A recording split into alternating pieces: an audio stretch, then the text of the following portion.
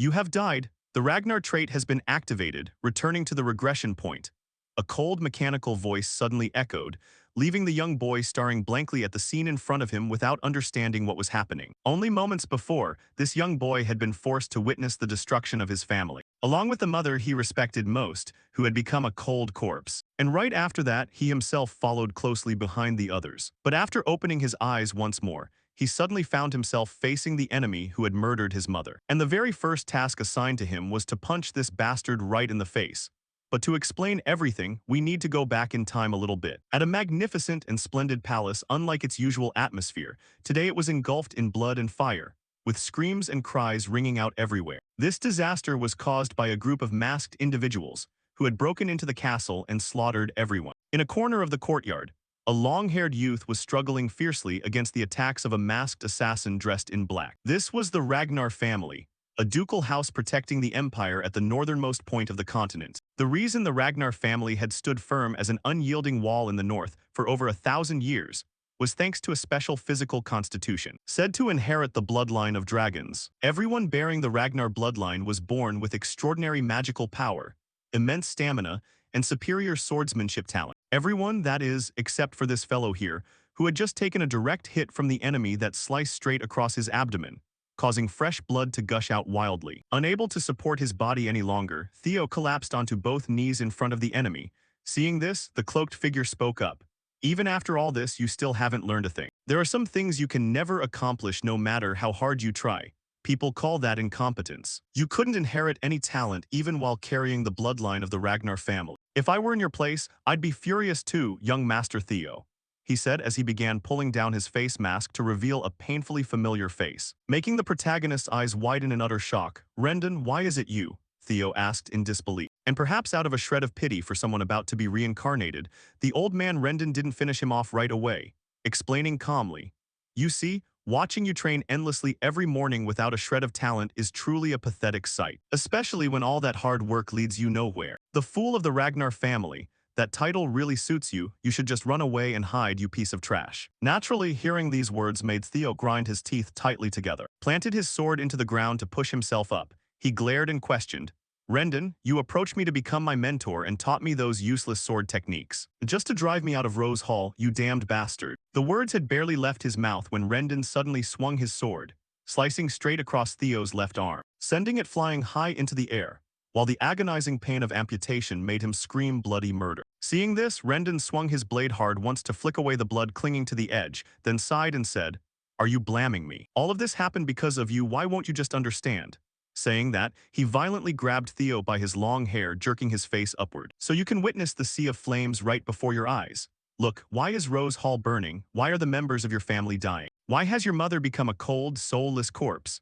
Over on the other side, another cloaked figure was considered enough to drag the limp body of a certain lady and toss it right in front of Theo like a ragdoll, forcing him to witness the horrific sight. Afterward, the old bastard Rendon delivered the final verdict. All of this is because you are the village idiot of the Ragnar family. In a family ruled purely by strength, you are the absolute weakest. Rendon's voice and expression were overflowing with ridicule. Overcome by a peak of fury, the protagonist suddenly surged upward, grabbed a sword from somewhere and turned to fight him to the death. But before this intention could even be carried out, a sword came flying from afar, piercing straight through Theo's chest and dragging his body flying backward. You talk too much, let's end this, the superior commanded coldly, while nearby, that bootlicker Rendon immediately put on a groveling expression and fawned, You've finally arrived, Your Excellency, what a great honor. Ignoring them and turning back to Theo, the fatal sword strike had made his consciousness blur. After recalling a fleeting snippet of memory, it seemed this place was finally coming to an end. An end? Is everything ending like this? I couldn't protect anyone, I couldn't do a single thing, everything has been burned to ashes. Is this really the end? Talent? If only I had talent too, would things have turned out differently? He thought regretfully in his heart before his consciousness completely plunged into darkness. But right after that, a mechanical sound suddenly rang out in his mind. Fatality. Theo Ragnar trait activated, returning to regression point. The voice had just faded away when our protagonist suddenly found himself holding a sword and standing right in front of that bastard Rendon, though the scenery felt slightly different. You look tired, well, let's call it a day for today's lesson, the old man said calmly. Meanwhile, Theo's face remained utterly blank, completely failing to grasp what was going on. Seeing this, Rendon's voice carried a hint of complaint. Where is your mind wandering off to? Back to Theo, staring at the sword and the surrounding scenery, he still couldn't process what had just happened.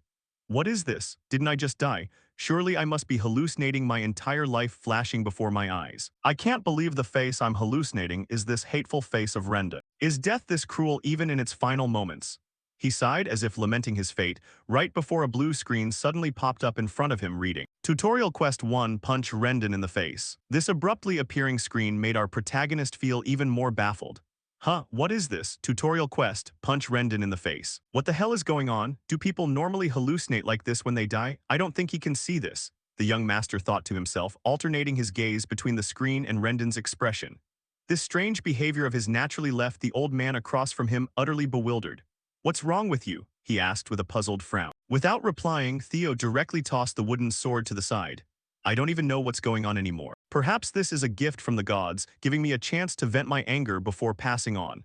Even if this is a dream, I'm going to beat the crap out of him. Having made up his mind, he didn't hesitate a single second longer as he swung his fist and smashed it straight into the face of the person he hated most. However, his punch was so weak it didn't even make the old man budge an inch.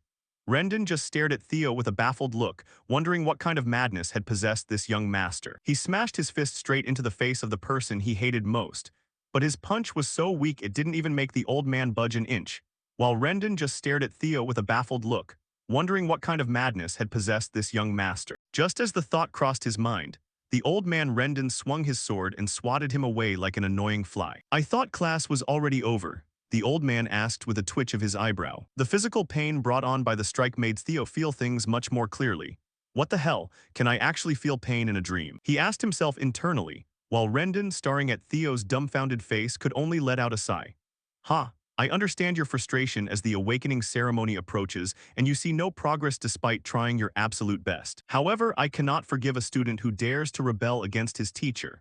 And as someone belonging to the Ragnar family, you should be using a sword, not your fists. I will see you at the next lesson. With that, he turned and walked away, leaving Theo behind with a storm of questions in his head. Wait a minute, an awakening ceremony? What the hell is going on here? Theo muttered to himself. Meanwhile, the surrounding cadets, seeing his pathetic state, didn't even bother to hide their snickering. Hee, what an idiot. Why would he make his own instructor that disappointed? Is this guy really a member of the Ragnar family? He's way too pathetic, even worse than an illegitimate child. That's all he can do despite pouring his heart into it. What a disappointment. Jeering sounds began to rise, but our protagonist paid zero attention to these remarks. Because right now, he still couldn't clearly distinguish whether this was a dream or reality.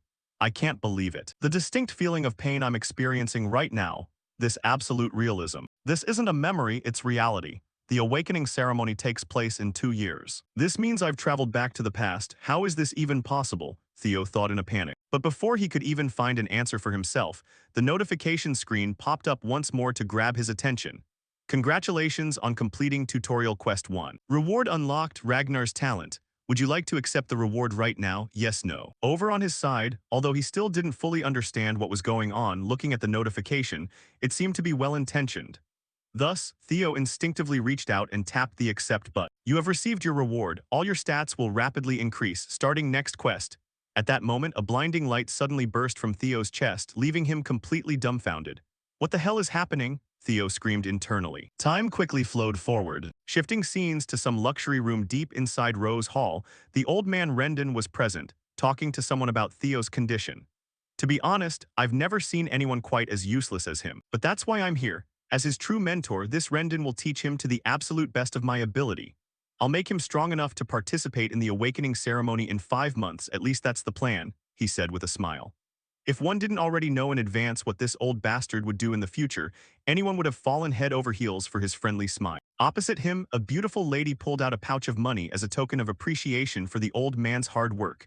She was none other than the mistress of Rose Hall, Cecilia.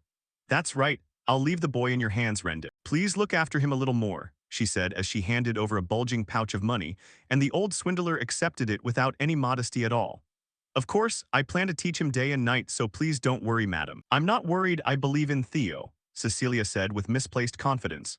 Who knows where this naive woman got such blind faith for her useless son? Afterward, having milked the money, Rendon scurried off. Walking down the corridor, he sneered, Cecilia, you're going to be in for a rude awakening. Even if I don't teach him properly, the truth is he's completely hopeless anyway. Like mother, like son, indeed that bloodline won't get anywhere. Let's see. This is wonderful, he muttered as he began inspecting the money pouch. And upon witnessing the glittering gold coins inside, Rendon grinned from ear to ear. A substantial paycheck and the title of mentor to the main lineage of the Ragnar family. As a reward for leaking information about Theo and interfering with his growth, that person will secure my future. It's almost as if that Ragnar idiot is my benefactor. The more he thought about it, the uglier and more repulsive the old man's expression became. Right before he was jolted out of his thoughts, by the sound of hurried footsteps approaching from Theo. Then the boy sprinted right past Rendon without even bothering to greet him. This instantly twisted the old man's face into a grimace of extreme displeasure. That good for nothing really. Returning to Theo, the reason he was hauling ass and running in such a rush was ultimately to see his mother, who had met a tragic end in his past life. "Mom," Theo shouted at the top of his lungs, catching Cecilia's attention ahead. She turned and asked, "My son, you must be exhausted from today's training." Before she could even finish her sentence, our protagonist rushed forward and pulled her into a tight embrace. Leaving the lady slightly startled, "My son, why are you? I've really come back." Back to the past 10 years ago, Theo thought, his eyes welling up with tears. Then, after calming down just a little bit, Theo looked straight into his mother's eyes and swore to himself, "I'm going to change the future. Right now I'm weak and have nothing, but if that mysterious notification window is real, then I can become stronger, strong enough to stand firm in the war for that damned throne, and strong enough to exact my revenge on Rendon." Tutorial Quest 2, push your physical body to its limits, 0-100%. Time rapidly flew by, shifting scenes to the training grounds. Right now, our protagonist was pushing himself to run and burn through his stamina to complete that quest. "I desperately want revenge on Rendon right now, but with this weak body. I can't do it at the moment. I need to focus on getting stronger first." The intelligence organization I entered in my past life, Black Whisper. I was demoted to the information gathering team due to a lack of skills, but I never imagined I'd end up using the intelligence I gathered in a way like this. A drug that provides overwhelmingly superhuman physical enhancement, the elixir of the Blood Sword Emperor. And its true value will be revealed in the secret manual. Most importantly, the harsh training that I once gave up on due to a lack of talent. All of it is possible now because I possess the Ragnar talent. The notification window is real. Theo thought excitedly in his heart as he ran relentlessly without knowing fatigue. Current progress, push your physical body to its limits, 27-100%. All around, the other cadets saw Theo charging blindly like a mad ox and running frantically, prompting them to whisper among themselves. How many laps has he run without resting? Is he really that stamina heavy? Completely oblivious to their thoughts, our protagonist finished his running session and immediately switched to sword practice. "I'm going to run more than I ever did before, and swing my sword more times than in the past, so that I can truly become strong." Current progress, 65-100%. Time flew by quickly. A few days later, during the night at the training grounds, Theo's silhouette was still practicing swordsmanship as if he had lost his mind. Not far away, a pink-haired girl sat smoking a cigarette while watching Theo with bored eyes. This person was none other than the manager of training ground number 4, Evelyn Nerevel. "He's been training without sleeping for several days straight.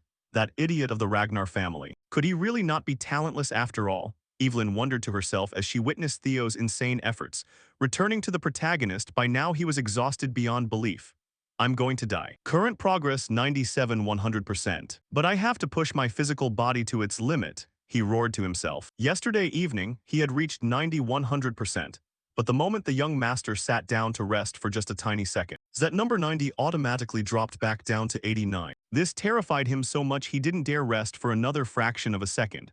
"I never expected the percentage to drop just because I rested for a little bit. I can't stop now until it's finished." Driven by a frantic determination, the protagonist gritted his teeth and swung his sword without stopping. "I'm almost there. Just a little more until I can't breathe anymore," Theo thought as he started running in circles around the training ground at his absolute top speed, until the progress bar finally hit 100%. Congratulations on completing Tutorial Quest 2. You have received Dragon's Heart as a reward. Bonus reward for rapid completion. You have received 10 years of magical power from your past life. Would you like to claim your reward right now? Back to Theo, completely out of breath and panting heavily. But upon seeing the system's prompt, he tremblingly extended his finger forward and tapped the yes button. The moment he did so, a massive surge of power suddenly erupted from his body, blowing away the surrounding dust. Up in the distance, Evelyn witnessed the entire spectacle. Who knows how much time passed, but eventually Theo regained consciousness from his daze, only to find himself inside an unfamiliar room. "Where is this?" he muttered aloud. Hearing his voice, Evelyn walked in with her trademark cigarette and explained, "Please don't worry, this is the lounge of training ground number 4. Even if you're a Ragnar, your body will inevitably collapse if you push yourself to that extent." "Evelyn?" Theo probed cautiously. Over on her side, Evelyn nodded. "You remember me? I'm the manager of training ground number 4, Evelyn Nerevel. You passed out while training alone this morning, so I carried you in here." Hearing this, he replied, "I see, thank you." Turning back to Theo, Evelyn handed him a cup of water to cool him down and added, "But young master, you do know that within the Ragnar family, opening the mana core before the awakening ceremony is strictly prohibited, right?" "Of course," Theo replied with a shrug. Not quite understanding what Evelyn was driving at and seeing his innocent expression, Evelyn cut straight to the point. "Then you also know what happens if you violate this rule." Hearing this, Theo narrowed his eyes slightly and asked, "Why are you suddenly asking me that?" She emphasized, "Right before you lost consciousness, there was a mana wave that matched the exact signature of a mana core opening. Could it be that you've already opened your mana core?" "Young master, little Theo Ragnar," she said, her eyes widening as she stared at him, leaving the young master utterly stunned. "What are you talking about? My mana core? If I had opened it, I wouldn't even be alive right now," Theo thought to himself anxiously, before recalling the system's mechanical voice right before he passed out. "You have received your reward. Bonus reward for rapid completion. You have received 10 years of magical power from your past life." Thinking up to this point, Theo began to piece things together. It's the dragon's heart. Speaking of the dragon's heart, it was a mana reservoir that could be housed inside a dragon's heart. Placing a mana reservoir in the heart made it operate with maximum efficiency. But humans, being non-dragons, placed it in their lower abdomen instead. Because the human heart could not withstand housing a mana reservoir. That was why every warrior of the Ragnar family dreamed of acquiring a dragon's heart. It was the easy path to achieving overwhelming strength. However, humans had never been able to overcome their own physical limits. Until now, when the dragon's heart belonged to him. The quest reward was truly astonishing, Theo thought with joy, before snapping back to reality as he felt the cold gaze and heavy atmosphere radiating from the girl in front of him. Thanks to that, however, I've landed right in a tricky situation. Grand Swordsman Evelyn Nerevel had retired after losing her left arm and become the manager of training ground number 4. However, she was formerly the commander of the white-armored Dragon Knight Army, possessing such exceptional skill that even the demon dragons of the White Armor Cavalry adored her. Furthermore, she was notoriously strict, cared nothing for status or brute power, and utterly despised falsehoods and cowardice. Once, when he had been too rigid, she had even abandoned her position as his direct mentor. In other words, if she discovered the dragon's heart mana reservoir hidden inside him, he might be executed on the spot. However, what if she didn't find out? He could completely turn the tables. Thinking of this, armed with 10 years of worldly experience from scraping by outside society, Theo began figuring out how to handle the situation. Right then, he spoke up first. "Do you have any idea what you're doing?" Challenging Evelyn's questioning attitude, Theo's face turned dead serious as he snapped, "Are you threatening me just because of your own emotional impulse? Can you take responsibility for this? I am also a descendant of the Ragnar family. If it turns out your suspicions are completely baseless, this could be treated as an insult to the Ragnar family." Opposite him, Evelyn acknowledged with a nod, "That's right, those are the rules." "Then do you know what the penalty is for humiliating a descendant of the family?" Theo asked with wide eyes. "Execution," Evelyn replied. Hearing this, Theo pressed his advantage further. "Good, you know it, then why don't you try checking?" he said with an air of absolute defiance and confidence. The overwhelming aura he exuded left Evelyn feeling unsettled. What is this feeling? What kind of person is he? But that was undeniably a wave of mana. Deciding instantly, Evelyn didn't hesitate a single second to accept the proposal, even if he had the Ragnar bloodline. "Rules are rules," she muttered, extending her hand forward to gently touch Theo's abdomen while channeling her own mana to probe. But the very next instant, the color drained entirely from her face. The moment she finished the inspection. "Wait, there's no mana reservoir. Did I get it wrong? No way." The more she thought about it, the paler Evelyn's face turned, because under the rules she herself had just stated, she was practically a dead woman walking. Naturally, her flustered expression didn't escape Theo's notice. "Well, nothing there, right? Please execute me, I was wrong, I'll pay for this with my life," Evelyn said, dropping to one knee beside him. This left Theo feeling immensely triumphant, and he knew precisely why she couldn't detect it. How could she? The dragon's heart was completely different from a standard mana reservoir. The existence of the mana reservoir inside a dragon's heart could be freely controlled at will by its user. In other words, he could conceal his mana however he pleased. And the fact that a human could possess a dragon's heart was something mankind wouldn't discover until several years later. How could she possibly have guessed it? Thinking this amidst Evelyn's fearful waiting, Theo gently patted her shoulder and said, "There's no need for that. You were just doing your job, weren't you? There aren't many people willing to risk their lives like that." Saying this, Theo had already formulated his plan. Making someone as strong as Evelyn owe him a favor would be hugely beneficial. Moreover, the reason opening a mana reservoir before the opening ceremony was restricted stemmed from the fear of a mana overflow. The fact that you were worried about me, the bastard child of the Ragnar family, suffering a mana overflow makes me quite happy. Thank you for looking after me, Evelyn. With that, Theo turned and walked away directly, leaving Evelyn behind wrapped in a mountain of confusion. A dragon's heart and 10 years of magical power from my past life. In this life, I am invincible, Theo thought to himself. Time flew by. A few days later, the old man Rendon was continuing his usual routine of teaching Theo how to be an idiot. "No, not like that. You need to swing the sword a bit more to the right. How many times do I have to tell you?" Back to Theo. Hearing Rendon's nagging really made his ears itch. "I'm getting stronger, but pretending to learn from Rendon is genuinely a pain. That wretched bastard Rendon. He's secretly teaching me these bizarre, garbage sword techniques. I'm certain there's someone pulling the strings behind this bastard. The person who killed me, I need to find out who they are." Suddenly, an idea popped into Theo's head, and a faint smile involuntarily crept across his face. "That's right, Rendon. Young master, do not speak during training." The old man barked out a reminder. In response, Theo widened his eyes and snapped his own wooden sword right in half. "I don't understand a single thing you're teaching. It's all absolute trash. How on earth did someone with your mediocre level ever become an intermediate rank swordsman?" Meanwhile, the assignment Rendon had received was undoubtedly to pose as a mentor to monitor him, so he was going to get him fired. "I feel like you'd even struggle against low-ranked wild beasts." What did you just say?" The old man hissed through clenched teeth, veins bulging all over his face. Seeing this, Theo stepped forward. "Are you deaf?" Staring straight into his eyes, he reiterated, "Are you deaf? Your skills are a stinking pile of garbage." At this point, the old man snapped and roared, "Young Master Theo," while Theo calculated silently.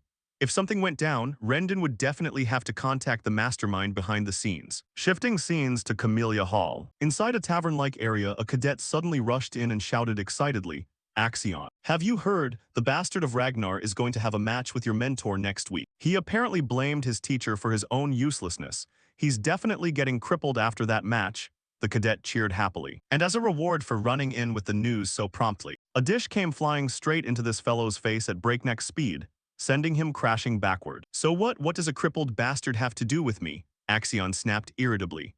He was known as one of the 4 hounds of the north, Black Tiger Axion Ragnar. Right beside him, a young man with gentle features and white hair was also one of the 4 hounds of the north, Silver Tiger Remington Narcio. At that exact moment, hearing the commotion outside, a blonde young man walked in and remarked, "He should have been crippled a long time ago. Still, it wouldn't be wise to let your guard down." This guy was one of the 9 heavenly dragons, Heavenly Dragon Eid Troivan. As Eid walked in, Remington politely stood up to greet him, while Axion calmly remained seated on his couch and retorted, "We only need to worry about people with actual talent. You're worrying too much. Why bother caring about that bastard?" Replying to this, Eid's eyes flashed with a dangerous glint.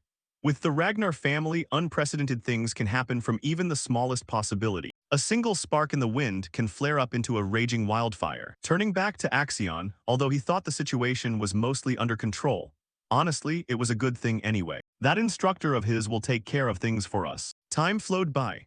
1 week later, at training ground number 4, a multitude of people had already gathered to gawk at the upcoming match. Judging by their expressions, it looked like none of them gave Theo the slightest chance of winning. Back to Theo, his face was sweating profusely. "Damn it. I only meant to humiliate him and get him fired. But things have gone way too far. Well, since matters have come to this, I'll just get my revenge on Rendon," Theo muttered as he gripped his sword tightly. Simultaneously, his third quest popped up: defeat Rendon and claim victory. To elaborate further on this, let's flash back to a week ago when our protagonist Theo, after trashing Rendon's teaching, declared him fired and told the old man to get lost out of his sight. Naturally, since the old man was making easy money, there was no way in hell he would willingly give up such a sweet gig.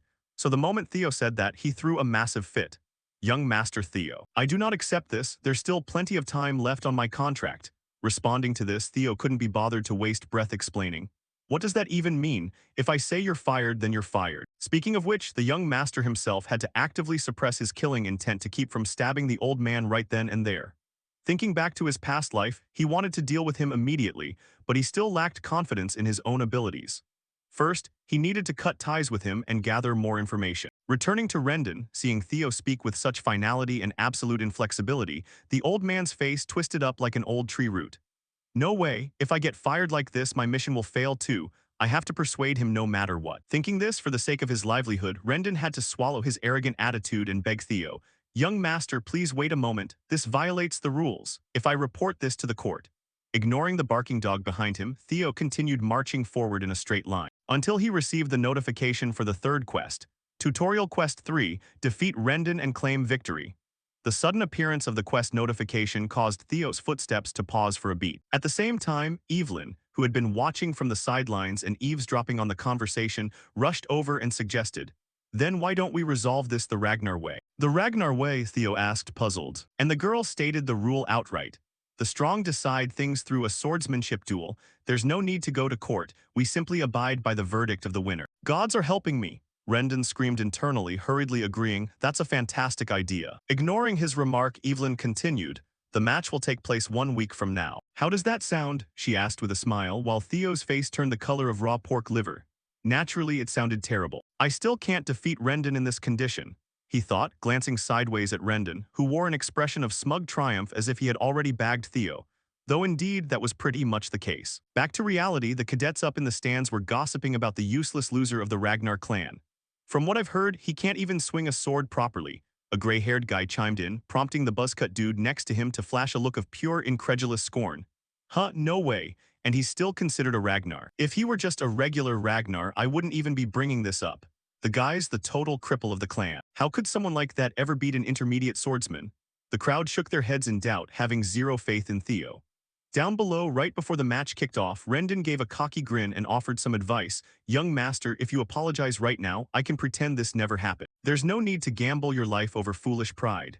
In response, Theo's eyes turned cold. "I should be the one saying that. If you don't want to end up a one-armed swordsman, you'd better accept reality." Theo delivered his reply with icy resolve. Seeing his fake kindness thrown back in his face, Rendon chuckled bitterly in sheer irritation. Even at a moment like this, he's still. Gritting his teeth, he plotted Theo's demise right then and there. "I actually thought about letting it slide once out of pity, but screw that. I'll just kill him and play it off as an accident. The outcome is already set in stone anyway. Honestly, this works out even better for me." With that thought, his expression shifted slightly as he spoke. "In that case, take the first strike. As your instructor, I'll let you have the opening move." Over on his side, hearing Rendon's offer, Theo wasn't about to hold back. "Well then, I won't decline." Gripping his sword tight, he charged straight in, seizing the initiative. Just like that, the clash between the two officially began. The very moment the sharp clatter of colliding blades rang out, everyone in the stands froze, their eyes going wide. Staring down at the arena, they couldn't believe what was unfolding. How is this even possible? "Look, that idiot's about to go down. He really doesn't know how to swing a blade. At this rate, he might actually end up dead." The crowd gasped in shock. Even though rumors said Theo was completely useless, witnessing it in person made them realize he was even worse than advertised. "What's the matter, young master? Can't lay a finger on the intermediate swordsman you look down on?" Rendon taunted, swinging his blade relentlessly without missing a beat.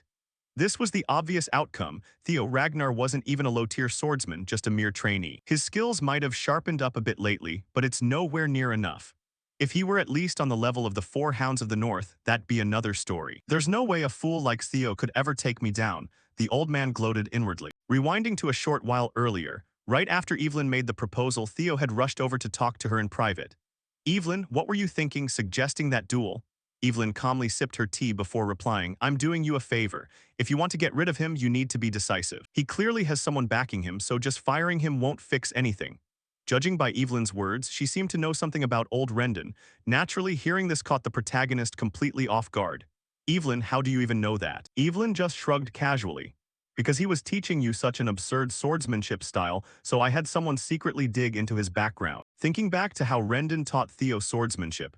"Make a sharper right angle. Isn't this angle a bit too much? Where the hell did this bastard even come from?" Evelyn had been genuinely appalled, seeing how the old bastard Rendon coached him. Back to Theo's perspective, "Evelyn never uncovered this in my past life.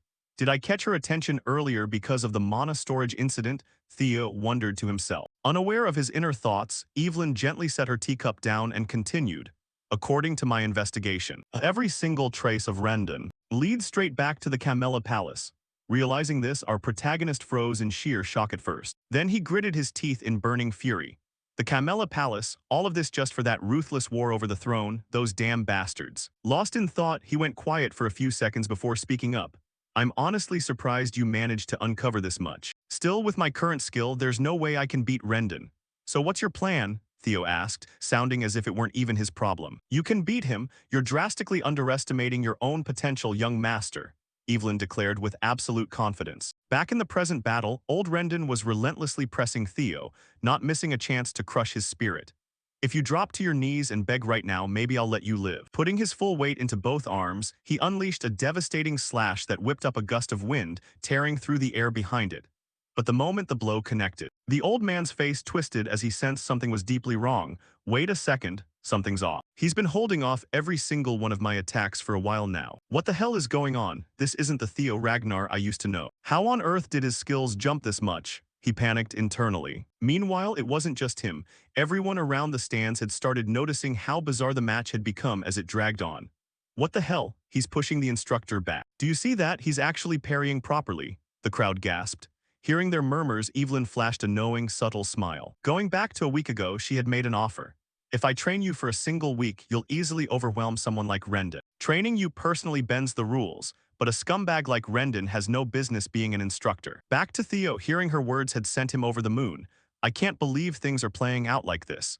Having Evelyn owe me a favor really paid off big time. Still, there's one thing nagging at me. What's making you go this far to help me? Does it have to do with what happened last time? Theo asked cautiously. Evelyn owned up to it with total nonchalance. Partly, yeah, but also because someone I know has taken quite an interest in you. That person loves scouting real talent. Snapping back to the present, the longer they traded blows, the more Rendon felt himself getting suppressed by Theo. He never had an ounce of talent from the start, so how is this possible? Or could it be, has he been playing dumb the entire time? Damn it, but why? Rendon furrowed his brows in frantic calculation. Across from him, seeing the old man's face shifting wildly, Theo spoke up mid-clash as their blades locked tight. Rendon, who's the one backing you? Before Theo could even finish his sentence, a panicked Rendon shoved him back violently. Backing me? What the hell are you talking about? He bellowed. You think I didn't know you've been feeding me utter garbage techniques all this time? Theo countered in a chilling tone.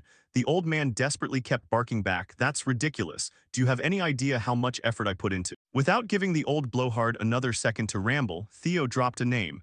Is it the Camella Palace? Hitting the nail right on the head made Rendon freeze dead in his tracks. That exact guilty expression gave Theo all the confirmation he needed.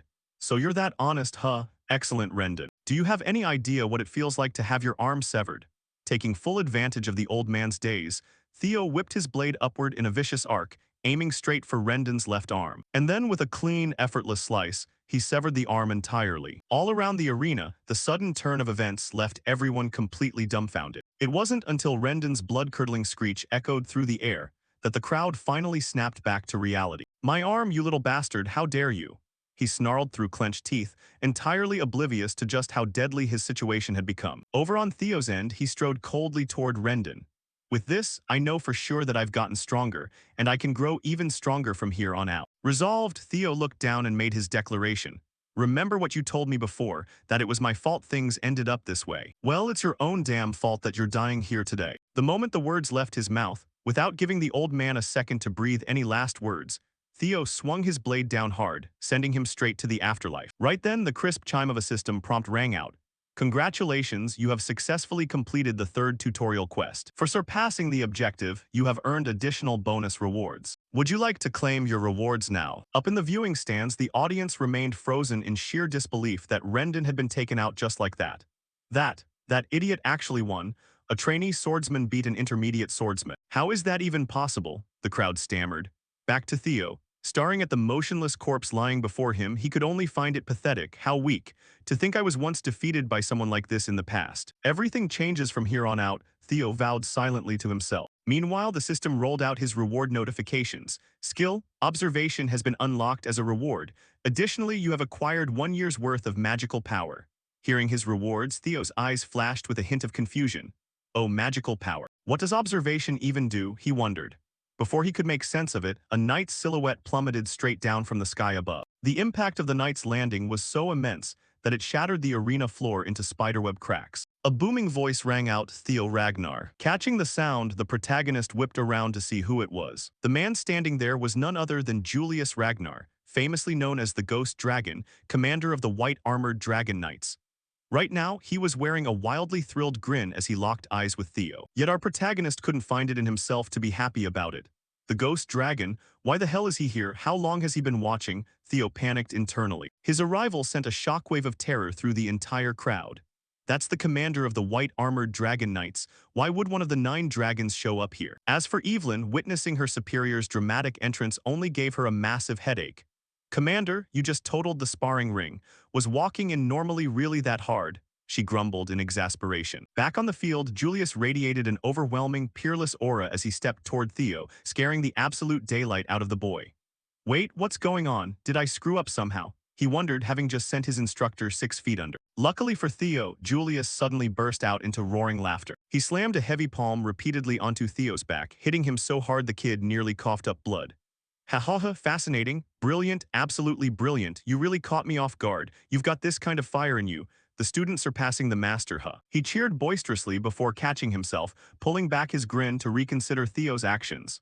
Well, killing him was a bit disrespectful, wasn't it? "Whatever, from what I've heard, that scumbag had it coming anyway. Forget about that, Theo Ragnar. Come join the white-armored Dragon Knights," he declared, slapping Theo's shoulder with an invitation. Up above, hearing this, Evelyn merely offered a faint smile, having anticipated this outcome all along. Meanwhile, the rest of the students went crazy with envy upon hearing the offer extended to Theo. No way. The clan's biggest fool got recruited into the white-armored knights. No matter how well he fought, how can that be? In the upper stands, Remington, one of the 4 hounds of the north, turned to the person beside him. "Hey, do you think there's ever been a case where a trainee swordsman, someone who hasn't even undergone the awakening ceremony, got chosen?" The curly-haired guy paused thoughtfully before shrugging. "Well, I honestly have no idea." He didn't even need to answer. Remington already knew the truth in his heart. Of course there hasn't. You can't accurately measure someone's true potential while their mana storage is still locked. Even if their sword skills are exceptional, their magical power might fall short. No matter how legendary Julius Ragnar is, even he can't be certain about everything. But still, could the ghost dragon really see enough latent potential in him to make a gamble like that? Down on the field, the crowd held their breath, waiting on Theo's response. Yet contrary to everyone's expectations, he put on a completely flat, emotionless face and spoke. "I apologize, but I must decline." That totally unexpected rejection caused Julius's face to scrunch up in surprise. Up in the stands, Remington was left completely baffled. Even Evelyn was at a loss, wondering what kind of crazy stunt Theo was pulling now. Time flew by and the tale of Theo taking down Rendon spread like wildfire throughout the castle. "Did you hear? That idiot from—" "Wait, no, young Master Theo. I heard he took out his own instructor. Is that really okay?" "Well, that just proves his instructor was too weak. Honestly, the guy looked pretty useless anyway." And after seeing that, the ghost dragon tried to recruit him directly into the white-armored Dragon Knights. But the young master turned it down because he felt his skills were still lacking. "A humble Ragnar, that's a rare sight." The crowd marveled in admiration. The scene shifts over to the Camella Palace. At that moment, Emil Ragnar, the lady of the Camella Palace, stood by the window with a deep scowl. "Things just got complicated. I can't believe that kid actually took Rendon down." Seeing her distress, Eid spoke up from behind her. "Please don't worry, my lady. Didn't you send Rendon precisely because his skills were garbage?" Hearing the familiar voice, Emil turned around to elaborate. "True. The death of a nobody like that is of no consequence to us. Her brother, this man, was the heavenly dragon, Eid Troyvan. However, the ghost dragon has approached him. On top of that, word is that Evelyn herself ordered it, meaning we can't even intervene by assigning him a new instructor. If he starts standing out, controlling the Rose Palace will only get harder by the day." She gritted her teeth. Just then, Axion walked in, shaking his head dismissively at his mother's worries. "Standing out? Why are you worrying so much, mother? There's no way the clan head will pay any attention to this. Our plans can proceed just as intended." Facing him, Emil replied, "I understand. The best way to control the Rose Palace without offending the clan head is to keep Theo weak, right? That's what you're getting at." "He's still weak. How much could a guy like that possibly change?" "Evelyn and the Ghost Dragon have always had a soft spot for underdogs." Axion waved his hand dismissively. Yet Eid's gaze turned frosty as he warned Axion, "You should know better than to make rash assumptions." Hearing that, Axion fell silent for a moment. "Fine, since you and Uncle are so worried, I'll go mess with him a bit and put him in his place." With that, he pulled out a letter he had prepared beforehand. Back to Theo's side, he had just wrapped up a training session with Evelyn. "Great work today, young master," she said, sheathing her sword. "Thanks, Evelyn. Learning from a real teacher like you makes a world of difference," Theo smiled. Meanwhile, Evelyn recalled Julius's earlier proposal and gave some advice. "It would have been much better for you to join the white-armored dragon knights. Why did you turn down the offer?" Theo felt a twinge of regret deep down. The white-armored dragon knights, huh? I'd be lying if I said I didn't regret it at all. That was literally my dream in my past life. However, joining right now wouldn't be smart. There's no point in capping my potential too early. When I consider the privileges granted to the top performer of the awakening ceremony, joining the white-armored knights can't even compare. Shaking off the lingering doubt, Theo smiled and said, "I don't want any special handouts. I still feel like I'm not good enough, and I'm perfectly happy having you train me for the awakening ceremony." "Fair enough, the commander is definitely going to be disappointed, though," Evelyn chuckled softly. During a brief breather, our protagonist decided to activate his observation skill. He checked the female swordsman's stats. Evelyn Nerevel, 24, female. Title, former vice commander of the White Armored Dragon Knights. Rank, senior swordsman. Status, admires Theo's humility and character, feeling energized for the first time in a while teaching Theo, misses the White Armored Dragon Knights. Reading this, a deeply satisfied smile crept onto Theo's face. This observation skill is insanely useful. I'll definitely be putting it to good use later. Looking at her status details again, he noted how she admired him and missed her old knight squad. Before Theo could dwell on it any further, a cadet stepped up and called out, "Excuse me, young Master Theo. I'm from the southern checkpoint. My name is Sybil Drea and there's something I need to tell you." "To me?" Theo asked, puzzled. "This guy looks terrifying. Who is he?" Thinking this, he immediately activated his observation skill. The data popped up instantly, Sybil Drea. Title, The Fool of the Southern Checkpoint. Rank, trainee swordsman. Disposition, loyal. Status, holds a strong yearning toward Theo, desperate to spar with him. Right then, looking at him, Sybil was wearing an intensely excited expression. He looked so intense that Evelyn instinctively tightened her grip on her hilt behind him, while Theo stood there baffled. Did the system glitch or something? Desperate to spar with that scary face, with me. The final tutorial quest has begun. Tutorial Quest 4, shed the title of the Fool of Ragnar. Progress, 28-100%. Back to Sybil, worried that Theo might misunderstand his intentions, he quickly clarified. "I want to follow you, young Master Theo. To be honest, I ignored you all this time too.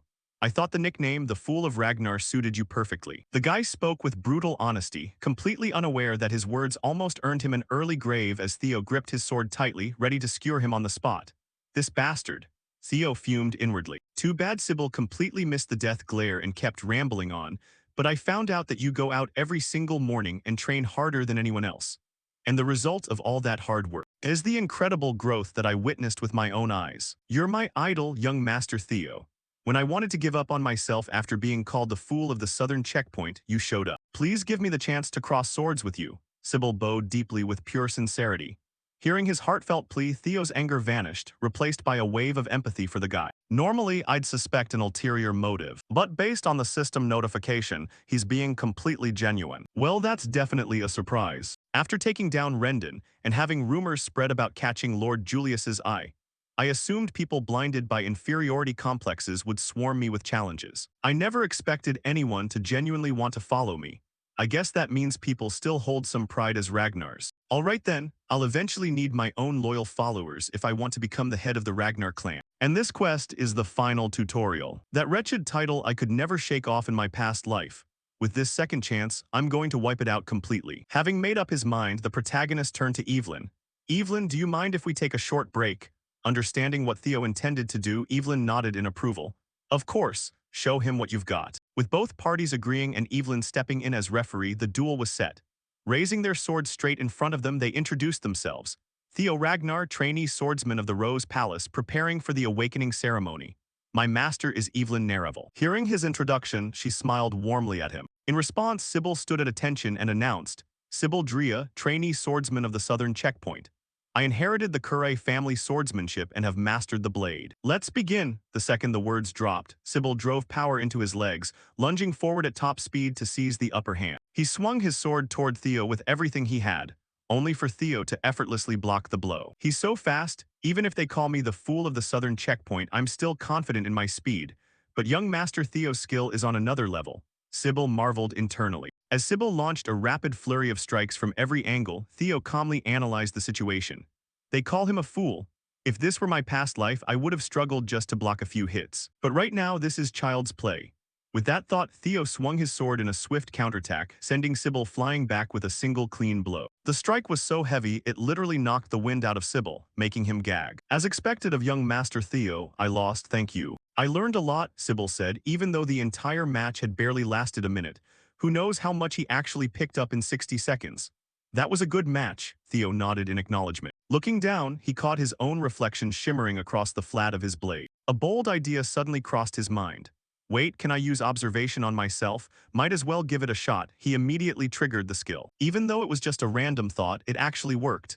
Observing Theo Ragnar. Theo Ragnar, 17 years old male, title, The Fool of the Ragnar Clan. Talents, Ragnar player, observation, access denied, access denied, access denied. Status, eagerly awaiting the awakening ceremony.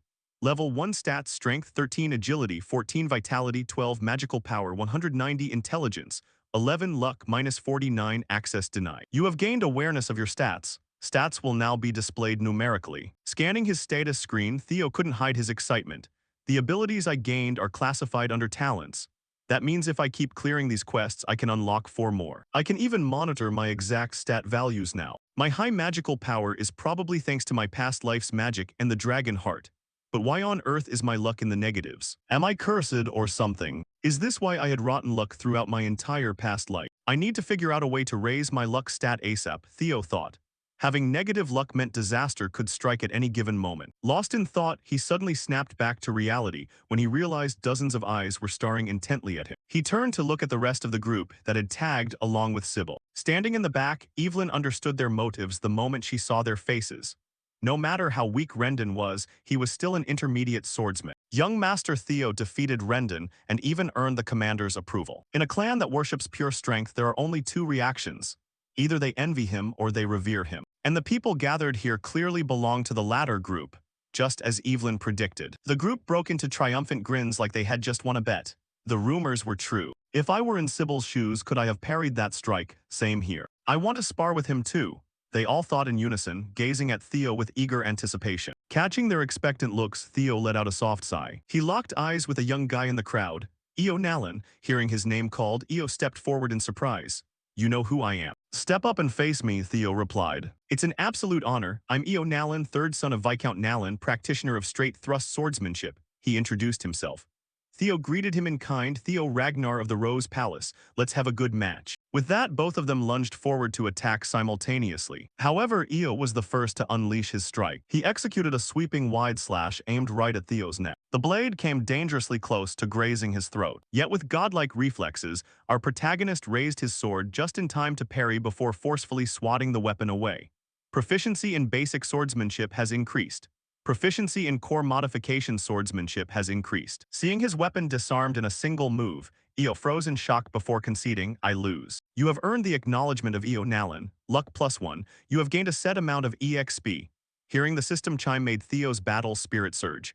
Gaining acknowledgement boosts my luck, it tracks my reputation too. If that's the case, I just need to keep on fighting, and so. After Theo took on the challengers one after another. You have earned the acknowledgement of Beat Ramiro. Luck +1. You have earned the acknowledgement of Eric Morin, luck +1. You have earned the acknowledgement of Manfred Nonbert, luck +1. You have earned the acknowledgement of Manuel Noir, luck +1. You have earned the acknowledgement of Viro Perink, luck +1. You have earned the acknowledgement of Daniel Riemann, luck +1. Who knows how much time passed, but the sparring grounds were now littered with exhausted bodies collapsed on the dirt. Theo himself was panting heavily, yet driven by the luck points he kept pushing his limits. Who's next? He called out, but this time nobody stepped forward. Seeing that, Theo checked his system window, but the moment he saw it, he fell into stunned silence. I fought all those matches just for a measly 1% increase. According to the display, his quest progress had only crawled from 28% to 29%. Watching the exhausted crowd, Theo began to theorize. Is it because these guys already accepted me beforehand? I either need to fight stronger opponents or prove myself in front of people who look down on me. I need a bigger stage, Theo thought just as a voice approached. You look pretty worn out, are you all right? I'll rest when I need to, but not right now, Theo replied. As if answering his inner plea, fate threw him an opportunity as a voice boomed from the distance. This time, I'd like to request a spar with you. The crowd gasped in sheer disbelief. Remington, one of the 4 Hounds of the North. Speaking of the 4 Hounds of the North, they were 4 individuals. Hulkus Lank Ray Ragnar, Remington Narcio, and Axion Ragnar of the Camella Palace. It was a title given to the four strongest unawakened youths in the Ragnar clan. Back to Remington, stepping onto the grounds, he took the initiative to introduce himself, Remington Narcio. I came early to see young Master Theo's swordsmanship before the awakening ceremony. Thank you for accepting my request, he smiled, while Theo quietly activated his skill to inspect the newcomer's stats. Young swordsman Remington Narcio, 17 years old male, title Vice Clan Head of Narcio Silver Lion 4 Hounds of the North, rank Trainee Swordsman, talents Swordsmanship Genius Sharp Senses Extremely Diligent, status surprised by the emergence of an opponent he never expected. In response, Theo raised his blade in greeting. Theo Ragnar, son of Kyle Ragnar, the Great Guardian of the North, and a trainee swordsman preparing for the awakening ceremony. With the formalities done, Theo couldn't believe Remington had actually come to spar with him. To think I'd meet the swordsmanship prodigy Remington, whom I've always respected, like this. Putting the quest aside, I just want to go all out against him. Setting his resolve, Theo said solemnly, "It's an honor to cross swords with the renowned Vice Clan Head of Narcio. I'm looking forward to a great match," Remington nodded back. At this moment, only one question echoed in Theo's mind.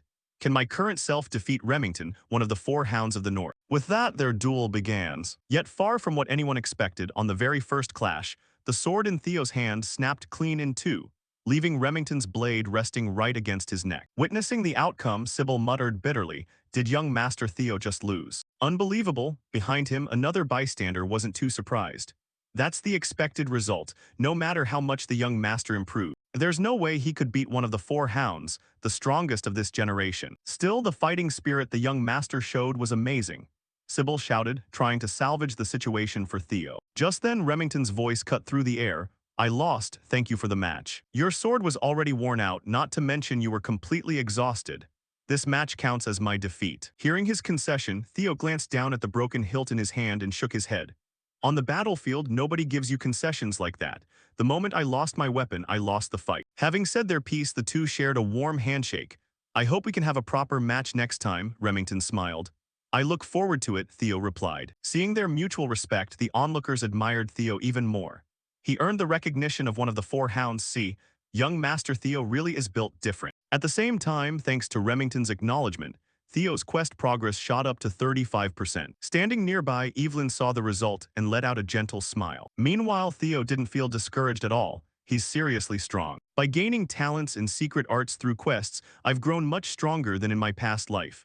But the moment our blades clashed, I felt it. I'm still far from reaching his level. It's a shame the fight ended so fast, but I still learned a lot. Not only did my luck jump by 10, but my reputation improved significantly too. It's a pity the quest progress didn't climb as much as I hoped, but I can always find other ways.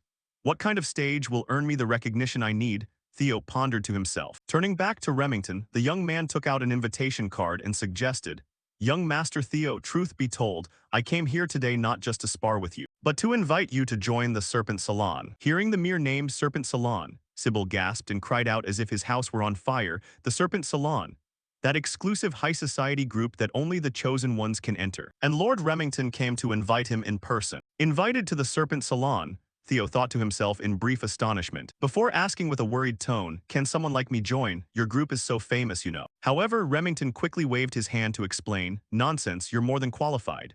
Besides, it's not an overly serious group. It's simply a social circle for peers preparing for the upcoming awakening ceremony." "Huh? Then why wasn't I invited?" Sybil asked from behind, utterly bewildered, while the others practically started wiping away their tears of envy. Returning to Theo, with the knowledge from his past life, he was quite clear about what the Serpent Salon was. "I don't know Remington's motive for inviting me, but the Serpent Salon revolves around Axion, and it's full of people who look down on me. That's the perfect environment for me to complete this task, and it will allow me to spy on Remington and Camellia Hall. I see no reason to turn down this offer." Thinking this and recognizing such a great opportunity, the young master reached out, accepted the invitation letter, and nodded in agreement. "Thank you. If that's the case, I'll join." "Oh, he's even joining the Serpent Salon," some bystanders shouted in shock. Meanwhile, Remington shook his hand with a smile and said, "Wise choice. If you have any questions, don't hesitate to ask. Our next meeting will take place in 2 weeks." In the background, Evelyn seemed to have guessed something as she exhaled a puff of smoke. Time quickly flowed forward. A short while later, back at Rose Hall. Inside Theo's private room, before he even had a chance to rest his feet, his mother Cecilia kicked the door open and rushed in. My dearest son, she exclaimed joyfully. Oh, Mom, I was just about to tell you. Wait, hold on, Mom, what is all this? Theo asked in confusion as he looked at an entire line of servants carrying all sorts of luggage standing beside him. At that moment, Cecilia revealed her purpose for rushing over. I heard you were invited to the Serpent Salon. The Serpent Salon includes Remington, the son of that cunning Amel woman, and extraordinary talents like him. They've even caught the attention of the council. Everything from how you dress to how you carry yourself will be scrutinized under a microscope. I know you won't make any mistakes regarding etiquette, but your wardrobe and posture are entirely different matters. Fortunately, this is something Mom can help you with. Don't forget your mother used to be an actress. I'm so happy I can help my precious son, she said as she personally took out a measuring tape to take Theo's measurements. Returning to Theo, hearing his mother's words, he fell into a brief train of thought. An illegitimate child born from a commoner concubine. Mom has always felt guilty for giving me such a poor background, even though it wasn't her fault. Within the cold Ragnar family, I can only imagine how difficult it must have been for her to raise a son as weak as me. My precious son, she said, pulling him into a warm embrace. Mom believes in you, you can do it, she said with a voice full of emotion. Gently wrapping his arms around Cecilia, Theo comforted her. You don't need to worry anymore, Mom. My son is joining the Serpent Salon, Cecilia said, deeply moved. At those words, Theo swore to himself that he would crush every single bastard in the Serpent Salon who dared to bark at him. Time swiftly passed. 2 weeks later, today was the day of the Serpent Salon's banquet. Dressed in luxurious formal wear, Remington stood beside a carriage as if waiting for someone. And the person he was waiting for was none other than our protagonist, Theo. He walked out dressed to the nines amidst the cheers of the servants trailing behind. Goodbye, young master. You can do it, young master. Their endless chorus of encouragement left the young master blushing with embarrassment. Seeing Theo's brand new look, Remington stood dumbfounded for a few seconds. Is that really you, young master Theo? You look like a completely different person. Haha, are you teasing me too, Remington? Theo replied. Haha, I'm being serious. Please get in, the swordsman said, gesturing toward the carriage. Returning to Theo, over the past 2 weeks, he had experienced a noticeable physical improvement which explained his drastically altered appearance. He thought to himself, he's right, not only have I grown taller, but my muscles have developed further too. This is the result of 2 weeks of hard training. During that time, Remington visited me every day, so now the two of us are quite close. Not to mention all the followers I managed to gather. They're currently being trained by Evelyn. I only wanted to teach the young master for a short while. How on earth did I end up tangled in this mess? She had complained, leaving Theo completely at a loss for words. It really was an exhausting 2 weeks, he sighed. Striking up a conversation, his companion brought up, I heard this is your first official banquet. Yeah, that's right, Theo nodded in acknowledgement. Seeing this, Remington advised, there's no need to be so tense. I know you'll do great. It's just that my friend Axion, he can be a bit mischievous, but actually it was Axion who gave me the invitation saying he wanted to meet you. So I hope you won't be too harsh on him. He even prepared this banquet just for you. Remington explained. With his worldly experience, Theo knew full well that something foul was waiting for him, but this was precisely what Theo wanted. It wasn't Remington who invited me, but Axion. Let's see, everything is going way too smoothly. They're going to humiliate me terribly. Well then, I'm certainly looking forward to it, Theo replied. Meanwhile, looking forward to Theo's arrival, Axion, the dog of the Ragnar family, muttered, the idiot of the Ragnar family. I'm so excited to get a brand new toy, wearing a fiercely enthusiastic grin. Time quickly passed. Before long, the carriage carrying Theo and Remington arrived at the venue. We have arrived, young Master Theo, Remington reminded him. The venue was none other than Camellia Hall. Looking at the place, Theo held not a single ounce of affection for it. Camellia Hall, the ones who incited Rendon to meddle with my growth, along with those who swallowed up me, my mother, and Rose Hall. He narrowed his eyes in thought, while Remington, unaware of these dark internal thoughts, smiled and said, Shall we head inside? Ah, right, sure, Theo replied, quickly wiping away his hateful expression. Walking inside, Remington continued chatting, I got word that Axion is coming out to greet you personally. He should be waiting at the entrance. Blah, blah, blah. Tuning out his companion's chatter, Theo focused entirely on guessing what kind of dirty trick Axion would pull to trip him up. The reason Axion invited me is pretty obvious. Since the Ragnar idiot has been gaining momentum lately, he must want to cut me down at the knees. But I didn't come here without a plan. I'll show him who the one being trampled on really is, Theo chuckled inwardly. At that exact moment, his attention was suddenly drawn to a blue light flashing from a window not far away. That's the blue light of a quest. Is there a quest inside the hall? Theo wondered. However, before he could even process it, something came hurtling down from above straight toward him, accompanied by Remington's panicked cry, Young Master Theo. The words had barely faded when the bag slammed down and burst open, scattering flour everywhere. It seemed this was the opening greeting from Axion, emerging from the cloud of dust. Theo calmly walked out and said, "I'm fine, it's just flour." Hearing Theo say that, Remington breathed a sigh of relief before turning around to roar in fury at the upper floor.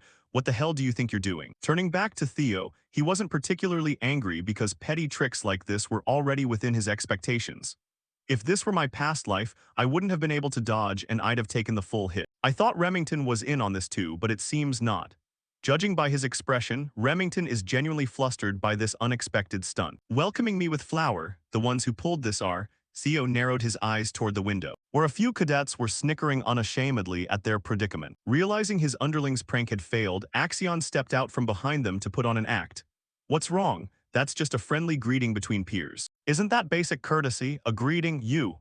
Remington stammered, so enraged he was left speechless. "What, are you mad? Just treat it as a greeting between brothers," Axion said with a grin. Instantly, Axion's status window popped up before Theo's eyes. Action: Ragnar, age 17, male, title Black Tiger, rank Cadet Swordsman, trait Deranged Psychopath, superior swordsmanship talent. Status: eager to find a new plaything. Reading through his information, Theo fell into a brief contemplation. Before putting on a reverse-acting mask and smiling back, "Thank you." "Thank you?" Axion blurted out in shock, his reaction entirely missing the mark of what he had expected. "Of course, with such a warm greeting from you, I naturally have to thank you. I'm really looking forward to today's banquet." Hearing this, Axion's expression froze for a split second, before his eyes instantly flashed with extreme amusement. "Well, well, you've gotten a lot more interesting." Shortly after, Theo and Remington stepped into the grand hall. The moment Theo appeared, the crowd immediately began whispering among themselves. "What is Axion thinking? Even if he's from the main lineage, inviting that idiot to the Serpent Salon." "He looks fine though," someone said in surprise. "Looks like this guy knows about the prank. See, he's treating him like a toy." Another person chimed in with their opinion. Naturally, these remarks reached Remington's ears, prompting him to turn and apologize to Theo once again. "Young Master Theo, I'm so sorry. They're usually not like this." "Ah, it's fine. Honestly, I'm even grateful." Theo waved it off, leaving the cadet slightly baffled. Still, Theo had no intention of explaining further. "Keep talking. You lot need to badmouth me at least this much so I can crush you all later. By the way, it seems the blue light I saw from outside is coming from this direction. I'm sure it's a quest, but I don't have a natural way to approach it just yet," Theo thought as he sipped the glass of wine in his hand. As for Axion, since the prank earlier failed, the little lapdog hurriedly rushed over to take another bite the moment Theo entered. "Well, are you enjoying the banquet?" Seeing him appear, Theo's heart skipped a beat out of sheer tension. "It's Axion. Calm down, just stick to the plan." Taking a deep breath to steady himself, he smiled and replied, "Of course. Thanks for the invitation and sorry about what happened earlier, you went a bit overboard." "Will you accept my apology?" Axion said, throwing an arm around Theo's shoulders as if they were close friends, though his expression looked more like a threat. Standing behind them, Remington instantly picked up on the abnormal atmosphere and opened his mouth. "Axion." Before he could finish, Theo interrupted. Why apologize?" "I figured that was just a greeting," Theo said, turning to lock eyes with Axion with a freezing gaze. Once again, his response completely caught Axion off guard. "What?" the guy blurted out before bursting into laughter and patting Theo's shoulder. "Oh man, look at our Theo. He's gotten so fun. I never knew you were like this. You've changed a lot compared to before." "I'm starting to like you." All around, the remaining cadets giggled without hiding it. "Look at him. He just stands there grinning like an idiot, an illegitimate child with no background trying to stand against the noble bloodline of Troyven, haha." "That's right, even among the Ragnars there are different tiers. You can't compare Troyven, a noble swordsmanship family from the east, with some random commoner woman." "But why does Remington keep hanging around that idiot?" "Actually, if you look closely, Remington's a bastard child too." "Hey, watch what you say," someone hastily warned while Remington was still nearby. "All right, that's a taboo topic," they stammered nervously. However, how could those words escape Remington's ears? Hearing them, he could only lower his head in silence. Meanwhile, Theo knew those insults were meant for him, but seeing Remington get dragged into it as well made him lose his patience.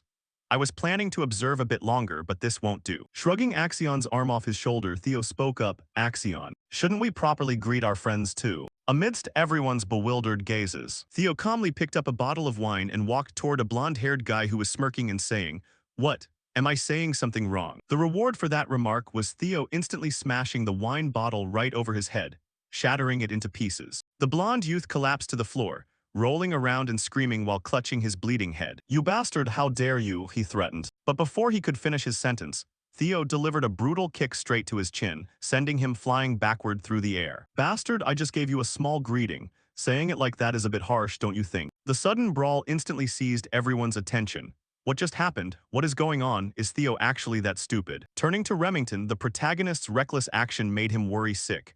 Young Master Theo isn't the type to do something like this. Wait, could it be because of me? Remington thought in shock. Back to Theo, his disciplinary punishment on the blonde guy wasn't over yet. I've finished my greeting. Now shouldn't I say goodbye properly? As he spoke, he grabbed the guy's wrist while pressing his right foot heavily onto his forearm, a lethally dangerous posture where the slightest exertion from Theo would snap the arm clean in half. Wait, stop, the blonde guy shrieked in terror, but it was already too late. A sickening crunch echoed through the hall under the stunned gazes of everyone present. This action instantly bumped Theo's quest completion progress up to 59%. Finishing up, Theo casually brushed back his hair with absolute confidence. Anyone else want a greeting? At that exact moment, 4 knights materialized from nowhere, surrounding Theo from all sides and pointing their swords straight at him. The crime of harming a young master is punishable by death. They threatened Theo as if they held all the power, completely oblivious to the fact that their actions were steering them straight into mortal danger. Just as planned. This is why I came to the Serpent Salon, a place full of enemies, Theo thought to himself before asking aloud, whose dog is this? The third young master of the Hanabi family, young master Ian Hanabi. Oh my, one of the 6 families supporting the Ragnar family, the Hanabi family. So what? He thought inwardly.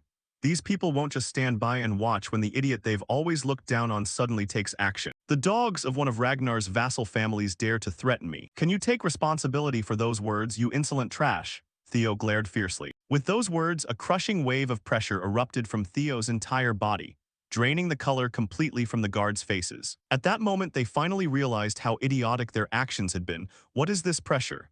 Is that idiot really a true Ragnar? Come to think of it, this guy has the right to inherit the throne and carries the direct bloodline of the Ragnar family. Furthermore, Ragnar is the Lord of the North and the ruler of the 6 snow families. Declaring a death sentence upon the bloodline of that family is a heinous crime that could lead to the total annihilation of an entire house. This is bad, he just wasn't raised properly, but now it's too late. We have to apologize first, they thought in a panic.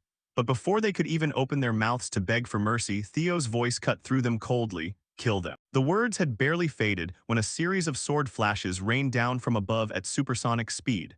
Before the 4 knights could even process what was happening, someone had neatly cleaned house with their heads.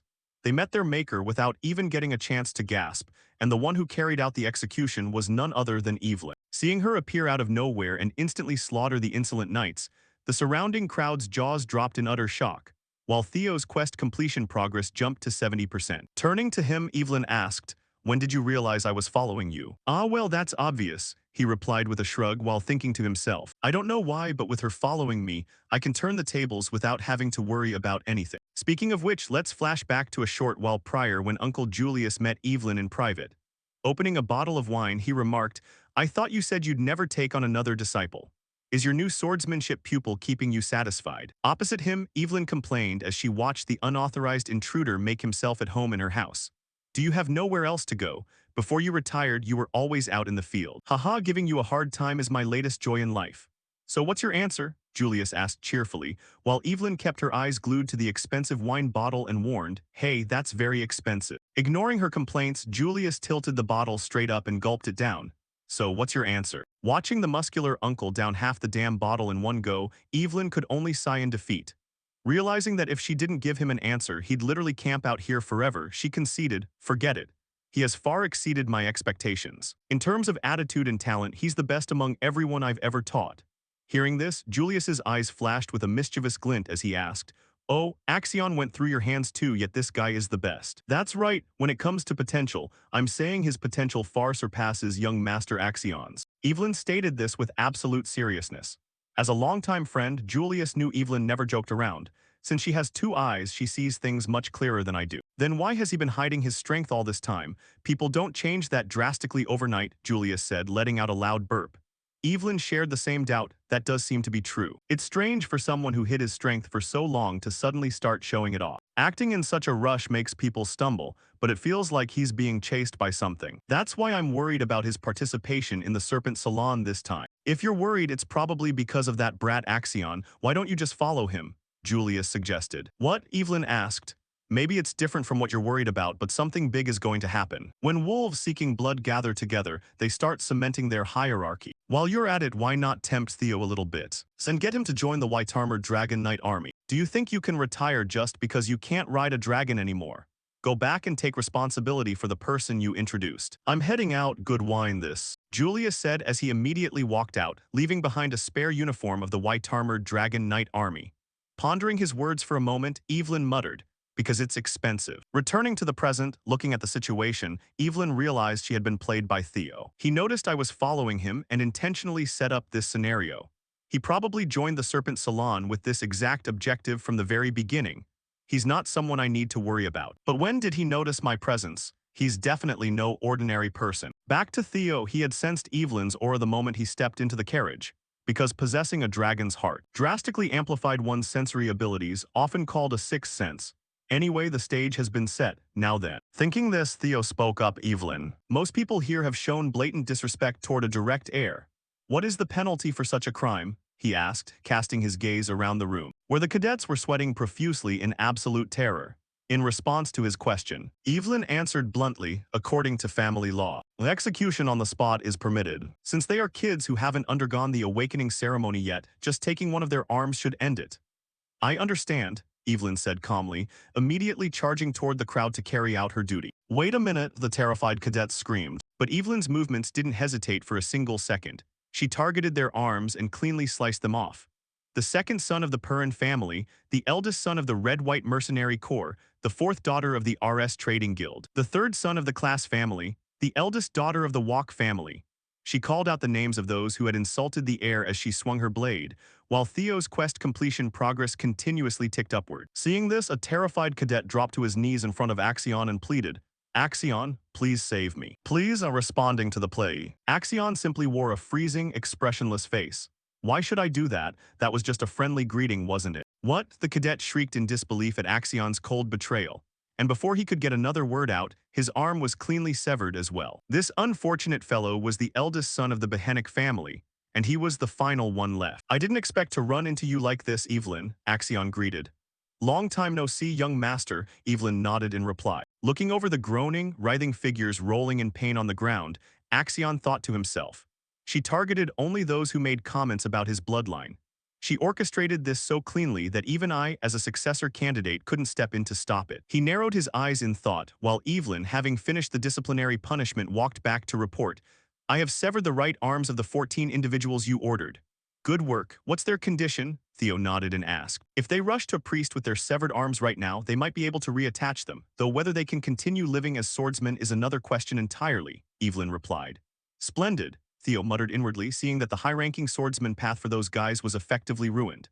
At that moment, noticing everything had settled down, Remington hurried over and asked, Young Master Theo, are you all right? Standing in the background, Axion watched the scene unfold, laughing out of sheer anger. Haha, Theo Ragnar, the idiot of Rose Hall, has really changed. I want to trample you into dust, he muttered deeply to himself. Meanwhile, having thoroughly taught those clowns a lesson, Theo walked straight out of that foul, murky atmosphere. Let's go, Evelyn Remington. Then, as he brushed past Axion, Theo gave him a light tap on the shoulder and smiled. Great party, Axion. By putting those pests in their place, Theo had completed the fourth tutorial quest, shed the title of the Fool of Ragnar 100/100%. See you around, he said, his voice dripping with pure mockery. Congratulations, you have completed the fourth tutorial quest alongside Evelyn. All tutorial quests have now been cleared. From this moment on, no one will ever dare call you the Fool of Ragnar again. The quest is finished, but my real revenge is only just getting started. Claim rewards, Theo commanded inwardly. The reward this time was an EXP growth potion effect, grants 5 levels, requirement, below level 30. Time flew by, and the scene shifted over to the Camella Palace, where Amel and Ede were listening to their subordinates report on the chaos that went down at the Serpent Dragon gathering. Naturally, the old witch Amel could hardly believe her own ears. Say that again, Axion got taken down by that idiot Theo, she sputtered in complete disbelief. Meanwhile, Theo and his crew were already elsewhere, raising their glasses in celebration. Ha ha ha, a toast to young Master Theo's jaw-dropping debut at the Serpent Dragon gathering. Cheers, Sybil roared at the top of his lungs. Watching everyone celebrate, Theo let out a soft, genuine smile. Having never experienced anything remotely like this in his past life. Back at the Camella Palace, after hearing the full report from the gathering, Amel immediately summoned her troublemaking son, Axion, and slapped him so hard his head spun. Not only did you hand that idiot the perfect excuse on a silver platter, but you also let your own subordinate's arm get lopped off. Yes, mother, Axion muttered meekly, though his nonchalant attitude only stoked Amel's rage further. Listen to yourself. I warned you over and over again not to underestimate him. Forget forcing him to submit, you literally just handed him the ideal pretext to run rampant. I already told you. Once that lowborn bastard Theo Ragnar starts making a name for himself, taking over the Rose Palace is going to be 10 times harder, she fumed. You don't need to worry, mother. I will, Axion tried to promise, but Amel wasn't buying a single word anymore. I don't want to hear it. Go to your room and think about what you've done. Reflect on how you almost ruined our grand plan just to chase your petty, shallow amusement. Hearing that, Axion could only relent.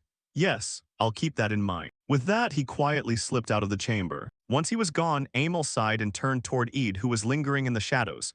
Tusk, who on earth did that boy get his reckless temper from? Eid merely shrugged. Well, he's the spitting image of you in your younger days, my lady. Do you think this is a joke? Amel snapped, furrowing her brows. Now don't be so furious. Things might not actually be as bad as they seem, Eid chuckled, leaving Amel slightly intrigued. What do you mean? Eid calmly laid out his thoughts. The Rose Palace originally belonged to the clan head's harem, making direct ownership tricky to seize. Even though the clan head ignores it since it's just a haven for mediocre rejects, it still enjoys his implicit backing. Therefore, what we need right now is a proper justification. Fortunately, he caused a massive scene at the Serpent Dragon gathering. Theo is steadily becoming the figurehead of the Rose Palace, so we can turn this very incident into our golden excuse and crush him through legal means. Listening to Eid, Amel's sharp mind went to work right away. The real reason I got anxious about Theo getting stronger was fear of the Rose Palace gaining influence if the clan head took notice.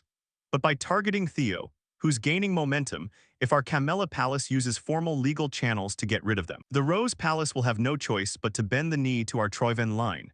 We can control them effortlessly without breaking a sweat. Smirking inwardly, she snapped her ornate folding fan shut. So how long will the preparations take? Amel asked with keen interest. Everything is already in place. By the time you wake up tomorrow morning, you'll be greeted with delightful news. So for tonight, enjoy a soothing bath and get some good rest. I even prepared a scented candle crafted from the southern Argon volcanic peaks for you, he purred, producing a small wooden box. In return for the gift, Amel wrapped him in a passionate embrace. You truly are my one and only. That's why I can't help but adore you, she whispered. A remark so deeply bizarre it practically made one wonder if Theo's old man was wearing a massive green hat without knowing it, casting serious doubt on whether Axion even carried legitimate Ragnar blood. Back at Theo's celebratory feast, as the drinks flowed, Remington sat quietly beside him and spoke. To be honest, I was pretty shocked. I had no idea you cared so much about me, young Master Theo. Beside him, Theo was baffled by the sudden sentimentality. Huh, what are you talking about? I'm talking about what happened at the Serpent Dragon gathering, Remington replied. Hearing that, Theo realized his buddy was already getting tipsy, even though he'd only been chugging orange juice. Paying Theo no mind, Remington continued to pour his heart out. While you endured insults against yourself the second they began mocking me, your friend, you stepped up without hesitation to defend me. Young Master Theo, I was completely powerless. It's truly humiliating. With that, Remington turned to Theo with deep reverence in his eyes.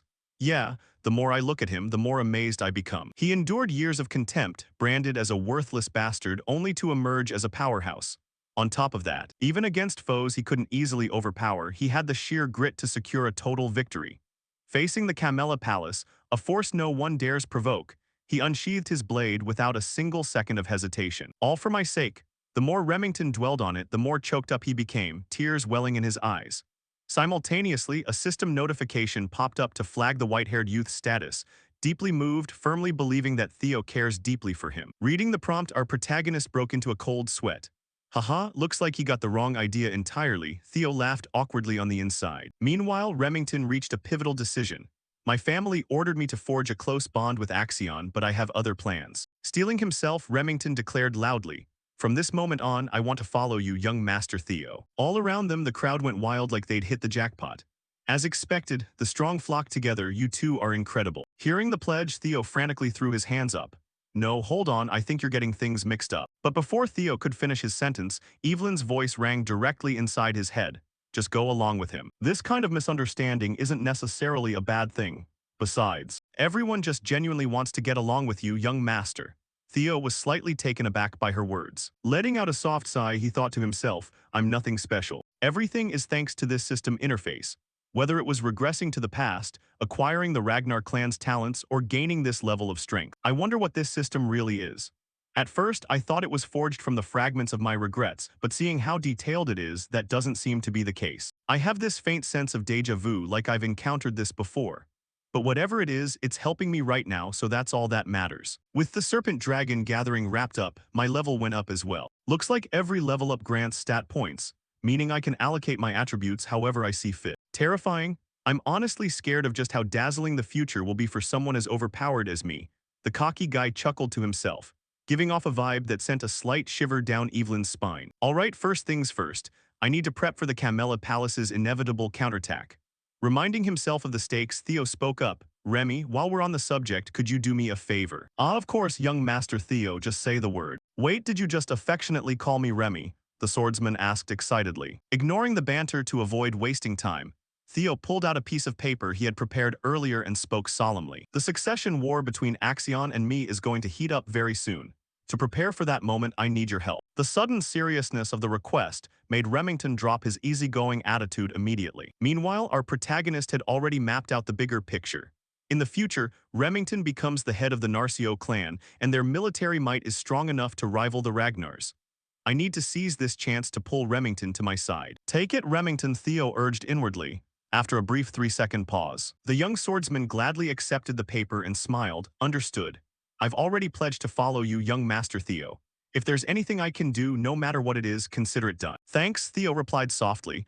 Hey, you really called me Remy earlier, didn't you? Remington reminded him with a grin. But before he could get another word in, a booming roar shattered the air outside.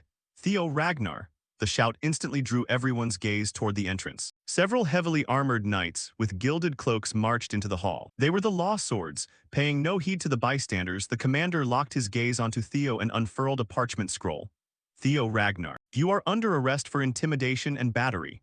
What kind of nonsense is this? Evelyn exclaimed in outrage as the squad barged in aggressively. Having already anticipated this move, Theo turned to reassure everyone, it's fine, stay calm. He glanced intently at the parchment and muttered, let's see here. It really is an arrest warrant. The ink's barely dry, they must have been in quite the rush. Let's go, he said, holding his hands out willingly after verifying the document. The commander snapped a pair of mana-restricting cuffs onto Theo's wrists and led him away. Young Master Theo, the crew called out anxiously. In response to their worry, Theo merely looked back with a cool, confident smirk, leaving both Remington and Evelyn completely stunned. Looking down at the paper in his hands, Remington's eyes widened as the pieces clicked into place. At that very moment in the Rose Palace, Lady Cecilia had just received the news of Theo's arrest from the butler.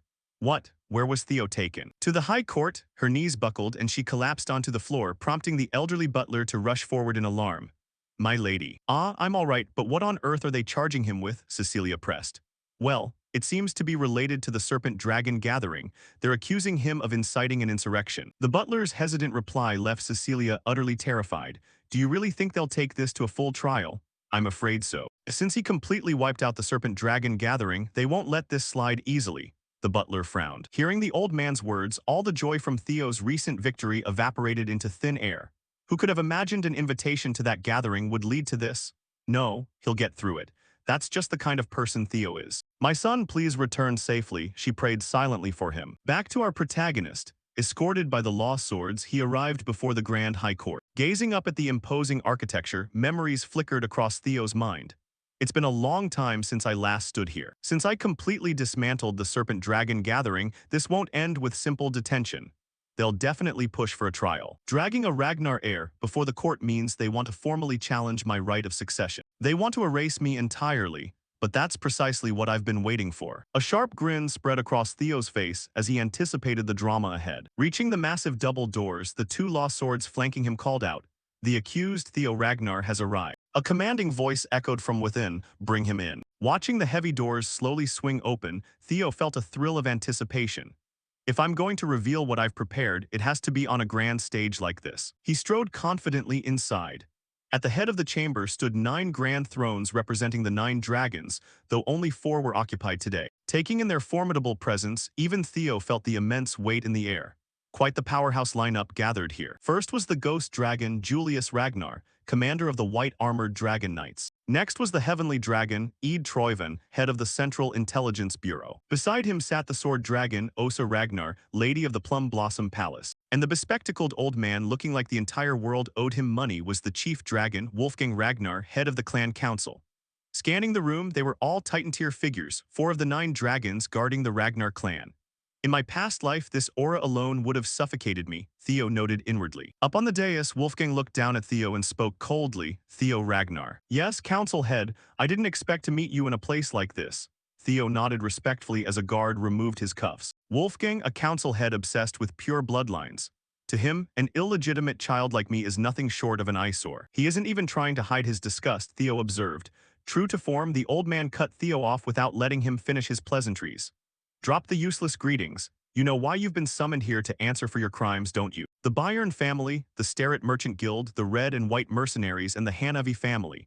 Because of your foolish actions, all of them are threatening to sever ties with the main family. Can a lowly bastard like you bear the weight of such massive losses? I will hold you fully accountable for dragging the glorious name of Ragnar through the mud.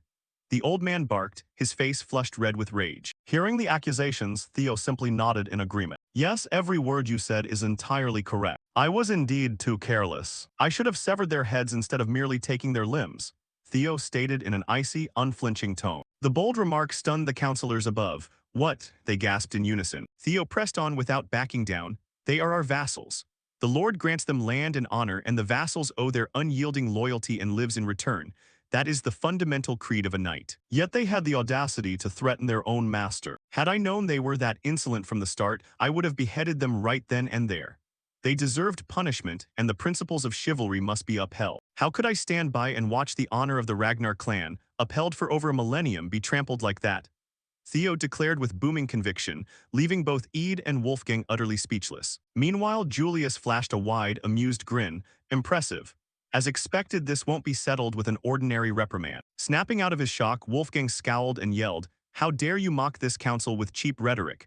But before he could finish, Lady Osa interjected, "I have heard your reasoning. In terms of principle, you are correct. However, no matter how mighty Ragnar is, we are not invulnerable. If we ignore the voices of our vassals and knights, we will eventually crumble. You cannot rule the world through brutality alone," the lady said gently. "Yes, I will keep that in mind," Theo replied with a nod, breathing an internal sigh of relief. The clan head's primary wife, the greatest swordmaster of the north, the sword dragon. Fortunately, she doesn't seem hostile toward me. Still, why did she? Theo furrowed his brows, recalling a specific event from his future memories. Unaware of his thoughts, Lady Osa continued, "I trust you understand that the punishment you are about to receive is justified. May I ask what that punishment is?" Theo inquired. Wolfgang snapped back with the verdict, 3 months of house arrest. But the awakening ceremony is in just 2 months. Theo's immediate objection caused Wolfgang to slam his armrest in fury. "How dare you talk back?" Ignoring his outburst, Lady Osa calmly explained, "I took that into account and decided to permit you to attend next year's ceremony instead. It has also been decided that the 15 youths you injured will attend next year's awakening ceremony as well." Up on the dais, although things hadn't gone entirely according to script, Eid was reasonably satisfied. Thanks to the ghost dragon's interference, the penalty is lighter than expected. Still, this isn't bad at all. Having the awakening ceremony postponed is a massive disgrace for any Ragnar. With the representative of the Rose Palace bearing such humiliation, our Camella Palace will have the perfect opening to take over. Once our scheme is set in motion, he'll be utterly powerless to resist. If he's dumb enough to file an appeal, we can finish him off right there, though I doubt he's that suicidal, Eid plotted smugly. Unfortunately for him, Theo was precisely that dumb. "I would like to appeal." His cool declaration sent a shockwave through all 4 dragons present. The next second, Eid could barely suppress his laughter, covering his face with his hand. "Are you out of your mind? Your arrogance truly knows no bounds. This just makes our job so much easier." Julius leaned forward with a worried frown. "Do you even understand what an appeal entails?" "Of course," Theo replied, calculating his next move. "I knew this wouldn't end with just 3 months of house arrest. It's practically a slap on the wrist. The ghost dragon must have pulled some strings, but I have no intention of accepting even a light punishment. In fact, I'm expecting to be rewarded." Straightening his posture, Theo spoke with resolve. "In our mighty and proud Ragnar clan, an appeal means war. In the end, only the victor holds the right to speak."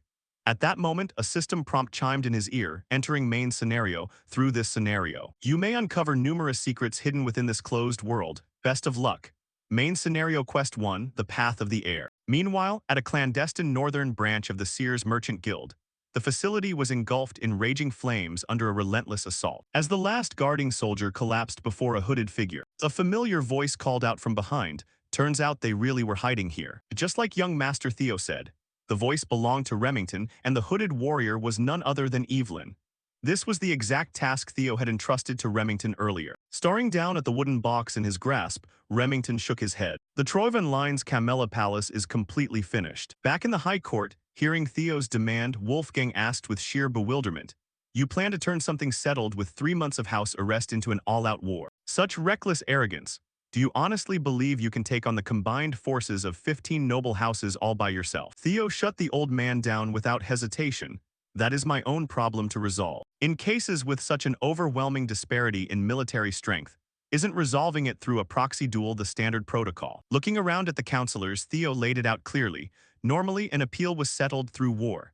However, when war was unfeasible due to an extreme imbalance in power, each side would appoint a single champion, settling the verdict through a one-on-one duel, a proxy battle. This meant the defendant's representative would be Theo, while the plaintiffs would almost certainly nominate Axion. If that happens, Theo is virtually guaranteed to lose. So why choose this path? Does he have an ulterior motive? If he's banking on Evelyn or me stepping in as his champion, he's dead wrong, Julius pondered, completely baffled by the kid's madness. Unfazed by the commander's doubts, Theo continued, "According to the rules, we shall select our representatives and hold the proxy duel in 1 week. What do the esteemed lords think?" he asked, scanning the room for their reactions. Meanwhile, Ede wasn't worried in the slightest, assuming Theo was scheming to get the ghost dragon or Evelyn to fight on his behalf.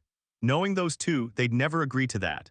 "You'll have to step into the ring yourself, Theo Ragnar. I'll send Axion to teach you your place through death." Ede smirked, ready to accept the terms. "Very well, as for the champions." Before he could finish, a commanding, familiar voice boomed from the entrance, freezing everyone in their seats. "I always thought you were a quiet child, yet you seem quite adept at laying out schemes. You've changed a great deal since the last time I saw you, my son." A massive, imposing man with piercing dragon-like eyes stepped into the high court, the supreme patriarch of the Ragnar clan, Kyle Ragnar. Looking down at Theo, he commanded, "Stand up, my son. I heard about your predicament on my way here, and it seems you found yourself in quite the tangled mess. Word has it you wish to appeal via proxy duel." "Yes, that is correct," Theo answered calmly. "Let's see here, if that's the case, participating directly will be quite challenging for you." "Whom do you intend to choose as your champion?" Kyle asked curiously. Instantly, our protagonist recognized the nature of the question. This is a test. Up on the dais, Ede sensed it too. "Wait, could this be?" He panicked inwardly. Down below, Theo delivered his answer without missing a beat. "Who would represent me? No one. I always intended to step forward and fight the appeal myself." "Then you will lose," Kyle stated flatly. "We won't know until I try," Theo countered. Placing a fist over his chest, he made his declaration. "Even if forced to bend, I will never lower myself." Hearing those words, Patriarch Kyle burst into booming, hearty laughter. "Ha ha ha, did you all hear that? The words of my son. Even if forced to bend, I will never lower myself." No words could describe a true Ragnar better than that. "Your resolve truly pleases me. Thank you for the praise, father." Theo bowed respectfully, secretly rejoicing inside. "The proxy duel is merely bait. I have no intention of actually fighting. It's great that I can speak the truth without hiding anything. The task I assigned to Evelyn and Remington, solid proof of the Camella Palace's treason. Once I have that in hand, I can win this without lifting a finger," he reasoned silently. Kyle then spoke up with authority. "In that case, as the patriarch of the Ragnar clan, I shall personally grant you a chance. I, Kyle Ragnar, wish to test you with a single strike. Dismiss the trial. If you can endure a single blow from me, I will clear you of all charges. Step outside immediately," Kyle commanded, striding eagerly toward the courtyard, leaving Theo completely caught off guard by his old man's sudden wager. Seeing the turn of events, Ede jumped up in panic. "Patriarch, you cannot." He objected frantically, knowing that offering a single-strike trial meant Lord Kyle acknowledged Theo as a worthy opponent. If he survives, he'll gain the clan head's full recognition. I doubt that bastard Theo can endure it. But just in case he pulls it off, no, I must prevent him from earning the clan head's favor at all costs. Scrambling for arguments, Ede urged, "How could those vassals and soldiers dare question your son's bloodline? According to the law, we should proceed with the proxy duel." Having his excitement interrupted, Kyle's expression chilled as he silenced Ede. "Heavenly Dragon, hold your tongue. If a vassal dares utter such insolence, you simply execute them." Staring into Kyle's terrifying glare, Ede shrank back immediately. Understood, patriarch. Sensing an amused gaze, Kyle turned toward Julius. Do you have something to say, ghost dragon? You've been snickering for quite a while now. Ah, it's nothing. It's just been a very long time since you took such a keen interest in someone, patriarch, the commander chuckled. Quit talking nonsense. Kyle grunted before turning back to Theo. Enough chatter, what say you, my son, will you take the challenge? Hearing the offer, our protagonist's mind raced, weighing the risks. A single strike from the clan head, things have spiraled in a direction I never could have imagined. My original plan is completely blown to pieces. Still, this shift isn't necessarily bad, Theo thought before speaking up. That is far too heavy a burden for me. How could I possibly compare a direct strike from father to a proxy duel against mere vassals and soldiers? So you lack the courage, Kyle challenged. Not at all, I merely mean that the exchange is fundamentally unequal. Unequal, you say? Kyle smiled with amusement. Yes, since the trial has become vastly more perilous, shouldn't my compensation increase accordingly? Oh, for instance, Kyle asked. Theo turned his gaze straight toward Eid and named his price. For instance, the Camella Palace. Hearing Theo's demand, Eid's eyes flared with murderous rage, his teeth grinding audibly. You little bastard, he hissed under his breath while Wolfgang broke into a cold sweat. Insane, he dares haggle terms with the clan head himself. This brat truly doesn't know his place. A deal is only made between equals. Such reckless arrogance will get him killed in no time, Wolfgang sneered silently. But contrary to his expectations, Theo's old man completely agreed with the request. Fine. If you're aiming for the successor's position, you at least need to have that kind of nerve. Kyle said with satisfaction, then turned to look at Eid and asked, any objections, Heavenly Dragon? Responding to the call, Eid hurriedly bowed and said, everything in Ragnar belongs to you. How could I dare comment on your decision? Down below, seeing that the fellow didn't pull any nonsense, Kyle said with satisfaction, good.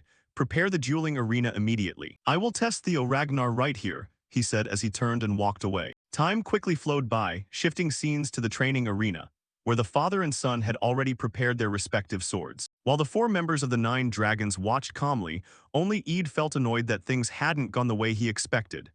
Damn it, the trap I set to catch Theo has turned into a stage to elevate him. He gritted his teeth and thought, trying to reassure himself, no need to worry. Even if that brat has gotten stronger, there's no way he can withstand a blow from the clan head. Even a high-ranking swordsman would struggle to do that. Theo is going to die here. He has to die here, Eid roared inwardly. Returning to Theo, Eid's intentions were written all over his face, making it instantly obvious to him. I figured that's what he was thinking, but unfortunately for him, that's not going to happen thanks to the screen's tutorial rewards, Theo chuckled to himself. Turning to his old man Kyle with his keen observational skills, he quickly noticed the unusual changes in Theo. Did he drink an elixir when I wasn't looking? No, even if he did, such a rapid transformation would. Oh well, I don't really care how the brat got stronger. After all, he's still my flesh and blood. Hearing him say that, Theo broke out in a cold sweat. He actually believes it. Even the 9 dragons didn't notice. Brushing that aside as if itching to beat his son to a pulp, Kyle continued. So, are you ready? Yes, sir, Theo answered seriously. Normally I'd use my greatsword, but since you don't know how to use mana yet, I'll use this rusted sword. Any objections? He asked, looking at the blade in his hand. Naturally, Theo wasn't stupid enough to crank up the difficulty for himself. Of course not, father. All right, then let's begin, Kyle said, his entire body suddenly erupting with an unmatched aura directed straight at Theo. Experiencing this pressure firsthand, the protagonist finally realized just how incredible his old man was. Holy crap, releasing that much pressure using just battle chi alone, he thought, trembling inwardly. Opposite him, seeing that his son hadn't collapsed into a lifeless heap after bearing his aura, Kyle remarked in surprise, I'm genuinely impressed you're still standing. Naturally, his strength stat had nearly tripled. The reward from completing the tutorial was an experience booster potion, which he used for extra leveling up, and he had poured all his attribute points directly into strength, bringing his strength stat all the way up to 52, this feeling of freedom, leaving the realm of the ordinary and stepping into the extraordinary. With this kind of strength, I can block a blow from father, Theo confidently told himself, gripping his sword tightly at the same time. Simultaneously, Kyle strode up to Theo, raised the sword in his hand high, and brought it down in a ferocious downward slash. Meanwhile, the protagonist widened his eyes, using every single one of his senses to track Kyle's incoming attack. Found it, I can see it, he muttered to himself. Immediately following that, a massive explosion erupted, shattering the entire stone floor into countless fragments. Once the dust and smoke cleared away, Kyle looked at Theo and broke into a satisfied smile. It's been a while since I found a decent son, the old man acknowledged, while the sword in Theo's hand had shattered into pieces from a single strike. Then, keeping to the wager, Kyle turned and announced to the rest of the onlookers, Theo Ragnar has proven his innocence through his willpower. The trial is now adjourned. At the same time, while Theo passed out with his hand still gripping the hilt of his sword, the system's notification chime rang in his mind. You have completed the emergency quest, a blow from Kyle Ragnar. You have received the inventory perk as a reward. You have received the blue key as a reward. Shifting scenes to a certain palace, who knows how much time had passed, when the protagonist slowly regained consciousness from his daze and mumbled, "Where am I?" Beside him, Mistress Camellia heard his voice, frantically grabbed his hand and cried out in panic. "You're finally awake, my precious son, you passed out. Do you have any idea how terrified I was when I heard you were hit by the clan head's sword? How's your shoulder? Are you hurt? Try moving it. Do we need to call a healer in case it's broken or dislocated?" She rambled, her eyes welling up with tears. Seeing his mother panicking like a mess, Theo hurriedly reassured her. "I'm fine, Mom, please calm down." "But where's am I?" Answering his question, Uncle Julius stepped in from outside upon seeing him wake up and announced, "By order of the clan head, the former mistress of Camellia Hall, Axion, and the head of intelligence have all been banished." "Does that mean?" Theo asked, eyes wide with shock. The uncle smiled and replied, "That's right. This is Camellia Hall. Scenario updated. The successor's path. Take over Camellia Hall and uncover its secrets. Take over Camellia Hall, 11 Secrets, 01. In a different twist of events, at some corner of the palace, the bitch Amel had also received the news and the eviction notice. Unable to accept the outcome, she threw a furious tantrum. "Why should I, the rightful mistress of this palace, be forced to leave my own property?" Amel stomped her feet in sheer frustration, leaving the servant standing nearby at a loss for how to calm her down. "Mistress Amel, please calm down. We beg you to keep your composure." In the distance, the heavenly dragon Eid watched the scene with a pensive look before turning to remind Axion standing beside him. "Axion." "Yes, uncle." Axion replied, "You must kill Theo Ragnar," Eid said coldly. "Yes, I was already planning to slice off his arms during the awakening ceremony." Axion stated his intent, but that wasn't enough to satisfy Eid. "No. His head, you must bring me his head," Eid muttered, his voice cold, as if hatred had completely clouded his reason. Returning to Camellia Hall, while wandering aimlessly around the palace to take it in, Theo reflected on recent events. "Things are playing out completely differently from my original plan, but this is a much better result. I secured Camellia Hall without even having to play my trump card. Furthermore, I unlocked a second special perk, the inventory," he thought to himself. Instantly, a virtual inventory interface materialized before Theo's eyes. Reaching his hand into the screen, he pulled out an apple. "I have no idea how things like this even exist, but it's definitely going to be useful. On top of that, there's this blue key." Pulling a key from his inventory, he looked at it with delighted eyes. "Blue key. Type MISC. Effect unlocks the gate of hell. Requirement, compatible with the gate of hell. This key definitely has something to do with this place." The protagonist cast his gaze toward a door nearby, noticing the distinct feature that a glowing keyhole emblem was embedded right beneath the doorknob. Unable to curb his curiosity any longer, Theo swiftly used the key in his hand to unlock the door. The moment the door swung open, a gush of wind blew straight into Theo's face. But that wasn't even the most startling part. What shocked him even more was that behind the door lay a pitch-black, bottomless cavern. "What is this?" Theo whispered in awe at the sight before him. As if to explain, a series of system prompts popped up right after. "You have discovered a dungeon. Experience gained in the dungeon will be doubled as a reward." Reading that, though still somewhat bewildered, Theo's eyes flashed with joy. A cave inside a room at Camellia Hall? This must be some kind of quest. Whatever it is, I'm clearing it. I can't pass up an opportunity for double experience. Thinking this, Theo briskly stepped inside the cavern. However, after taking only 2 steps, he abruptly stopped as a realization hit him. "Ah, right, I shouldn't go in empty-handed." Time quickly flowed by. After stuffing his inventory full of various swords, Theo was finally ready to conquer the dungeon. "All right, time to check it out," he said excitedly, gripping a sword and a shield as he ventured deeper into the cave. Inside the cavern, spaced out at regular intervals, wall torches fueled by blue flames illuminated the path for explorers. Moving along, Theo didn't have to walk far before spotting his very first opponent, leaving him slightly startled. Right in front of him stood a bloodthirsty, ferocious white wolf. "Huh, a wolf. And it's pretty huge, practically the size of a beast," the young master muttered with a frown. But before he could dwell on it, a second later, the white wolf's silhouette vanished entirely. It reappeared right in front of Theo. Fortunately, the protagonist's reflexes were fast enough. The moment he saw a blur flash, he instinctively raised his shield to block the incoming bite. The two locked in a fierce stalemate as the wolf clamped its jaws tightly onto Theo's shield.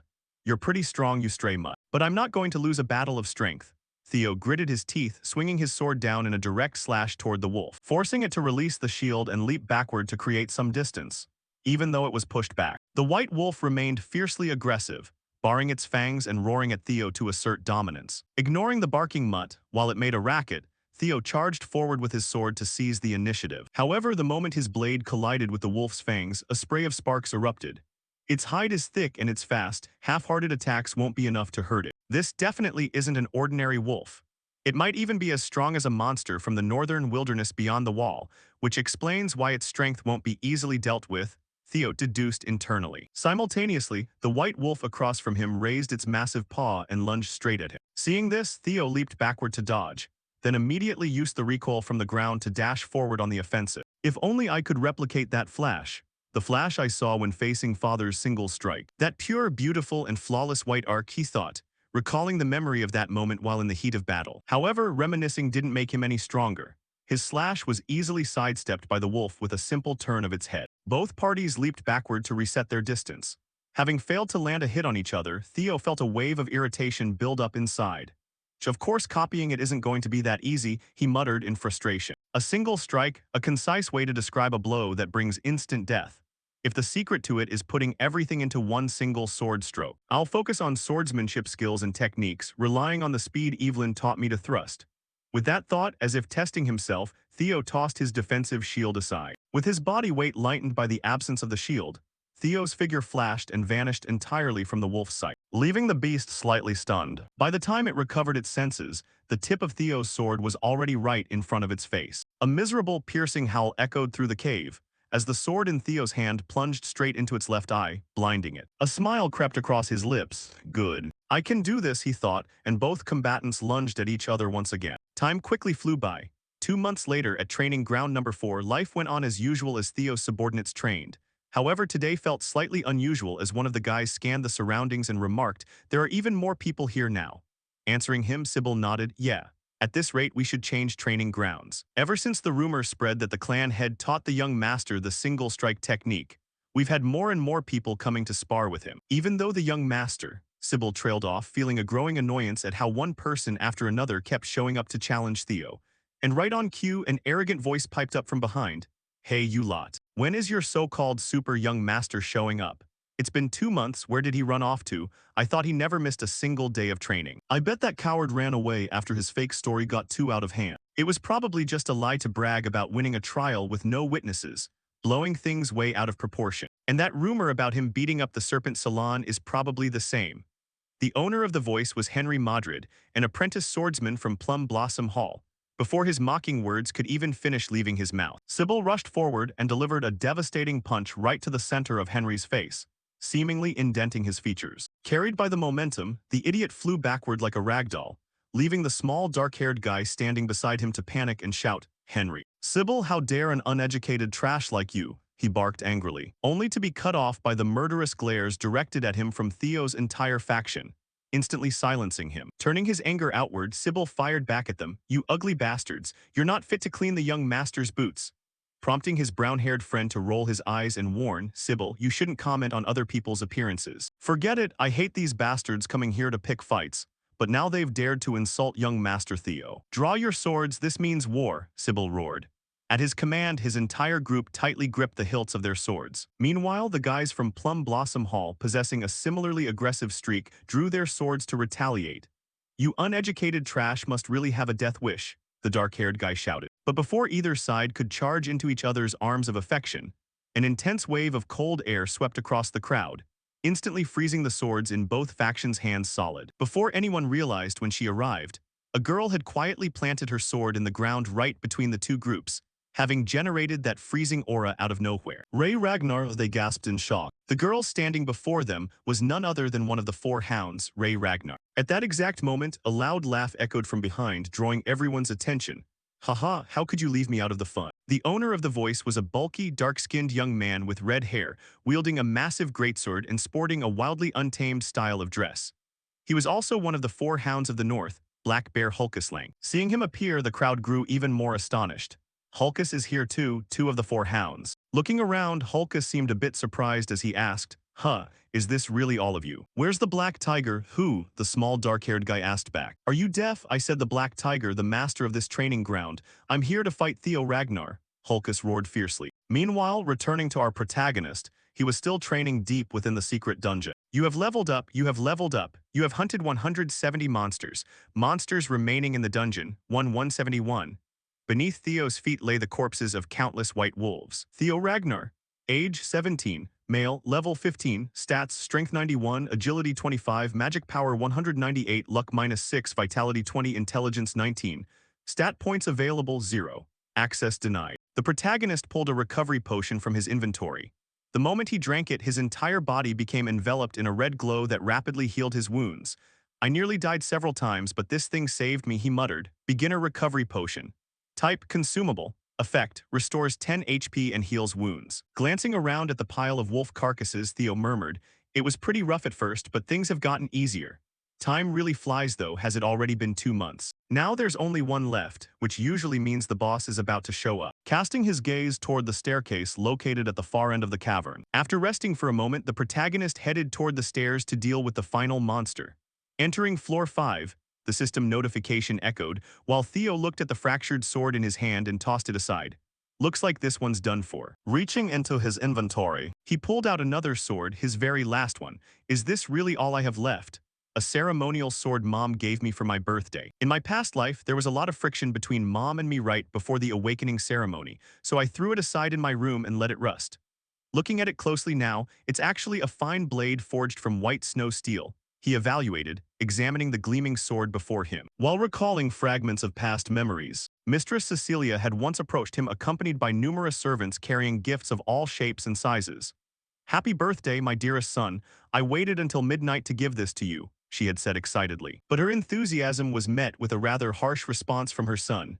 Mom, the awakening ceremony is right around the corner. I don't have time to waste on birthday gifts. You should know that better than anyone else. Good equipment can't change your bloodline. Please just go outside. That cold remark left Mistress Cecilia utterly stunned, while the servants behind her stood awkwardly. Snapping back to the present, Theo felt a pang of guilt and made a silent vow, no matter what, I am not repeating the mistakes of my past life. With that, he walked briskly toward the end of the cavern. To ensure he wouldn't be caught off guard, the system helpfully chimed in, this is the boss room.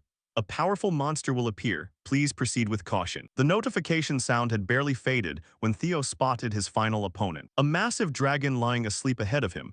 The only oddity was that it seemed to lack wings.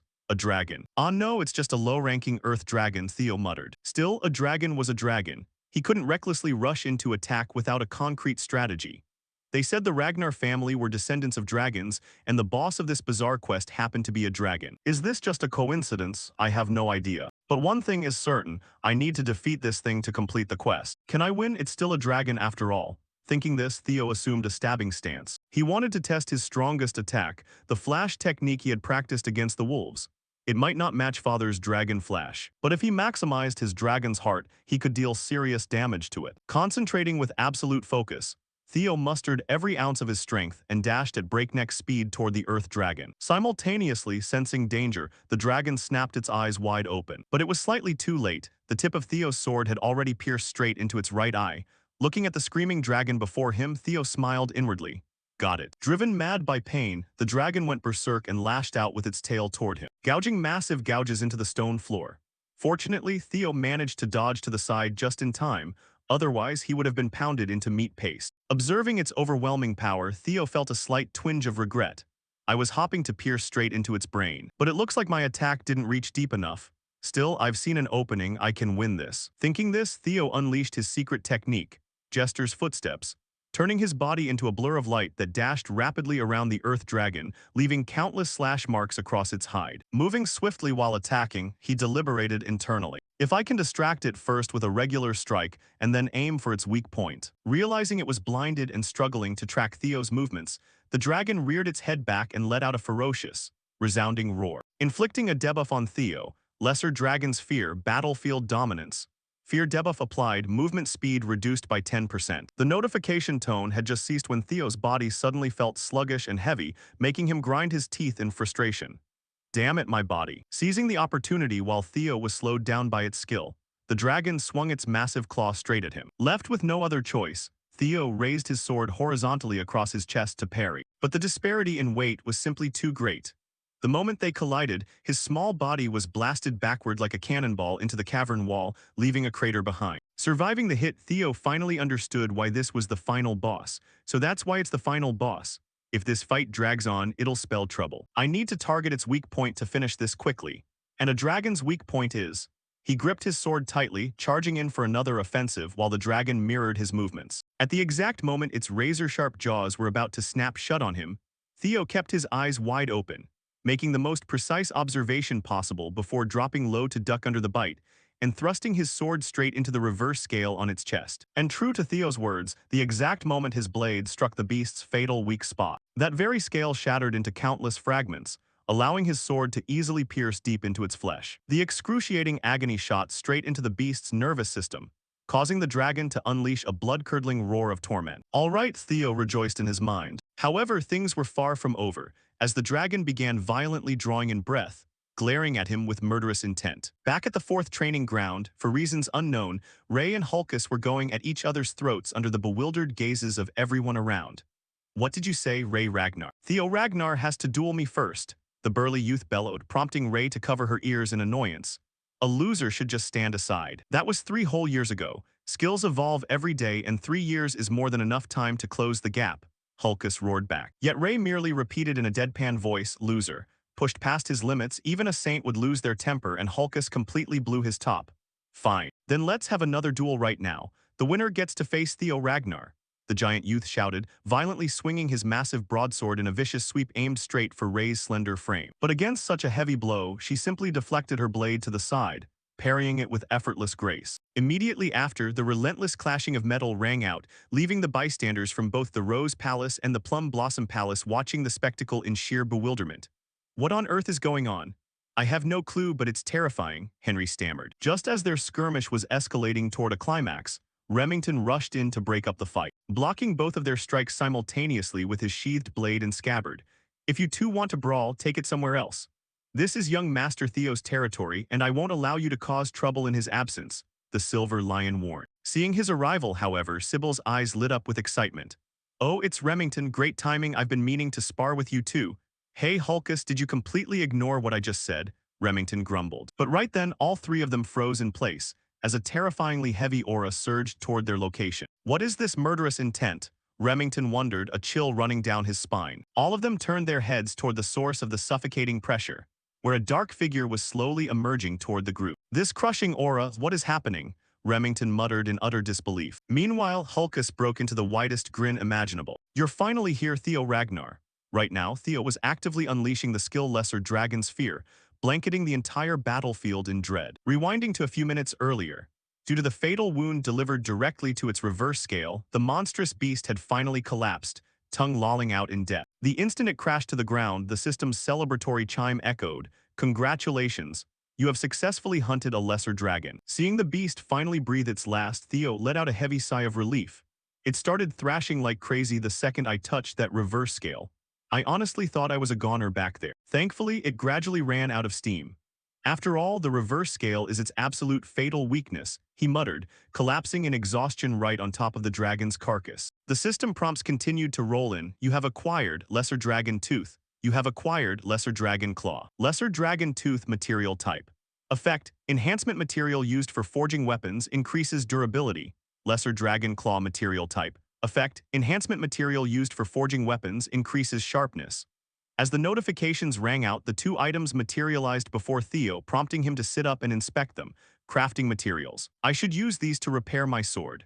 After all, it's a gift from Mother, and hunting that dragon really took a toll on the blade, Theo said, glancing down at the birthday gift from his mother. By now, the sword had been pushed to its absolute limits, its edge jagged and chipped. But the rewards didn't stop there. Slaying the beast yielded yet another prize. You have acquired the skill, Lesser Dragon's Fear. Skill, Lesser Dragon's Fear, rank D+. Proficiency 1%. Effect: amidst the distinct murderous aura of a lesser dragon, overwhelming surrounding targets and inflicting fear on targets weaker than the user. Reading the description, Theo's eyes widened in sheer disbelief. What, a skill, Dragon's Fear? I thought only the chosen ones could wield something like this. To think I'd actually get to use it myself. Stashing his gear back into his inventory, Theo shook his head with a touch of realism. Hold on, even so, I'm not sure how effective this will actually be within Ragnar. After all, that place is crawling with absolute monsters, he muttered before swiftly making his exit. Camella Palace dungeon cleared. Closing the dungeon gateway behind him, Theo exhaled a long breath of relief. Well, at least this officially wraps up the quest. Scenario Quest 1, The Path of the Successor. Seize the Camella Palace and uncover its secrets. Seize the Camella Palace 1-1. Secrets uncovered 1-1. Congratulations on completing the first scenario quest. As a quest completion reward, you have received a special item. The moment the prompt faded, an orb resembling the eye of a beast appeared before Theo. Nest Compass Utility Item. Effect: guides the bearer toward the direction of the nest. Reading the vague description, Theo raised an eyebrow and examined the orb closely. Nest Compass, what is this supposed to be? Is it tied to the next quest? Well, might as well hold onto it for now, he thought, casually tossing the reward into his inventory. He then trudged unsteadily toward his quarters. I need to get back to my room and crash. I'm utterly exhausted, he groaned, panting like a man on the brink of death. But before he could take more than a few steps, a maid hurried over from behind, calling out frantically, "Young Master Theo, I finally found you, it's an emergency." Hearing her voice, Theo felt his stomach drop in pure annoyance. Still, he turned around to hear her out. Taking in his blood-soaked appearance, the maid froze in horror. "Good heavens, look at you, where on earth have you been?" she gasped. Having no time to explain, Theo cut straight to the point. "I'm fine, what happened?" Snapping back to her senses, the maid blurted out, there's a massive brawl breaking out at the 4th training ground." And that brought the story full circle to why Theo had shown up at the sparring ground, immediately blanketing the entire area with lesser dragon's fears. "Get lost, I need to sleep," Theo growled, glaring at them with the raw irritation of a man who hadn't slept in 3 days. Under his overwhelming, conqueror-like intimidation, several cadets from the Plum Blossom Palace couldn't withstand the pressure, foaming at the mouth before collapsing unconscious. Watching the cadets drop like flies, Hulkus only grew wildly thrilled. "Ha ha ha, what an overwhelming aura, I knew it. I had a gut feeling you'd be interesting. You're mine, Theo Ragnar, let's see just how strong you really are." Gripping his broadsword with both hands, the giant youth charged straight in, putting his entire weight into a devastating overhead cleave aimed right at Theo. One would expect such a strike to give our protagonist a run for his money, but reality proved completely otherwise. The moment Hulkus swung his massive blade, Theo casually swept his sword in tandem, instantly blasting Hulkus's gigantic frame backward. Before the stunned eyes of the entire crowd, Hulkus was left completely baffled. My strike was stopped that easily, but he wasn't the only one. Even Theo was caught off guard. Wait, I actually blocked that. Across from him, having been blown away in a single exchange, Hulkus felt his pride take a severe beating. Snapping into total berserker mode, he charged in once more. "Like hell, I'm going down that easily."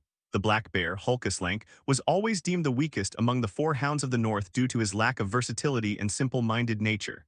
Yet as a true scion of the Lank family, he had never once been overpowered in pure physical strength. That had been Hulkus's absolute pride until he ran into Theo. Leaping through the air with his blade raised high, he unleashed a crushing downward strike. "Try blocking this one, Theo Ragnar." Facing the incoming attack, Theo's gaze sharpened with intense focus. Rather than meeting the strike head-on, Theo used his blade to redirect the momentum of Hulkus's broadsword, letting the heavy blow slide along his edge as he parried it effortlessly to the side. Before Hulkus could even recover his balance to defend, Theo unhesitatingly delivered a swift, decisive slash, carving right across the giant's torso. "I deflected it and even landed a clean counter. Leveling up was definitely worth the effort," Theo smirked inwardly, seeing his hard work pay off in real time. Meanwhile, taking a devastating blow to the gut, Hulkus collapsed completely unconscious. Staring down at the bloodied black bear, Theo let out a heavy, tired breath. "I swung with full force without even realizing it." Luckily, Hulkus is famous for his ridiculous durability, so he's only passed out. Around them, Sybil and the others stood frozen in stunned silence for several seconds, staring at the fallen giant. Then the entire crowd erupted into wild cheers. "Whoa, young Master Theo took down the black bear. He defeated one of the 4 hounds in a single blow." Seeing the crowd go wild, Theo frantically tried to calm them down. "Wait a second, Hulkus is still alive." Before he could finish his sentence, a sharp, metallic snap echoed from his weapon. Right before the cheering onlookers, his blade snapped cleanly in two. "Wait, the sword mother gave me." Theo stared in utter shock, while the oblivious crowd cheered even louder upon seeing the broken weapon. Incredible, young Master Theo's strike was so powerful it even shattered the blade. "Hey, what are you all cheering for?" Theo snapped in frustration. Behind them, watching the crowd shower Theo with praise, Ray stood silently in deep contemplation, recalling a distant memory from her past when a young boy had approached her. "Who are you? Why are you wandering around here all alone? Aren't you cold? Here, let me wrap this around you." "Huh, you're still freezing, this won't do. You'd better come to my place first. Once the snow stops, I'll take you home." With those words, the child had wrapped his scarf around Ray and gently led her hand toward his home. Remembering that warm memory, a faint, subtle smile graced Ray's lips before she turned around and quietly departed. Catching that brief glimpse, Remington was left completely dumbfounded. Did she just smile? Ray Ragnar actually smiled. The silver-haired youth wondered, questioning if his eyes were playing tricks on him. Later that evening at the Rose Palace, a celebratory banquet was held in Theo's honor. Congratulations, Black Tiger. Congratulations, young master, you did fantastic. You've worked so hard for so long. Now you just need to keep this momentum going until the awakening ceremony. You can do it. The servants cheered, overjoyed to see their young master earning the recognition he deserved. And the happiest person of all was none other than Lady Cecilia. To celebrate her son's triumph, she personally brought out an enormous platter of abalone, placing it right in front of Theo and feeding him like a machine. My dear boy, try this abalone. These are rare catches straight from the deep sea, slow-roasted in butter sourced exclusively from the foothills of the Few Mountains. We carefully raise the heat so.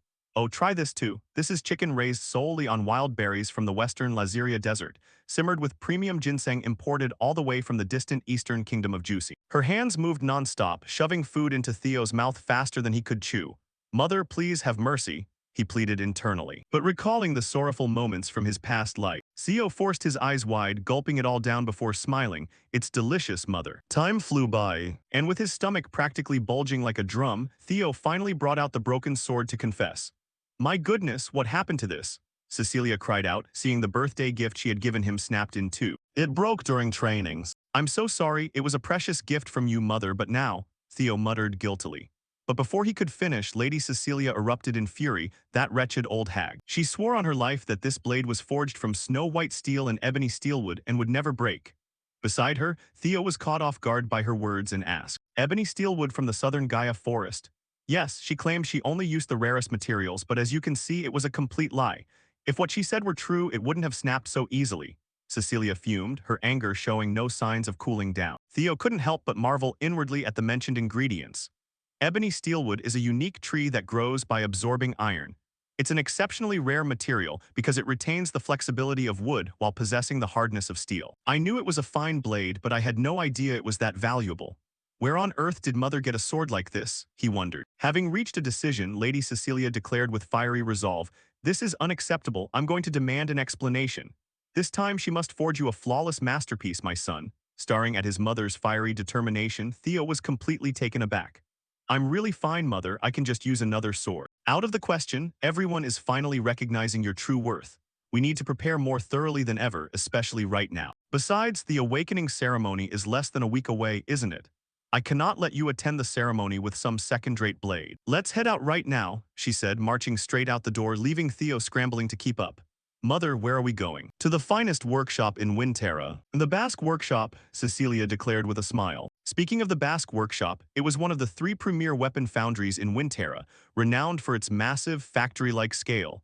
Yet that wasn't its only claim to fame. The true centerpiece of the Basque Workshop was its master craftsman, an individual designated as a special grade asset by the Intelligence Bureau. The blacksmith holding the title of Master Craftsman, an honor shared by only 2 other artisans in all of Ragnar. People also referred to her as the goblin embodiment of pure capitalism. The demon blacksmith Curson. Right now, Theo and his mother arrived at the workshop to meet this legendary artisan. Catching sight of their arrival, Curson's eyes widened in surprise. Well, look who decided to show up, she remarked, smoking a pipe as she looked at Cecilia. Theo was even more stunned. To think I'd meet this person here. But how does Mother even know the demon blacksmith? He wondered while Cecilia scolded the goblin woman. You still haven't quit smoking, Mother. Standing beside them, Theo's eyes practically popped out of his head upon hearing his mother address Curson as Mother. Curson waved her hand dismissively. Mother, pardon me, esteemed customer, but our maternal relationship ended the day you chose to walk out that door. Ignoring the banter, Theo remained frozen in shock. I thought Mother was an orphan with no living relatives. But now you're telling me the High Goblin Curson is my grandmother. Wait, does that mean I'm 1/4 goblin? Is that the secret behind my handsome looks? Theo mused, his cheeks flushing with bizarre excitement. Unaware of Theo's wild imagination, Curson cut straight to the chase. So what brings my esteemed guest here today?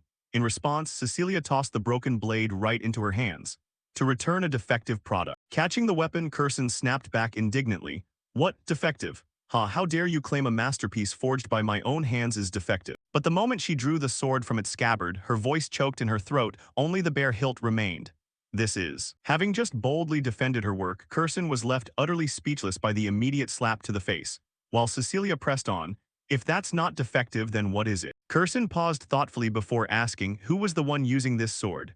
My son, of course, who else? That boy behind you, Kirsten asked, glancing toward Theo. Watch your tone, that boy is the genius who will rule Ragnar from now on, Cecilia boasted proudly. Seeing his grandmother's gaze on him, Theo offered a polite bow, Theo Ragnar of the Rose Palace.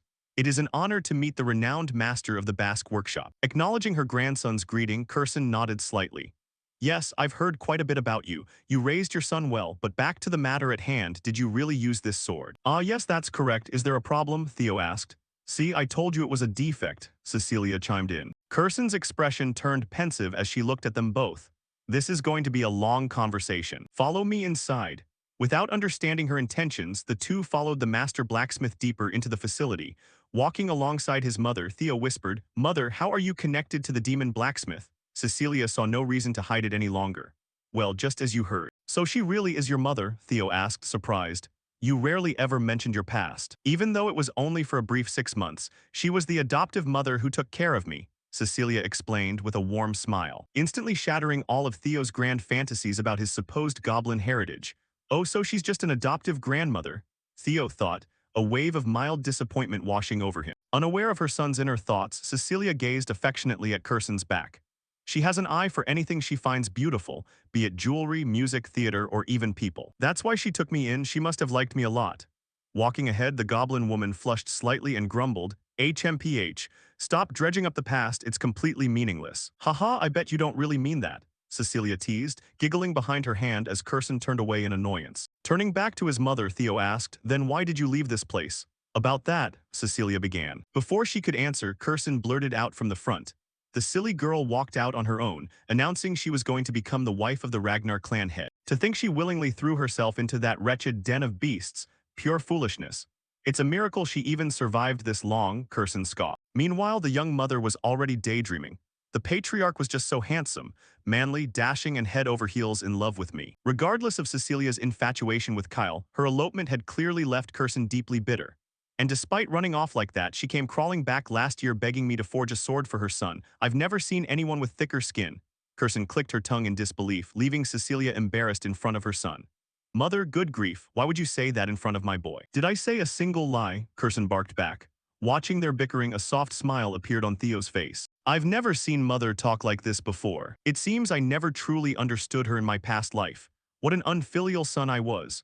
Was I too obsessed and blinded by the clan back then? Moreover, the demon blacksmith clearly cares a great deal about Mother, so why didn't she step in during my past life? Theo wondered, finding no clear answers. Shortly after, Kirsten led them to a set of heavy doors. We're here, this is my private quarters, the master's office. Cecilia raised an eyebrow in confusion. Why bring us all the way in here? You should be forging him a top-tier blade to make up for the broken one. Wait outside for a moment, Cecilia, Kirsten instructed firmly. Before the young mother could object, Kirsten pulled her grandson inside the office and slammed the door shut. Mother, my son, Cecilia cried out from the hallway. The moment the door locked, Kirsten's demeanor shifted instantly into dead seriousness. Listen closely, Theo, I'm going to ask you straight. You possess a relic of the primal dragon, don't you? The question caught our protagonist completely off guard. He asked in bewilderment, the primal dragon? You mean the ancestral guardian dragon of our clan? I've heard the legends about our ancestors scattering the primal dragon's treasures across Winterra for the Ragnar descendants, but Theo's tone carried obvious skepticism toward the myth. Before he could finish, Kirsten scoffed playfully, a legend you say, ha, are you playing dumb with me? If you truly didn't possess a relic, how on earth could my sword end up like that? I poured my heart and soul into forging that masterpiece. Nothing short of a dragon relic could have shattered it. Do you have any idea how much that blade was worth? She cried, tears welling in her eyes. Seeing her dramatic despair, Theo blinked awkwardly and apologized. But it really only broke while fighting that dragon. Why is she so fixated on relics? Theo muttered inwardly. Shaking off her grief, Kirsten snapped, whatever, forget it. It'll be faster to just show you rather than explain. She led Theo before a massive stone sarcophagus wrapped tightly in heavy chains. What do you see? Theo focused his gaze, his eyes flashing with a faint red glow.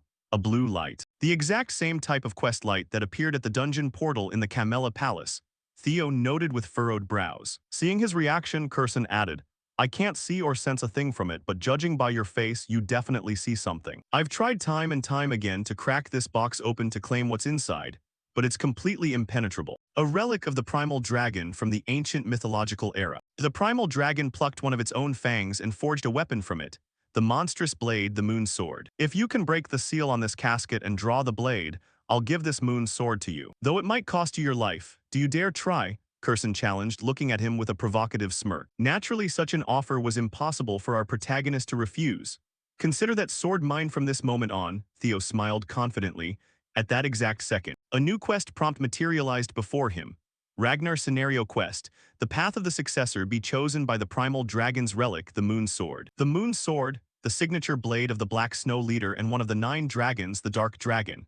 Yet hardly anyone knows its true appearance, because almost everyone who ever saw or heard of it is either dead or missing. However, I happened to see the true form of the Moon Sword in my past life. Why did the Dark Dragon spare my life back then? To think the Dark Dragon's Moon Sword was resting here all along, and that it's truly a relic of the Primal Dragon. I met the Dark Dragon 4 years later, which means Curson held onto this blade throughout that entire time, Theo realized. If that's the case, I must claim it no matter what.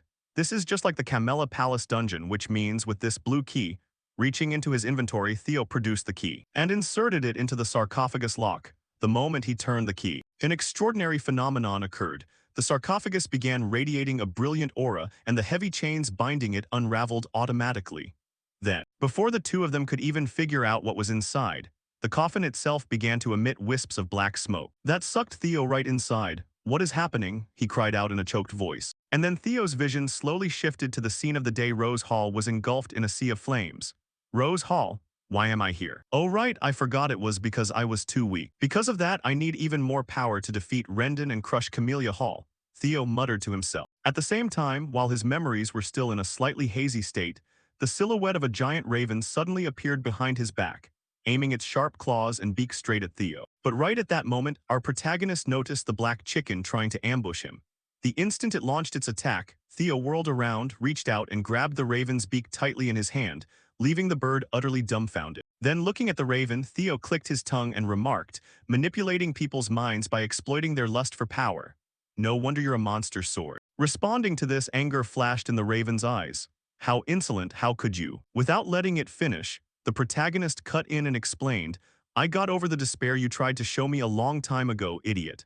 Did you really think I'd be tempted by your pathetic power when I've got actual quests to complete? What are you talking about? Let me go, human. The raven shrieked, struggling frantically to break free, but Theo's hand remained locked like a vice around its beak, rendering it completely unable to move.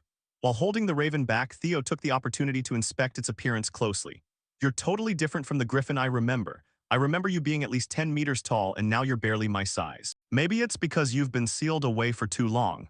But either way, this works out great for me. You belong to me now, Moonblade, he said, raising his fist and preparing to use pure physical persuasion to discipline the griffin, which forced the beast to hurriedly try and reason with him. Hey, let's talk like civilized beings, it yelled out in panic. Shifting to the outside world, upon hearing Theo's cry, Cecilia rushed inside, and upon seeing the protagonist lying motionless there, her eyes immediately flooded with tears. My son, wake up, please wake up, she cried, shaking Theo's body to no avail. Desperate, Cecilia turned to Curson and demanded, Mom, what is this? Why is my son like this? I asked you to forge him a sword, I never told you to do this to him, she screamed, while Curson's eyes flickered with genuine concern. The monster's energy has merged with his blood vessels. I've never seen anything like this before. Since he possessed a relic, I figured everything would be fine. If anything terrible happens to my son, I will never forgive you, Cecilia declared with fierce rage. But fortunately for both of them, at that exact moment, Theo's fingers twitched as he tightened his grip on the sword in his hand. Suddenly, countless wisps of black energy resembling a whirlwind erupted around them, slowly converging over Theo's chest before plunging deep inside his body. Once the phenomenon subsided, a worried Cecilia called out once more, Theo. Hearing his mother's voice, the protagonist slowly opened his eyes, prompting her to pull him into a tearful embrace. My son, Cecilia sobbed, while Aunt Curson let out a massive sigh of relief seeing Theo wake up safely. I must have worried you, Mom. I'm fine, there's no need to panic, Theo comforted her, while at the same time the final congratulatory system notification chimed in his mind. Congratulations! By hunting a griffin, you have successfully completed Scenario Quest 2. Reward acquired, Moonblade. Hearing this, Theo turned his attention back to the sword in his hand and thought, I really lucked out. The griffin was easily defeated because it had just been unsealed, and because its psychological attacks didn't work on me anymore. The young master lamented his normally rock-bottom luck stat, yet it had somehow helped him out to this extent. But the rewards didn't stop there, as Theo immediately received even more thrilling news. By absorbing monster energy through the moon blade, your magic power has increased significantly. Plus 30 magic power, your magic power has surpassed 200. Your magic power has begun exhibiting divine properties. Divine type passive ability unlocked. Effect: body enhancement restores 1.5 mana per second. The moment the notification ended, Theo instantly felt a surging explosion of power erupting within his body. My magic power has risen to the level of a high-ranking swordsman. It's a pity I can't unleash all of this magic power out in the open just yet. I need to keep it under wraps until the awakening ceremony. Turning back to Curson, once the mother-son emotional reunion wrapped up, the blacksmith aunt puffed on her cigarette and remarked, "You really surprised me. Congratulations, you actually pulled it off." Smiling back, Theo asked, "You'll keep your promise, right? You do know elves are incapable of lying, don't you?" Curson grumbled. Suddenly, the sword in Theo's hand began vibrating violently, leaving him perplexed. Drawing on her expertise, Curson explained the situation to her nephew. "It's resisting." Hearing her explanation, Theo glared down at the blade in his hand and snapped, "Are you saying you still don't acknowledge me as your master?" Behind him, Curson stepped in to translate for the sword. "It's not really like that. It's probably just pissed off after being locked away for hundreds of years. Now that it's out, it wants to blow off some steam. Why don't you try swinging the sword against that wall over there with your full strength?" Curson suggested, gesturing toward a metal testing wall not far away bearing several scuffs and gouges from previous test strikes. Feeling a bit hesitant, Theo asked, "Will this actually be fine?" In response, Curson let out a mocking smirk. "Useless worry, even with the moon blade. A sword swing from a brat who hasn't undergone the awakening ceremony won't be enough to damage the Basque workshop." That sounds genuinely annoying, Theo thought with a frown, realizing his grandmother still didn't fully trust his true strength. "Oh well. Since I can conceal the dragon's heart whenever I want, why not take this opportunity to test out the moon blade's true power and use my actual magic power?" Thinking this, he calmly walked toward the wall, gripped the hilt with both hands and said, "Pardon the intrusion." He assumed a combat stance, and the next instant, a fierce, overwhelming energy began radiating from his entire body, wiping Curson's confident expression clean off her face. "Wait, huh? Hold on," she yelled, but it was already far too late, because Theo had already unleashed a single strike, slicing the metal testing wall cleanly in half. To be precise, it wasn't just the testing wall. An entire section of the workshop had been sheared right through, leaving Mistress Cecilia's eyes sparkling in utter disbelief, while Aunt Curson's eyes sparkled with sheer financial devastation. "My workshop, my money," Curson screamed at the top of her lungs upon seeing the massive crater Theo had carved out. Who knows how much cash it was going to cost her just to patch this up. Ignoring the commotion, Theo stared down at the sword in his hand in mild panic. This might actually be a bit too dangerous. It absorbed almost all of my magic power. Right as he thought that, Curson materialized right in front of him, reaching out to press her hand against his lower abdomen to check his core. When did she move? She's way too fast, Theo thought in a daze. Meanwhile, finishing her inspection, Curson could only offer a wry, awkward smile. "Good grief. You really have zero finesse when it comes to magic. Did you actually pull this off purely based on the sheer sharpness of the blade?" Glancing back up at Theo, Curson reached a definitive conclusion in her mind. This kid is an absolute monster of a genius. And this genius is my grandson. At that thought, countless complex mathematical formulas began spinning rapidly inside the old lady's head. "All right, Theo Ragnar, from now on, I'll be your official sponsor. You just go out there, soar high, and show the world your skills. You'll practically be a walking billboard for the Basque workshop," she thought, her eyes literally transforming into dollar signs. "Mom, I can literally see dollar signs in your eyes right now," Cecilia chimed in from behind, startling the old lady out of her daydream. Shortly after, equipped with his brand new sword, the mother and son bid Curson farewell and boarded the carriage back to Camellia Hall. Before leaving, Theo handed over the fangs and claws of the earth dragon he had hunted earlier to Curson. As compensation for destroying her wall, use these materials to fix the wall, a trophy from a dragon. He must have acquired it when he got the relic. "HMPH, my daughter really raised an amazing son," Curson chuckled, exhaling a long plume of smoke. But the moment she turned around, a voice called out from above. "Long time no see, demonic blacksmith." Recognizing the familiar voice, Curson narrowed her eyes and spun around. "Why are you here?" Following her gaze, she realized the voice was coming straight from a certain raven perched nearby. Time quickly flowed by. 5 days before the awakening ceremony began, Theo was actively pushing himself through rigorous training with Evelyn to hone his skills further. The more they sparred, the more astonished Evelyn became.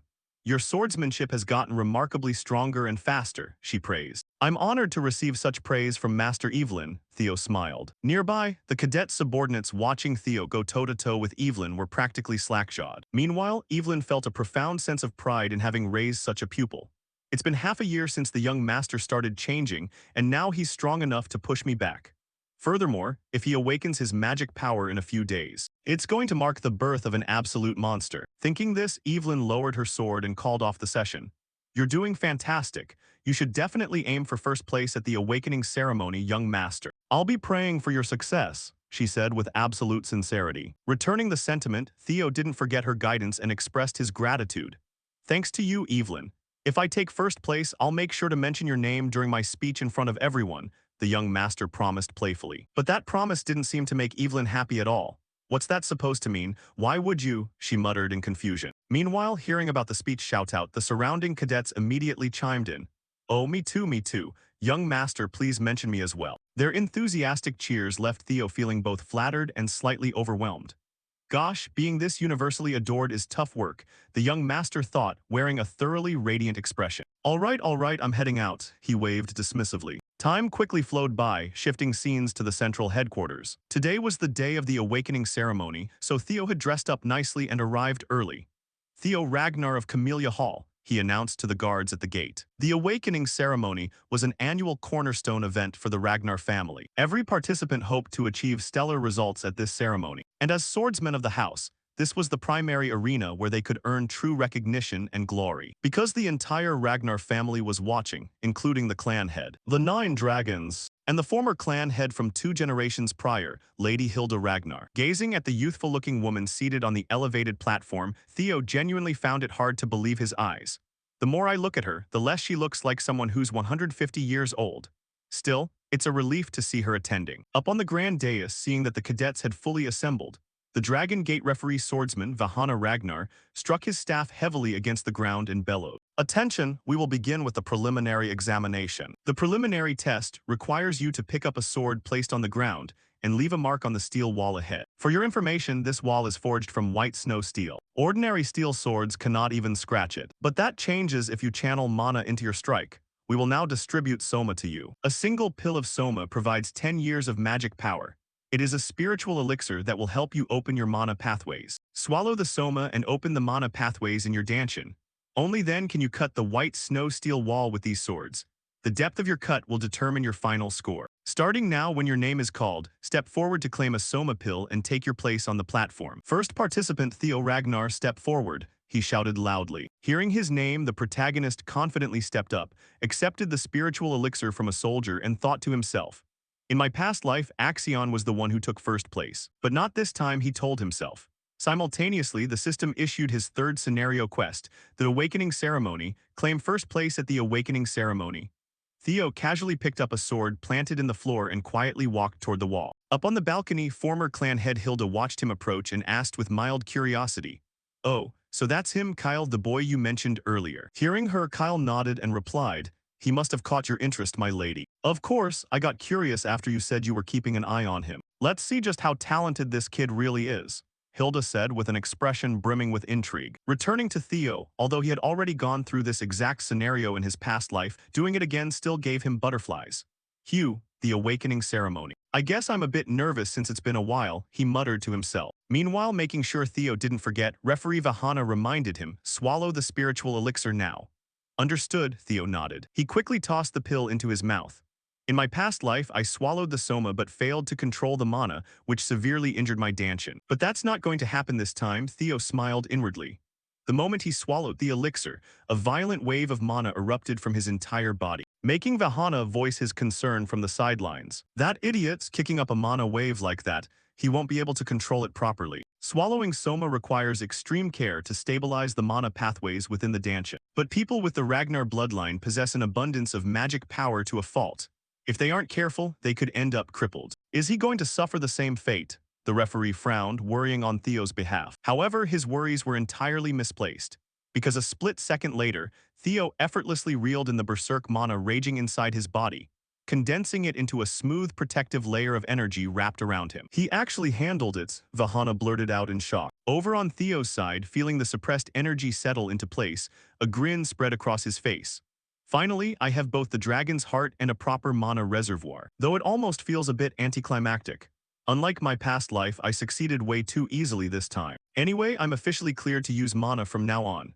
With this massive pool of magic power, I should just let loose and blow off some steam, he thought, beginning to channel his mana straight into his sword. Then he directly slashed it forward toward the testing wall.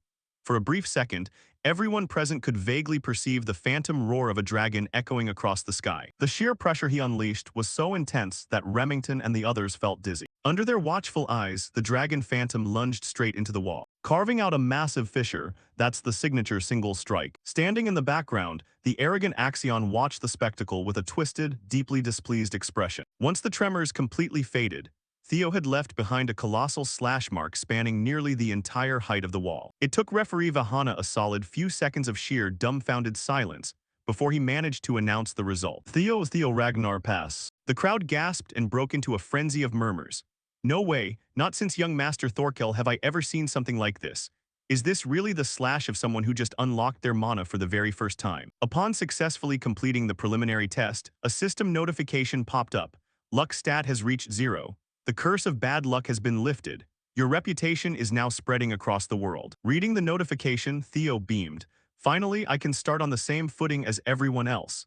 Many onlookers expressed awe at his breathtaking performance. Osa Ragnar Plunus wanted to take him on as a disciple, while Julius Ragnar looked visibly displeased with all the attention he was drawing. Robert Ragnar grew wary. So he was that bird from the other night at the creepy alchemist Kerson's workshop. Lady Hilda Ragnar showed palpable interest in Theo. Looking toward Lady Hilda, he thought to himself, more importantly, catching Hilda's eye makes me especially happy. She holds the heart of a Garuda. If I can secure that heart. One by one, the remaining participants stepped up to strike the steel wall with their swords. When it was Sybil's turn, the referee announced, Sybil, pass. Sybil beamed with emotion, thinking, see, even I made it. The 4 members of the Northern 4 Hounds took their turns as well. Each of their swings left massive, gaping cracks in the wall, setting them leagues apart from ordinary apprentice swordsmen. Observing their results, people shuddered.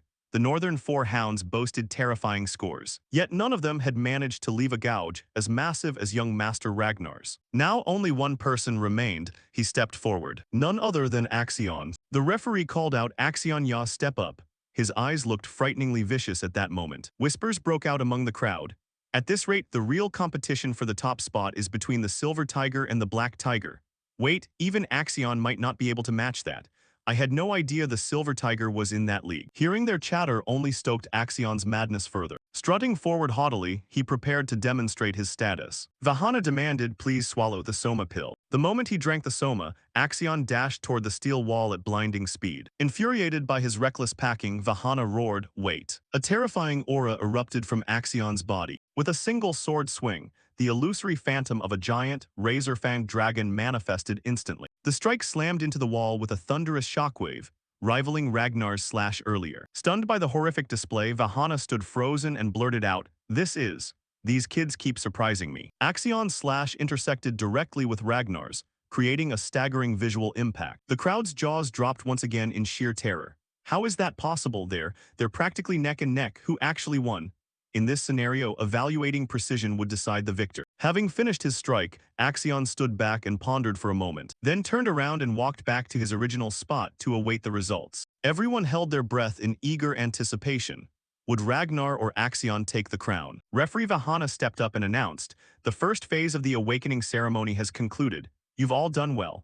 This year, I'm thrilled to see so many of you significantly boost your scores. Those who passed, prepare yourselves for the second phase of the awakening ceremony in 4 days. And finally, we will now announce the rankings everyone has been waiting for. The leader of the scoreboard for the first stage of the awakening ceremony is Theo. At the first flower opening ceremony, the person who ranked first was none other than Theo Ragnar. He was stunned, not expecting he would actually take first place. He announced his score as 10 out of 10. With flawless magic technique and speed control, leaving nothing redundant. The result shocked the crowd, who continuously shouted out, Axion, is Axion not first? Did Axion lose? Even the depth of the sword slash was similar to that of Lord Theo. What? Similar to Lord Thorkel's. Theo Ragnar was one of the top 5 candidates, considered the closest to the succession throne. The referee announced the second place as Axion Ragnar. Although regrettable, he also achieved a perfect score of 10. But the length of his sword mark was shorter than Theo Ragnar's, placing him second. By this time, he was extremely furious. Third place Remington Nazio, fourth place Ray Ragnar, fifth Hulkus Rank, sixth Erica Rang, 32nd Lizzie Zigger, 33rd Rico Edit, and 87th was Sybil Drea. Everyone did exceptionally well in the first preliminary trial. The second flower opening ceremony will take place 3 days later at the Eastern Mountain Range. To the 87 outstanding contestants, this time, prepare yourselves thoroughly. Alright, today's ceremony concludes here. Returning home, they threw a party to celebrate Theo Ragnar's victory. Congratulations to the top two. This is the true strength of our training school. Congratulations to Theo and Remington. Theo raised his glass, thanking everyone for their well wishes, but this wasn't the end yet. Our goal is to pass the second flower opening ceremony together. Theo put his arm around Remington and said we'll claim both top spots. Evelyn was also present, celebrating with everyone. She sent her congratulations to the two of them. You two will definitely pull it off. Congratulations on taking first place, Theo Ragnar. I'm glad your efforts have paid off. But at the same time, I feel so ashamed for falling so far behind. Seeing Remington feeling down, Theo humbly said, Hess, I just got lucky this time around. Among friends, what do rankings even matter? Hearing him say that, Remington felt somewhat comforted inside. Thanks. Theo, the heavy feeling in my chest is finally clearing up. The two clink their glasses, toasting to their sworn friendship. Let's give it our all at the second ceremony. The scene shifts to the Eastern Mountain Range, a place covered in white snow. Theo Ragnar had already arrived here. He stepped forward step by step, muttering as he walked. I took first place in the flower opening ceremony, an achievement I never dared to dream of in my past life. Even though this isn't a real battle, beating Axion is something I still find hard to believe. Theo Ragnar clenched his fist, but this is just the beginning. Taking down Randon earlier was just small fries. My true enemies are Axion and Tianlong, and I will use every single plan to pay them back tenfold for what they did to me in my past life. He reached into his pockets, pulled something out, and it was the compass he received from his previous mission. The Nest Compass, a versatile utility item designed to guide its owner toward the nest. The compass was pointing toward the Eastern Mountain Range. At the second flower opening ceremony, I'll find out what the nest really is. Suddenly at that moment, he sensed someone behind him and instantly vanished, leaving the other guy bewildered as he blurted out, Huh, who's there? Before he could regain his composure, Theo Ragnar's blade was already right at his throat. Gah, who are you? He panicked. Wait, stay calm, I'm not a suspicious person. I'm Getsby Yachten from the Wind Sword Unit. My captain watched the flower opening ceremony and sent me here. Theo finally let out a sigh of relief. A scout, huh? I kind of expected it, but I didn't think they'd be this fast. Theo Ragnar asked him for the specifics, and the guy replied, Theo has been granted the opportunity to try out for squad recruitment. Theo spoke up, not a scout, but an invitation for me to try out. That's right, you must already know the reputation of the Wind Blade Unit as long as you're invited. Before he could finish his sentence, a voice echoed from afar. I think the Wind Blade Unit is just a bunch of idiots. The newcomer was a girl with a greatsword strapped to her back and she stated, Prince Theo Ragnar is nothing like those fools. Hearing her say that, Yachten snapped. What did you say? Who the hell do you think you are? She ignored the guy entirely and spoke directly to Theo Ragnar. We intend to invite you to join the Iron Black Cavalry, what do you think? Her name was Ayan Sasori, the vice commander of Iron Black, nicknamed the Fire Demon. Muttering her name under his breath, Yachten mumbled, Fire Demon, she shot back. Right, do you finally recognize me now? Get out of my way. Suddenly, a group of people rushed past her at blinding speed, heading straight for Theo Ragnar. They immediately chimed in. It's an honor, I'm from the Black Sword Unit. We guarantee you'll secure a captain position within 3 years. This is the Law Bureau.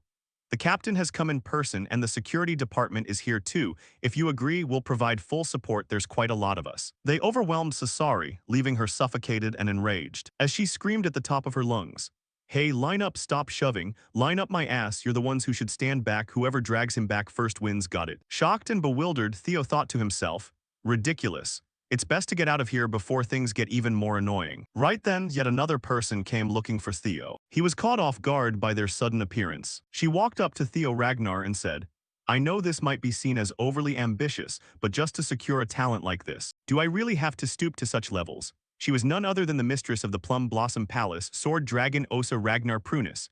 The onlookers stared at her in sheer terror. The mistress of the Plum Blossom Palace. Did she actually come here personally? Locking eyes with Theo, she spoke. I'm just like the rest of you, I came to see Theo Ragnar too, just taking a stroll to check out this kid. The scene shifts to training ground number 4, where Axion had slaughtered everyone present, leaving not a single soul alive. Sensing someone approaching from behind, he swung his sword, launching a full-force counterattack and hurling his blades through the air like a bullet. With just 3 fingers, the newcomer successfully intercepted his sword strike. The newcomer was Tian Long Troivan. He spoke up. How utterly pathetic. Does venting your anger in the wrong place change anything? Axion finally recognized his uncle. Tossing the sword to the ground, Tian Long turned his back and said as he walked away, "Times like this call for calm and planning.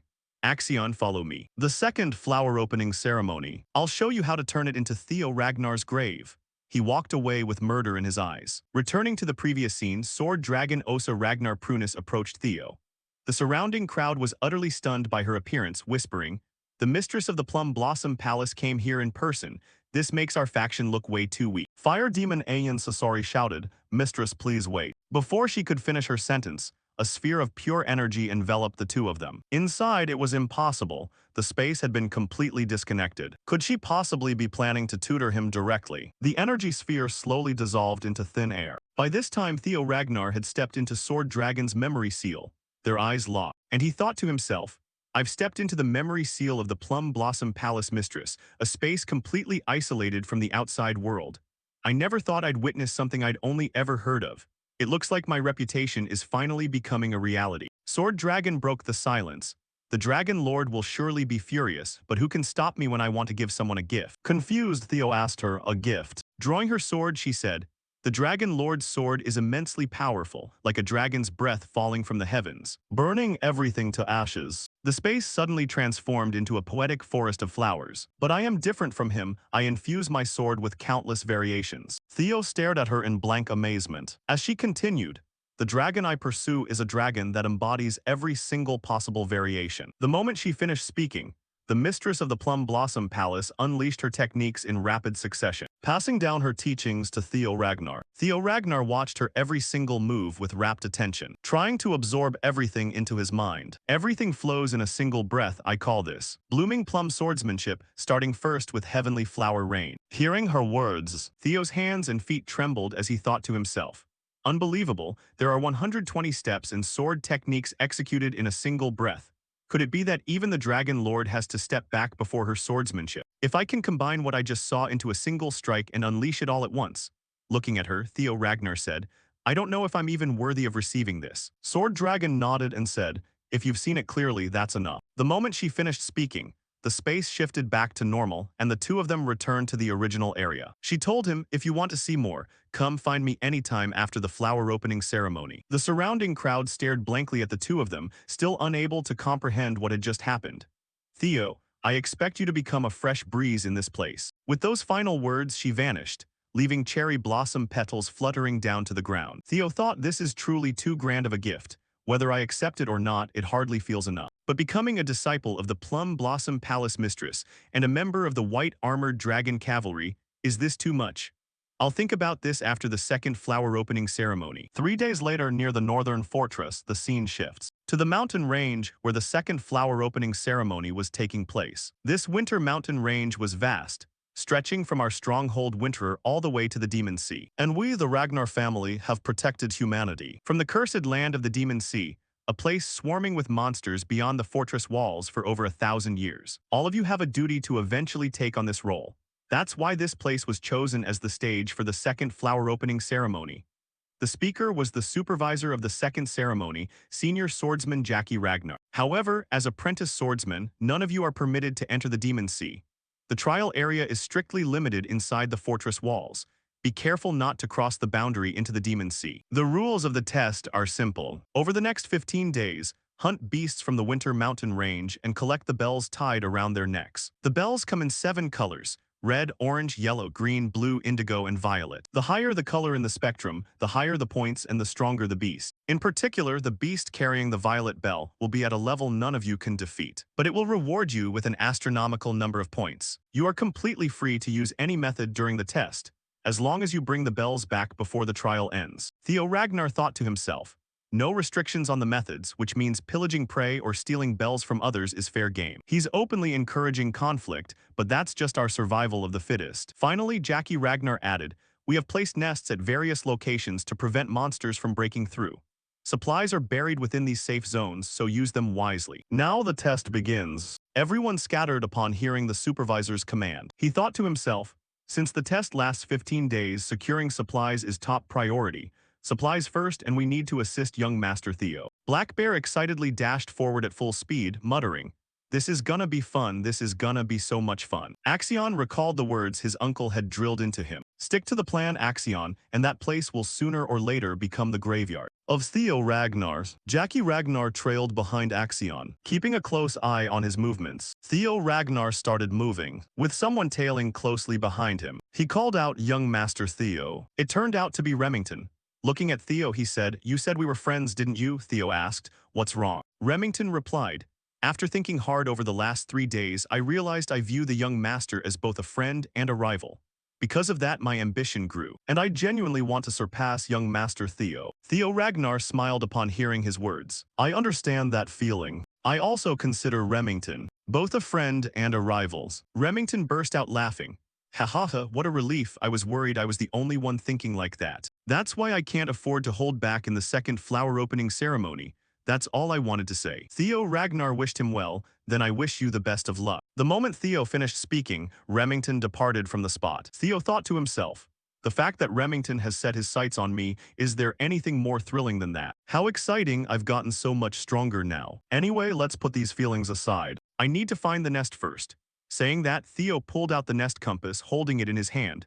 The dragon nest compass was a miscellaneous item designed to guide the holder toward the nest. The compass shifted, pointing out the direction for Theo Ragnar. The destination indicated by the compass was the Eastern Mountain. Inside the mountain was a cave glowing with a mystic blue questlight, which was the place Theo Ragnar was heading toward. Right then, at the edge of the Winter Mountain range, Theo arrived following the guidance of the nest compass. He muttered, "It's definitely around here somewhere. I never thought it would be buried underneath all this snow. Do I really have to dig through all this snow? Well, I suppose I should have brought a shovel. Using a sword to dig feels a bit ridiculous." Theo drew his sword and said, "Oh well, beggars can't be choosers." As soon as he finished speaking, Theo swung his blade, creating electric sparks that blasted the snow in all directions, leaving Theo with a landscape of trees and a cave entrance. Theo lowered his weapon and said, "All right, you guys can come out now." A man stepped out, chuckling as he spoke. "When did you start noticing us? I thought we were tailing you in complete secrecy." Hearing him, Theo looked surprised. "You guys." The chubby guy among the three spoke up. "See, I told you guys you were being way too loud. We're screwed. I think this brat is way stronger than we thought. Nice to meet you, number one." Those three were the punks of Buck Mountain, known as Hai, Gao, and Lun, 3 mountain bandits. They were the ones who slaughtered civilians under the guise of accidents during missions, acting like the collateral damage of Theo Ragnar's pursuit of overwhelming power. In particular, Theo could not forget the massacre at the Buck Mountain village. "At that time, I worked together with Huxial to resolve the incident, so I know firsthand just how terrifying it was, better than anyone else." Aside from the official toll of 761 dead, there were 220 missing. The horrifying part was that the victims' identities couldn't be verified, because all of their heads had been crushed to a pulp. Looking at them, Theo thought to himself, "I was planning to deal with them early on because of their vicious tempers, but I ended up confronting them like this anyway, and on top of that, they've been stalking me." Theo spoke up. "You guys are targeting Axion's assets, right?" The 3 of them glared at Theo with murderous intent, and one laughed out loud. "You really think we'd let ourselves be manipulated by a fellow student?" Theo asked. "No, then what is it?" they retorted. "A lackey like you wouldn't even begin to understand." Theo immediately thought of the Grand Dragon and said, "So you were sent by the old man on the Senate board." Hearing those words, they jolted in shock, stammering, "What, how? Oh crap, how does he even know?" Theo replied, "Based on what you just said, it's obvious. Seeing as the supervisor isn't following you, looks like he's in cahoots with you guys too." Realizing Theo had figured out their identities, they sneered, "Look at you, turns out you're pretty sharp after all." Gao asked Hai, "Are we in trouble?" Hai replied, "No worries, he's about to die anyway." Grinning smugly, Hai stared at Theo and said loudly, "What I enjoy most is ruining pretty faces like yours." Theo gazed at him with an icy, expressionless stare. Before the 3 thugs could even make a move, Theo's technique closed the distance at incredible speed, presenting a scene they couldn't possibly react to in time. Their eyes glazed over in sheer terror. In a flash, his technique relieved each of them of an arm, the single slash reducing the surrounding rocks and earth to ruins. Theo Ragnar spoke in a cold tone, "I don't intend to end up like you guys, so I'll leave your heads intact instead." With a second sword stroke, Theo Ragnar severed their heads, sending them to the afterlife with their eyes wide open in disbelief. Just like that, in a short span of time, he had swiftly executed the three arrogant thugs. Theo muttered, maybe because they're still young, they weren't that hard to deal with. He thought to himself, the heavenly flower rain technique from the Plum Blossom Palace mistress, after practicing it for 3 days. I can finally execute the technique 3 times in a row by tracing curves with circles and arcs, allowing for flexible adaptation. Of course, I can't pull off 120 consecutive strikes like the mistress can. Grabbing their severed heads one by one, he said, now to clean up their mess, I need to figure out a way into the basement. With that, Theo tossed their heads down the mountain. Just as he turned around, a strange sound emanated from below. Theo asked himself, what's that noise? Stepping closer and looking down, Theo discovered a secret staircase beneath them. The system displayed a hidden quest, find the invisible staircase and uncover the green actions. Having found the entrance, Theo immediately jumped down to continue exploring what lay hidden within. At the same time, Robber Ragnar was secretly tailing Theo Ragnar from behind.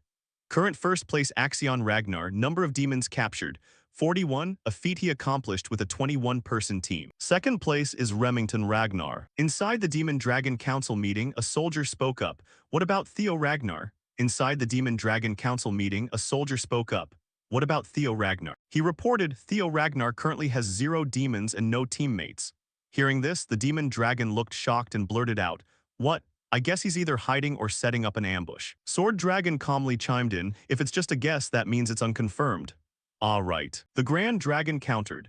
Just because he stood out in the first round doesn't mean he'll shine in the second. He's probably hesitating now that he's facing real combat. He let out a loud laugh and said, ha ha ha, especially since he's just an illegitimate child.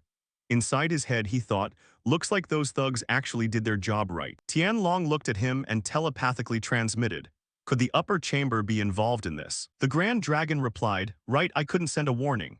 Tianlong said, well, as you can see, everything's going smoothly, so don't worry. Tianlong startled, his eyes widening as he stared at him. Cursing internally, damn it, this crazy old man acting on his own without asking me first. Tianlong thought, after the Camellia Palace was seized, I took the opportunity to check the Red Flower Palace. But I couldn't find the ancient dragon's records. The clues leading to the Red Flower Palace must be held by that Theo guy.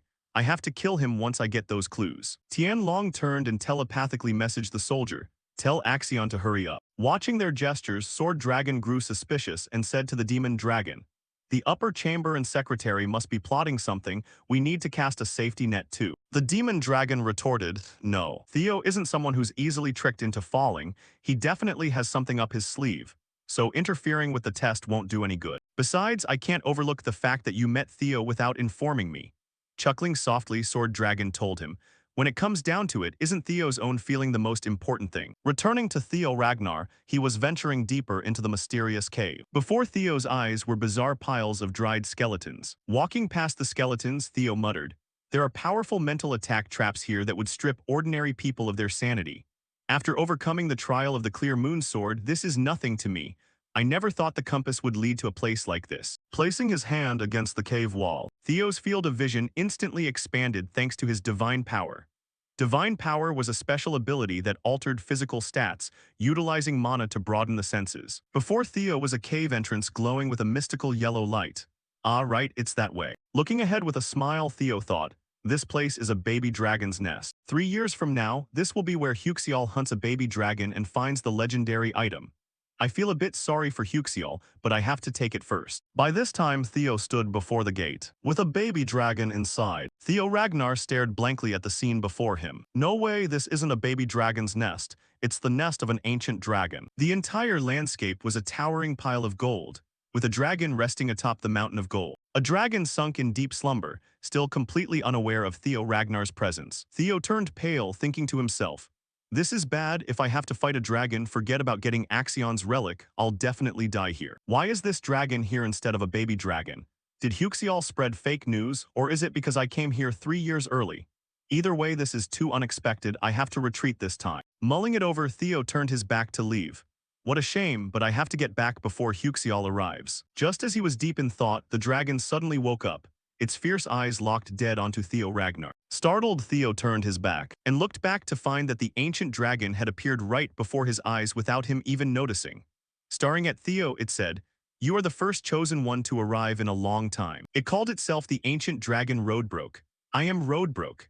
Its gaze was filled with murderous intent, its form utterly terrifying.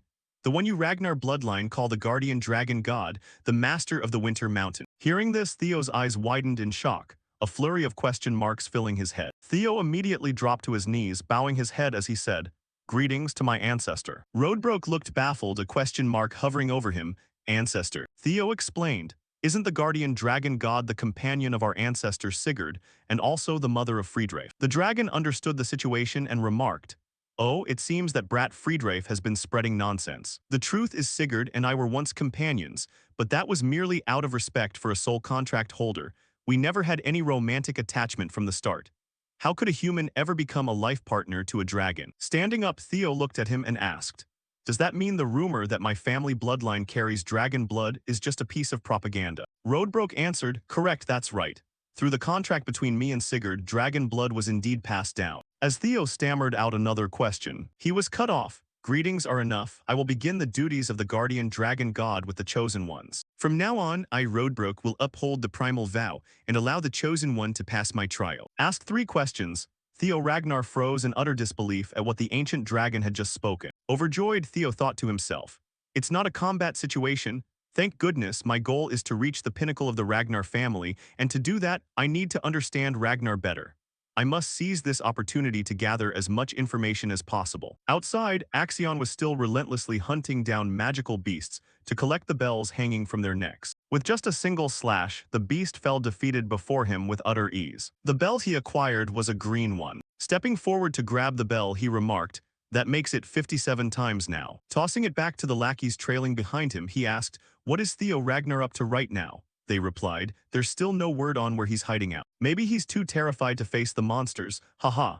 The one speaking was Orion Gardner from Axion's faction. Looking at Axion, he thought to himself, "He takes down beasts of that caliber so easily.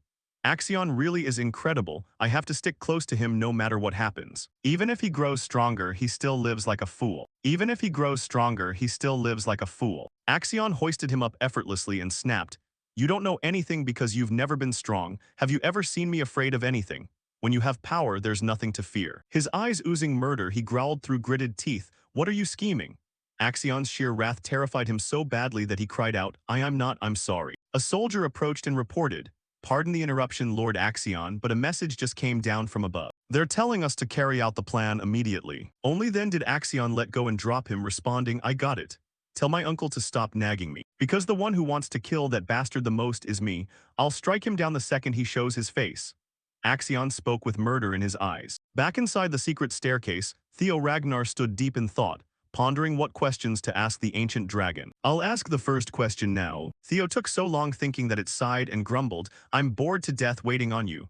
What is it you want to know?" Theo asked, "Why are you here?" It replied, starting with the basics to dig up hidden intel, HMPH, not a bad question. "The reason I'm here is because of a monster existing at the absolute edge of the world, across the Great Sea, a being known as the Nameless King. For the past 1,000 years, I've remained here under the duty of protecting this world. The Winter Mountain is merely a rumor." Hearing this, Theo thought to himself, "My intuition was right on the mark after all." That look in Roadbrook's eyes just now was undeniably a look of fear. The mere existence of that nameless king strikes fear into an ancient dragon who has reigned for over a millennium. "I'd love to ask about that, but there are more important things I need to figure out first." Theo spoke up, "I'll ask my second question. What are the relics of the ancient dragon?" Note: from now on, the divinity of the ancient dragon will be referred to as the relic of the ancient dragon. It answered, "Oh, there are about 3 relics, but I don't know the exact details. Seems like you're pretty lucky." Theo asked, "There are 3 of them." Theo thought to himself, "One is the Camellia Palace dungeon, the second is the Moon Sword, so what's the last one?" That is indeed the relic of the ancient dragon. Born from the ancient dragon's soul being split into 31 fragments, bestowed upon humanity to protect you from the nameless king. The ancient dragon's relics have no fixed form.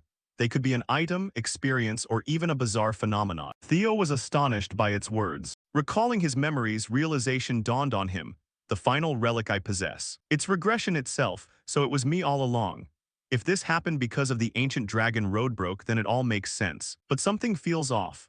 There's always a relic dragon guarding an ancient dragon relic, yet no such creature was present during my regression. Theo continued, "I'll ask my final question. Why was I chosen?" Theo looked at it and thought, Why would an incompetent nobody like me be chosen to fight the nameless king? The ancient dragon drew closer and said, I'll answer your question with another question. Why do you think? You're the only one who was chosen. Hearing that answer, Theo froze on the spot for 5 seconds, breaking into a cold sweat. I'm not the only one, was it the relic that chose? Theo Ragnar began to deduce, Eid Curson Black Dragon.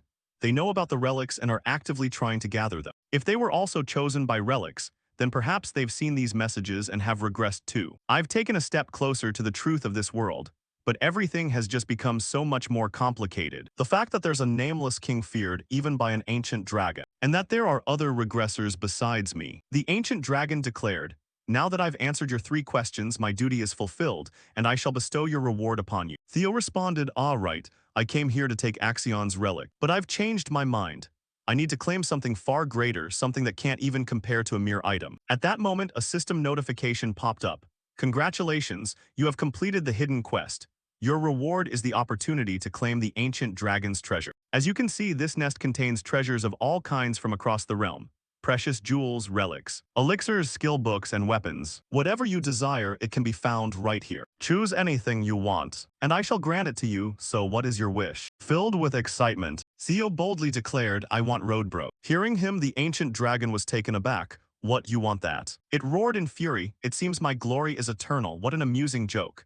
Now tell me what you truly desire, say it again. Theo replied in a dead serious tone, I just said it. His reply left it utterly at a loss. What you said just now, you weren't joking with me, you were being serious. Theo reiterated firmly, exactly, I mean it. I want the dragon Lodbrok. The moment the words left his mouth, it let out a ferocious roar. Its aura blasting forward like a devastating shockwave. Enraged, it snarled, how insolent, barring its jagged fangs. It boomed, do you honestly intend to seize all of my treasures and knowledge with nothing more than a few words? The aura radiating from the dragon was the terrifying dread of the guardian dragon. Theo Ragnar coughed up blood, but he was determined to stand his ground to the bitter end. Without hesitation, he unleashed the skill Activate Low-Tier Dragon's Fear to withstand Roadbrok's overwhelming power. It roared, how foolish. Do you truly believe using the skill of a lesser dragon could ever allow you to stand against me? With blood pooling in his mouth, Theo shouted right in its face, Guardian Dragon, you declared that I could take any treasure of yours. You never once said Lodbrok couldn't be one of them. He thought to himself, this is a gamble where I've staked my very life. But if I can pull it off, the reward will be beyond worth it. Looking at the beast, he thought, the Guardian Dragon built the Ragnar clan alongside our ancestor Sigurd. Right now, nothing would serve as greater proof of legitimacy than having her as my companion. That way, the past I went through won't repeat itself, and the Ragnar bloodline won't be destroyed. This is an opportunity I cannot afford to pass up. Theo yelled once more, please grant Lodbrok to me. You are bound by your sacred oath. So stand by my side and fight alongside me. Its gaze locked intensely onto our protagonist, seeing the shadow of the Ragnar ancestor overlapping with him. His sheer presence was unmistakably just like that man's back then. The mighty dragon sighed and relaxed its aura. Very well, I accept. The overwhelming aura around its body began to hiss and steam, gradually morphing into human form right before his eyes.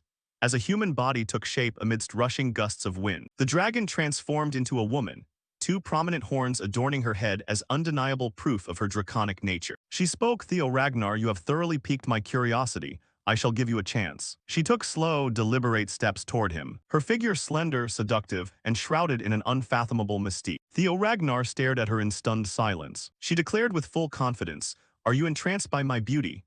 After all, I am over 2,000 years old, the great guardian dragon. What caught Theo's attention wasn't her beauty, but the gaping hole right in the center of her chest. He blurted out, wait, you were talking about that wound. She replied, to be frank, I lost my heart 50 years ago, and I have been patiently awaiting death ever since. At most, I only have 3 years left to live. It is for this very reason that I haven't been able to leave my nest. In other words, even if I accompany you, I won't be able to assist you directly. She asked him again, all right, now that you've seen this, let me ask you once more. Do you still wish to choose me as your reward? Looking at her, Theo smiled. Of course, my answer will never change. I choose Lodbrok as my reward. The system interface promptly flashed a notification. You have selected the Ragnar Guardian Dragon Lodbrok as your reward. She chuckled and said, you truly are a fool, but perhaps that is the very nature of the chosen one.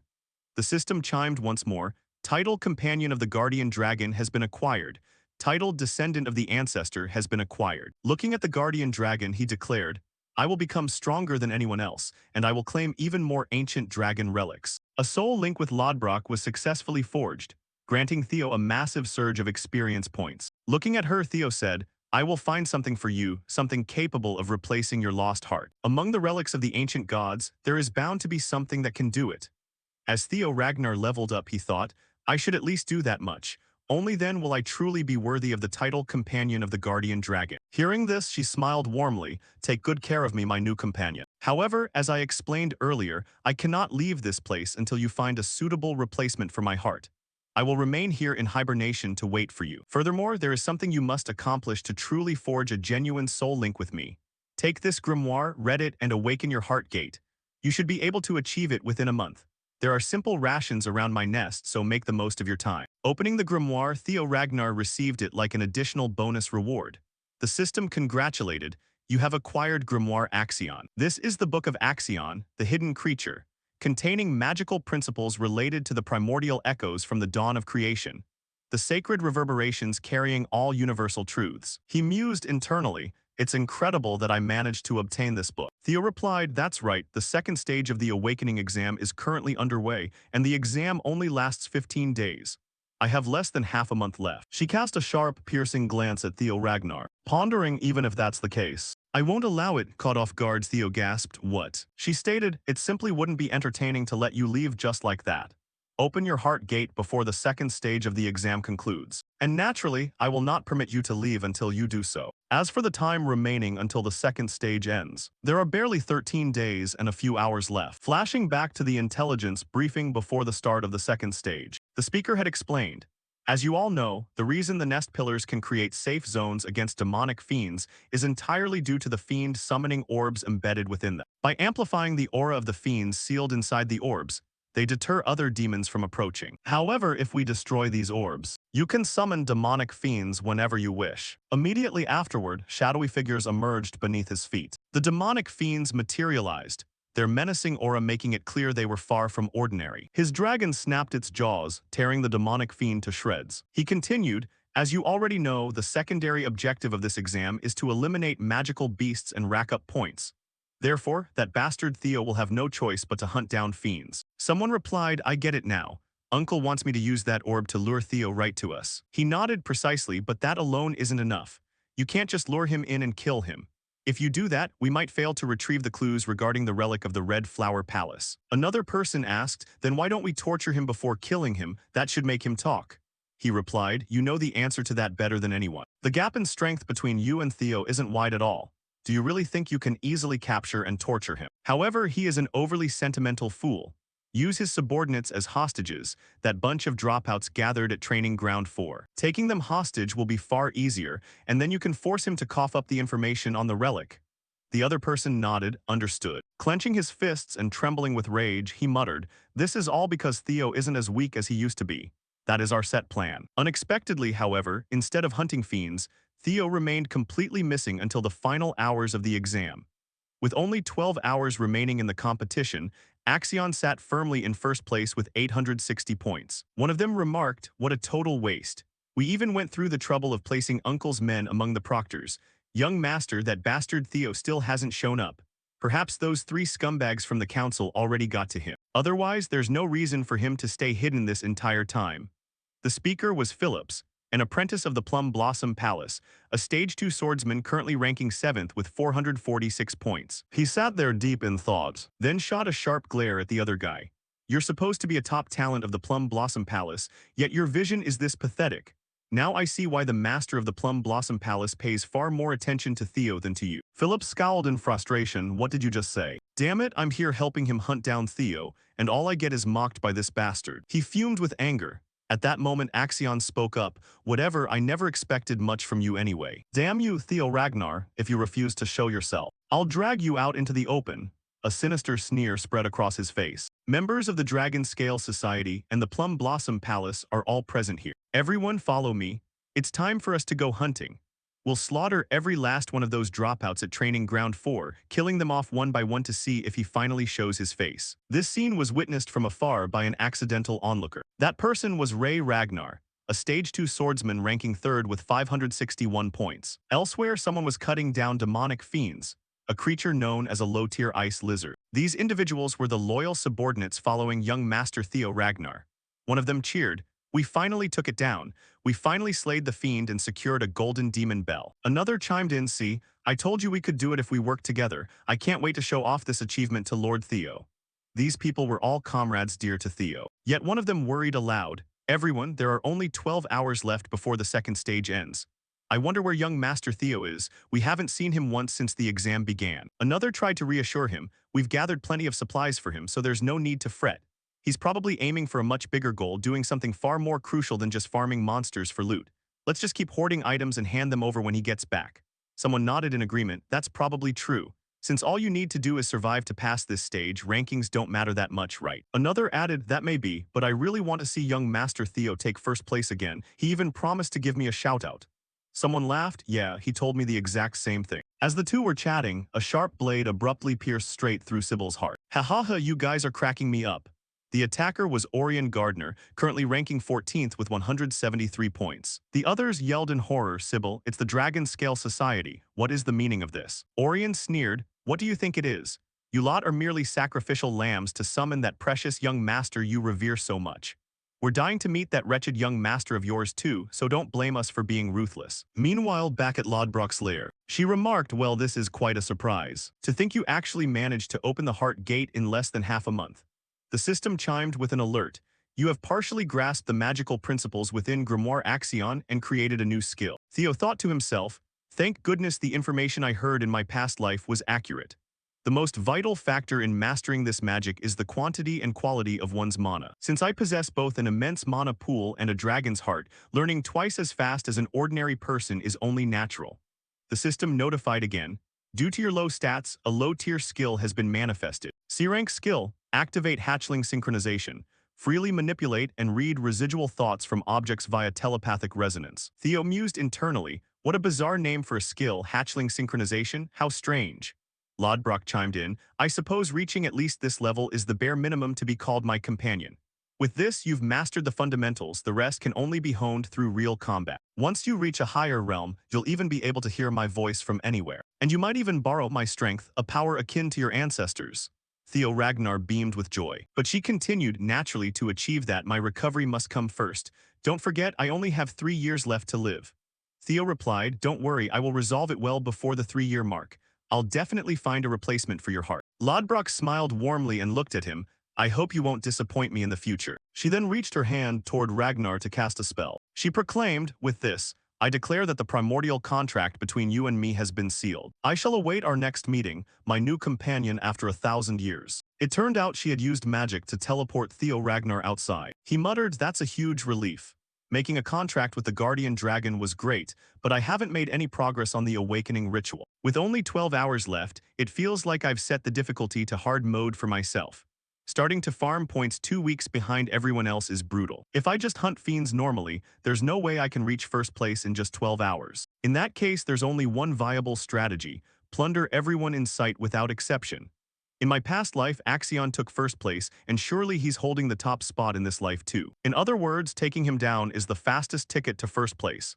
Even so, defeating him definitely won't be an easy task. Right at that moment, someone appeared behind him. As the figure stepped forward, Theo stopped in his tracks, turned around with sword in hand and faced the person. I finally found you. Startled, Theo stared in bewilderment and asked, you. The person's mouth was dripping with blood. Recognizing her, Theo panicked, you're. The person was none other than Ray Ragnar.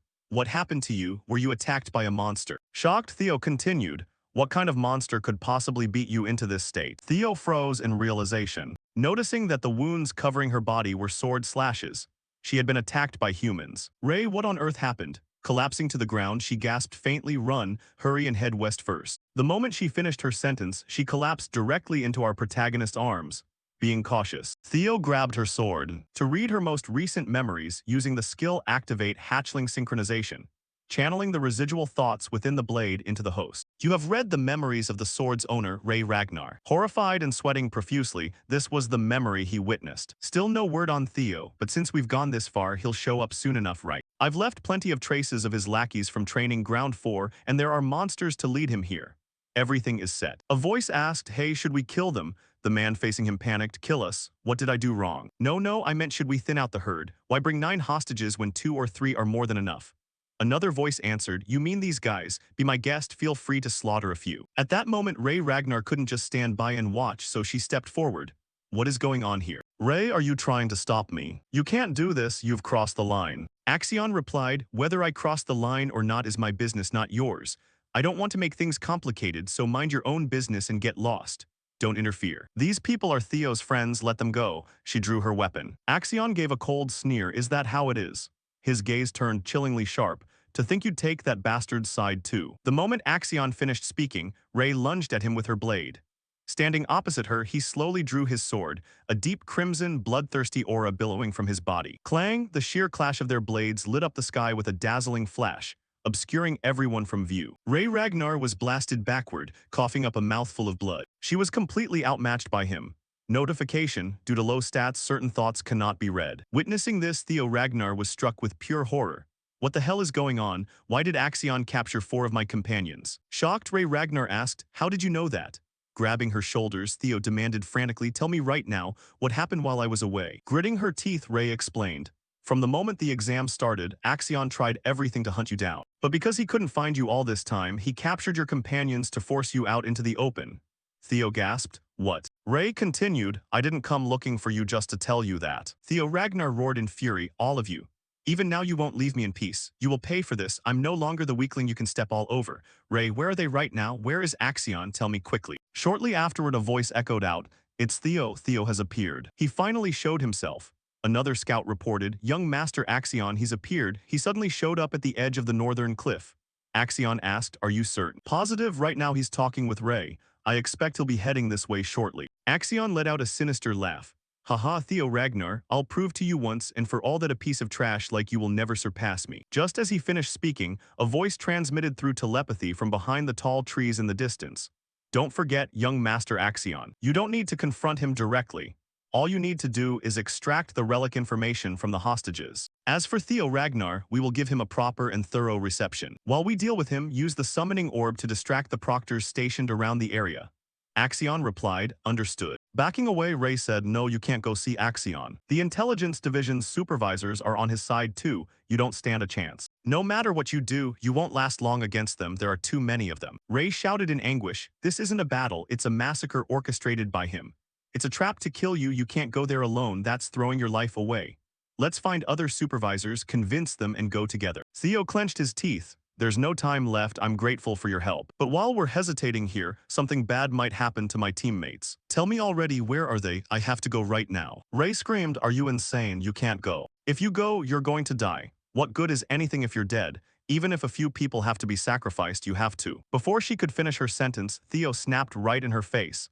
I don't want to lose another teammate, do you hear me? I refuse. Recalling the time before the second trial, Theo said, our goal is to get through this flower opening ceremony together. Ray remained firm. You have to remember this is the Ragnar family. Sacrifice is inevitable. She added, didn't you also intervene to try and save them? And end up heavily wounded like this? Are you just going to stand by and ignore it? Theo replied, I am sick and tired of always enduring things pathetically. Looking at Ray, he ranted, I cannot repeat the mistakes of the past. His expression suddenly turned stern, and the phantom of the guardian dragon faintly flickered behind his back. Now tell me where that bastard Axion is. The scene shifts to somewhere scattered with all sorts of dropped items. Someone approaches and picks up a neatly tied box. These are the things Sybil's group collected, along with a golden bell and bloodstains. Something terrible happened to them, didn't it? He said as he glanced at the remaining 2 members of the Northern 4 Hounds. In case you forgot, the big guy is Hulkus, one of the Northern 4 Hounds, ranked 5th with 499 points. Erica has 521 points, ranked 8th. Hulkus spoke up.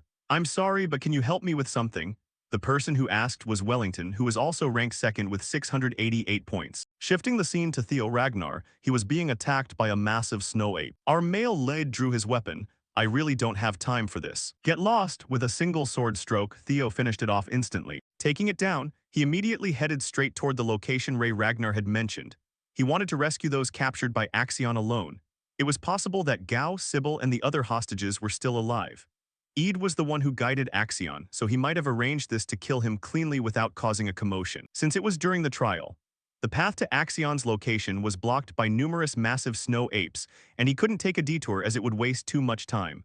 The fact that the supervisors were with Axion was proof enough that those supervisors were Eid's people too. A single slash from Theo quickly cleared out the pack of apes without taking up much time. Ordinary beasts simply couldn't pose a threat to him now. Those supervisors were definitely planted by Eid to kill me, and they'll keep Axion's erratic behavior in check. Even so, I need to move faster, because Axion is the most unpredictable variable. But precisely because of that variable, I'll be able to catch Eid. Theo leaped up, spinning his sharp blade, and thrust it straight into its skull. No matter how huge and bulky it was, taking that one hit meant it was done for. Ray Ragnar, he muttered, that's right Theo, you've been like this since you were a kid. Let's go back home first. She stood up, reminiscing about their childhood memories together. Then she forced herself to run after him. When we were little, you kept me from freezing to death. This time I'll help you. Wherever she walked, blood trailed behind her, her wounds still unstaunched. Returning to the captives taken by Axion, they were being subjected to brutal physical beatings by him. Furious, Axion stomped hard on Sybil's head, pressing it violently into the ground. I told you. If you don't keep your mouth shut, I'll kill you. Didn't you hear what I said, or do you have no fear of death? Right at that moment, the supervisors spoke up from afar via telepathy. Young Master Axion, don't forget the intelligence director's advice. You must not alter the plan arbitrarily. HMPH, Axion was annoyed but complied anyway. He sheathed his sword and then sat down right on top of Sybil. Sitting there, he stared fixedly ahead, toward where the supervisors were watching. 4 prosecutors were sent to kill that Theo guy. Does that mean my uncle doesn't trust me to beat that good-for-nothing Theo? He sat there thinking to himself, why does that idiot get praised so much by my uncle? He grew furious, trembling all over. Right then, a pair of footsteps approached, shocking and startling the guys present. Axion's attitude shifted immediately afterward. You finally showed up, Theo Ragnar. The newcomer was none other than our male lead, his body covered in blood, chilling just to look at. His gaze fixed intently on his teammates, seeing how miserably battered and brutally beaten they were. Theo shifted his eyes to the right, toward Axion's followers who had massacred countless people and intended to kill him too. Theo just offered a slight smile, his cold gaze radiating murderous intent. An entire gang stood before him. Axion spoke up, you kept me waiting way too long. Glancing at an unconscious Sybil, Theo grew so furious his limbs trembled. Axion stood up, placing his hand on his katana, and just as he was about to charge forward, he was reminded by the supervisors. He stopped. You must already know the situation before coming here, Theo Ragnar. So let me get straight to the point. If you want to save your friends, you have to. Before he could finish, Theo cut him in. Are you scared of me? Axion was surprised. What did you say? Theo continued, are you scared you'll lose to me? Adopting a provocative attitude, his words successfully triggered him. Axion yelled, what kind of BS are you spouting? Theo replied, am I wrong? If you weren't afraid of losing to me, there's no reason for you to pull off all this nonsense. You gathered a bunch of people, all glaring at me with resentment, and even pulled off this utterly shameful and humiliating hostage kidnapping. Isn't all of this just because you're scared of losing to me? Your title as the strongest in the North is probably just an empty reputation. Gritting his teeth in pure rage, he snapped, you bastard GRR. If not, why don't you try fighting me? Fight like a true Ragnar, a proper sword duel. Of course, that's assuming you still have an ounce of self-respect left. Enraged, Axion's demeanor began to shift. A duel, if I lose, I'll give you everything you want, including my life. Conversely, if I win, you will. Before he could finish, Theo interrupted. Ha ha ha, a sword duel. A foolish member of the Ragnar family wants to have a sword duel with me. Theo Ragnar, don't you know your arrogance has reached the heavens? Do you really think I'm scared of you? As he spoke, he exuded a deadly aura, thick with murderous intent. The supervisors used telepathy to remind him again. Young Master Axion, he's just provoking you, you don't need to entertain him. Don't fall into his trap, stick to the original plan. Axion yelled, shut up. Don't you guys trust me? Fine then, Theo Ragnar, let's fight. Having successfully provoked him, Theo smiled. Over at the supervisor's end, one said, things are getting complicated, what should we do now? Another replied, it's fine, it's still within our expectations, just a bit of extra work. If the young master crosses the line, we'll just follow the plan. Turning back to the group, Axion stated, this is a duel of the proud Ragnar, none of you are allowed to interfere until it ends. You aren't to touch the hostages either because they're part of my wager with him. No sooner had Axion finished speaking than Theo Ragnar accelerated and charged forward. Clang, sparks flew. Although slightly surprised, Axion easily blocked that sword strike from our male lid. The collision produced a trail of sparks etched onto the blade. Theo said, thanks, stop wasting time, bring it on. Theo pivoted, built up momentum, and swung his sword backward in a counterslash. Axion closed the distance lightning fast, their swords clashing once more with a screeching sound. Axion spoke up, such cowardly tricks typical of a concubine's son. The force of their power radiated outward, sparks scattering with every colliding blow. Axion yelled, "Damn you. I'll teach you what the true power of the Ragnar family looks like." Axion unleashed a sword strike accompanied by the shape of a red dragon opening its jaws to lunge forward. Appalled by the sight, how would our male lead deal with this? Drawing upon the power he had recently acquired, our male lead didn't hesitate to unleash a strike meeting force with force. His sword flashed with a blue light, slashing straight through the dragon, causing it to shatter away. This left Axion with a question mark over his head. Staring at him with a contemptuous smile, holding the fine sword he acquired earlier, Theo said, "Do you think you have what it takes to lecture me?" Orion Gardner watched the scene in sheer terror. He was the guild master of the Dragon Scale Guild. Back in the first stage, I had my doubts about him, but is Theo really this good? The sword slash Theo just unleashed carved 3 deep claw marks. Things are getting too tricky. Axion might actually lose here. Should I betray him and side with Theo Ragnar? This guy Axion is an insufferably arrogant jerk anyway. Lost in thought, he muttered, "No. The Intelligence Division's examiners are here. They'll definitely handle things. I just need to focus on distracting the other examiners." Right after that, he turned around and yelled, "Dragon Scale Guild, scatter from this area. We don't want to get dragged into this mess. We're moving separately. Let's retreat. Leave it to Axion to sort out." The scene flashes back to when Axion was a little child. An adult said, "Axion, you must seize the Ragnar throne for your mother and uncle, for the prosperity of the Troiven family. The Ragnar name is just a shell for you. You are truly a Troiven, do you understand?" Gritting his teeth, Axion looked truly astonishing. He leaped up, shouting at the top of his lungs, "Theo Ragnar." He brought his sword down in a heavy overhead slash. Theo raised his sword to block, clang, sparks flying. He gritted his teeth, while Theo smiled as if it was no trouble at all. "Thanks for acting exactly as I expected." A report came through. Theo Ragnar has finally shown his face. He's confronting Axion head-on. "Haha, finally you've decided to make a move, Theo Ragnar. I knew you were safe and sound." Another voice chimed in, "What? That guy still hasn't been dealt with by those fools. So he's still alive, thank goodness.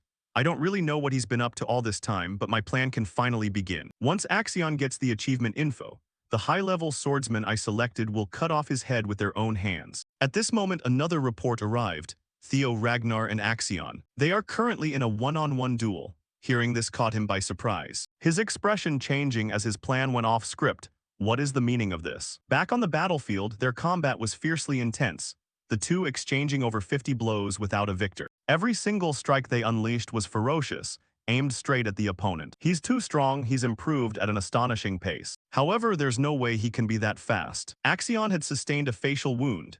His eyes locked onto Theo Ragnar with a murderous glare. He watched Theo Ragnar's every move. "I've already figured out that good-for-nothing's moves." He hurled his sword with immense force, sending it flying straight toward Theo, who was now in danger. It was the sword-throwing technique. Recalling his death in his past life, that technique was identical to the one Axion was using. Axion gloated. "You should know that using a secret technique with predictable movements will only let your opponent read you like a book." Finishing his sentence, he was struck with shock, as blood welled up from the tip of the blade, dripping down onto the snow. Theo had intercepted the attack, catching it directly with his bare hand. "So it was you. You're the one who killed me in my past life." The person Theo Ragnar had been investigating all this time was Axion. He was the one who ended Theo Ragnar's life. "You're the scumbag who did that." With a vacant yet vicious expression, Theo chuckled maniacally. "The moment I died, I was fated to die without ever knowing who burned down the Red Flower Palace, because I lacked the power back then. Fortunately, that bastard unmasked himself to me, so I finally know. Thanks to Evelyn's investigation, I found the deep connection to the Camellia Palace. So the most logical conclusion is that the ones who killed me back then were people from the Troiven clan. And among those Troivens, someone used a rare technique, which was the sword-throwing technique. None other than Axion Ragnar. Only someone extraordinarily arrogant would dare to use a move that easily disarms them. I wasn't 100% sure it was you before, but seeing it with my own eyes again, I'm 100% certain now." Enraged, Theo Ragnar crushed the sword in his grip. "Back then and now, why do you bastards want me dead so badly?" Axion froze at the sight, the sword having been crushed to pieces with bare hands. "What? This is completely different from my past life. This time I'll save myself and all my teammates." Grasping his sword tightly, with a fierce glint in his eyes, he grew more serious than ever before. With that, he hurled Axion's sword right back, the tip of the blade propelled by Theo's throw flying like an arrow straight at Axion's face. Tipping his head slightly, he dodged it with ease while mocking. "Hey, what are you aiming at? What kind of half-assed imitation is this? Glaring at him with the look of a beast wanting to devour the one who caused the fall of the Ragnar house in his past life. The one who plunged the Red Flower Palace into a sea of flames. Theo's anger surged, his murderous intent radiating terrifyingly. Though standing quite far away, Axion instinctively took a few steps back. What is this? This murderous aura is completely off the charts. Power burst forth amid swirling auras, faintly manifesting the shape of the guardian dragon beast. Breaking out in a cold sweat, Axion thought, could this guy have been hiding his true talent during the first selection round? With a sharp flash and a sonic boom, Theo closed in on him with blinding speed, as if using teleportation. Dazed, Axion failed to react in time. Boom, an explosion blasted dozens of meters of snow and ice up into the air. Axion blocked the slash, but Theo's sheer force sent him skidding back dozens of meters. Not stopping there, Theo immediately unleashed a second slash. Gripping the sword hilt with both hands, Theo thrust forward directly. Axion was no slouch either. He swiftly dodged that straight thrust aimed right at his face. Hey Axion, when are you finally going to show me your real power? Constantly provoked by Theo, he flew into a blind rage. You absolute bastard. Axion snapped his left hand out and grabbed Theo's forward-thrusting arm with an iron grip, pulling him in while leveling his sword tipped directly at our protagonist's face with his right hand. Theo was in extreme danger. How was he going to deal with this move? In less than 1/100th of a second, he tilted his head sideways. The blade merely grazed his neck and cheek, leaving a thin cut. Immediately after, Theo swung his sword upward in a reverse slash, leaping backward to create distance. Both unleashed razor-sharp, lethal attacks in a battle fought at speeds no other rookie could possibly track. Theo came to a stop and took a stance. Axion watched his every micro-movement. Suddenly, Theo vanished right before Axion's eyes. What kind of move has such absurd speed? Like a bolt of lightning, Theo Ragnar closed in on Axion with blade in hand, disarming him cleanly with a single strike. In a chilling voice he asked Axion, do you know how it feels? How it feels to have your stomach run clean through?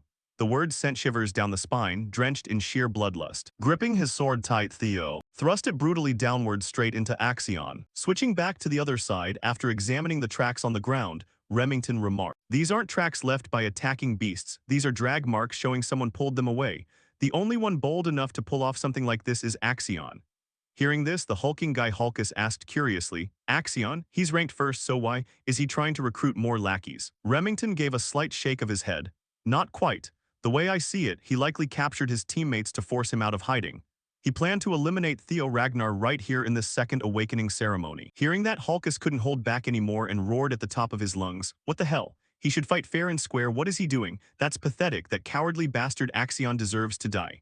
In contrast to his furious outburst, the girl beside him, Erica, remained completely nonchalant. So what? This is the Ragnar clan's awakening ceremony. Stuff like this is totally normal. Wellington looked at them, murmuring thoughtfully, it's precisely because of this that I can't stand the Ragnar clan. No matter how much they worship raw strength, I can never accept things like this. Seeing his stance, Erica's expression shifted as she cautioned him, hey, you're talking dangerous stuff here. It won't end well if someone overhears. Are you actually serious? Wellington nodded, yeah, which is why I have to save my comrade. That's exactly what Theo would do too. It'd be great if you came along with us. For Hulkus, as long as there was a fight, he was thrilled to jump in. Deal, I'm in, I'll join you. Are you coming too, sis? Erica sighed, what a drag, I'm not going, I don't care. I only tagged along with you guys hopping to run into Theo Ragnar, but there's no sign of him anywhere. Besides, I despise weaklings. I've got zero interest in saving those bums. Hulkus teased, man sis, you're really cold-blooded. Erica snapped, what did you just say, brat? Wellington cut in, all right, Erica, I know why you want to meet Theo. She fell quiet, gazing at him intently. I guarantee you, if you help us this time, he'll help you get what you're after. And so, the three of them reached an agreement, sprinting at full throttle to go rescue Theo's companions. Leading the charge, Wellington said with utmost gravity, everyone, hang in there just a bit longer, we're on our way. As they moved out, someone blocked their path. Halt. You can't go any further. It was a squad from the Dragon Scale Society, blocking anyone from passing through. Hulkus gasped, is that the Dragon Scale Society squad? One guy in the group smirked. Well, isn't that Wellington? Long time no see. After ditching us to chase after some useless trash. Now you're running around with these muscle-brained bears. Hulkus blew his top.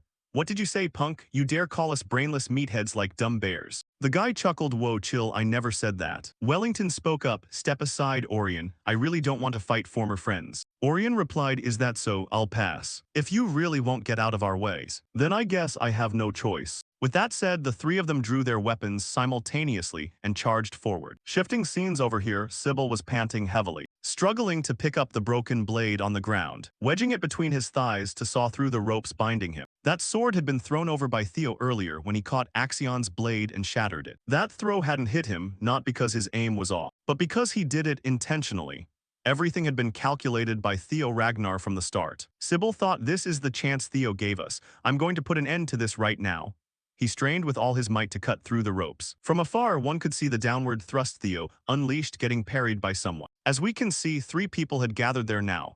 Could this be yet another wildcard variable? Right as Axion was in mortal peril, a stranger suddenly appeared and deflected the deadly strike. He was likely one of the proctors Eid Troyven had planted inside. He said, you finally showed up, Theo thought to himself. I apologize, young Master Axion. I will accept my punishment once the awakening ceremony concludes. This man was none other than the senior swordsman proctor, Liam Troyvan. Unleashing a sword strike, he blew Theo Ragnar backward. Then roared, everyone escort the young master at once. Yes, sir. Immediately after, he lunged forwards, unleashing a barrage of fierce attacks. Good grief, young Master Axion, you fought enough. Leave the rest of the cleanup to us. We retrieved the sword you dropped. Axion took his katana back, gripping the hilt tightly. Axion watched the two of them clashing. That man was a senior swordsman with formidable combat strength, furiously driving Theo back with lethal slashes that would kill him instantly if a single one landed. Theo Ragnar was completely outmatched, driven into a corner where he could only desperately defend. In a split second, spotting an opening, his gaze turned sharp, and he slashed his sword out. Clang, the blades collided, sending sparks flying everywhere. He parried it effortlessly, and Liam immediately counterattacked with a heavy downward slash. Theo raised his sword to block. I honestly have no choice but to admit that not only young Master Axion, but even the senior swordsmen he brought today are anything but weak. Looking at Theo Ragnar, Liam thought to himself, he's no match for me. The only window is right now, while there are no other proctors around. It really is a shame to kill a prodigy like him, but it's all for the sake of the Troyven clan. Gripping his sword with both hands, he leapt into the air. Farewell, Theo Ragnars. Our protagonist couldn't react in time because his speed was simply too overwhelming. At that critical moment of absolute danger, Liam was impaled clean through from behind by a blade, blood erupting from his mouth. He couldn't believe this was happening. Young Master Axion, why would you? Axion's eyes blazed with fury. I told you beforehand that nobody interferes. And just like that, the guy was a goner, folks. Run straight through the chest with a single blade. Even Theo Ragnar was left utterly shocked by this sight. Axion coldly pulled his sword out, and the proctor collapsed face first onto the snow. The men behind him were stunned by his actions. Young master, what are you doing? Axion glared back at them in rage. You stepping in means you thought I was no match for him. You think I'd lose to a bastard like him? That is an utter disgrace to me, the rightful heir. Theo Ragnar thought, he's an absolute maniac. He's willing to cut down his own man without hesitation, truly vicious. Axion then turned toward Theo Ragnar and said, I acknowledge you, you really are strong. He recalled the words spoken by his uncle. The weak are nothing but useless trash, but you possess tremendous talent, Axion. Crush everything in your path and stand at the very top. Only then can you seize the Ragnar family throne. Snapping back to reality, veins bulged furiously across his face. You're strong, but you must always remain weaker than me. That's just the natural order of things. I am destined to be the strongest. I will claim the throne, and there is no way in hell I'll ever lose to someone like you. Clenching his sword tight, a terrifying aura surged from the blade. Anyone who dares stand in my way, I will slaughter every single one of them without mercy. As he spoke, he swung his sword and charged head-on at Theo Ragnar. Our protagonist narrowed his glowing red eyes, locking onto him. Boom, his downward slash shattered the ground into pieces, sword aura sweeping out fiercely. To his surprise, all he saw before him was a pile of rubble. Theo Ragnar was nowhere to be found. He was up above. Theo Ragnar had swiftly leapt into the air to evade it, raising his weapon, ready to take him on. Riding his downward momentum, Theo Ragnar brought down an overwhelmingly powerful slash, wielding the razor-sharp moon sword. He snapped Axion's blade in two, then carved a long, deep gash across his torso, spraying fresh blood everywhere. The lackeys behind rushed over to the man Axion had impaled earlier. Senior Liam, are you all right? Liam coughed up blood. Damn it all. I knew he was reckless, but I never expected him to go this far. Liam shouted furiously. What are you all standing around for? Don't worry about me. Go help young Master Axion. Kill him now. Kill Theo Ragnar immediately. One lackey hesitated nervously.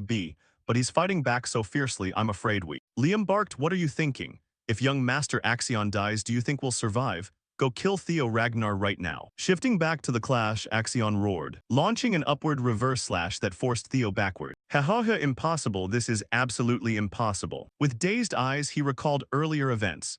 Even with that slim hope regarding Ray Ragnar, I couldn't foresee what was coming. Even a flickering candle in the wind can flare up unexpectedly. Snapping back to the present, breaking into a cold sweat, Axion muttered, "There's no way. Why were you always so worried about that bastard? He's just an incompetent piece of trash. I can easily take him down and put him in his place. You knew that too, didn't you? The gap in power between you and Theo isn't as wide as it used to be." Remembering his uncle's words before setting out, his eyes rolled back in pure fury. Trash like you can be easily torn apart and slaughtered on the spot. I am Axion Ragnar, destined to rule the North and the sole heir to the Ragnar clan's throne. Like a ferocious beast snapping its chains, he lunged at Theo Ragnar once more. Facing Axion head-on without a shred of fear, Theo said, "You mean that damn throne? Because of your twisted ambition, do you have any idea how many of my people died? If you refuse to let go of that ambition, I will crush it with my own hands using my power." Channeling his strength through the moon sword, he concentrated everything he had mastered into this single strike. The phantom silhouette of the guardian dragon shimmering over the blade amidst dense sword aura. He roared, "Activate Dragon Claw." Witnessing the terrifying momentum of that strike, pure dread flashed across Axion's eyes. "I will become stronger and wipe out anyone who dares destroy my clan."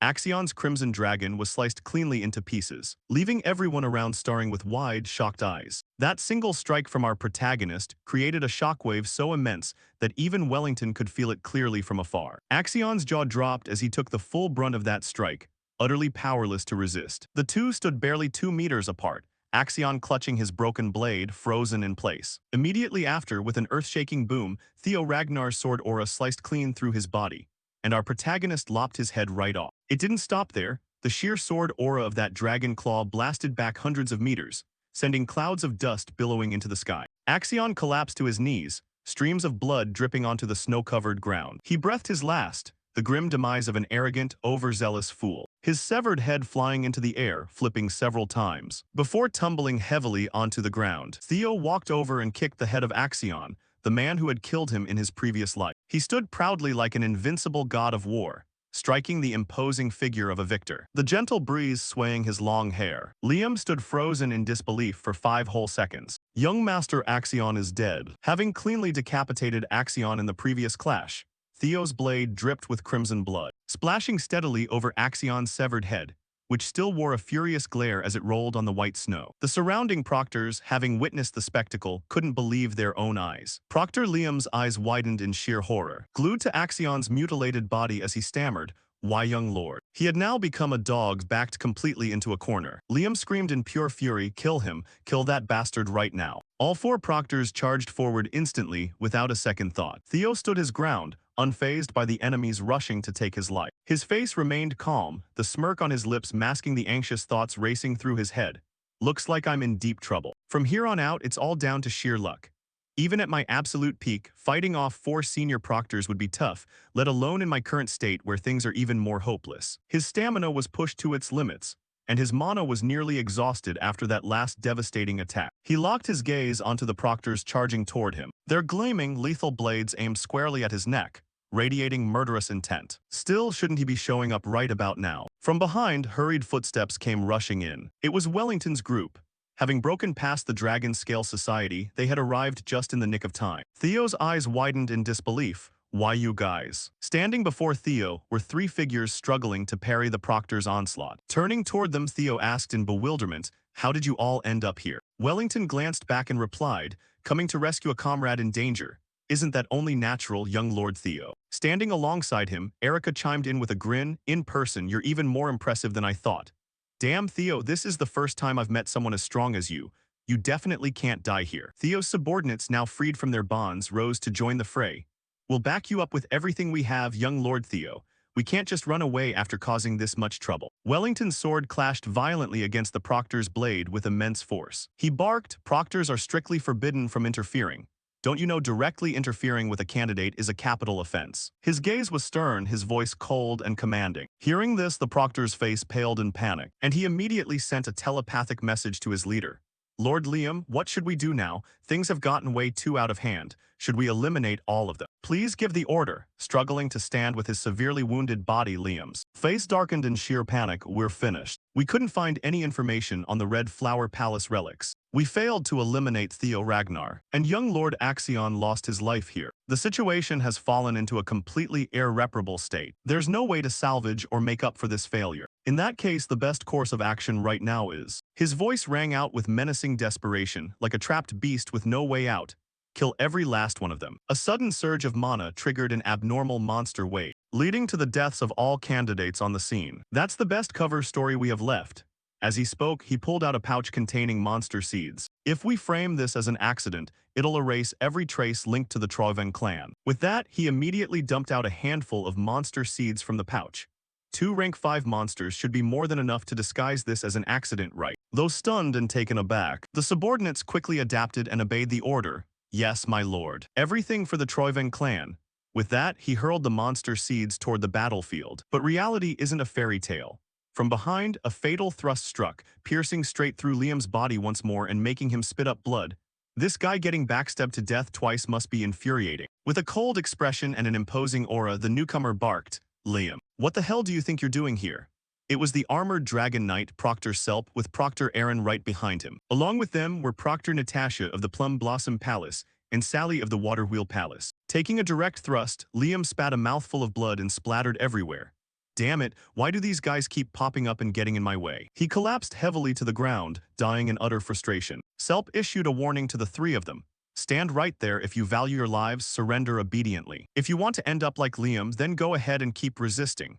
All of them glared at Theo with intense fury, but now they couldn't even lay a finger on him. Upon seeing that the supervisors had arrived, Theo passed out from sheer exhaustion, but was caught in time by Ray. Well, you sure have great timing. Theo thanked her for standing up to protect them, only to be rebuked by Ray. Theo, that was way too reckless. Why would you go this far? Theo's gaze shifted toward the captured supervisors and Axion's headless corpse. Suddenly, Wellington rushed over. Young Master Theo, what you did was way too dangerous. Why didn't you call for my help? Erica's siblings also came over to claim credit. Hey, I helped you out, don't forget it, you hear? Theo, you aren't allowed to die until we have our rematch. Even the subordinates rescued by Theo ran over weeping. Young Master Theo, you went this far just to save us. Even if we die, we won't have any regrets. Theo collapsed into Ray's embrace and whispered, to her absolute surprise, this is the kind of power I pursue. Hearing those words, Ray felt as though she hadn't misjudged him after all. Oh, by the way, do me a favor and pick up those bells so I can take first place again. She smiled happily to herself. You haven't changed at all compared to the old days. The scene shifts to the main residential castle, where the high-ranking figures were listening to reports on the current battlefield situation. Ead's face registered utter shock, as if he couldn't believe what he was hearing. The soldier holding the report also trembled with shock, as disbelief and bewilderment filled the faces of everyone in the meeting room over the newly received information. Axion is dead. Ead's eyes burned with a mad, vengeful fury now that all his schemes had failed, and he had lost his beloved nephew on top of that. Finally, the closing ceremony for the second awakening ritual arrived. All the surviving contestants gathered in one place, surrounded by whispers discussing the grueling trial they had just been through. A leader stepped forward to announce the end of the test. You've all worked hard, and with what you've just accomplished, I declare the second awakening ritual officially concluded. That was the 9 dragons Tenglong, Feral Ragnar, one of the 9 most powerful and influential figures of the Ragnar family. Witnessing this, all the contestants stared in wide-eyed awe. Is that really Lord Tenglong? Why is someone who rarely ever appears here? Out of the 87 candidates, 45 successfully passed the awakening trial. The number of survivors isn't bad at all. Indeed, this batch's talents are the best in history, especially the scores of the top contenders, which are quite impressive. His eyes narrowed with meaningful intent, locking a direct gaze on Theo that left the boy rather startled to be observed by him. Everyone who has passed the second awakening ritual will be promoted from apprentice swordsman to novice swordsman. You can take pride in that. Now, as qualified swordsman of Ragnar, you are officially permitted to act as such. Everyone here has passed. So now I will announce the scores for the second awakening ritual. First place Theo Ragnar, 1,121 points. Hearing those results, those around him were struck with astonishment. As expected, it's Theo Ragnar again, 1,000 points. He didn't have any points until almost the very end. How is that even possible? Hey, haven't you heard? Axion was defeated by him and snatched the top spot. Theo's expression remained calm despite the surrounding gossip. Up above, the 9 dragons continued announcing the roster. Second place is Remington Nasio, 926 points. Third is Erika Lank, 843 points. Fourth, Ray Ragnar, 789 points. Fifth, Hulkus Rank. 45th, Ayan Layman, 28 points. That is everyone who passed the test. You've all worked hard. However, the ritual is not over yet. There is still a final part, the third awakening ritual. His gaze was cold and intensely stern. Those who have earned the qualification to participate in the third awakening ritual, raise your hands. Remington asked, did you manage to collect them all? I gathered a lot of them, but I couldn't figure out their meaning. One by one, Remington raised his hand, followed by Erika and Ray, who had also successfully collected and deciphered them. Finally, it was Theo's turn, slowly raising his hand as an affirmation of the top rank. Farrell explained, the hidden piece of the second awakening ritual is the attribute-based breathing technique. Candidates have to collect magic sprouts inscribed with random passages and learn them. It's difficult to collect, but understanding it is times harder. That's why it's called the hidden piece. Only those who learn it during the test can assign attributes to their mana while gaining the qualification to participate in the third awakening ritual. In his past life, Theo had also struggled to comprehend those passages. However, now that he had a cheat, things were different. Cub synchronization allowed him to read the object's thoughts, and vivid images of the fierce battle flashed clearly in Theo's mind. The core of those passages described the ancestors' ancient battle, the war against the dragons. Therefore, Theo could instantly understand everything right away, even if he didn't grasp what the text literally meant. Tanglong immediately burst out in a loud laugh. How surprising. Just having one person succeed would already be good news, but to have four here. Theo smiled, thinking to himself, in my past life, Ray and Remington didn't attain the attribute-based breathing technique either. Is this the butterfly effect I created? But it's truly fascinating. He continued, all right, then each of you show the examiners what you've gathered. First is Theo Ragnar. Now that Axion was gone, everything was bound to change drastically. Theo stepped forward with a calm and immensely confident demeanor, his hair sleek and glossy like silk. But there's no need to be scared. It will definitely be a better future than before. Beneath Theo's feet, a powerful magic circle suddenly manifested. What I have attained is lightning. Surrounding Theo was a shroud of powerful bolts of lightning, yet this is only the first step in the 5-step control of attribute mana. First, channel mana with the lightning attribute, and then manifest it outwardly. His eyes shone brilliantly like unstoppable flashes of lightning. Bursts of peerless thunder struck right where Theo stood, making him look like the legendary thunder god everyone knew. This is the second step. Witnessing that spectacle firsthand, Theo's subordinates dropped their jaws in shock. As expected of young Master Theo, not only did he channel it, but he even manifested it. Normally, people would stop right here, but for Theo, this was far too trivial. Deep within his chest, his dragon heart was beating with immense power. Theo had successfully mastered his attribute mana control, compressing it into a small sphere of energy before his chest with a brilliantly confident smile. That's the third step, controlling the energy. On the outside, Remington looked delighted by Theo's talent. Ray was utterly astonished that he had grown this strong. Even Erika couldn't help voicing her praise in awe. That musclehead in the back must have turned into a hardcore fan by now, haha. That's amazing, I didn't expect you to actually reach the level of controlling it, just like the rumors say. But before she could finish, Theo once again made Teng Long's jaw drop. His heart beat stronger than ever, and fierce energy radiated all around him. An entire zone was enveloped in the light of his unleashed energy, looking fiercely intense. Theo's eyes widened with murderous intent, resembling the eyes of a dragon eyeing its prey. Lightning light attribute breathing technique. Finishing his words, Theo instantly drew his sword, executing a single sword stroke containing all his power. Aimed straight ahead, its name is Lightning Dragon. A dragon born from thunder and lightning, sweeping away everything in its path, charged straight at the supervisor. Cries of astonishment echoed out once more. He dares to attack the supervisor. Facing a charging thunder dragon without a hint of mercy, Teng Long's expression remained completely serene. Haha, fascinating, you've reached the expansion level. Slowly raising his hand toward the incoming attack, he declared, Water attribute breathing technique, water pressure cross. A retaliatory strike effortlessly sliced the dragon into 4 equal parts without breaking a sweat. You've made things much more interesting for me, Theo Ragnar. If you wanted to test the supervisor, this is my answer. The crowd below was left literally gaping. What kind of monster league is he even in? Teng Long laughed. Well done, Theo Ragnar, I'll add another 1,000 points for you. Theo replied, Thank you, sir, the crowd whispered among themselves. As expected of Teng Long, he's always generous to bold candidates. The scoreboard now showed a terrifying disparity as Theo led second place by 1,000 points. 2,100 points. That's way too overwhelming. At this level, is he genuinely on par with the ancient ancestor lord? Could that even be possible? Farrell continued, all right, the three of you show me yours. Right after that came the individual showcases of Remington, Ray, and Erica. Remington Nasio was awarded 500 points for his water control performance. Ray Ragnar received 300 points for her frost crystal mastery. Erica was awarded 300 points for her blazing flames. Holding the scoreboard in hand, Teng Long couldn't hide his astonishment. Ha ha ha, what an elite batch. Usually surpassing 1,000 points already makes someone top the leaderboard, but having 4 top-scoring candidates here is truly worth my expectations. Summary: Theo Ragnar, 2,121 points. Remington, 1,426 points. Erica, 1,143 points. And finally Ray with 1,089 points. You've all worked hard. Except for those participating in the third awakening ritual, everyone else dismissed. Prepare thoroughly for the establishment ritual in a week. Standing before him now were only the 4 who had passed the hidden trial. Suddenly, the mountain behind them radiated an immensely bizarre aura, forcing all 3 of them to drop to their knees under the terrifying pressure. Teng Long's eyes were cold, his voice deep and low. Now then, shall we begin the third awakening ritual? Theo's expression turned furious. Why does this feeling? Why is Rodbrock's energy appearing here? With the second awakening ritual concluded, Theo, Remington, Erica, and Ray now stood before the most crucial challenge of their journey, the third awakening ritual.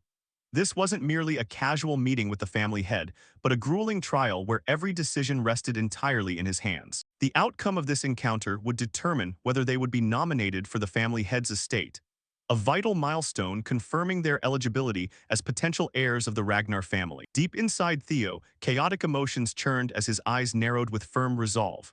The one waiting for him was none other than the head of the Ragnar family. And he whispered, why am I sensing Lodbrok's energy here? That's impossible. But if you took Lodbrok's heart and you are the family head. Cold sweat broke out on Theo's forehead, his face turning pale while his eyes flashed a fiery red bulging with blood vessels. No, I have to verify this myself. Right at that moment, a voice rang out cold and authoritative. Now overcome the dragon might and greet the family head. Teng Long's voice sounded like rumbling thunder, shattering the silence in the air. Instantly, a terrifying pressure enveloped all 4 candidates. They felt as though they were being crushed by an invisible mountain, forcing the entire group to their knees as their breathing grew heavy. Damn it! Erica gritted her teeth, her eyes blazing with fury. How are we supposed to climb up the mountain in this condition? Theo fell silent, struggling to regulate his breathing while feeling the pressure bearing down on every muscle. I think I know how to overcome this challenge. He spoke up calmly, breaking the tense atmosphere. You guys need to sync up with the mana wavelengths if you want to go further. Hearing that, Erica's face turned blank, her brows furrowing. Wavelengths? What on earth do you mean? Beside her, Remington didn't hesitate, quickly explaining. You mean we need to generate counterphase wavelengths to interfere with and cancel out the pressure, right? Theo nodded, his gaze sharp. That's right. You're always so smart, Remington, but theory is one thing and pulling it off is another. This is how they weed out those who aren't truly worthy. Anyone who can't control their magic power has no right to audience with the family head. Remington mused, you're spot on. Meanwhile, lagging behind, Erica still sat dazed, understanding none of it. Counterphase, waves, interference, what ancient language are you two speaking? She bit her lip, her face clearly showing confusion. Remington merely shook his head in exasperation, offering a helpless smile, and patiently elaborated further. Listen, magic power is also a form of wave. These waves share vibration characteristics similar to sound waves or water waves. The family head's aura also generates specific mana wavelengths. To overcome that pressure, we need to generate an opposing magic wavelength to neutralize it, understand? Erica, after hearing the simplified explanation, lit up instantly. So you mean I just need to generate a magic power opposing this pressure, right? Remington nodded. Pretty much. But instead of showing gratitude, Erica shouted angrily. You nerd who only cares about complex rules. Why didn't you explain it simply like that from the start? Remington shrugged with a light laugh. I just helped you understand a few things and yet you're yelling at me. Ray, though not joining the debate, had also realized what she needed to do right now. Erica continued ranting. That's right, you're just a guy obsessed with rules. Are you really only 17 years old? You talk like an old geezer. Despite the bickering between Erica and Remington, Theo remained completely focused on manipulating his mana. Powerful yet fluid streams of mana emanated, creating a stable energy field around him. Both Erica and Remington stared in utter shock at what was unfolding. He managed to do it just like that. Theo not only neutralized the family head's pressure, but did so with such finesse and mastery that others couldn't help admiring him. Standing amidst the quiet magical wind, he smiled confidently, looking as majestic as a war god. His cold voice rang out, breaking the tense atmosphere. I will become the next family head. That goes without saying. Theo's bold, self-satisfied declaration stunned everyone witnessing it, and even Teng Long, known for his sternness, couldn't hide his intrigued gaze. How interesting. With those words, Theo quickly strode away, leaving Erica and Remington standing behind in a daze. The two hurriedly called out after him, but couldn't make Theo slow down. Teng Long reminded them with an authoritative tone. You shouldn't just stand there either. Scores will be calculated based on the order of arrival at the family head's location. That reminder acted like a wake-up call. Erica, Remington, and Ray instantly realized that hesitation could make them fail this crucial test. All three bolted forward at maximum speed, vanishing from Teng Long's sight in a blink. Truly fascinating, Teng Long muttered, a rare smile flashing across his face. I didn't expect at my age to want to take on another talented disciple like this. Shifting the scene to the Camellia Palace, the demon artisan's loud laughter echoed through the castle. Ha ha, my beloved youngest granddaughter, where are you? My precious Lucky Charm, come on out. She opened doors one by one, her face brimming with joy. The servants behind her could only shake their heads and whisper, oh dear, the demon artisan is at it again. The Camellia Palace, which used to carry a quiet royal serenity, had been overflowing with noise ever since Theo, the family's young master, became a shining star in high society. Inside a room, Theo's mother, Cecilia, was instructing the designer on special requirements for a new outfit. The door was suddenly shoved open, and the demon artisan rushed in with an excited tone. So you were in here after all, my dear Cecilia. Cecilia turned around, sighing tiredly. Mother, please maintain some etiquette on the palace grounds. She burst out laughing. Etiquette? What etiquette? Who cares about those flashy manners? I'm about to rake in a fortune. Cecilia shook his head, countering gently, but aren't you already extremely rich? Indeed, but not enough to burst the walls. Now I've hit the peak of my career, thanks to Theo becoming a shining star. Orders for my work keep pouring in endlessly. I finally have the fame I deserve. Cecilia smiled at her mother's joy, but deep down in her mind she couldn't help feeling anxious. I always believed the boy would succeed, but seeing him act like this now makes me uneasy. What if the boy gets hurt? What if he can't handle the pressure and attention from others? Cecilia's hands clenched tightly, her eyes flashing with strong determination. I can't just stand by helplessly and wait like this. The only thing I can do now is support the boy with all my might. But if only I could help him in a more practical way. Behind her, she kept rambling on about her past achievements back, when she focused solely on crafting weapons to survive. But now, she announced she would shift her focus to crafting and selling accessories, as if opening a new chapter in her life. Those carefree words seemed to have planted a bold idea in Cecilia's mind. And then my revenue will increase tenfold, heh heh. She laughed with absolute confidence. Cecilia abruptly interrupted, shattering her self-satisfaction. Mother, have you ever tried making a prosthetic arm? The atmosphere seemed to pause for a moment, only to shift toward a bizarre foreshadowing. Is Theo about to become Yang Guo? The story quickly shifts to the family head's location. He burst out in an amused laugh upon hearing his loyal crow recount Theo's bold declarations. Ha ha, he said he'll become the next family head, truly an amusingly arrogant kid. The family head turned to look at the crow, his gaze both humorous and warm.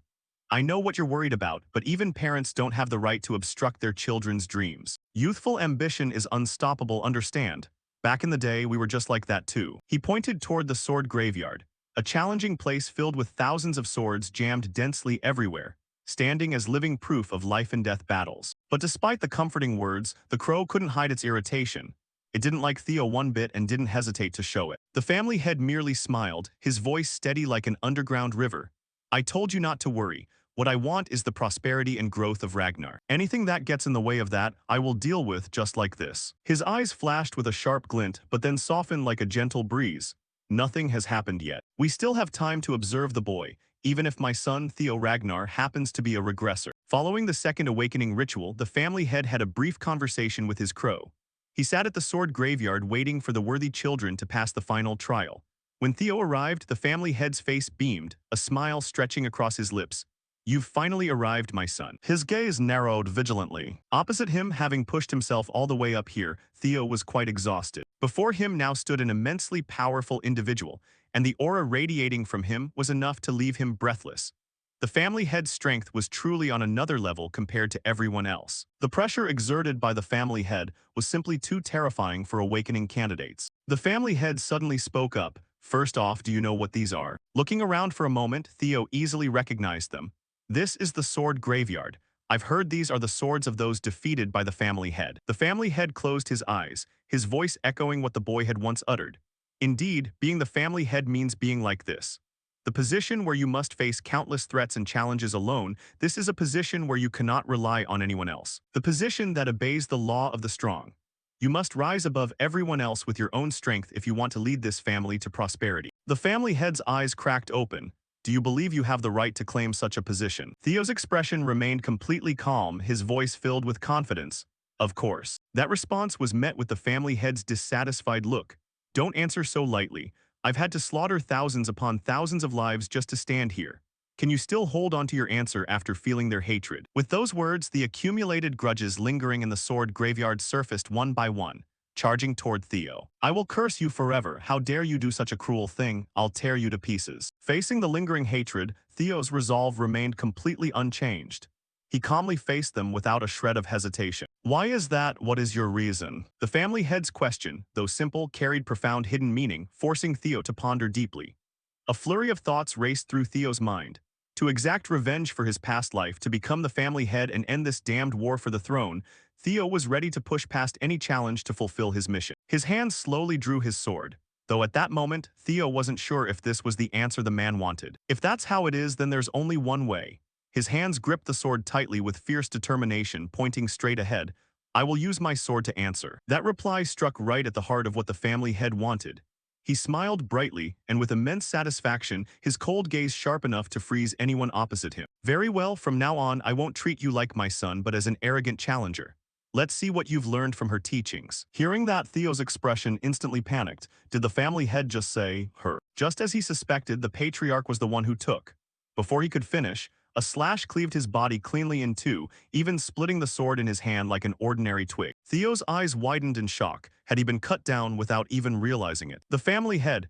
A single mediocre slash is more than enough to take down this tender child, truly wishful thinking. Final thoughts lingered in Theo's mind. Did I die? Theo's mind gradually grew hazy and uncertain. This is the mind sword, a realm only supreme masters can create. For an awakening trial, this is more than enough. Though he said that, the crow kept objecting. HMPH, are you worried our little protagonist is going to die? That's right, he is. It's a cruel trial for a tender child undergoing awakening.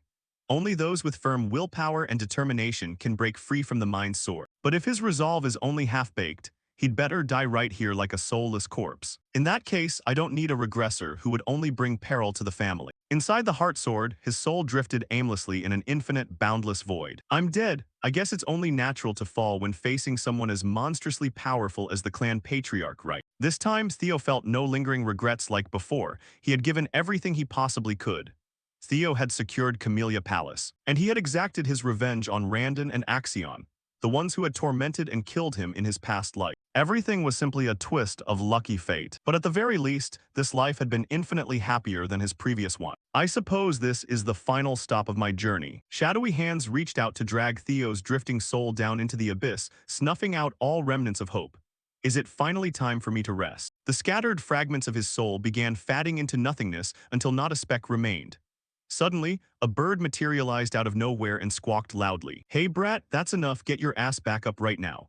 If you're going to collapse over something this trivial, you should have just let me swallow you whole back then. Those words struck like a shot of adrenaline, jolting Theo wide awake, as the fierce fire of determination reignited in his eyes. You're damn right, thanks for that. His hands gripped the hilt of his sword once again, but this time, everything was fundamentally different. Theo couldn't let this be the end. He had clawed his way through blood and sweat to get this far. How could he possibly throw in the towel now? Theo made a vow to himself. Even if this body shattered to dust, even if his very soul was crushed to pieces, his unyielding will would never falter. This granted second chance at life was forged entirely for vengeance, pouring every ounce of raw power and unshakable conviction. Forged across 2 lifetimes into a single strike, he unleashed a mighty slash straight ahead. It served as a brilliant key, guiding his way out of the suffocating darkness. The barrier of the heart sword completely shattered, and Theo returned to the world he had fought so desperately to claim. The sword in his hand swept downward, etching the grueling, blood-stained path he had chosen to walk. Standing across from him, the patriarch slowly stepped forward toward his son, his face glowing with unmistakable satisfaction and his eyes brimming with immense anticipation for the future.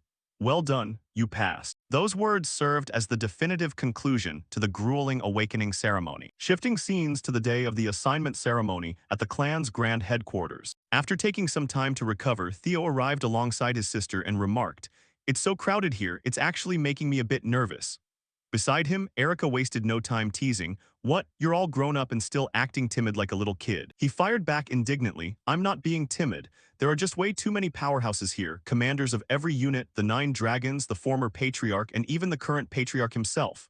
Hearing that, Erica replied nonchalantly, "Such a baby. Relax, nobody's going to care about a kid who hasn't even mastered attribute breathing like you." Huh, what did you just say? Gritting his teeth in frustration, he couldn't do a thing against this fierce girl. "Can't you just tell me? What in the world did you receive from the patriarch during the third awakening trial?" Meeting his question with her signature, "Who cares?" face, she replied, "That's a secret. You don't need to know, you're such a stingy brat. If it were my Theo, he would have shared it in a heartbeat." Hearing that, Erica raised an eyebrow. "My Theo? Are you delusional? What kind of crazy talk is that? You know full well that the life of an elite soldier is to be the sword of the Ragnar clan, staking our lives on the line for Ragnar. If that's the case, I want to serve a truly badass and formidable lord, someone with overwhelming strength, charisma, and ambition. Only Theo Ragnar fits that bill. I'm placing my life in his hands. So that's why I call him my Theo." How did he even agree to that? Hulkus replied with a deadpan expression, "He has to agree. Why? Because I'm planning to join the exact same unit as him. I don't know why, but the patriarch said he wouldn't bring Theo to the main estate. So that means I can follow him into whichever unit he joins." Up on the grand podium, a resounding drumbeat echoed, signaling the official start of the ceremony. "Attention, everyone, the assignment ceremony will now commence." Top cadet of the awakening ceremony, Theo Ragnar, stepped forward. Thunderous cheers erupted from all directions around Theo. He had truly won the hearts and minds of the people. Standing in the center of the vast plaza beneath the clear blue sky, a place his past self wouldn't have dared dream of. Theo's face beamed with joy, his eyes reflecting absolute confidence in the bright future ahead. "I will never let anything end in regret again." Up in the stands, Evelyn looked genuinely overjoyed. "Everyone has their eyes on you, young Master Theo. Which unit will you choose?" She would be thrilled if he chose to join the White Dragon Knights, though Evelyn knew that was merely her own selfish wish. "Congratulations on securing the top overall rank, Theo Ragnar. Your extraordinary performance across all trials is a model for every candidate to strive for. Now then, your choice is." Before the announcer could finish, Eid Troivan stood up, leaving the proctor completely stunned. He was one of the 9 dragons, the director of the Central Intelligence Bureau, Eid Troivan. The candidates below murmured in utter shock. What is he doing? Is he planning to avenge Axion right here? No way. Even the clan patriarch kept a sharp eye on Eid's every move. And the unit commanders didn't look away for a single second. "Central Director, I'm not sure what your intentions are, but please take your seat." Paying no heed to the commotion, Eid spoke in a calm, measured tone. "Theo Ragnar, the Central Intelligence Bureau." Theo looked on with deep skepticism. A heavenly dragon, chances are he's still reeling from Axion's death. Still, even he wouldn't dare cause a scene at the assignment ceremony. Defying everyone's dark expectations, Eid flashed a warm smile and offered gently, "I'd like to formally offer you the position of Deputy Director of the Intelligence Bureau. What do you say?" In Theo's past life, he had been treated as absolute trash, making his top-rank finish in this awakening ceremony nothing short of miraculous. Even among the Ragnar clan, he had always been dead last. It felt as though a dormant dragon had just unleashed its hidden, terrifying might. His meteoric rise to the very top was a legendary tale that sent shockwaves through every apprentice swordsman, a journey countless others could only dream of achieving. Even if he had grown stronger, who could have ever imagined he'd actually kill Axion? Rumor had it he even took down a proctor. Had nobody intervened, was he truly that overpowered? Word was that Theo had completely overwhelmed Axion from start to finish. Tales of his feats spread like wildfire throughout the entire clan, drawing more and more admirers eager to follow in Theo's footsteps. A massive change for the better. No one looked down on him with contempt anymore. Instead, their gazes were filled with burning envy and sheer awe. Theo was no longer the disgraced deadweight of the Ragnar clan. He was the undisputed champion of the awakening ceremony. A crisp system notification chimed. "Congratulations, you have completed the scenario quest Champion of the Awakening Ceremony. Your reward is an ether core. The reward has been stored in your inventory." Staring at the floating system window, Theo wondered in bewilderment. Right, I did have that quest. What on earth is an ether core? Since it was a long-term quest reward, it must be something incredible. Suddenly, Eid's voice rang out again, snapping his train of thought. "Our Central Intelligence Bureau wishes to grant Theo Ragnar the title of Deputy Director." Anyone could see right through that fake, slimy smile. Standing his ground, Theo narrowed his eyes with sharp calculation. What kind of scheme is he cooking up now? Theo immediately triggered his appraisal skill, targeting Eid Troivan. A detailed system panel containing all of Eid's information flashed before his eyes. Eid Troivan, 46 years old, title Heavenly Dragon, master of conspiracy, tactical strategy, and political maneuvers. A treacherous snake harboring immense ambition, aiming to use Theo Ragnar as a hunting dog to unlock the secrets of the ancient dragon's relics. Of course, he's undeniably after the ancient dragon's relic. Eid must have caught wind of me possessing the relic through his intel network, but from here on out, things won't go your way, Heavenly Dragon. Clenching his fists, burning with fury, Theo thought, the Troyven clan. I will dismantle every last one of you with my own two hands. The blood debt from my past life will be paid back tenfold, just you wait. Standing nearby, the ghost dragon immediately voiced his fierce objection. What is the meaning of this, Central Intelligence Director? Eid replied smoothly. I am merely scouting talent in accordance with the official ceremony procedures. Is there an issue with that? His voice turned razor-sharp with blatant disgust. Do you take everyone here for an idiot? Even a 3-year-old child knows you're just looking to get revenge for your dead nephew. Eid's expression remained completely unbothered. Haha, quite understandable, but you're mistaken, Ghost Dragon. As an uncle, I might be furious, but as the director of the Intelligence Bureau, I only care about securing top-tier talent. What could possibly be wrong with that? Hearing his response, the Ghost Dragon gritted his teeth in anger. That venomous viper. He cares only for his own selfish gains, even right after his nephew's death. As both men paused their heated exchange, the head proctor below spoke up. I completely understand your eagerness to recruit exceptional talent, Director, but please wait until the designated procedure officially begins. Turning back toward the plaza, he asked, Now then, Theo, have you made your decision? To be honest, I haven't settled on a choice just yet, so I'd like to hear the pitches from the leaders first. I wonder if anyone else here has an offer for me. A sly smirk played across his lips, his calculating eyes sweeping toward the 9 dragons. From high up on the prestigious seats, an elegant woman's hand was raised, kicking off a series of enticing proposals. It was Osa Ragnar Prunis who made her pitch. Theo, I want you to become my direct disciple, and in return, I promise to make you the young master of the Plum Blossom Palace. Hearing that bold offer, the crowd of candidates below broke into frantic murmurs. The young master of the Plum Blossom Palace. The palace master has no heirs, so does that mean she's offering to adopt Theo Ragnar? If that actually happens, he'll become the sole successor to the Sword Dragon, inheriting one of the most overpowered top-tier sword arts in existence. Even Remington couldn't hide his awe. 2 of the 9 dragons have already made direct recruitment bids. That's seriously insane, young Lord Theo. Erica chimed in with a whistle. At this rate, none of the ordinary squad captains or commanders will even dare open their mouths. Suddenly, a monstrous silhouette vaulted across the sky as a booming voice echoed out. Count me in on this too. A thunderous crash shattered the stone floor below, kicking up a blinding cloud of dust and debris. The towering figure of a man wrapped in black bandages slowly emerged from the dust. It was the Black Dragon, commander of Black Snow, Robber Ragnar. The Black Dragon, even the Black Dragon is stepping in to recruit him. His tone was calm yet commanding. I've observed your entire performance throughout the awakening ceremony. It seems the patriarch was right. You possess an extraordinary charisma that draws people to you. Join Black Snow, I guarantee you an elite seat within the Shadowless. That was an exceptionally tempting offer. The Shadowless was the highest echelon within the covert intelligence organization Black Snow, where Theo could operate openly and earn prestigious clan honors. In his past life, Theo had served within Black Snow, where only 8 operatives ever earned the rank of Shadowless. No matter how desperately he bled, he could never reach it, yet now it was handed to him on a silver platter. Immediately after, the next powerhouse spoke up, the Soaring Dragon. Master of the Soaring Dragon Hall, Feral Ragnar. His voice was steady and gentle. Theo, your 3rd awakening trial was truly magnificent. Don't forget that our Soaring Dragon Hall's doors are always wide open for you. Witnessing this spectacle, the other candidates gasped in total disbelief. What? Even Soaring Dragon Hall stepped up. That makes 4 of the 9 dragons fighting over him.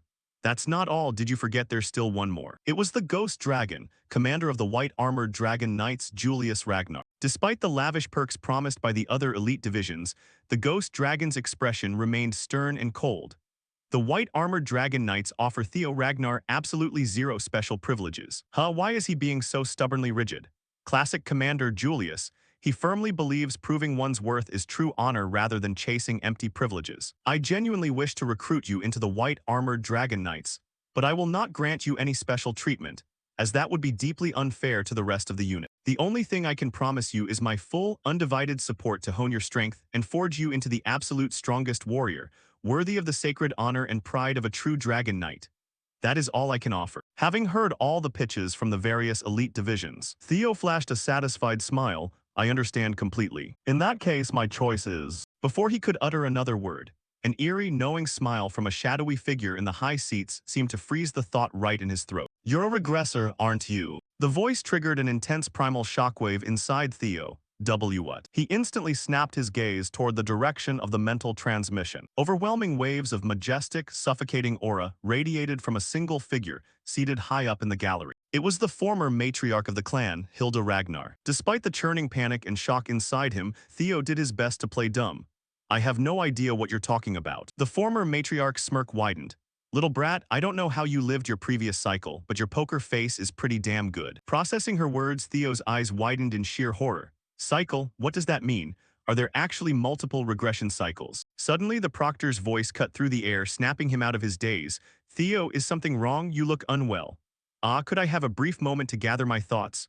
Of course. This is a monumental decision, but please don't take too long. Resuming their silent exchange, the former matriarch continued her telepathic transmission. No need to play dumb with me.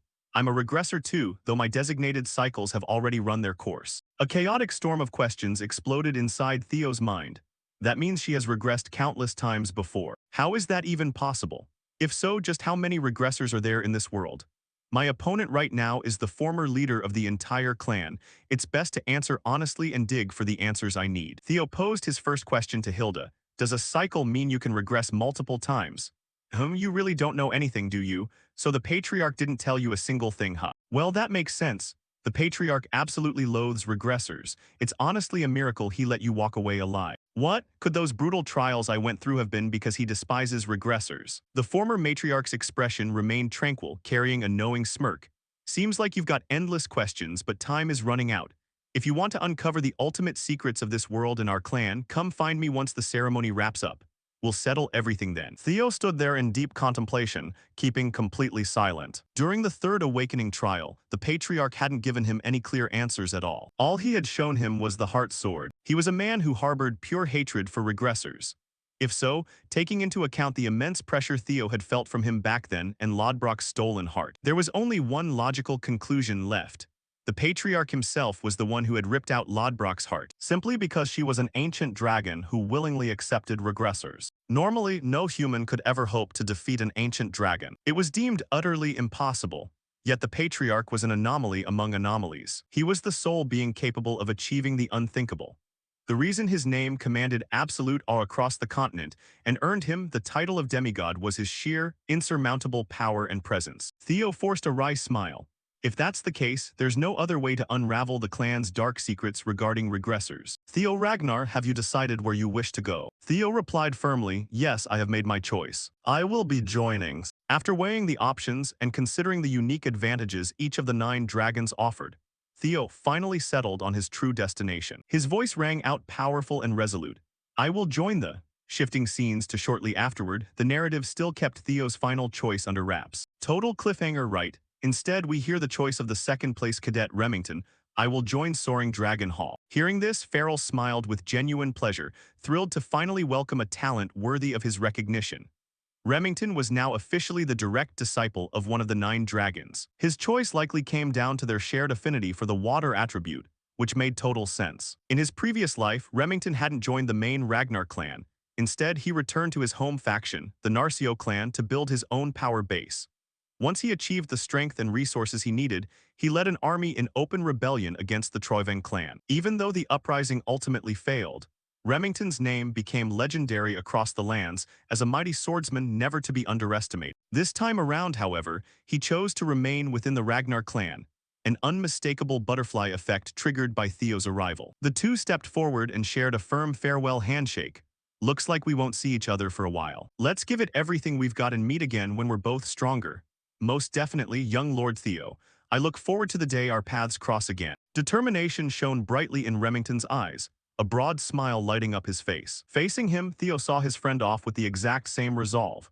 Both had grand ambitions they were fiercely driven to achieve. Right after, it was Ray's turn to make her choice.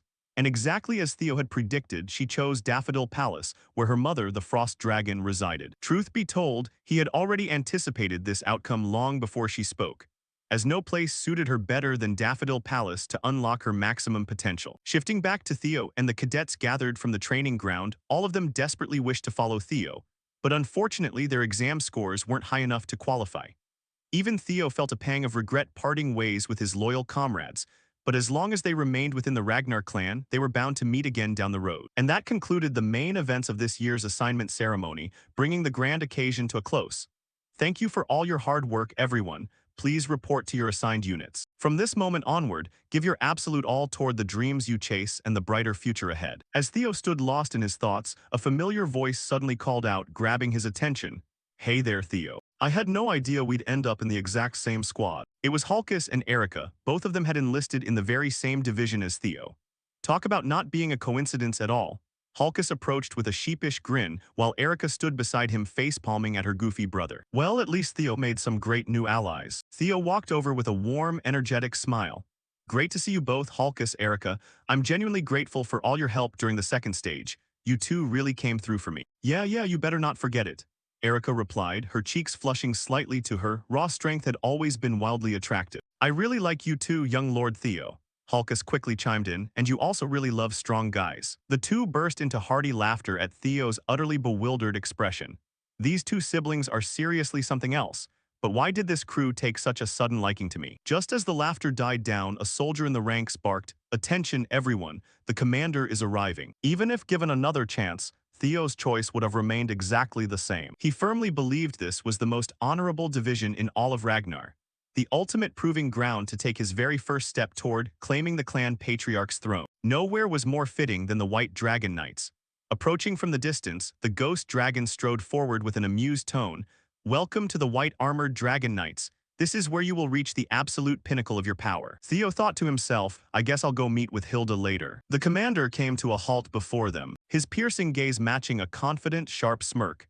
Now then, shall we hear what our new recruits are hopping for? Tell me your grand ambitions. Hulkus was the first to shout proudly. I want to become a badass knight that everyone looks up to. I want my name to be known far and wide across the realm. Erica declared her ambition, to become the absolute strongest warrior of this generation. I want the commander to acknowledge my true strength. Once they finished sharing their aspirations, every gaze turned toward the remaining cadet. Theo stood tall, completely composed, his cold expression radiating effortless confidence. He stated calmly, I want to become the commander of the White Dragon Knights. He refused to let the world plunge into ruin like in his past life. To prepare for the looming calamity, he had to amass absolute power. Hearing Theo's audacious declaration, the surrounding White Dragon Knights couldn't help but marvel in awe. That guy's got serious guts, saying that right to the commander's face without blinking an eye. Sensing the immense potential in this new batch of recruits, the ghost dragon erupted into hearty laughter. Ha ha ha, excellent, you kids certainly dream big. In that case, you've come to the right place. Even though each of you joined the White Dragon Knights for different reasons, while you're here, there is only one single creed you must remember. Clenching his fists tight, the ghost dragon declared in a booming, ironclad voice, every drop of blood and sweat you shed will forge the very history of Ragnar. Today's hardships will become tomorrow's glory, so never let your shields shatter and never let your swords bend. Your comrades will always watch your back, so make sure you protect theirs with your life. We are a formidable division built entirely on iron unity and unyielding resilience. So never give up, because at the end of the road paved with sweat, tears, and even blood lies the eternal honor of a true Ragnar swordsman. That rousing speech fired up the rookies with surging motivation. Welcome to the White Dragon Knights family. Starting today, I will be the one guiding you along the path to absolute power. Just as he finished speaking, a colossal dragon descended from the sky right behind the ghost dragon, shattering the stone ground in a breathtaking cinematic spectacle. Beholding a living, breathing dragon up close, the recruits gasped in pure astonishment. Is that a real dragon? The commander's companion. The ghost dragon grinned with pride. This is my partner, Gullah, the alpha dragon of the White Dragon Knights. Up in the sky, several other majestic dragons glided into view. They were the senior knights of the White Dragon Division, arriving in full force to greet the newly joined rookies. Landing one after another with immense presence, the commander called out, now then, mount up behind your senior knights. Hearing that command, the rookies stared in wide-eyed shock. We're riding dragons right now. Without missing a beat, the ghost dragon leapt onto his dragon's back. The initiation ceremony officially begins now. It's time for each of you to find your own partner. Everyone, assemble at the Dragon's Den. That's where I'll teach you your very first lesson as Dragon Knights. In an instant, Gullah kicked off the ground and vaulted into the sky, spreading its massive wings and soaring straight toward the canyon, leaving behind a stunned group of rookies alongside the newly arrived senior knights. Theo and his friends stared in pure wonder and excitement.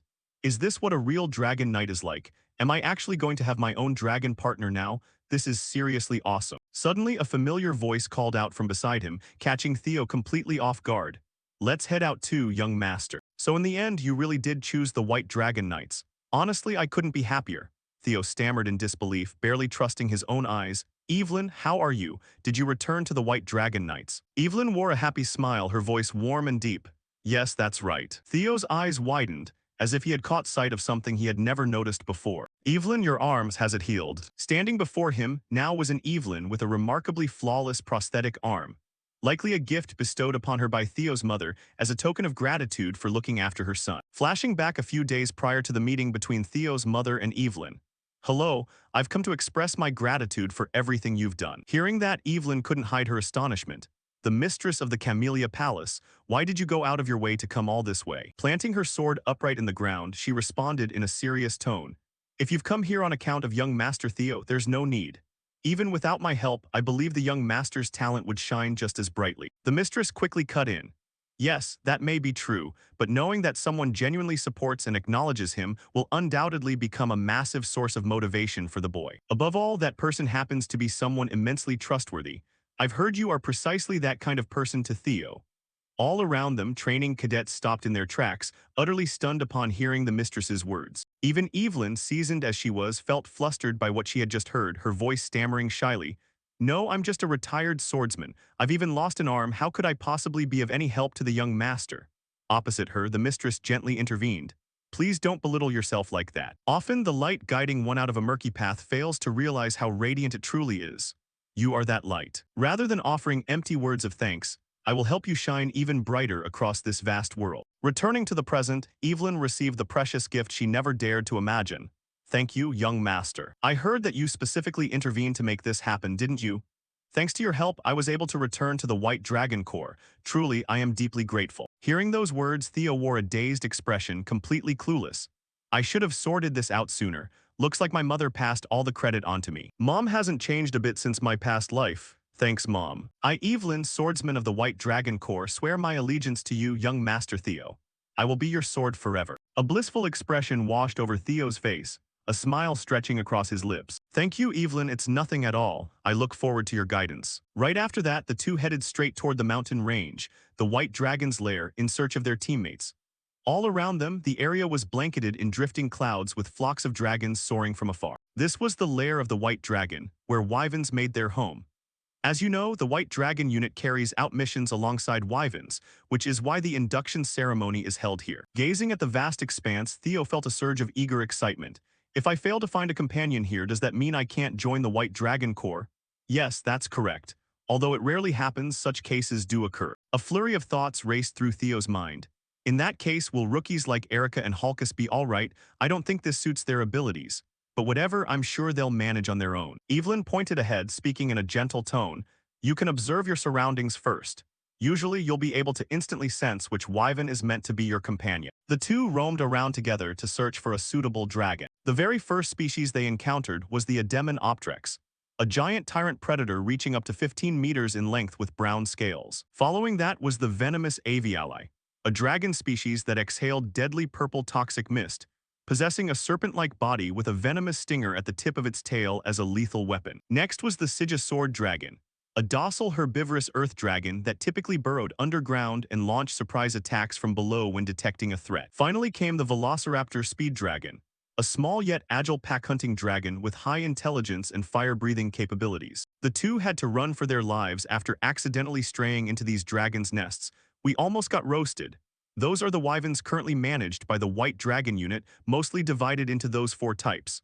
Well, have you felt a connection with any of them yet? Theo wore a blank expression, sense a connection, not yet. Theo had actually kept his eye on a specific one before coming here, but he couldn't find it. Recalling the memories of his past life, after the earth-shattering cataclysmic war, a mutated wyvern had infiltrated the White Dragon's lair. All by itself, it massacred hundreds of wyverns carefully raised by the White Dragon unit. Its name was the Black Dragon Phantom Shadow. On that day, 8 villages were burned to ashes and dozens of swordsmen were brutally slaughtered. Not a single person back then managed to take down this dragon quickly. The entire Ragnar family classified the Black Dragon Phantom Shadow as a second-tier disaster and ordered its immediate extermination. Ultimately, It was brought down after the Black Dragon and Sword Dragon arrived just in time. Its death was undeniably a heavy loss, but there was no other choice. The name Black Dragon Phantom Shadow was given to it due to its exceptionally unique stealth characteristic in the shadows. If I could have a companion like that, it would truly be amazing. The traits of the dragon I witnessed in the past are unquestionable. Suddenly Theo's eyes widened in astonishment. Found it. Far off in the distance, 4 or 5 dragons are gathered doing something. That must be the target I'm aiming for. Shifting the scene to a certain cliffside, the ghost dragon and its companion were casually sitting and watching the rookies search for their own dragons. Suddenly someone's figure appeared, calling out, "You seem awfully happy, Captain of the White Dragon Corps." The ghost dragon turned to look at the woman with a smug smile. "If I weren't happy, who would be? After all, I'm about to secure a dragon under my command that everyone covets." "If that's the case, then perfect. I was just about to talk to you about that." It was none other than the mistress of the Plum Blossom Palace, stepping forward smoothly with a gentle tone. "Captain of the White Dragon Corps, you're planning to make Theo Ragnar the centerpiece of the unit in the future, am I right?" The ghost dragon's expression narrowed with suspicion. "Just as I thought, you're very careful with your words, mistress. Of course, words are naturally the source of all trouble. If I'm not careful, things get complicated. It seems you're aiming for a much bigger picture, aren't you?" In response, the ghost dragon replied coldly, "I don't recall saying anything like that." The Plum Blossom Palace mistress stepped closer. "Don't worry, I'm just here to make an offer to that kid." "HMPH, what on earth are you plotting?" "Theo Ragnar has already chosen the White Dragon Corps. That kid won't be coming to the Plum Blossom Palace. What kind of proposal could she possibly be making?" Ignoring the ghost dragon's suspicion, the Plum Blossom Palace mistress continued, "Just let him follow me." "What do you think of this offer, ghost dragon?" His eyes widened in shock. What on earth is she talking about? Returning to the cliffside with the dragons, 4 dragons were currently circling a white dragon in the center. Evelyn and Theo rushed over to stop them. "Here it goes again. HMPH, you know about that wyvern?" "Yes, it's been isolated for quite a while now. I tried doing something to improve the situation, but it was useless. It wasn't born a true wyvern, so the others probably shunned it." "Huh, it's not a wyvern." "That's right, it was born from a female wyvern and a male biffer." Hearing that, Theo was startled, his eyes widening. "Isn't a biffer a first-tier monster living at the bottom of the sea? How on earth?" Evelyn turned around to answer, "That's the mysterious part. This shouldn't have been possible to begin with. First-tier monsters possess strength on par with natural disasters like storms or tsunamis. Just a single one breaching human protective barriers is enough to cause massive destruction. Biffers are powerful demonic creatures that live hidden in the darkness of the forest, a rare breed that rarely appears, but their power should never be underestimated. If everything holds true to suspicion, the Black Dragon Phantom Shadow's traits were likely inherited from its father, a biffer. When it was born, it became a major headache for the White Dragon Corps. Initially, we intended to keep an eye on it after letting it stay in the lair. But the other wyverns refused to accept the kid, isolating it from the pack together. Still, this wasn't an ideal solution, so we've been very worried." Feeling that the dragon before him shared a similar plight to his own, Theo felt a pang of empathy. "It gets shunned just for being different from the others. What's the kid's name?" "Ah, its name is Umbra. In an ancient language, that name means darkness." Theo's smile was brighter than ever, giving him even more reason to choose this kid as his companion. "Darkness, what a great name." Theo pivoted, ready to leap straight down, catching Evelyn off guard. "Young master, what are you doing?" "Looks like I've found my companion." With those words, he decisively jumped down, ignoring her warnings. What do you mean?" "I'm going ahead." Theo dove face first toward the ground without an ounce of hesitation, having made up his mind. High above, Evelyn still didn't fully understand, calling out, "Young Master Theo." As he plummeted, Theo mused, "This time I'll grant you a different life, Umbra. A different life just like my own in this lifetime." A deafening explosion echoed as Theo crashed down the cliffside, saving his companion in breathtaking fashion. He reached into his inventory to pull something out. Instantly, Theo hurled several short swords forward. His eyes widened as he activated the synchronization skill. You can use psychokinesis to move designated targets. The short swords he had just thrown were successively enveloped by powerful surges of energy. Theo's feet stomped hard against empty air to maneuver like an immortal master, looking exactly like flying sword cultivation. Every movement of Theo's was remarkably smooth and agile, his strides gliding across the air like a true artisan. Each step was not only pinpoint accurate but also packed terrifying strength. At his age, hardly anyone could pull off such a feat. Behind him, Evelyn watched in sheer disbelief. "Good grief, when did he learn psychokinesis? I've never seen anyone use it like that before. His growth rate is utterly unbelievable." Up on the ledge, Umbra was still surrounded and threatened by 4 other dragons. It roared with furious anger as if screaming at the dragons, Get lost. The scene before his eyes stirred a deep sense of nostalgia in Theo regarding his own past. In his past life, he was constantly mocked. Is he really a member of the Ragnar family? Ha ha, so pathetic, just the son of some ordinary woman. Those scornful words echoed endlessly in Theo's mind, serving as a reminder not to repeat his past mistakes. Theo quickly gathered his short swords, from which signature bolts of lightning sparked. His eyes widened with rushed breathing as he activated his power, Breath of the Lightning Dragon. The swords transformed into bolts of formidable lightning, hurtling toward the enemy at breakneck speed, completely unstoppable. When the swords converged together, their power multiplied manifold, creating the Dragon Seal, a force dangerous enough to scare away all the dragons. After all 4 dragons scattered away, the short swords embedded in the ground continued to spark with lightning even though the attack had concluded. Theo's feet slowly materialized from that spot, his voice calm and unhurried. They ran away the moment they got a little scared. Those dragons are just cowards. Theo stepped closer, his expression tinged with concern. Are you all right? Expecting Umbra to feel grateful to the one who just saved it, it instead glared at him with wary, suspicious eyes. Before Theo could utter another word, Umbra flapped its wings and flew away, leaving Theo standing there in utter bewilderment. Ah, wait. Resting his hand on his hip, Theo looked slightly disappointed. HMPH, before I could even say anything. From behind, Evelyn landed and offered advice. It's under a lot of stress, so you won't approach it easily. You should probably wait a bit before trying again. Theo turned around, objecting. No, right now is the best time. Looking at it, why do you think it keeps lingering near the nest despite being ostracized? The answer is simple, it's very lonely. Emotional wounds hurt far worse than physical ones. It's definitely hurting right now, so it couldn't have gone far. Help me chase after it.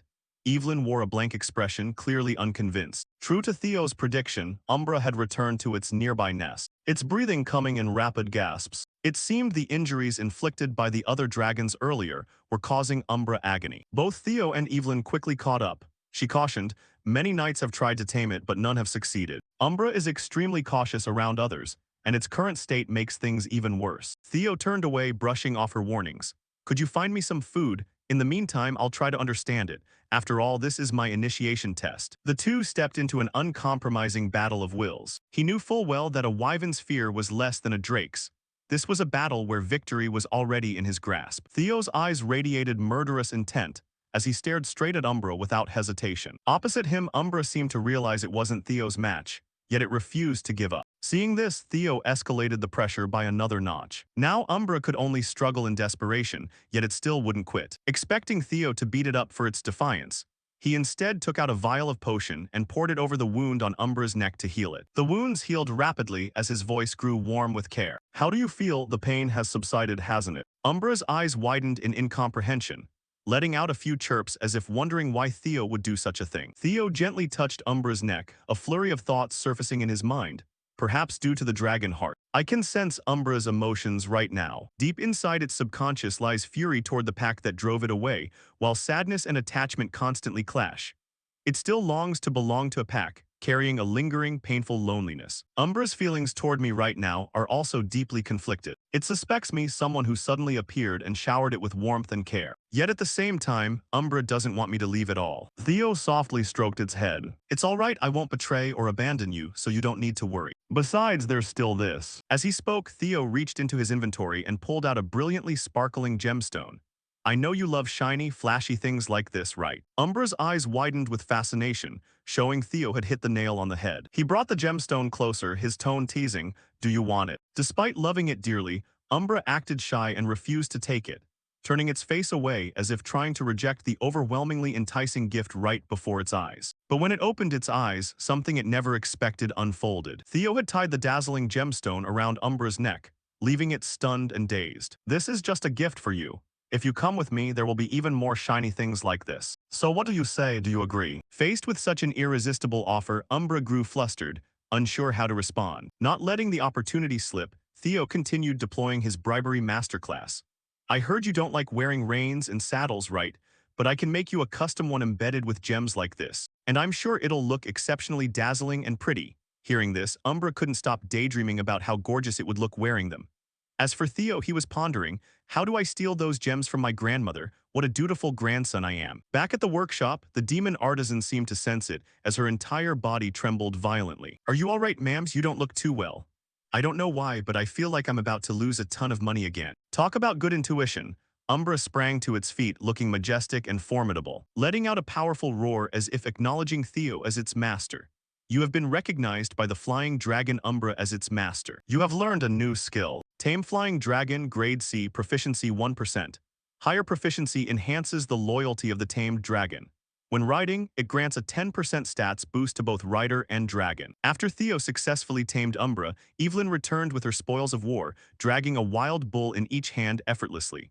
However, her companion was panting heavily behind her. Upon arrival, Evelyn realized she had missed all the good stuff. Before her eyes was the sight of Theo and Umbra cuddling affectionately. Evelyn was overwhelmed, speechless. How on earth did you pull that off? This kid has never opened up to anyone. Theo turned his head with a blissful smile. Oh, you're back, Evelyn. The two had a brief chat afterwards. Seeing Umbra eating heartily, Theo said, "This is great. Thanks for bringing those two bulls back, Evelyn." Still in shock, she asked urgently and seriously, "Seriously, how did you manage to tame Umbra?"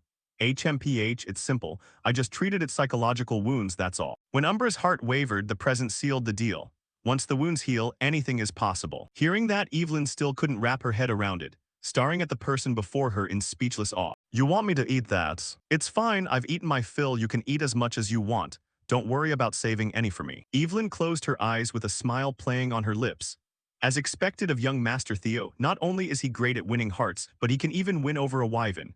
You always surprise me, young master. She clapped to congratulate Theo. Umbra has accepted you as its companion.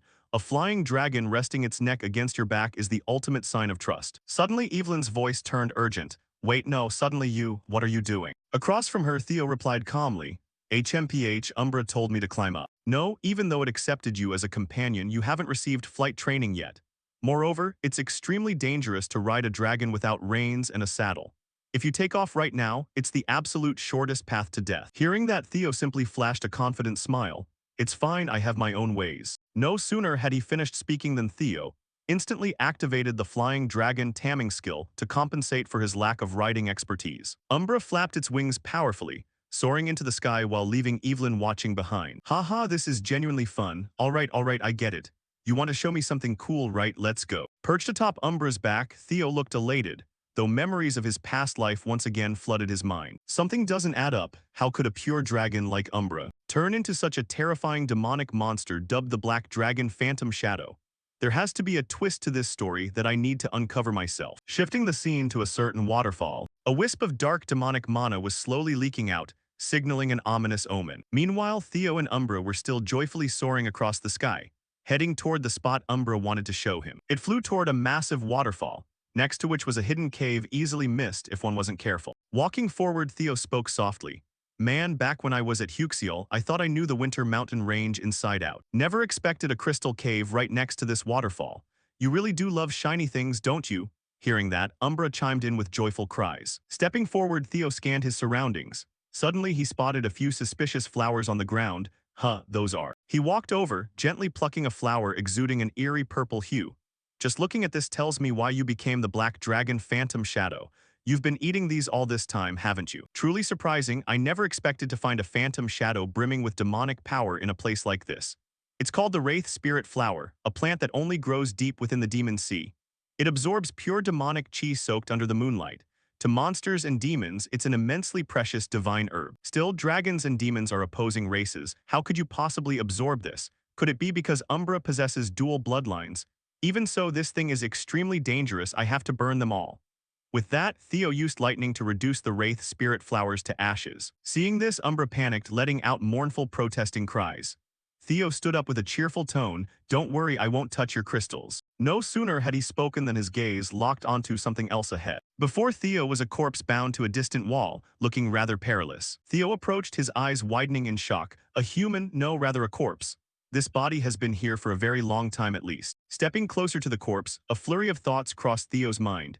Despite the passage of time, the body is still completely intact. The low temperature here is one thing, but that's not enough. This person must have possessed immense magical power when they were alive. What on earth happened here? Why was someone this powerful locked away to die a miserable death? Something is definitely off about this. Once I get back, I'll have to investigate. Theo turned away, speaking calmly. First off, I should still deal with these Wraith Spirit flowers. Before he could finish, the corpse thought to be dead suddenly flashed with hatred. It opened its mouth wide, its eye sockets reduced to pitch-black voids, yet brimming with immeasurable wrath. Caught off guard, Theo widened his eyes in horror. Damn it, I let my guard down. Luckily, Umbra lunged from behind, landing a direct kick on the corpse and saving Theo's life. His face beamed with joy. Umbra. It let out a mighty roar. Having gone through so much to find a worthy master, Umbra vowed to protect him with all its might. Across from them, the pinned corpse was filled with bitter resentment. It opened its mouth again, attempting to bite Umbra and infect it with deadly venom. Theo's eyes instinctively turned panicked. Not good. He lunged forward, using his own arm to block the eerie corpse's snap. Its bite force was so strong it caused blood to splatter from Theo's arm, numbing the entire limb as pain gradually spread. The undead corpse shouted out every single word with furious hatred. Kyle, robber, you two bastards, I will never forgive you scumbags. Hearing those words, Theo's expression froze in utter disbelief. Did I hear that right? Aren't those the names of the family head and the black dragon? What on earth happened between them? While things were in utter disarray, a familiar figure appeared. White armor dragon's sword technique, sword thrust. It was none other than Evelyn. She rushed in with a flurry of powerful stabs, blowing the corpse's head off and rescuing Theo from danger. Young Master Theo, are you all right? Please answer me. Theo collapsed heavily to the ground, his hands stained with flowing blood. Ah, it's you, Evelyn. Sorry for causing you trouble. Before he could finish, excruciating pain racked his entire body, gritting his teeth bitterly. That hurts like hell. The venom in that corpse is packed with demonic power. It's draining my energy away. If I don't take an ether core antidote fast, my situation is going to turn critical. Evelyn's voice grew frantic. I'll take you back to headquarters for treatment right away. It's going to hurt a bit, so please bear with it. Beside them, Umbra cried out as if protesting. It approached Evelyn and fiercely blocked her from taking Theo away. I'm not hurting him. I'm trying to protect the young master. Stop right there, Umbra, or else even if you're the young master's companion, I won't hold back. Theo's face turned pale as sweat poured down, his voice weak and raspy. Wait, Evelyn, hold on. He turned to speak to Umbra. Do you have a way to save me? It let out a few roars, expressing agreement. Though his body was growing exhausted, he managed a cheerful smile. All right, I'll trust you. Hearing that, Evelyn panicked frantically. But young Master Theo, if we don't head back immediately, your life will be in danger. You've been infected by venom packed with demonic power from that corpse. Calm down, Evelyn. Venom laced with demonic power has less than a 30% survival rate whether properly treated or not. In that case, I want to trust Umbra this time. Umbra evolved into a Tier 2 demon dragon thanks to eating wraith spirit flowers. In that case, it probably encountered this corpse before. As a result, it learned how to absorb demonic power and venom from corpses. So please just trust Umbra. With that, Theo passed out, leaving a panicked Evelyn and Umbra rushing to find a cure. It bit down on the wraith spirit flowers, followed by the crystals inside the cave, gathering everything up and bringing it before Evelyn. You want me to mix these up and feed them to him? Understanding her, Umbra nodded repeatedly in agreement. Still looking at the ingredients before her, Evelyn wasn't sure if she should go through with it. Time was running out, Theo's life hung by a thread, and she had nothing else she could do right now. Evelyn closed her eyes with fierce determination. Fine, I'll take a gamble. She grabbed the ingredients and used her mana to blend them together. From Evelyn's palm, streams of dark purplish-black liquid trickled down into Theo's mouth. She had done everything she possibly could. Whatever happens next, we'll leave it to fate. Both Evelyn and Umbra held their breaths, sweat trickling down their cheeks as the atmosphere froze during this life-or-death moment. Suddenly, the dragon heart hammered powerfully, signaling something about to happen. This is truly unbelievable. Theo's entire body was enveloped in a surge of mana. Is he actually recovering? Lightning bolts began radiating outward from his body without any active intent on his part. Yet the power Theo possessed was gradually altering and undergoing a massive shift. The color of the lightning slowly shifted to black. Why haven't I ever heard of anything like this before? What on earth is happening? Theo's body levitated into the air as a chaotic battle for supremacy raged within him. A system notification rang out. Initiating body purification process, the individual will absorb the traits of the Black Dragon Phantom Shadow. A new power is about to be born. Shifting the scene to Julius's command office. Upon hearing the report from his subordinate, the ghost dragon's expression turned intensely skeptical. What? Huxial approved this report. They approved it, sir. This information has been verified with an 89% accuracy rate. Hearing that, the ghost dragon grew furious, smashing the desk before him and roaring, "Damn it. What the hell is going on? I figured bad news would rain down on us. But this completely exceeds my expectations." The captain of the 5th Squad of the White Armored Dragon Cavalry and 15 others had all lost their lives on the battlefield. After drinking the antidote brewed by Evelyn from ingredients suggested by Umbra, a process of purification and rebirth began deep within Theo.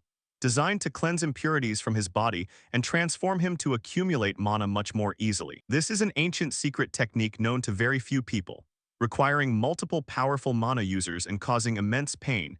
And even with all that, it has only been proven effective on children under 5 years old. The fact that the purification process occurred in Theo at this exact moment was the result of countless random coincidences converging perfectly, or bluntly put, sheer defiance of fate. Excess monster yang energy gradually accumulated within his body, reinforcing his muscles. Extreme ghost corpse poison invaded Theo's body, boosting his magical power. Condensed mana accumulated from digesting the phantom shadow poison, and with the help of Umbra, the dragon who had mastered how to neutralize such difficult venom. All of this felt like preordained destiny, with everything falling into an uncanny, perfect balance. Instead of being destroyed or expelled, the ghostly poison was absorbed by Theo's body, turning the very essence of its power into his own. Back in reality, once his body completed the purification process, Theo opened his eyes wide and woke up, while right beside him, Evelyn and Umbra were still intensely worried. "Are you okay, young master?" Theo tried to sit up, though his body had not yet returned to its best condition, and said in a rather soft voice, "Evelyn, Umbra, sorry for making you both worry." His face was filled with fatigue, showing that the purification process had consumed a tremendous amount of energy. Both Evelyn and Umbra let out massive sighs of relief. That was way too close to wiping us all out. Theo looked at his current personal status screen. Theo Ragnar, 17 years old, title: Greatest Speed Tiger Genius of a Millennium, Ragnar Talent Observer Inventory.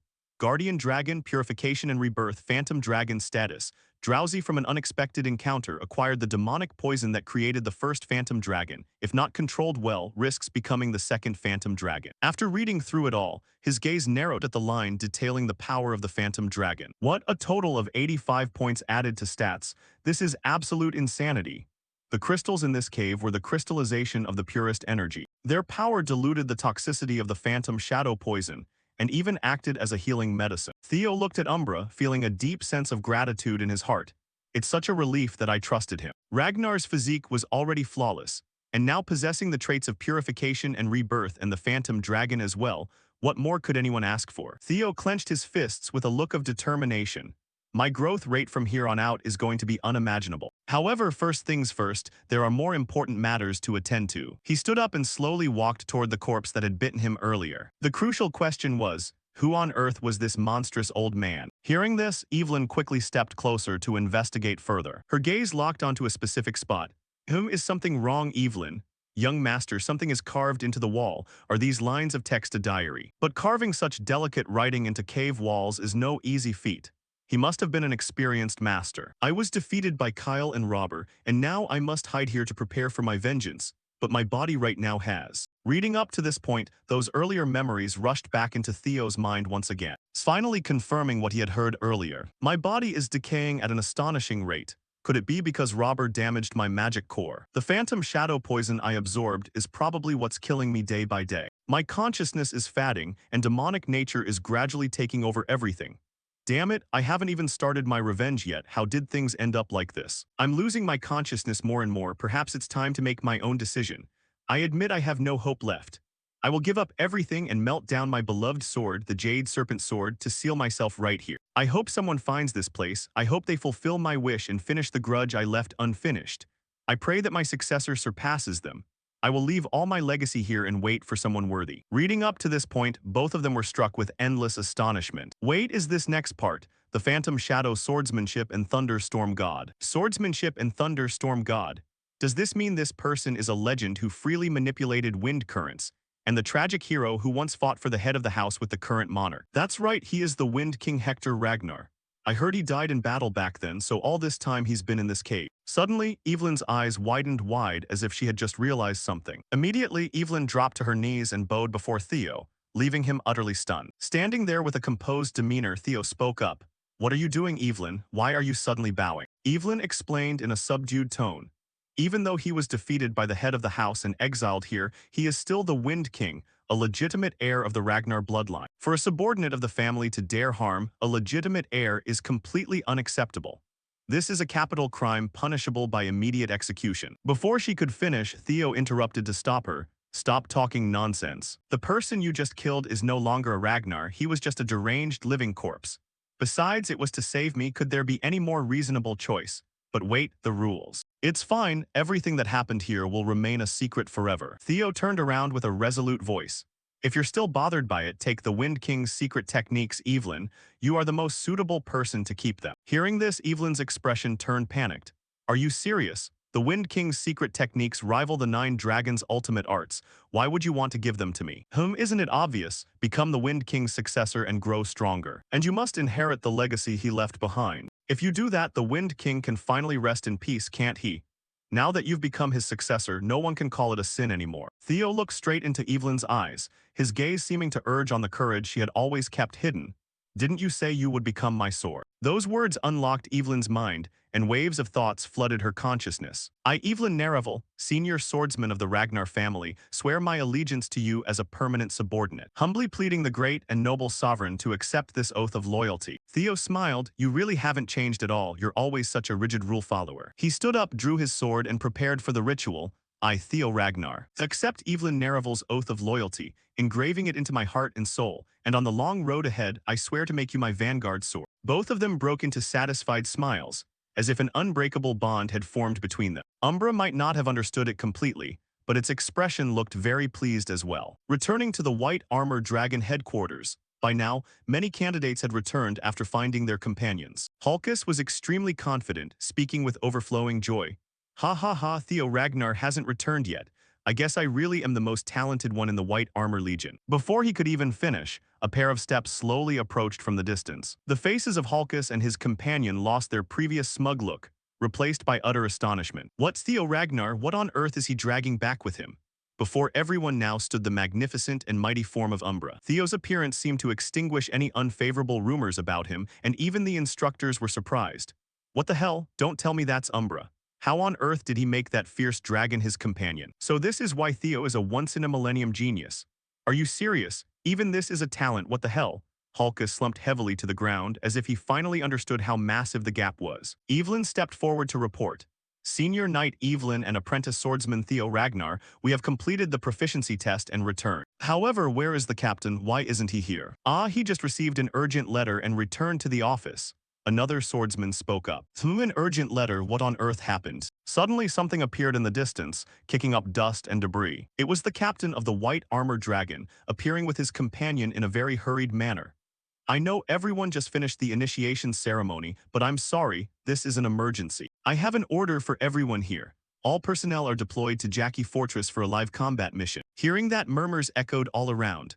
What? Deployed to a war zone right after joining? What on earth is going on? Amidst the panicking crowd, only Theo remained calm and cold, having anticipated this would happen long ago.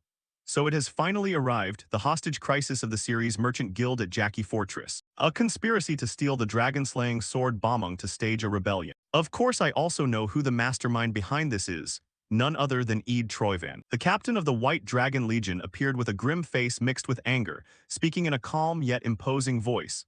Everyone present here will be dispatched to Blanky Fortress. Hearing this, the Legion's swordsmen grew anxious, and worried murmurs broke out. Commander, what on earth is this about?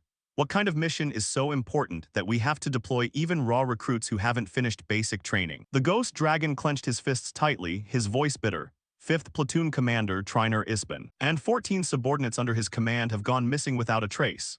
Theo caught every single word clearly. He knew very well who the captain was referring to. Triner Isbin was the oldest knight of the White Armor Dragon Legion, and even the Ghost Dragon frequently sought his advice. His strength wasn't among the 9 dragons, but he certainly couldn't be easily defeated like that. Theo thought to himself, could this be a butterfly effect caused by my appearance? The Ghost Dragon continued. According to Huxial's report, there is an 89% chance they are dead, and even if they somehow survived, they can no longer continue the mission. The available forces will form a temporary 5th platoon to execute their mission. The temporary 5th platoon commander will be Evelyn Nereval. Since the mission will be deployed early, complete your basic training immediately. He gritted his teeth. I refuse to believe they're dead, but if that happened, we will avenge them. The Ghost Dragon's face was filled with rage, his eyes bloodshot. With that, the Ghost Dragon departed immediately, leaving Theo standing there with chaotic thoughts.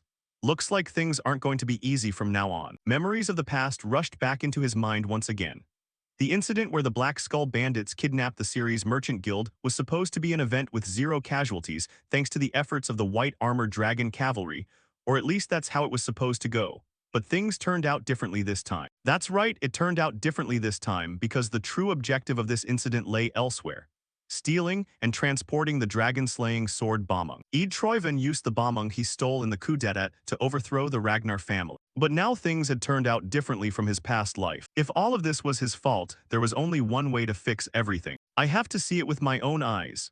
A hidden quest interface popped up before him. Retrieve the dragon-slaying sword Bomung. Scene cuts to a watchtower in a cold mountainous region, where a guard was complaining. With this weather, it's freezing, I can never get used to this climate. His eyes drifted into the distance as he muttered, why does the moon look so strange today? It was the white armored dragon cavalry, charging forward at a dizzying speed, led by Evelyn, the temporary commander of the 5th platoon. They were charging forward at a dizzying speed, led by Evelyn, the temporary commander of the 5th platoon. He immediately leaned forward and shouted to the guys below. It's the white armored dragon cavalry, they're coming, ring the alarm. Before he could finish, a mighty attack struck the guard straight in the face, blasting him away before he could even gasp. Thick dust and tumbling rocks fell from above as Evelyn gave the order to everyone. Quickly drop the bombs, don't let them catch their breath. A barrage of bombs hurtled straight toward the fortress without a shred of mercy. The battlefield was now blanketed in a rain of bombs and shells, tearing up the ground and obscuring the entire area in smoke and dust. The enemy leader quickly ordered his men, everyone, take cover inside the castle, don't die in vain. Before he could finish, a falling star plunged from above. It was Evelyn and her cavalry legion. She effortlessly smashed that idiot's head flat against the ground. Now is the hour of purification. Pointing her sword forward, she commanded in a resounding, powerful voice, kill them all. Instantly, all the swordsmen charged forward simultaneously with absolute confidence, gripping their swords tight with determined eyes. Show them all the price of daring to mess with the white armored dragon cavalry. We'll use them as an expensive lesson for any idiot thinking of resisting. The entire fortress was now engulfed in fire and smoke, and even from afar, the sheer scale of destruction was visible. While the battle raged on fiercely, somewhere else, a soldier clutched the dragon-slaying sword and escaped safely. Damn it, they said they'd handle the cavalry. If I had hesitated a second longer, I'd be toast. He looked at the sword in his hand with a happy expression. Well, whatever, once I deliver this, my mission is done. Then I'll head to some remote place and enjoy the rest of my life in luxury. Before he could finish daydreaming, a sword swished softly past his neck, sending him off to his final resting place. It was a swordsman in a black cloak, who appeared to be the mastermind behind these events. He calmly wiped the blood off his sword with a sharp, ruthless gaze. How's the merchandise? A subordinate respectfully presented the dragon-slaying sword. Here it is, sir. Holding the precious sword in his hands, his face showed satisfaction. Good, exactly what we needed. He turned around and ordered his subordinates. We've achieved our objective, prepare for the next step of the plan. Understood. Now there was only one final step left. As he spoke, he looked toward the burning castle. I'll wipe out all the remaining bugs. Behind him, soldiers slowly pushed forward cannons, as if this was the trap he had laid out from the very beginning. Returning to the fortress, by now, the white armored dragon cavalry had completely subdued and controlled the situation. The non-resisting soldiers were carefully tied up. Haha, that was way too easy. You were right, everything went way too smoothly. Theo's eyes flashed with suspicion. It's hard to believe a 5th platoon led by a veteran swordsman would be wiped out by these guys.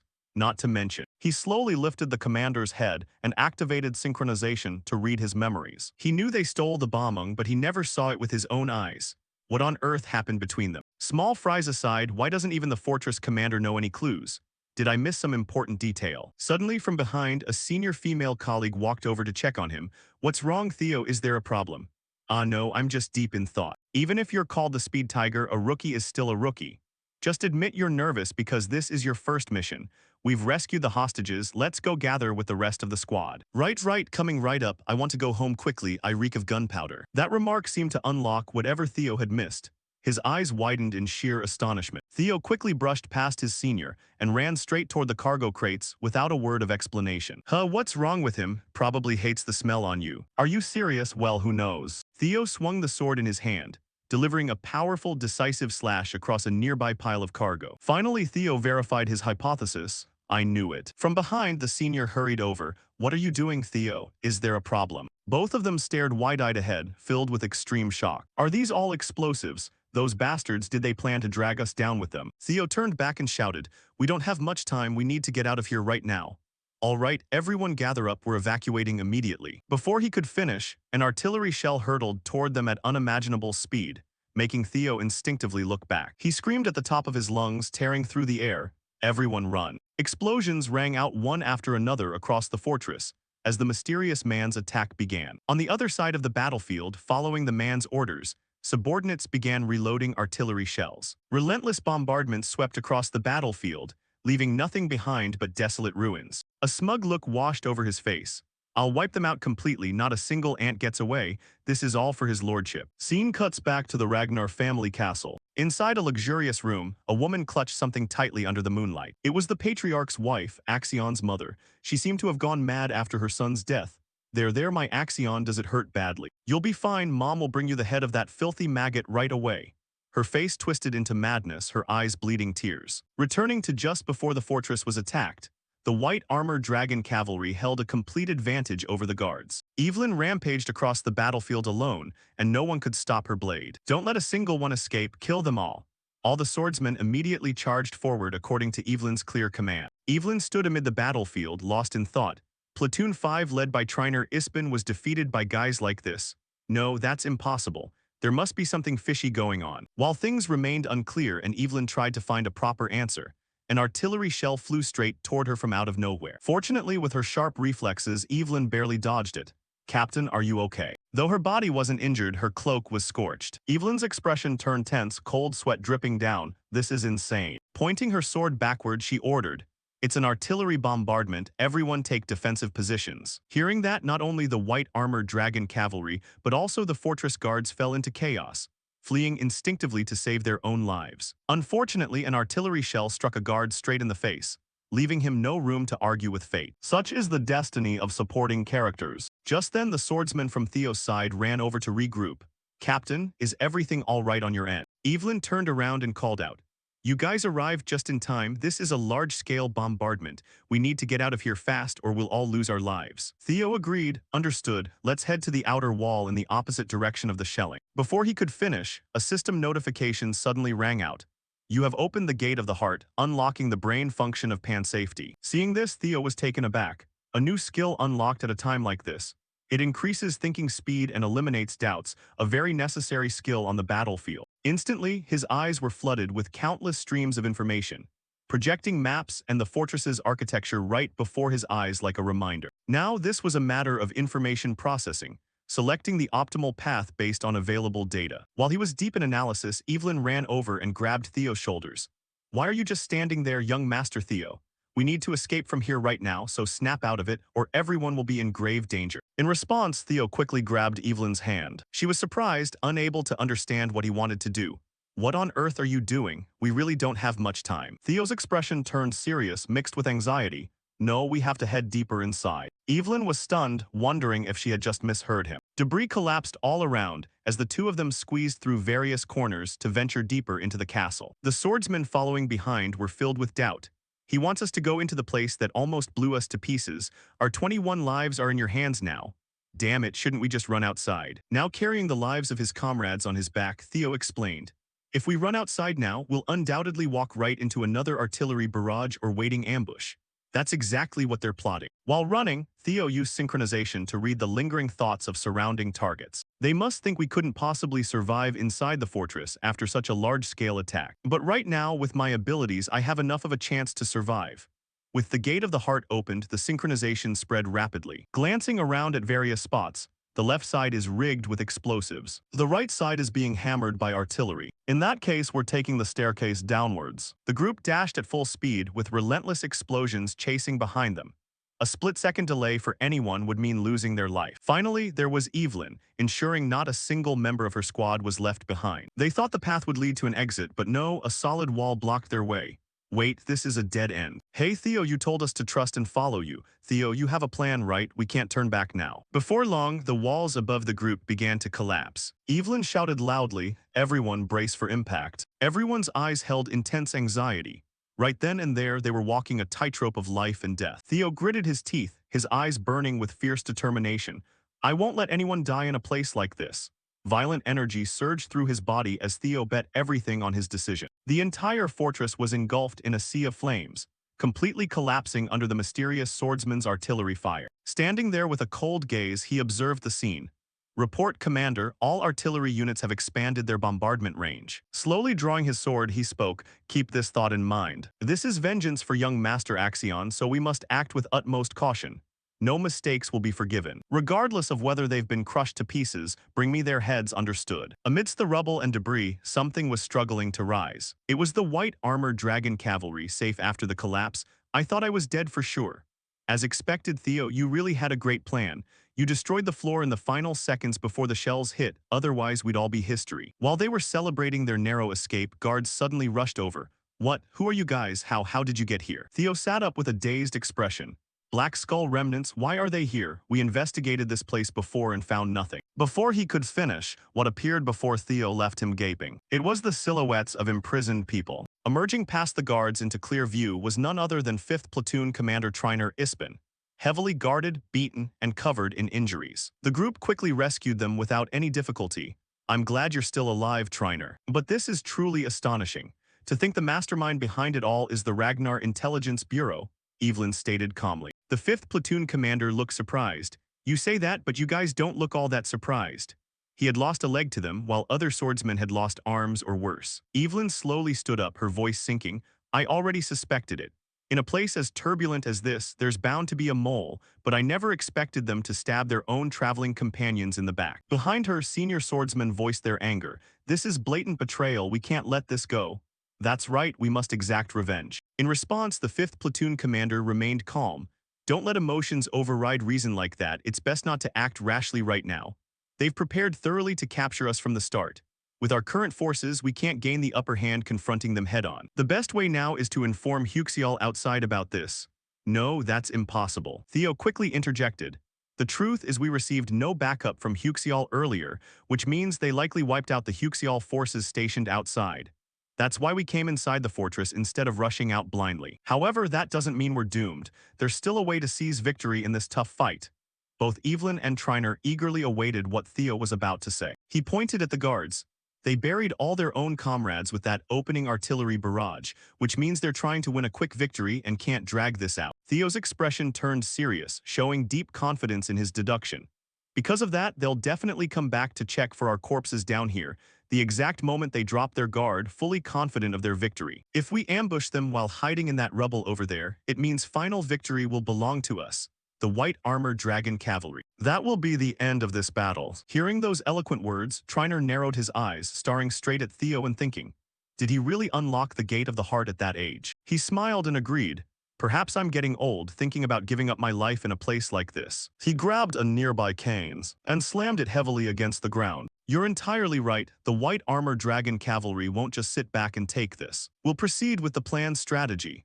White armored dragon cavalry, gather up, get ready for battle. After discussing the plan thoroughly, the white armored dragon legion set their ambush in motion, while enemy soldiers roamed the ruined battlefield. They searched everywhere for the bodies of Theo and the white armored dragon swordsmen. A fortress guard caught in the bombardment lay gasping on the ground, letting out weak cries for help. Save me. Please, just this once. That plea was met only with the ruthless coldness of the enemy commander.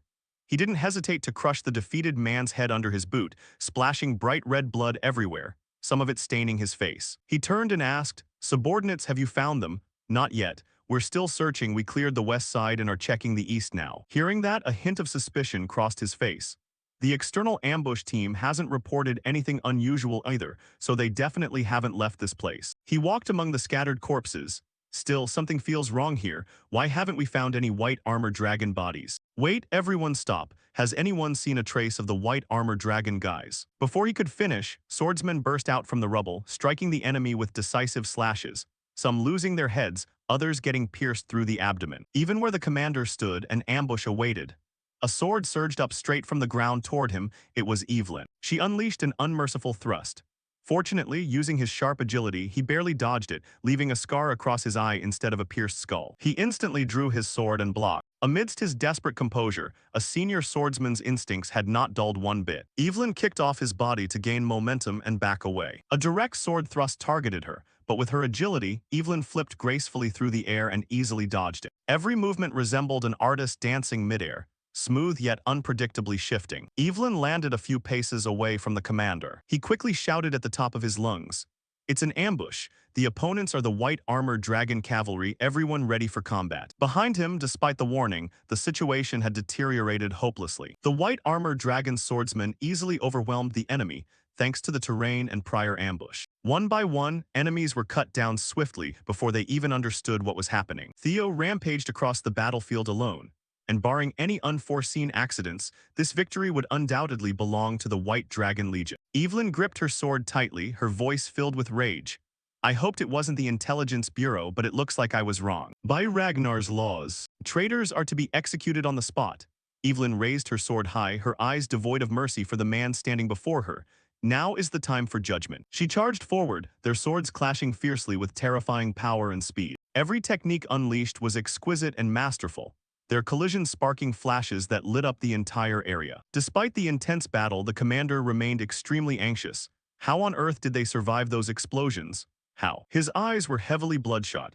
The entire plan he had painstakingly built had completely collapsed, and cleaning up the fallout would be no easy task. In that split second of distraction, Evelyn seized the opening and knocked his sword away. A short dagger sprang from her left arm like a concealed weapon. She swung her arm, slashing toward the enemy, but he took a step back to dodge. Even so, he had lost his center of gravity and was off balance, creating a golden opportunity. A devastating, majestic slash swept right across the struggling enemy commander. He was thrown backward, skidding along the ground for several meters. Evelyn stood tall and declared loudly, "Members of the Intelligence Bureau, further resistance is completely futile. The moment our ambush succeeded, you lost every last chance. Know your place and surrender, and we will spare your lives." Before her words even settled, the defeated commander refused to accept it, knowing that even if he escaped now, only death awaited him, and roared, "Everyone, hear my order, activate the secret technique." His command echoed across the entire battlefield, taking even the 5th Squad captain completely by surprise. A secret technique, what is that? From behind, the soldiers' bodies began undergoing a bizarre transformation as they swarmed forward with an endless bloodlust,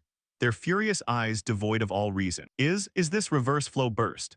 A forbidden technique that consumes one's entire life force in exchange for a short burst of immense power. He landed a vicious punch straight into Theo's waist, packing far more power than anything they possessed earlier. It hurled him back a considerable distance, with an impact far beyond imagination. Theo calculated rapidly, refusing to give them any time to regain composure. Several enemies radiating murderous aura rushed in like moths to a flame, nothing left in their eyes except pure frenzy. Unexpectedly, a senior warrior from the White Dragon Knights stepped forward to shield Theo. Dozens of blades pierced right through the brave swordsman's body. Gathering his last ounce of strength, he gasped out his final words, "Rookie, run." Every single word etched deep into Theo's mind. The sheer nobility of an absolute stranger giving up his life to protect the next generation shook him to the core. Theo gritted his teeth in pure fury, his eyes blazing with murderous intent. "You bastard, how dare you!" Execute third form Dragon Claw. A massive slash carrying terrifying power blasted across the area, reducing the enemy's bodies to fleeting clouds and mist before disintegrating into dust. Without pausing, Theo glanced at his comrades and activated Unlock Thunder Gate of Death to sharpen his precision even further. Every enemy was locked into his gaze, their positions and power levels laid bare before him. Lowering his stance, he channeled every bit of energy into his body for a battlefield-clearing blow. "I won't let anyone else die here." Execute third form Dragon Claw. Hundreds of sword beams swept flawlessly across the battlefield, weaving together to form colossal walls of force. Wherever they passed, nothing remained but enemy corpses torn to shreds, leaving behind a grim, ruined wasteland veiled in smoke and dust. As the smoke cleared, neat and strikingly precise ravines remained carved deep into the ground. Though he survived, the commander was paralyzed with sheer terror. How on earth did he neutralize reverse flow burst so effortlessly? Was my entire unit wiped out just like that? No, impossible, I can't let that bastard live. With that roar, he lunged straight at Theo without a shred of hesitation. Having witnessed that sweeping strike, the high-ranking swordsmen of the Knights could not hide their utter astonishment. When did that kid Theo learn to pull off something like that? I have no idea, but we'd better step up our game too. After unleashing that massive, wide-range slash, pain shot through Theo's body, I used the Thunder Gate to force out extra power, but it looks like that was pushing past my current limits. Right behind him, the commander activated Reverse Flow Burst as well, charging forward with the sole intent of mutual destruction. "Theo Ragnar, I'm dragging you down to hell with me no matter what." Theo turned around, his eyes filled with alarm. His mana core is distorted, no way. The commander's face was completely unhinged. He was undoubtedly attempting a suicide attack, but things weren't about to go his way. Evelyn instantly materialized to shield Theo. Activate Divine Wind and Thunder Scripture Raging Wind Gale Burst. His arms were severed like autumn leaves, and his entire body was blasted suspended into the air. Evelyn slammed her foot down and vaulted high into the air, streams of mana swirling in sync with her sheer power. Activate Divine Wind and Thunder Scripture Chaotic Wind Tempest. She poured the full might of her secret technique straight into his mana core, instantly purging and dispersing the volatile energy trapped within. Theo's eyes widened in sheer disbelief. Did she just halt the explosion of his mana core? In the blink of an eye, the technique Evelyn unleashed slammed mercilessly into him. The commander's broken body collapsed onto the rubble, blood pooling outward, bringing an end to the prolonged battle. Seeing this, Theo let out a sigh of relief. That was way too close. Voices erupted from behind him. Great work out there. Theo, you truly live up to my recognition. Don't even dream of taking the title of Lord Theo's #1 sword. That spot is mine. Thanks to you, we made it out alive. Thank you so much. A senior knight reached a hand out to Theo. He turned around, momentarily bewildered, but that quickly gave way to a deeply satisfied smile. Perhaps this is something I never got to experience in my past life. This is what they call camaraderie, isn't it? The whole group gathered around the 5th squad captain and the surviving leaders. By the way, when did you learn those crazy skills? You're better off not knowing, it might just get you into trouble. They shared a warm, tight embrace. It was such a familiar sight, marking what felt like the true beginning of a mighty vanguard. Watching the scene unfold, the 5th squad captain felt a surge of warmth in his chest. Perhaps this new generation will truly shoulder the future of the White Dragon Knights. The long night finally came to an end, and a brilliant dawn broke over the land once more. Following the failed operation to eliminate Theo in the previous chapter, the atmosphere inside the Red Blossom Palace was suffocatingly tense. Axion's mother was being hoisted into the air by her throat, her face contorted in sheer panic as tears streamed down her cheeks. It was none other than Eid Troyven, fuming with uncontrollable rage over the recent fiasco. You worthless bitch. He slammed her violently to the floor, his voice dripping with venom. How dare you pull a stunt like that without consulting me first? From a distance, a subordinate rushed over in a panic. Master. Glancing at the document on the table, Eid snarled. Where did you get the nerve to forge my personal seal? Ordering the hit on that bastard Theo Ragnar and the white-armored dragon knights. How dare you? Do you have any idea what kind of disaster you've brought upon us? Eid Troyven hurled the scroll straight at the Lady of the Rose Palace. How dare you interfere with the Troyven family's grand design? Before he could finish, she clapped her hands over her ears and shrieked hysterically. All I wanted was the head of the bastard who reduced Axion to that state. Was asking for such a simple thing too much. She wept inconsolably in sheer despair. That scoundrel and everything tied to him, I must tear them apart and burn them to ash to quench my fury so that Axion's soul may rest in peace. That is the only way my heart will ever find solace. Eid Troyven's expression darkened with murderous rage, yet he remained dead silent. Did losing one little brat make you completely forget your place? Without warning, Eid Troyven lashed out with a vicious stomp, crushing Axion's rotting corpse right before his mother's eyes. A bunch of utterly useless trash. You can't get a single damn thing right. Eid Troyven turned a look of pure contempt toward his sister. You lost the Dragon Slayer sword, the absolute cornerstone of our entire plan. From this very second, you are no longer a member of the Troyven family. That look, it was chillingly familiar. That was right, it was the exact same disdainful glare her father used to look down on her with, treating her as nothing more than a lowly existence. With that, Eid Troyven turned and walked away without looking back. She has outlived her usefulness. Lock her away where no one can ever find her, and purge every last rat involved in this so not a single whisper leaks out. Understood, Master. Eid Troyven's face twisted in disgust. Why does every brilliant plan I forge get ruined by incompetent fools? Please reconsider just this once. If you spare me, I'll do anything. His sister's desperate pleas echoed down the hall, but they fell entirely on deaf ears. Eid Troyven strode through the mansion as agonized screams rang out. Have mercy. The grand rebellion he had so meticulously orchestrated had dissolved into thin air. Every single ounce of this disaster traced back to that wretched bastard Theo Ragnar. I swear on my very life, I will end you with my own 2 hands. Back in Theo's quarters, he was reviewing his updated stat screen. The Dragon Slayer sword he had acquired from the fierce battle was undeniably an invaluable trophy. Bombing the Dragon Slayer, an enigmatic greatsword, 82, requirements unknown, effects unknown, current status.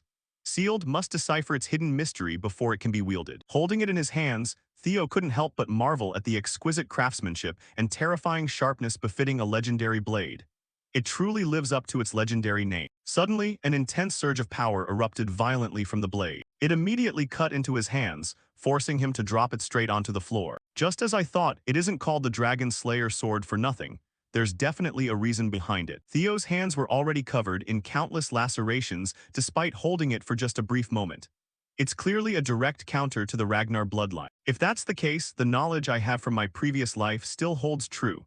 I won't be able to wield it until I unlock the mystery sealed within. It was a relic passed down from the age of ancient mythology, as elusive as a mirage, never meant to be easily claimed by mere mortals. Yet if anyone could unravel the secrets hidden within the blade, it would grant them mythical powers, proving to be an overwhelmingly formidable treasure. In his past life, Eid Troiven had undoubtedly unlocked Bomung's secrets, which was how he managed to pull off the coup. Recalling what Eid had done back then, a specific location instantly crossed Theo's mind. For now, should I store it in my subspace inventory?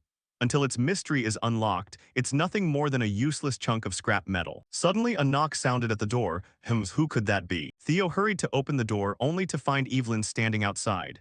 She bowed courteously and spoke. "Pardon the intrusion at this hour, young master, but do you have a moment?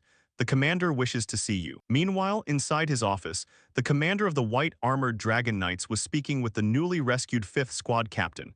"It is a relief to see you made it back alive." His expression suddenly turned somber. "However, are you truly certain about what you said? Do you really wish to retire from active duty? It pains me to say this, but as you can see, I have lost my legs along with Rocinante, my dearest companion in battle, during the recent clash. Besides, with this worn-out body, I wouldn't last much longer on the battlefield anyway. I intend to spend the rest of my days in my hometown, honoring the memory of my fallen brothers in arms." Hearing that, the commander could only sigh in defeat. "Who could ever change that stubborn mind of yours? Do as you wish, haha. Thank you, Commander. I know this doesn't make up for my departure, but there is something I must tell you regarding the recruit Theo Ragnar. Go on, speak your mind." At such a tender age, he has already unlocked the Thunder Gate. The demon dragon's face lit up with excitement. "What? The Thunder Gate? Isn't that the boundary dividing mortals from transcendent beings?" To be frank, I was stunned when I first saw it. Clearly, he wasn't a born genius who possessed it right from the start. It was more like he violently forced open a door that was meant to stay shut. It was unmistakable. That gate was forcibly breached with sheer violence. Yet regardless of how he achieved it, the vessel of his latent potential has expanded at an astonishing rate. Compared to what he currently commands, there is still an absurdly vast ocean of untapped potential left to explore. Haha, if that's the case, isn't that fantastic news? We must fill that expanded vessel. He might very well become a pillar of the White Dragon Knights in the future. Indeed, that is everything a senior like me can offer the boy. The rest depends entirely on him. Over at the White Dragon Knights training arena, the commander met with Theo just as requested. "From this moment on, you will have to learn and grow on your own terms." Theo looked somewhat puzzled, not quite understanding what the demon dragon was getting at. The two stood facing each other inside the vast arena, bathed in the bright moonlight and cool breeze, completely undisturbed. "Hey Theo, I heard you played a crucial role in this mission, didn't you?" Theo bowed slightly, replying in a calm tone. "Not really, it was all thanks to the support of my comrades." "HMPH, is that so? Don't be too modest. So tell me, how far has your martial path progressed?" Theo paused in thought for a moment before answering. "My martial path? Are you referring to my combat prowess? Fighting has certainly become much easier compared to before." No, I'm not asking about your combat techniques. What I truly care about is what kind of world your sword is striving to express." Theo was caught off guard by the unexpected question, falling silent with a hint of hesitation. "If that's what you mean, then to be honest, I'm not entirely sure either. I've only been training with the sole purpose of mimicking the clan head's swordsmanship." Hearing this, the demon dragon looked quite pleased as he reached behind to draw his sword. That is how everyone starts. Without delay, the demon dragon rapidly manifested his domain, releasing waves of aura in all directions with an overwhelming, suffocating pressure. The surrounding space was instantly bathed in a deep crimson hue of blood, and the river beneath his feet looked no different from an ocean of slaughtered foes. So this is the demon dragon's realm. Theo recalled the visions from his second awakening. It was completely distinct from the realm the sword dragon had displayed before. Could what he just said mean that this domain is a world shaped by an individual's personal martial path? Every word the demon dragon uttered carried crushing weight. "My sword represents the demon." A monstrous pillar of pure destructive force shot straight into the sky. Had it been an actual attack, nothing could have stood in its path. Theo watched intently, taking in every detail. So this is the true power of the demon dragon. Wasting no further time, the demon dragon began demonstrating a relentless sequence of techniques, every single strike carrying the power to obliterate anything in its wake. It was exquisite, masterful, and left not a single opening across all his movements. Every swing laid bare decades of experience, the ultimate crystallization of countless brutal battles, forged at the risk of his own life by constantly pushing forward and shattering every limit. Theo's eyes were wide open, unable to tear his gaze away from these flawless sword tracks. An opportunity like this comes once in a lifetime. A wall of blood manifested right before his eyes, swirling inward before splitting apart, engulfing everything in its trajectory. The demon dragon halted his blade and slowly walked toward Theo, his voice laced with high anticipation. What do you think of what you just witnessed? What did you see within the martial path of the demon dragon? Theo reflected on the spectacle that had just unfolded and answered instinctively, pure power and utter destruction. The commander smiled precisely.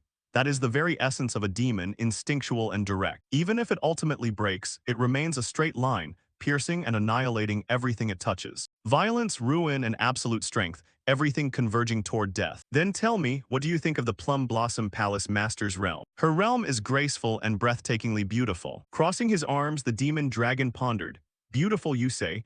The Plum Blossom Palace Master's swordsmanship embodies the concept of life, so that makes sense. A seed sprouting, growing, and ultimately blooming into a flower. That is the essence of life itself. It is slow yet gentle, constantly transforming without ever ceasing. It never halts its own evolution, and that is true martial arts. Hearing those words, Theo organized his thoughts.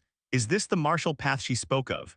Even though both were members of the 9 dragons, their interpretations of the sword were worlds apart. Life and death, creation and destruction. Do you think the meaning behind these two swords is completely polar opposite? Isn't it? Haha, where's the fun if I just spoil it now? With a chuckle, he deactivated his domain. Immediately after, the demon dragon tossed a peculiar book toward Theo, which appeared to be an esoteric manual. What is this?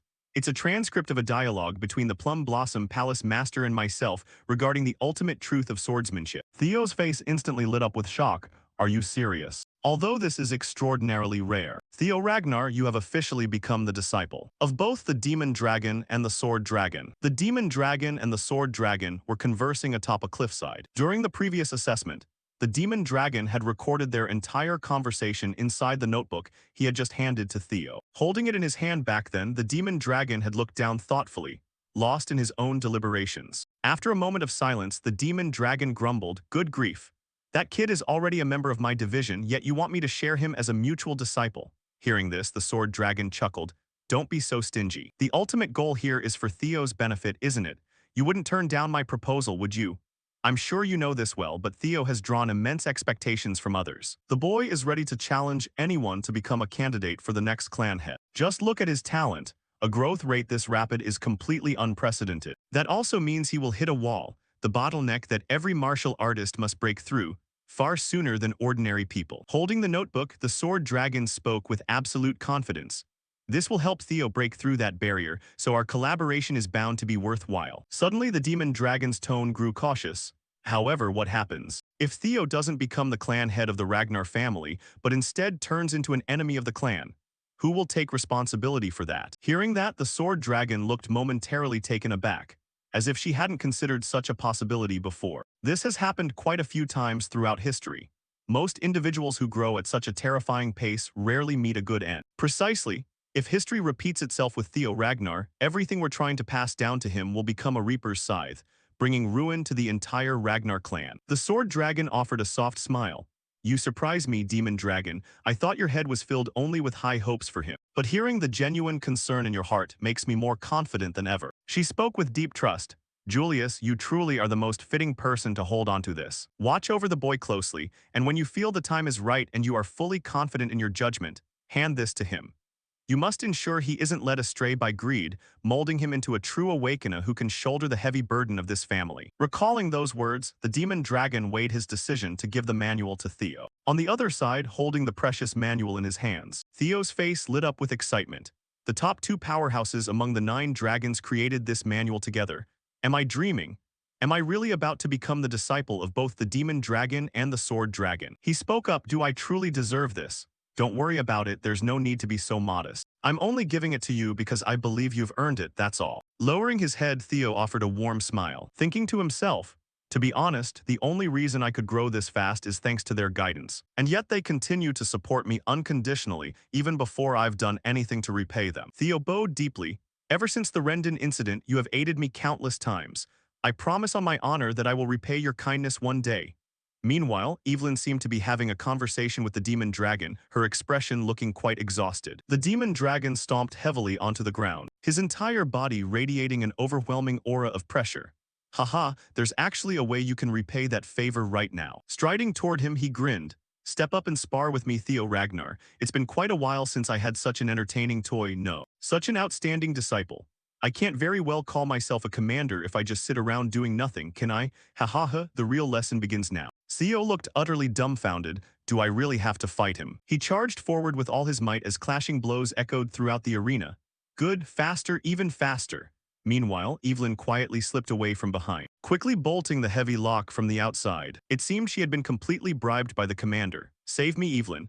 My deepest apologies, young master, but this is the commander's direct order, so I cannot disobey. And just like that, Theo was locked inside the arena all night with the commander, sparring until he could no longer stand. The next morning, Evelyn arrived to unlock the heavy chains on the door. She stepped inside slowly with a guilty look on her face. Her eyes widened in utter disbelief, clearly not expecting things to be this extreme. Before her stood Theo, looking utterly wrecked after his brutal sparring session with the demon dragon. Slumping there lifelessly, young Master Theo, are you all right? She stepped closer, offering a comforting tone. I suppose the commander went a bit overboard this time. Just a bit overboard, you say. More importantly, did you lock up that ringleader in the underground dungeon just as we discussed? Finally, a piece of news brought a faint smile to his face. Is it really fine to just keep him locked up like that? He isn't the type to betray his master no matter what methods we use, but leaving him in peace isn't a good idea either. Don't worry, everything is proceeding according to my plan. Leaning close to Evelyn's ear, Theo whispered something, looking as though he had already figured out how to make use of this pawn. Though the exact words remained unheard, a look of genuine surprise washed over Evelyn's face. The scene shifted to the Rose Palace, where Theo was walking toward the training grounds. Welcome, Theo. Theo bowed respectfully. It is an honor to meet you, Lady of the Red Blossom Palace. The sword dragon descended gracefully, exuding pure elegance. I've been waiting for you for quite some time. Did you receive the gift that the demon dragon and I prepared for you? Theo replied respectfully in a calm voice. Thank you very much for that. The manual has truly been of great help to me. Pleased with his answer, the lady channeled her inner energy to telekinetically draw a sword resting on the training grounds into her grasp. In an instant, she leaped gracefully toward where Theo knelt, the entire area filling with fluttering flower petals as though they were standing atop Mount Hua. Landing gently on her feet, the sword dragon spoke in a warm, gentle voice. I'm delighted to hear that. She stepped slowly toward Theo, continuing, I wish to instruct you in the foundational sword techniques that others so easily overlook.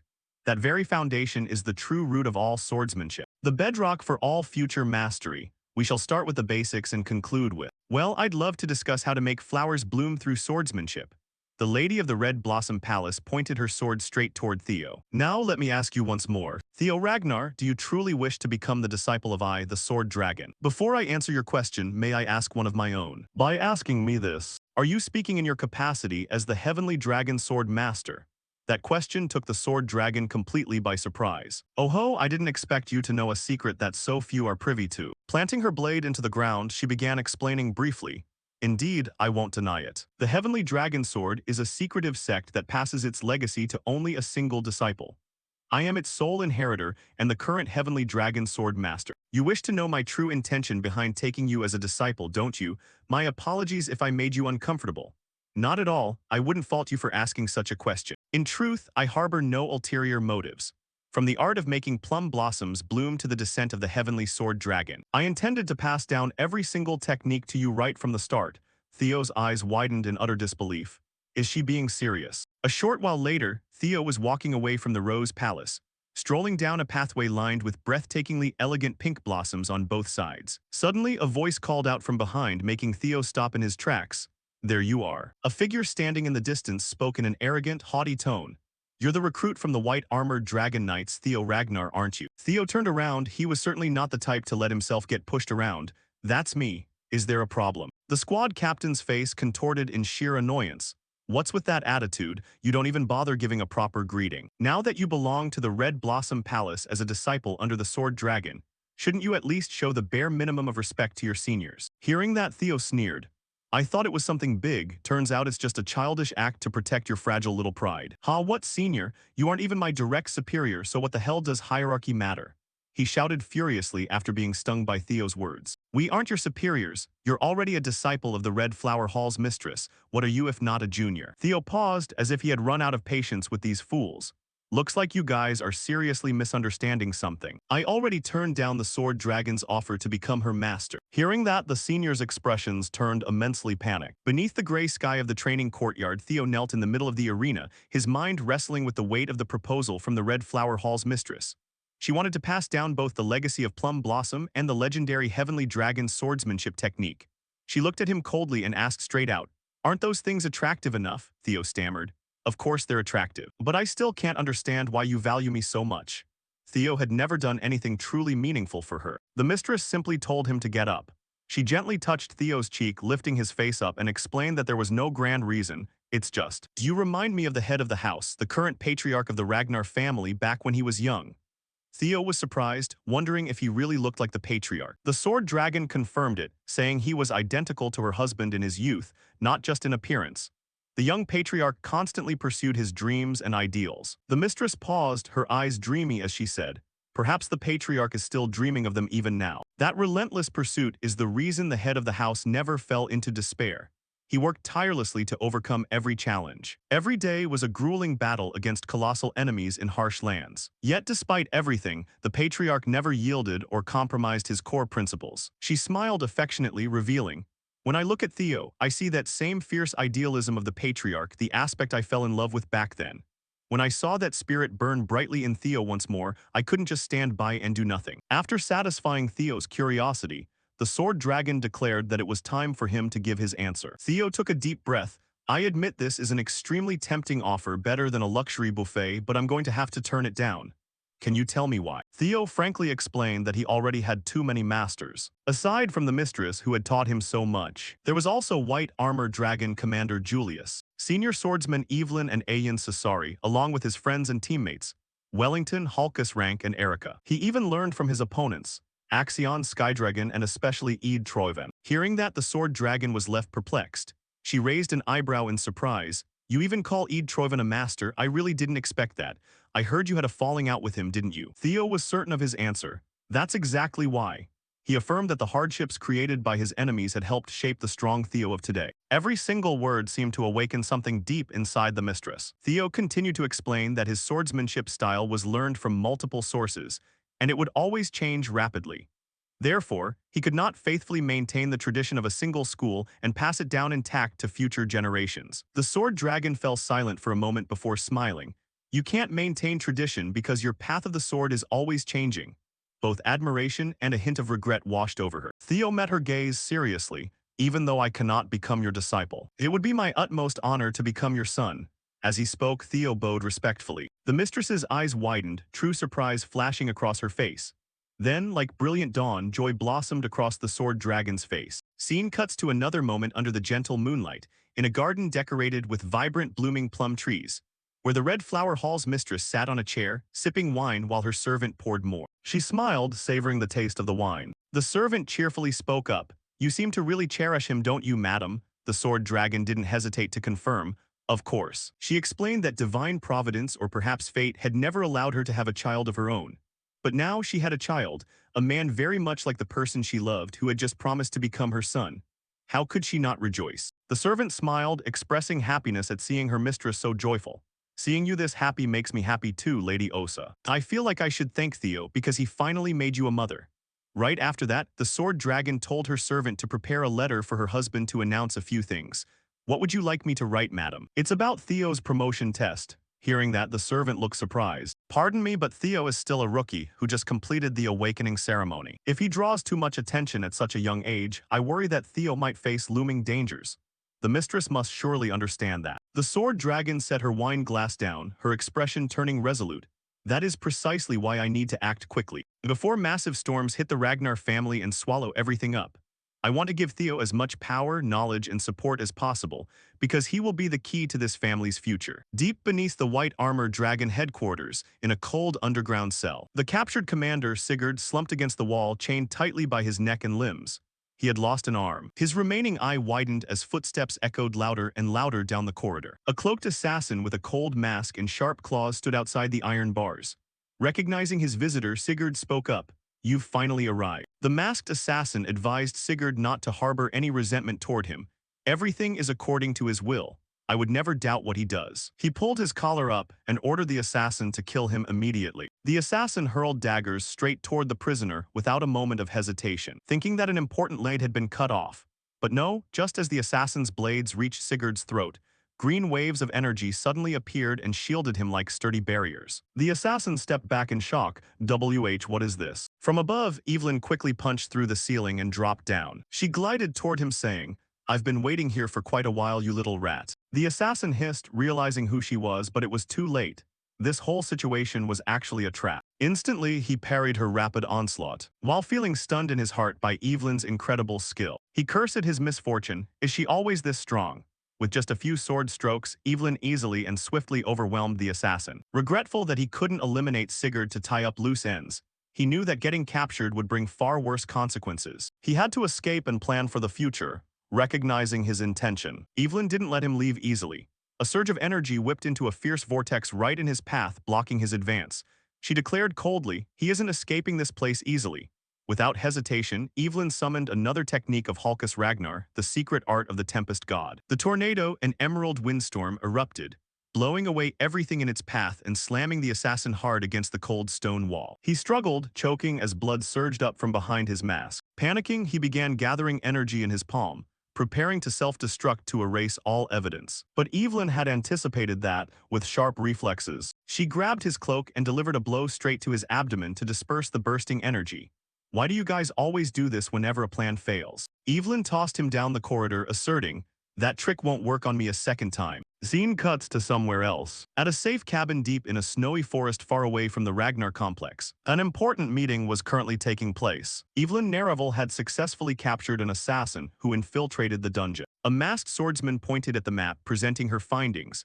This assassin belongs to an organization called the Demonic Snakes, an affiliate of the Troyven family. This is a sign that the Troyvans are involved, highly likely connected directly to Troyvan. Ghost Dragon Julius, sitting at the head of the table, gravely declared, "This almost completely confirms our suspicions of a mole within the Ragnar ranks." Cleve agreed, emphasizing that this meeting was held at a remote location to avoid leaking any more critical intelligence. "Based on our information, the demonic snake's base is located in an old castle in a harsh region. Within the next few hours, if the assassin doesn't return, they will consider the mission to assassinate Sigurd a failure and will definitely burn all evidence and flee. Therefore, the objective is clear: ambush the enemy base before they can escape and retrieve all possible information. This is the focus of the newly assigned joint mission." Concluding her report, Cleve stated her name and rank. "My name is Cleve, a Snowless." Hearing that, Theo couldn't help but be astonished, never expecting to encounter an operative of this level here. The ghost dragon cleared his throat and added one final point. "This mission will also serve as Theo Ragnar's official promotion exam." Cleve and Evelyn both looked surprised. Theo himself wondered if he was qualified for such a challenging promotion test. Julius sighed, confirming, "Theo is qualified, but be warned, this is not a road paved with roses and glory. During this mission, every challenge is tied to blood and danger." The difficulty of Theo's promotion test has been raised significantly. Even though exams are tailored to ranks, assigning a mission with the potential to spark a civil war as a test for an intermediate swordsman is extremely rare. The ghost dragon leaned forward, revealing, "I know Theo ordered Evelyn to monitor the prison because he anticipated an assassin would be sent to kill the prisoner." Evelyn coughed lightly, looking rather awkward. Since Theo initiated this chain of events, the ghost dragon demanded he see it through to the end. Theo apologized for acting arbitrarily. He accepted the apology, but warned, even as an heir, acting without superior's input is unacceptable. Now that things have escalated to this point, Theo must complete the mission flawlessly. He leaned in, grabbed Theo's collar, and lightly bumped heads with him, speaking in a firm voice, "Pass the exam and officially get promoted to intermediate swordsman. Then you'll earn the right to undertake missions alone. Understood?" "Yes, sir." Theo regained his composure, confirming with a decisive statement. A faint smile crossed his lips, thinking that this matter revolved around him far more than he had imagined. Suddenly, a familiar blue screen appeared in his vision. Quest 4, The Dark Connections of the Past Life. Objective: this is your chance to wipe out the dark ties from your past life and halt their malicious plots. Theo pondered this notification, wondering if an invisible thread had bound him to these characters across timelines, leading to all this chaos. Noticing his distraction, Cleve asked, "Is there a problem, Theo Ragnar?" "No." answering with a steady gaze, "I won't just do this mission, I will complete it at all costs." "Great, since you're ready, let's begin." It was time to put an end to everything. The hunt for the snakes officially began. In the forest where a palace loomed in the distance, surrounded by dense woods, Evelyn and Theo crouched low to the ground, hiding in the shadows. Cleve turned back to face them, her voice serious and tinged with urgency. "There's a possibility of a snake in our ranks, so this mission is restricted to just 3 people. The 2 of you and me." She narrowed her eyes, her tone resolute and confident. "Our target is an assassin organization. As swordsmen, we have the advantage in direct confrontation, but we are at a disadvantage in numbers." She cast her gaze toward the distant assassin hideout, the weight of the mission evident in her voice. "No matter what happens, never let your guard down." Theo nodded, determination filling his heart. "Understood." Scene cuts inside the assassin's hideout, where 2 figures bent over a table, reviewing documents. One of them narrowed his eyes at the papers, speaking in a hurried tone, "We've organized all the documents. Let's leave as soon as he returns." "But how long has he been gone?" "About 2 hours, he should be back soon." While the conversation continued normally, a sphere rolled in from the corner of the room. Before the assassins could react, the sphere emitted a thick cloud of smoke, blanketing the room in mere seconds. The assassin's eyes widened in shock as he covered his mouth, trying to suppress his panic. "It's an ambush." Before he could finish, a figure emerged from the shadows, moving at supernatural speed. She swept through the room like lightning, striking with absolute precision and ending everything with a single fluid motion. 2 other assassins were heavily injured before they could react, their weapons barely raised for defense. It was Cleve. The masked assassin was dazed by the incomprehensible attack speed. "How did we get discovered?" Blood oozed from a wound on his neck. As he mumbled in agony, "Damn it, what is this?" Cleve's gaze swept over the escaping assassin with cold determination. She glanced down at the table before her, and with a powerful kick, sent the table flying straight into the fleeing assassin. Cleve gracefully snatched the floating documents midair, her eyes sweeping across the room as she declared, "This area is cleaned up. Evelyn and you will handle things here, Theo. Go claim the basement." Theo nodded without hesitation, his voice steady. "Yes." He couldn't help but feel amazed by Cleve's swift and decisive actions. She had taken down 3 assassins in the blink of an eye. Wasting no time, Theo dashed down to the basement, ready to eliminate any hiding enemies. His mind raced with details from the meeting. If the blueprint is accurate, the basement stairs should be right ahead. Determination drove his steps. But as he approached the entrance, his thoughts were abruptly cut short.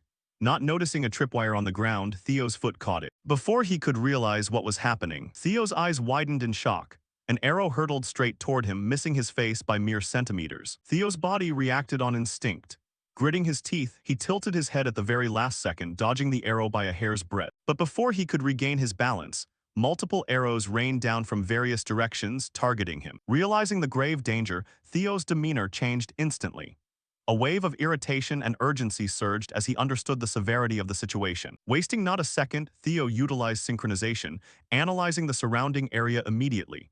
The entire room layout materialized before his eyes, revealing hidden traps and unmasked ambushers. Without hesitation, he opened his inventory and drew multiple swords. Telekinesis flared, controlling the blades with absolute precision. Right after, he activated Thunder Dragon's Breath, infusing the blades with lightning energy. Theo used Dragon's Mark, unleashing its full power to instantly sever all traps. Every trap in his path was neutralized, and the waiting ambushers were cut down. Everything was dealt with in a split second. One of the assassins, still dazed, weakly mumbled, How is this possible?" Theo continued forward, leaving the fallen assassin behind. Each step downward heightened his tension. If security is this tight, there must be something extremely important in the basement. But before Theo could finish thinking, he reached the bottom of the stairs. Theo's eyes widened in shock as his gaze locked onto the scene before him. Blood-soaked floors, and in the distance, a figure in red standing motionless. Sensing Theo's presence, the man spoke excitedly, his voice laced with dark amusement. "Oh my, I can smell the stench of defilement reaching all the way out here. I can't believe a massacre is happening during such a sacred prayer." The man wore a hood hiding most of his face as he turned to face him. His aura was overwhelmingly powerful and terrifying, resembling an evil priest. Behind him, multiple skulls were piled up, alongside a grim symbol drawn in blood on the wall. "You really are an impatient believer." Theo gritted his teeth, his heart pounding with tension. A name flashed in his mind, Holy Demon Church. Memories of the Holy Demon Church flooded Theo's mind, sending a chill down his spine. The Holy Demon Church, an apocalyptic cult proclaiming the end of days is near, and a savior will descend. A fake religious organization specialized in luring the ignorant. His thoughts darkened, They are the ones behind the great war that collapsed an empire. The evil priest grinned widely, looking at Theo with sparkling eyes as he spread his arms wide, his voice filled with joyous validation. Theo's expression grew tenser, sweat beading on his forehead as the weight of the situation bore down. Without hesitation, Theo activated synchronization, reading the surrounding mana flow in hopes of better grasping what he faced. But what appeared before him made his heart beat erratically in disbelief. This cannot be. A mysterious mana stream, defying basic mana rules, poured from his shattered mind like a gateway leading straight from hell. Is this the grace the priests call blessing? The blood priest narrowed his eyes, his tone sinister and heavy with contempt. How sad it seems you lack faith in the Savior. Clasping his hands together, his voice grew darker, but it doesn't matter. An immense pressure flooded the room, the priest's haunting aura enveloping the space with a suffocating terror. I will grant you the honor of becoming a sacrifice to the sole god. Theo stood firm, quickly drawing his sword and preparing for battle. He moved at terrifying speed, appearing right before Theo in the blink of an eye, lunging forward with a chilling shout. I hope you won't refuse this grace from God. His expression hardened. Theo tried to block the priest's first strike with his sword. The man's absurd strength shocked him. Are these really human hands? The battle broke out with total domination. Every attack from Theo was counterattacked or blocked with undeniable precision. No matter how fast or agile he was, the priest was always one step ahead, effortlessly dodging or parrying. The blood priest pulled back his hand, gathering his full strength to unleash a fatal blow toward Theo. Theo tried to tilt his head to avoid it, but the moment he spotted an opening, he refused to let the opportunity slip. He swung his sword, coating the blade's energy with his skill, preparing to unleash a powerful counterattack. Theo launched his strike, pouring all his strength into the blow, but to his shock, the blood priest blocked the full-power attack with his bare hands. Sparks flew, their collision shaking the entire basement. But no matter how hard Theo tried, his attacks were completely useless. The blood priest easily deflected every blow, his hands absorbing the force like an iron wall. Theo's mind went blank, filled with disbelief. He blocked a full-power strike with his bare hands. Before Theo could process the situation, the priest brutally punched him, sending him crashing into the wall with terrifying force. A deafening crash echoed, blood spewing from his mouth as pain shot through his body. Are all blood priests of the Holy Demon Church this high-level? The blood priest walked toward him slowly and cautiously, the heavy atmosphere promising cruel torture. I can't use the third form dragon claws here unless I want to be buried alive with him. But a simple attack won't work. What on earth should I do? Theo loosened his grip on his sword, staring at it in search of a solution. What can I do with this sword now? The voices of the ghost dragon and sword dragon echoed in his head, their teachings cutting through the fog of despair. Explosive and destructive power is the foundation of swordsmanship. It is death. The root of swordsmanship is death. The basics of sword chi and the technique he wants to teach me, how to bring life through the sword, life and death, life and violence. Do you think these two principles are exact opposites? He understood the answer was always within reach, the perfect balance between life and death. With an evil smile, the priest mocked Theo. Oh Lord, this little lamb is spilling its precious blood. His smile widened, his eyes glowing red with malice. Please accept this pitiful lamb as a sacrifice, it will surely please you. The blood priest slammed his fist down with terrifying strength, causing an explosive impact that shattered the ground and sent a violent shockwave through the basement. But at the final moment, Theo sprang up, dodging the strike by a hair's breadth. He rolled to the side, barely managing to stand back up, his eyes locking onto the blood priest. The priest narrowed his eyes, his voice dripping with annoyance. You really are a persistent little lamb, aren't you? Theo felt the energy gathering around his sword. Now I get it, these two swords aren't opposites at all. Life and death form a natural cycle. Death always awaits the end of life. And life sprouts from death. They aren't two but a single unified entity. If I apply that principle, focusing the wasted energy and gathering it into a single ray of light, I will win this fight. The blood priest watched with amusement, raising a hand as he mocked.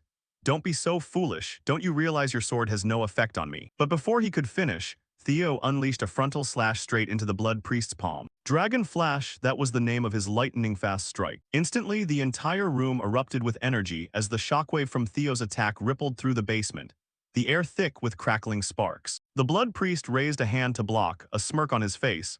This new sword technique is quite interesting, but his expression quickly changed as his body sustained injuries. He felt the terrifying power behind Theo's attack. Though he had blocked previous strikes, this was entirely different. The blood priest's expression shifted completely, his eyes widening in shock as Theo's energy gained the upper hand, breaking through his defense.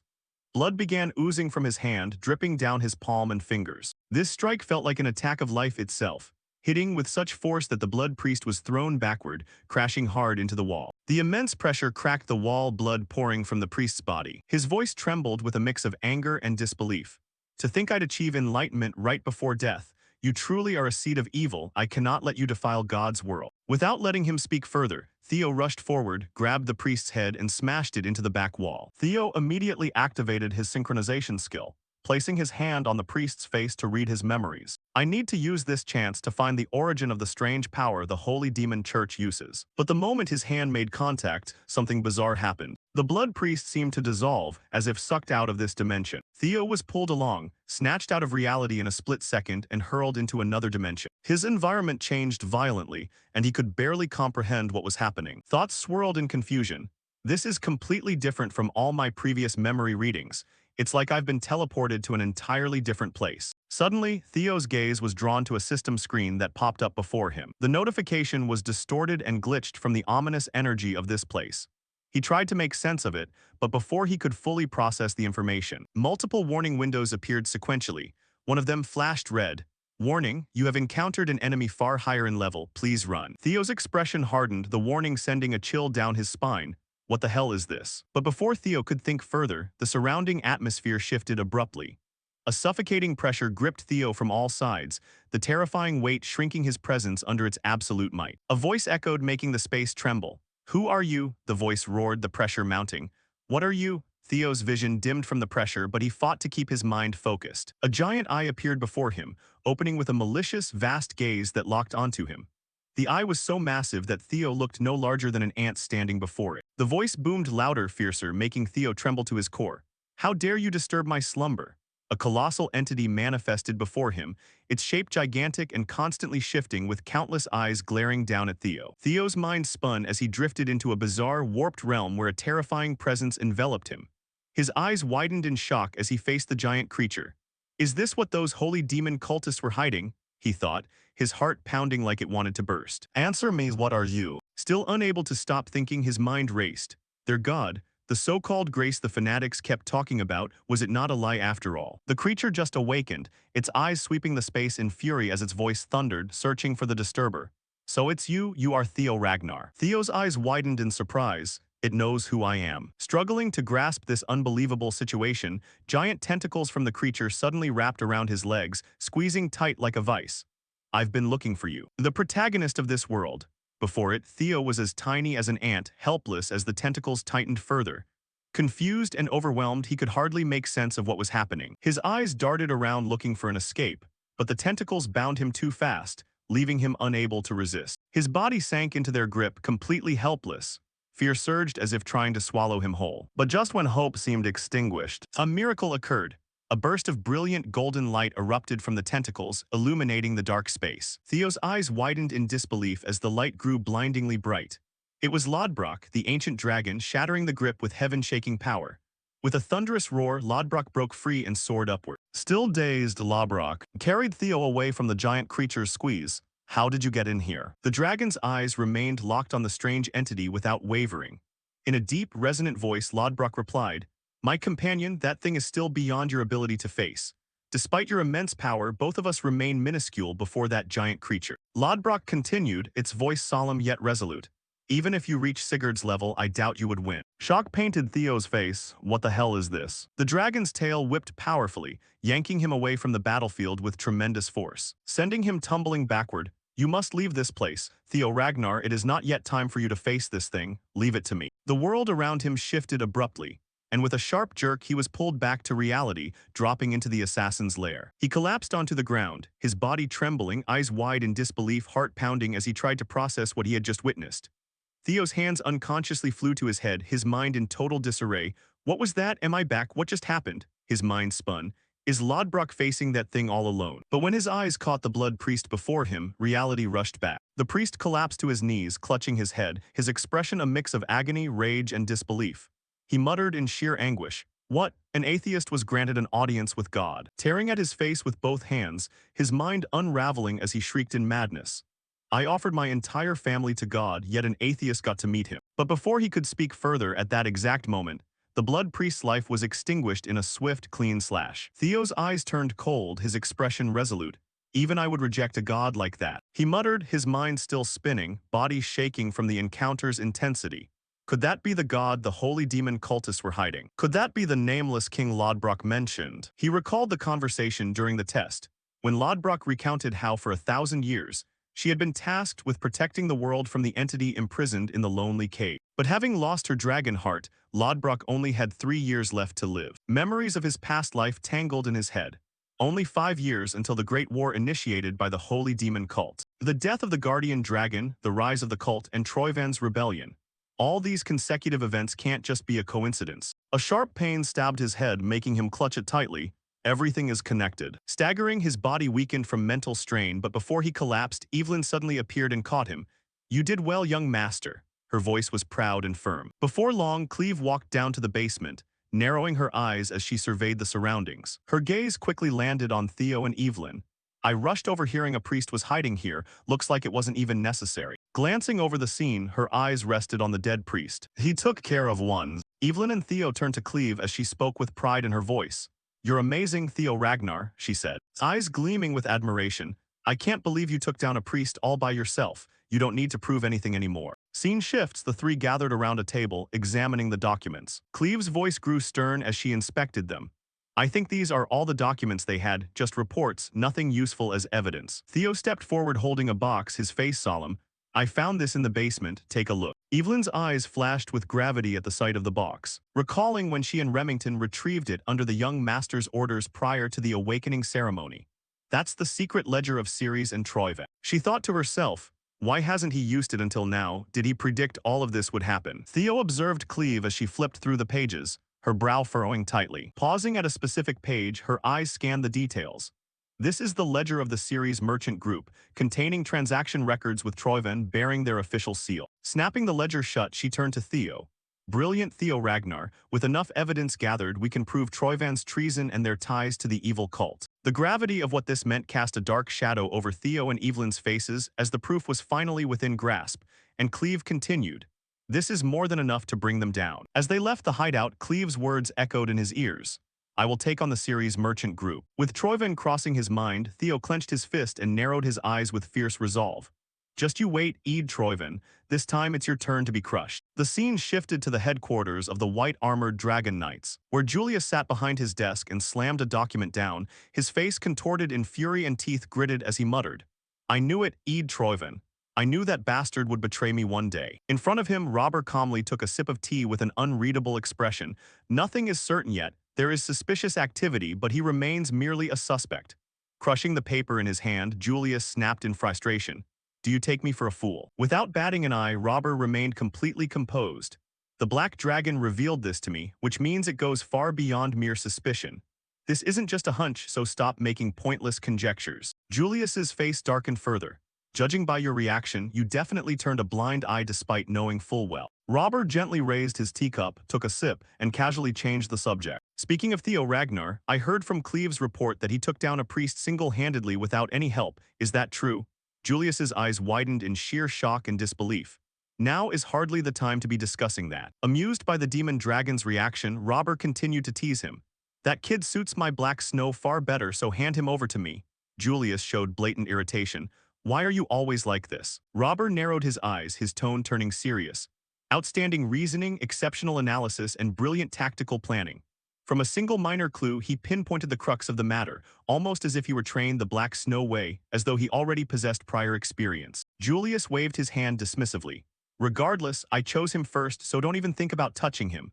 "Seriously, brother, you and Lady Osa Ragnar act no better than common bandits." Robber set his teacup on the table, his expression suddenly growing solemn. "Well, it has been a long time since I last heard that name." Pausing in deep thought, he continued. "Kyle, myself, Osa, and you, Julius. It feels like just yesterday the four of us were still siblings." Julius cut him off irritably. "Sentimental talk won't sway me. If you try to steal Theo away, I won't let you off." Robber's eyes darkened, his voice laced with mystery. "It seems you haven't realized it yet." In an instant, with a swift flash, Robber appeared right behind Julius. "An older brother taking things from his younger brother is only natural, isn't it?" With that, Robber turned to leave, casually swiping a few bottles of liquor from Julius's shelf with a teasing chuckle. "Prepare something pricier next time, little brother." Before Julius could even react, Robber dashed outside, leaving behind a furious roar that echoed down the hallway. Fortunately, there were no spies within the white-armored Dragon Knights at present, as nowhere else had remained untouched by the heavenly dragon. As his body gradually dissolved into thin air, Robber thought to himself, "It's best to leave this plan to Julius. Today is the day to strike the series merchant group, and there will be plenty of work to do." Things are getting more and more intriguing. The scene shifted to the main ceremonial hall of the series merchant group, where the air hung heavy with anticipation as a man stepped toward the dais where several figures stood waiting. Reaching the platform, he bowed respectfully. "I am Navin Bacchus, the second son of the Bacchus family." The bald man before him stroked his long beard with every word, studying him intently. "I am Quadrak Series, leader of the series merchant group," he replied. "I formally propose a marriage alliance with the Bacchus family." Quadrak gestured toward his daughter, who bowed gracefully and spoke in a calm voice. "I am Lily Series, the fourth daughter of the Series family." A solemn atmosphere settled over the hall as Quadrak continued. "From this day forth, the Bacchus and Ceres families shall be united in marriage, and the two of you shall forge an unbreakable bond." Hiding a subtle smirk, Quadrak thought to himself, "I've finally achieved it." He glanced at the crest pinned to Navan's chest, taking note of its prestigious design bearing the name of a noble house. "This is only the beginning, House of Ragnar, you who have always looked down on us." His grin widened, his eyes narrowing with deep, malicious satisfaction. "Before long, we shall exact our rightful vengeance." Behind him, a bald man stood in silence, his face flushed red with rage, fists clenched tightly, and a sharp glare fixed on the ceremony as his thoughts turned bitter. "How dare a mere merchant summon our clan in front of the Bacchus family?" he hissed internally. "To think one of the 6 pillars of noble lineage would be treated like this." Trembling with fury, he forced himself to hold back. "I must endure this. With the dowry from this marriage, I can save our family." His expression grew darker, his thoughts turning increasingly resentful. Who cares about that bastard child anyway? Meanwhile, Navin Bacchus stood confidently before Quadrak Ceres, the corner of his lips curling upward as he saw right through the old man's obvious scheme. So utterly predictable. He mused, narrowing his eyes to analyze the situation. Do these merchants honestly believe they can help us? Glancing at the other members of the series group, every face laid bare with sinister ambition, he thought. They think they hold the upper hand. Yet they are blind to the bigger picture. They don't even realize their own merchant guild is being used as mere collateral. Besides, it's not like I have much longer to live anyway. His smile turned grim at the thought of the series group's impending collapse. Extending his hand toward Lily, he said softly, "A pleasure to meet you, Lily. I will treat you well, both as a son-in-law of the series family and as your husband." Lily stood before him with a rigid expression, devoid of trust and filled only with suspicion. Crossing her arms and narrowing her eyes at Navin, she asked firmly, "How do you intend to prove that?" Navin looked momentarily caught off guard, but a cunning smirk quickly crept across his face. Chuckling softly as he caught her drift, his expression softened as he replied, "It seems you already have a plan. My family is on the brink of ruin, and I myself have been put up for sale. However, if you, my bride, desire it, I can bring you the daughter of the Bacchus family." Watching this exchange, the bald man nearly exploded with rage, his eyes flaring with hatred. "That damned bastard! What the hell does he think he's doing?" Lily slowly rolled up her right sleeve to reveal a scar on her arm, her voice trembling with anger as she shouted, "Bring me the head of Theo Ragnar, the one who did this to my arm." Navan's grin widened, his eyes narrowing with keen amusement. "She wants me to publicly execute the heir of another noble house." The murmurs among the crowd grew louder, utter shock ringing clear in their voices. Quadrak Series Lily's father stepped forward and placed a hand on her shoulder, whispering, "Lily, I told you not to say such things in public." Lily lowered her head in silent compliance, but suddenly turned back around, her face glowing with intense excitement. There stood Navin with a confident smirk, his eyes glinting with resolve as he stood tall, his tone grave and authoritative. "Since my young bride wishes it, I shall bring his head back to her." Outside, the sky lit up as silhouettes of dragons soared over the city. Citizens looked up in sheer astonishment and bewilderment. What in the world is that? Are those wyverns? Before anyone could make sense of it, the dragons descended and 3 figures leaped from their backs. "What? People are jumping down," shocked cries echoed across the plaza. With a deafening boom, the 3 landed firmly on the ground in a flawless superhero landing. The crowd stood frozen in awe, their eyes widening as they recognized the emblazoned crest on the banner. "That's the Ragnar crest." The realization sent chills down everyone's spine. That banner was no mere piece of cloth, but an outright declaration of war. Cleve, her face stern, planted the Ragnar banner firmly into the ground, her voice low yet commanding as it echoed over the masses. "From this moment forth, we shall execute justice in the name of Ragnar." Pausing to sweep her gaze across the crowd, she continued, "We have discovered that the assailants who attacked Ragnar share deep ties with the Ceres merchant group.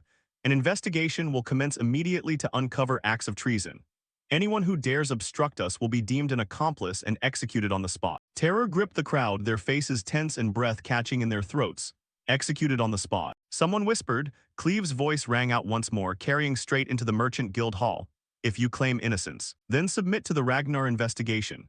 Inside, Quadrak Series felt his blood run cold, his face twisting as his jaw clenched tightly. Damn it, have they already uncovered everything? No, impossible, I must stay strong and show no weakness. As Quadrak struggled to keep his composure, the bald man stepped forward, his voice heavy with anxiety. Treason? What is the meaning of this, Series? Outside, the sharp, uncompromising voice shouted once more. Quadrak Series, come out at once. Inside the hall, sweat beaded on Quadrak's forehead as the pressure weighed heavily on him. Panic thoughts clawed at him, but he suppressed them, focusing his mind as someone asked. Clan leader, what do we do now? Clenching his fists, Quadrak's face twisted in rage as he roared. Don't be ridiculous. A piece of paper can easily be forged. With fury burning in his eyes, he bellowed, his voice carrying clearly outside. Someone is framing us, no matter what underhanded tricks you play. The Ceres family will prove its loyalty to Rey Ragnar. Your lies will soon be exposed. Soldiers of Ceres, strike down anyone who dares look down on Ragnar. Anyone who dares point a blade at Ragnar and its loyal retainers. Suffocating tension gripped the air as both sides prepared for the impending storm. Hearing the guild leader's words, the bald man's face grew taut with worry. Placing a hand on Quadrak's shoulder, he asked in a low, anxious voice, Lord Ceres, do you mean to say you will not cooperate with their investigation? Quadrak violently shrugged his hand off, his face darkening as he snarled in fury. This wedding is off. Pointing straight at the bald man, his anger flared. How foolish of you to think we would let you walk away after everything that has happened. The charge being brought forth is treason, do you understand? Leaning in until his face was mere inches from the bald man's, Quadrak gritted his teeth, his smile devoid of any warmth. As a member of the Six Pillars, you of all people should understand what treason means. Did you think I would face this alone? Looking out the window at Cleve, Evelyn, and Theo standing resolute below, Quadrak's gaze darkened. Think about it. If they truly possessed conclusive evidence, there wouldn't be just 3 of them standing there. An entire army would have blanketed the skis. Reclaiming his confidence, Quadrak turned to the bald man and his retinue.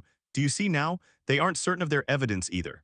As long as we stop them here, we will walk away completely clean. Before the bald man could respond, a sharp voice cut in as Navin stepped between them, his presence overwhelming. What are you rambling on about to an old man who can barely drag himself to the restroom? He mocked, his tone dripping with ridicule yet firm. Placing a hand on the bald man's shoulder with a mischievous smirk, he added, Isn't that right, elder? The bald man narrowed his eyes, teeth grinding in fury. You insolent brat, how dare you? Entirely unfazed, Navin turned to walk away, the smirk never leaving his face as he waved dismissively. Isn't this much better? Continuing his provocation. He moved fluidly toward the window.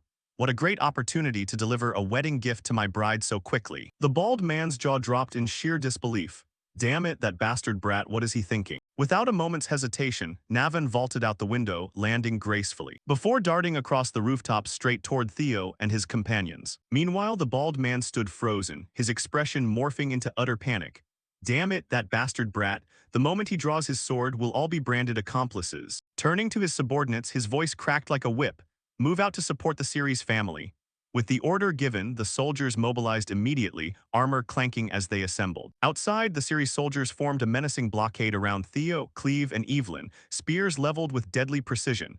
While the 3 stood their ground, blades drawn and ready to retaliate. With a stern look, Cleve pointed her sword at the soldiers and shouted, This is your final warning. Stand down, or you will be executed on the spot for rebellion. Her words hung heavy in the air with the promise of death. Confused and on edge, the soldiers hesitated for a moment. Sweat trickling down their faces and teeth gritted, unsure of what to do. From above, Navin observed the scene as he closed in on Theo's group. With a precise leap, he dropped right between the tense standoff, catching the 3 from Ragnar completely off guard. Smirking with supreme confidence, he remarked sarcastically, You folks from Ragnar sure love executing people, don't you? Evelyn and Cleve's eyes widened in utter shock. How did this swordsman slip past our defenses so easily and insert himself right into our formation? Before they could react, Navin struck, executing a seamless 360-degree sweeping slash whose raw force drove Theo, Cleve, and Evelyn backward, their boots skidding across the ground. Navan's tone was practically mocking, eyes glinting with amusement.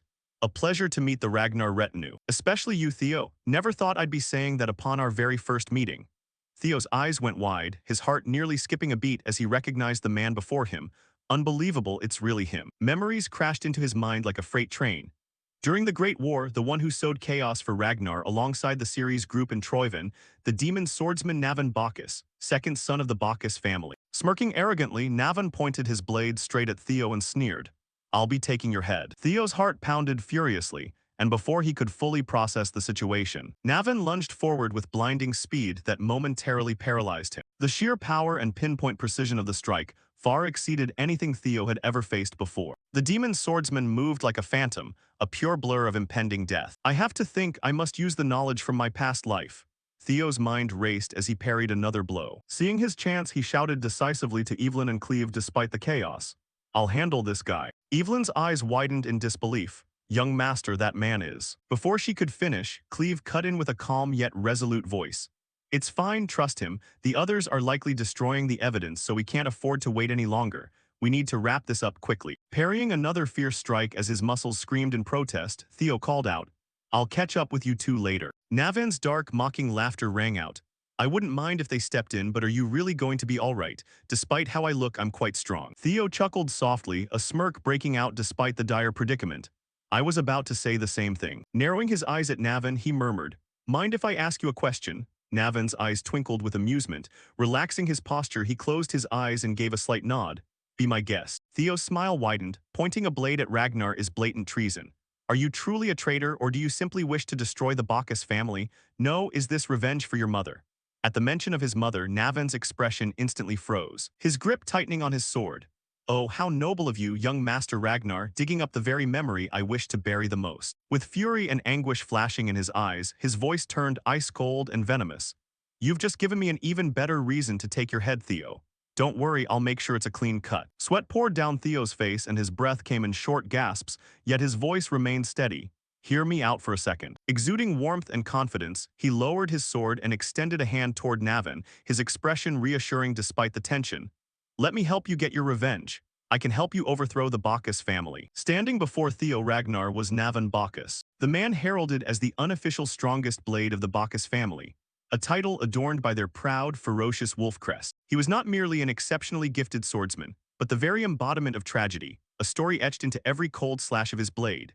Theo knew Navan's sorrowful past all too well. Despite possessing talent rivaling the most legendary ancient warriors of Bacchus, Navan was never once acknowledged by the clan due to his birth as a brothel-born bastard, an indelible stain on their noble bloodline. Rather than nurturing his extraordinary power, the family viewed his existence as a threat, and his pitiful mother, who had sacrificed everything for him, was driven to her grave, leaving young Navan kneeling beside her cold corpse, his tears mingling with the dirt. It was this profound resentment that ignited a burning vengeance within Navan, ready to reduce the entire Bacchus family to ashes, even if it meant destroying himself in the process.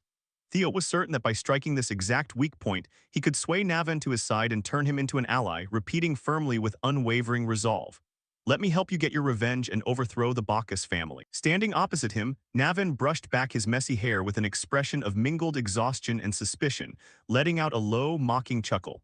"I don't know where you dug up information about my mother, but one thing is for sure." Before he could finish, Theo's gaze turned razor-sharp against an incoming attack that looked ready to pierce through anything. Without hesitation, Navan swung his blade, unleashing a long-range wind-splitting slash that tore toward Theo at terrifying speed, the gleaming edge carrying murderous intent so dense it seemed to freeze the air. Relying on his honed warrior instincts, Theo raised his sword just in time to block, pouring every ounce of strength into withstanding the blow. The collision generated a massive shockwave that shattered the ground beneath them and sent debris flying, the ferocious force of Navan's strike dragging Theo backward as his boots skidded through the cracked earth, carving two deep trenches. Standing motionless with an icy demeanor, Navan spoke in a deepened voice. "I have no reason to accept your offer. Even without joining hands with you, the Bacchus family is doomed to fall for the crime of rebellion anyway." Listening closely, Theo narrowed his eyes as the truth sank in. "Indeed, even without my help." His face hardened, eyes shining with unshakable resolve. "The Bacchus family will collapse on its own, but you, Navan, will perish right along with them." Navan sighed and rolled his eyes indifferently, his tone practically detached. "A pointless worry. I have no lingering attachments left in this world, and I don't mind vanishing alongside this cursed family." But before he could finish his thought, Theo's voice cut in. "It's the dragon vein fever, isn't it? A disease that manifests when a young body cannot bear extraordinary talent. If treated early, it can easily be cured, but missing that golden window turns it into an incurable ailment that brutally cuts one's lifespan short. Navin lowered his head slightly and clenched his jaw as Theo's words struck the deepest wound in his heart. The Bacchus family failed to treat you in time, which means the time you have left is only. As Theo paused, Navin cut in. 5 years, just as expected from a noble young master. You've dug up every last bit of my filthy past, haven't you? Without another word, he charged forward, his rage erupting through every slash as each strike carried lethal intent. But knowing my illness changes nothing. Today, right here, the Bacchus family will disappear and I will die simply as Navin. Their swords clashed with a thunderous roar, sending blinding sparks scattering into the air. The sheer force pushed Theo back, but regaining his balance in an instant, his smile never faded. What if I can cure your illness? Navin froze, his eyes flickering with momentary confusion. Nonsense. There is no cure for dragon vein fever. He unleashed another flurry of ferocious attacks, each slash looking to tear through space and forcing Theo into a desperate defense. Theo held his ground, though the raw weight behind Navin's strikes continued to push him back. Yet his eyes burned with determination, his mind racing through memories of his past life. In my previous life, the cure for dragon vein fever was discovered. Right after his death, a device akin to an arc reactor was the key to solving it all, and right now, I am the only one who knows that secret. Standing firm, he declared with absolute confidence, "No, it can be cured." His smile shifted into a confident smirk, his narrowed eyes glowing red in the dim light of the battlefield. "I am absolutely certain of it." Navin stood stunned, his eyes wide as his mind raced to process what he had just heard. Seizing the momentum, Theo echoed Navin's own words about the Bacchus family falling regardless. "Just as you said, the Bacchus family will fall even without your cooperation with me." Reaching his hand out, he continued, "However, if you take my hand, then even if the Bacchus family falls, you can live on as a hero, the one who aided Ragnar in putting down the rebellion. Why not place your trust in me just this once?" Navin stood frozen, his gaze locked onto Theo's outstretched hand as a tempest of doubt and hope clashed within him. Could it be real? Can dragon vein fever truly be cured? That thought gnawed at him, kindling a fragile spark of hope amid the bleak darkness of despair. The perspective shifted to another part of the battlefield, where Ceres soldiers were bracing their spears and preparing a fresh assault, loading massive siege ballistas, with spear-sized bolts aimed dead at Evelyn and Cleve. The ground trembled as the volley was unleashed, tearing through the wind at lethal speed. Cleve darted forward and reached out, snatching an arrow clean out of the air before tossing it aside as if it were nothing more than a harmless twig. Beside her, Evelyn deflected another bolt with her blade, the steel ringing out in a fluid yet powerful motion. Sighing, she muttered, "This is starting to get annoying." Cleve narrowed her eyes, blatant irritation in her voice. "Yeah, seriously annoying." Glancing toward Theo, she frowned. "Isn't he done yet?" Evelyn looked back, scanning the smoke for Theo's silhouette. "It looks like they're talking about something." Losing her patience, Cleve hurled the caught bolt forcefully into the dirt, her gaze darkening as she surveyed the chaotic battlefield. HMPH, can't I just slaughter them all? The thought lingered. But the instructions from the demon dragon held her back. Memories of their earlier conversation flashed through her mind, where robber Ragnar sat before her uncorking a bottle of wine with a relaxed grin. "Don't act unless you can handle the fallout. Our priority is assessing the extent of his potential so we can recruit him early." Cleve had stood before him with a serious expression. "Are you telling me to just watch?" Robber nodded. "Exactly. He took down a blood priest, but none of you witnessed it firsthand. That is why we must verify it. Our mission is to accurately evaluate the individuals who will shape Ragnar's future. Keep that in mind. Gathering further evidence is Theo's primary task in this campaign." You still wonder, but what are the limits of the "if possible" you mentioned? It involves the evil cult, doesn't it?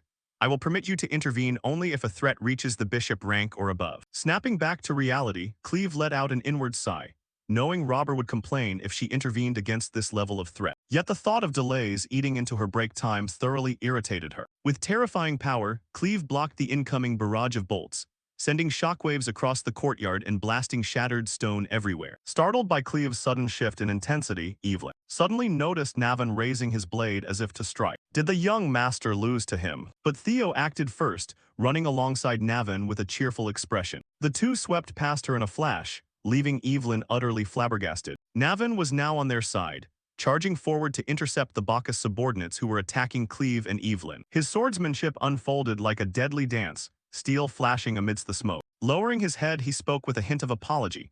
"Pardon my earlier rudeness toward you two ladies. Will this make up for my initial impudence?" Grinning with bright eyes, Navin added, "We're on the same side now." A crisp, exhilarating system notification rang out. "Hidden quest complete.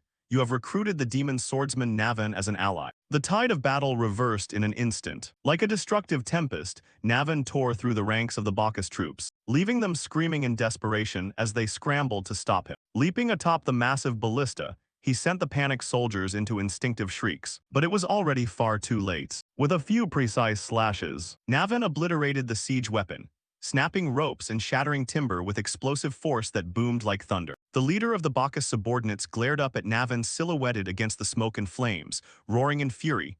"Navan, you dare betray the family that raised you? How dare you turn your blade against your own clan?" Landing gracefully on his feet, Navan retorted with dripping sarcasm. "Is there truly a family? For a filthy bastard child." Lunging forward with a flashing blade, he finished his foe with a single clean strike. Watching Navan, Evelyn's eyes filled with admiration. He truly rivals the young master of the ancient god. Turning to Theo, she asked, "How on earth did you convince him?" Theo replied calmly and concisely, "I simply promised him what he wanted. Don't just stand there, we should follow." "Navan, it's time to capture Quadrex series." Inside the chapel, Quadrex stood by the window, watching his forces being pushed back step by step. A subordinate rushed over, reporting their dire situation in a trembling voice, causing Quadrak to roar with bloodshot eyes. "Do you think I don't know that? We're running out of time. Order the others to destroy every scrap of incriminating evidence, especially anything tied to Troyvan." But changing his mind in a fit of rage, Quadrak shouted, "No, don't touch those documents." Bewildered, the subordinate stammered, "What's wrong? We should incinerate them immediately to minimize our losses, my lord." Grabbing him by the collars, Quadrak's face twisted with uncontrollable greed. "If we burn those records, how will we recover the funds invested in the Troyvan family? Are you telling me to abandon all that wealth just because of those Ragnar bastards?" Suddenly, a figure clad in a black robe materialized silently behind Quadrak like a phantom stepping out of the void, his voice low, raspy, and mocking. "Are you saying we should abandon that money just because of those bastards?" Startled, Quadrak spun around, sweat beading on his forehead. "You're finally here. I desperately need your help right now. What impeccable timing." Outside, Theo led the charge into the chapel, sensing the battle was drawing to its close. He urged his comrades forward with unstoppable momentum. But as the chapel doors burst open, he froze in his tracks as a deep, chilling dread surged through his entire body. Standing tall in the doorway was a figure clad in the vestments of a bishop from the Holy Demon Church, flanked by contorted, grotesque mannequins that looked as if they had crawled straight out of hell. "Rejoice, faithful believers. The time has come to carry out what you have been taught." The scene shifted back to moments earlier when two mysterious silhouettes quietly emerged from the darkness. The first was a towering man, followed by a bishop in imposing black robes. As they drew near, a flicker of relief crossed Quadrak Series' eyes. "You arrived just in time. I truly need your assistance right now." Turning to face the two figures, Quadrak spoke with a touch of confidence. "I suppose there's no way you people could ever truly die, is there? To think they even dispatched a bishop from the Holy Demon Church. You and Troyvan are no longer on the same side, right? That means you stand with me. I beg of you, please help me." The two figures continued stepping forward with slow, deliberate strides. In a low, menacing voice, the bishop spoke. "I will aid you, but solely for the day of judgment. However, first, the documents regarding Troyvan." Quadrak narrowed his eyes as suspicion flared. Glaring directly at the bishop, he warned sharply, "Why do you want them? Those records are my source of wealth. Do you think I haven't hidden them well enough? If you want my money, do your job properly." Before he could utter another word, the bishop's subordinate lunged forward like lightning, seizing Quadrak by the face in an iron grip. Quadrak gasped for air, his breath catching in his throat, while the bishop leaned in closer with malice glinting in his eyes. "Arrogant fool. Did you truly intend to defy the grand design of the Almighty Lord, you wretched heathen?" With an air of cold detachment, the bishop turned to leave. "Enough, kill him," he added. "There is already a long line of people eager to provide us with funds." The subordinate immediately clamped down on Quadrak's throat, the terrifying pressure making it nearly impossible for him to breathe. His vision blurred and his body trembled violently, blood trickling from his mouth as Quadrak gasped out desperately in his final moments. "I apologize." The bishop paused, hearing the sheer desperation in his voice. "Wait, please wait. I apologize. I was far too disrespectful, Lord Bishop. If I die now, Troyvan will suspect you even more. You cannot allow that to happen." With a slight flick of his hand, the bishop signaled his subordinate. The grip around Quadrak's neck loosened, sending him crashing to the floor, gasping frantically for air. Turning back, the bishop spoke in a flat yet chilling tone. "Burn every document related to Troyvan at once. Do not even think of running, for the Lord watches over everything. You had better make it quick if you value your life." Quadrak turned deathly pale as the threat chilled him to the bone, every survival instinct screaming at him to flee. Outside, Theo's eyes turned razor-sharp as he locked onto the battlefield ahead. He has finally shown himself. His gaze fixed onto the distant figure of the bishop from the Holy Demon Church, whose lips curled into a sinister smirk as his commanding voice echoed.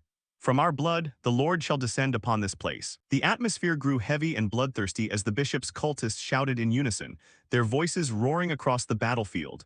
Worship our God, worship our God. Theo's heart pounded as the entire army of the Holy Demon Church lunged toward him and his comrades, their eyes wild and vacant. As Theo plunged into the fight, his sword flashing like lightning, he slashed through the cultists with absolute precision. I suspected the Holy Demon Church was behind this, but it's so unexpected that they deployed bishops into battle. He cut down a group of enemies in one smooth motion, hardly pausing as others took their place, relentlessly rushing toward him, with a single goal in mind: to kill him. One by one, they were sliced apart, but their numbers seemed virtually endless. Meanwhile, Evelyn was also in the heart of the battle, her voice ringing out with annoyance. You crazy bastards. Navin was also struggling to hold back the advancing fanatics, though a hint of worry laced his voice. They keep coming. Will we be okay at this rate? Amidst the swirling chaos, Cleve stood behind Theo, Evelyn, and Navin, her gaze calm yet calculating. She watched them fight, their determination evident as they faced an entire army alone. She shot a glare, her expression carrying a hint of disbelief as she looked toward the bishop in the building. So a bishop actually showed up. This is going to be more troublesome than I thought. Her hand slid down to her sword hilt. Wait, actually, isn't this better? And with a smooth motion, she drew her sword, the steel blade flashing under the dim light as she prepared herself. She glanced at Theo and the others. Now I have a reason to wipe all of them out. In the blink of an eye, Cleve moved so fast no one could catch her. Instantly, the enemies in front of Theo, Evelyn, and Navin began exploding into pieces. The blast sent cultists flying in all directions, some hacked into bloody shreds. Not stopping there, with a powerful leap, she soared into the air with dual swords in hand. Explosions shook the battlefield, causing disarray among the cult's forces. Landing lightly with energy erupting around her, she declared, "From now on, I'm taking the lead." Her eyes narrowed as she stared at the enemy army, her expression grim and resolute. We can't just stand by and watch these trash get in our way. I'm going to demolish this place. But contrary to Cleve's intentions, Theo shouted to stop her. Wait, don't forget why we came here. We need to retrieve the documents before they get destroyed. Cleve paused for a moment, sighing with a dismissive yet slightly disappointed tone. Theo, I think I overestimated you. She twirled her sword effortlessly, unleashing slashes as she spoke. Since the Holy Demon Church has shown their faces, we don't need to look for any more evidence. Refusing to be outdone, Theo rushed up beside her with a determined look. No, it's the exact opposite. The fact that they are interfering to this extent proves there is something they don't want us to touch. The cult's actions had now become urgent and dangerous. Whatever they were protecting, they could not let it slip away. Cleve narrowed her eyes. I get it, so what are you going to do? The enemy horde kept advancing, but Theo's group didn't back down. With every swing of their swords, more cultists fell.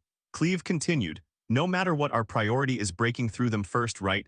That's right, but by the time we break through, the evidence might already be completely destroyed. He cut down several enemies in a fluid motion. His expression hardened with determination. I have a way. Theo activated the Gate of the Heart along with Dragon Blood synchronization, pushing both to their absolute limits.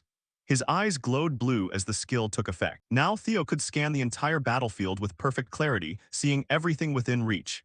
His skill covered a wide area, including nearby buildings. Cleve continued fighting the enemy, momentarily lost in her own thoughts.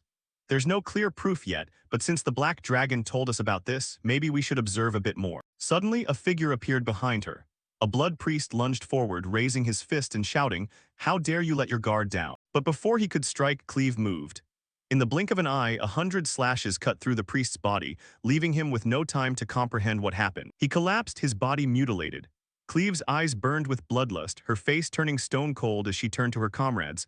Fine, Theo, I'll trust you this time. We'll handle things here, but you must secure the evidence at all costs. Hearing that, Theo didn't hesitate. He leaped up, kicking an enemy in the face. Using him as a stepping stone to soar higher, leave it to me. But while suspended in midair, something strange caught his attention. The Holy Demon Church cultists formed a human wall, their eyes burning with a terrifying glow as they rushed toward him. The situation grew critical, but Navin and Evelyn appeared, cutting through the chaos to back Theo up.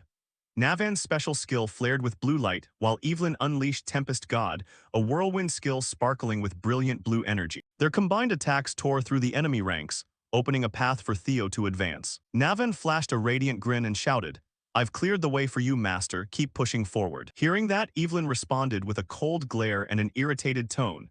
Since when did you get close enough to the young master to call him master? With dragon blood synchronization still active, Theo opened his inventory and summoned multiple swords, utilizing telekinesis. Theo made the swords hover in midair, leaping from blade to blade with astonishing agility. As he flew through the air, he turned back to look at Navin and Evelyn, offering a grateful smile. Thanks, you too. With that, Theo utilized the Thunder Dragon Speed technique to boost his movement speed, easily dodging incoming attacks as he approached the building. His mind locked onto the task ahead. They wouldn't entrust a mission as crucial as destroying top-secret documents to just anyone.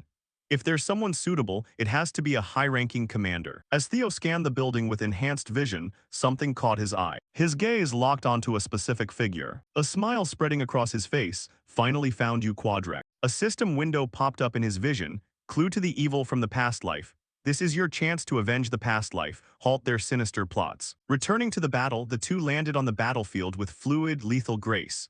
As their feet touched the ground, enemy heads rolled, sending blood splashing everywhere. Navin tilted his head slightly, flashing an even more arrogant smile.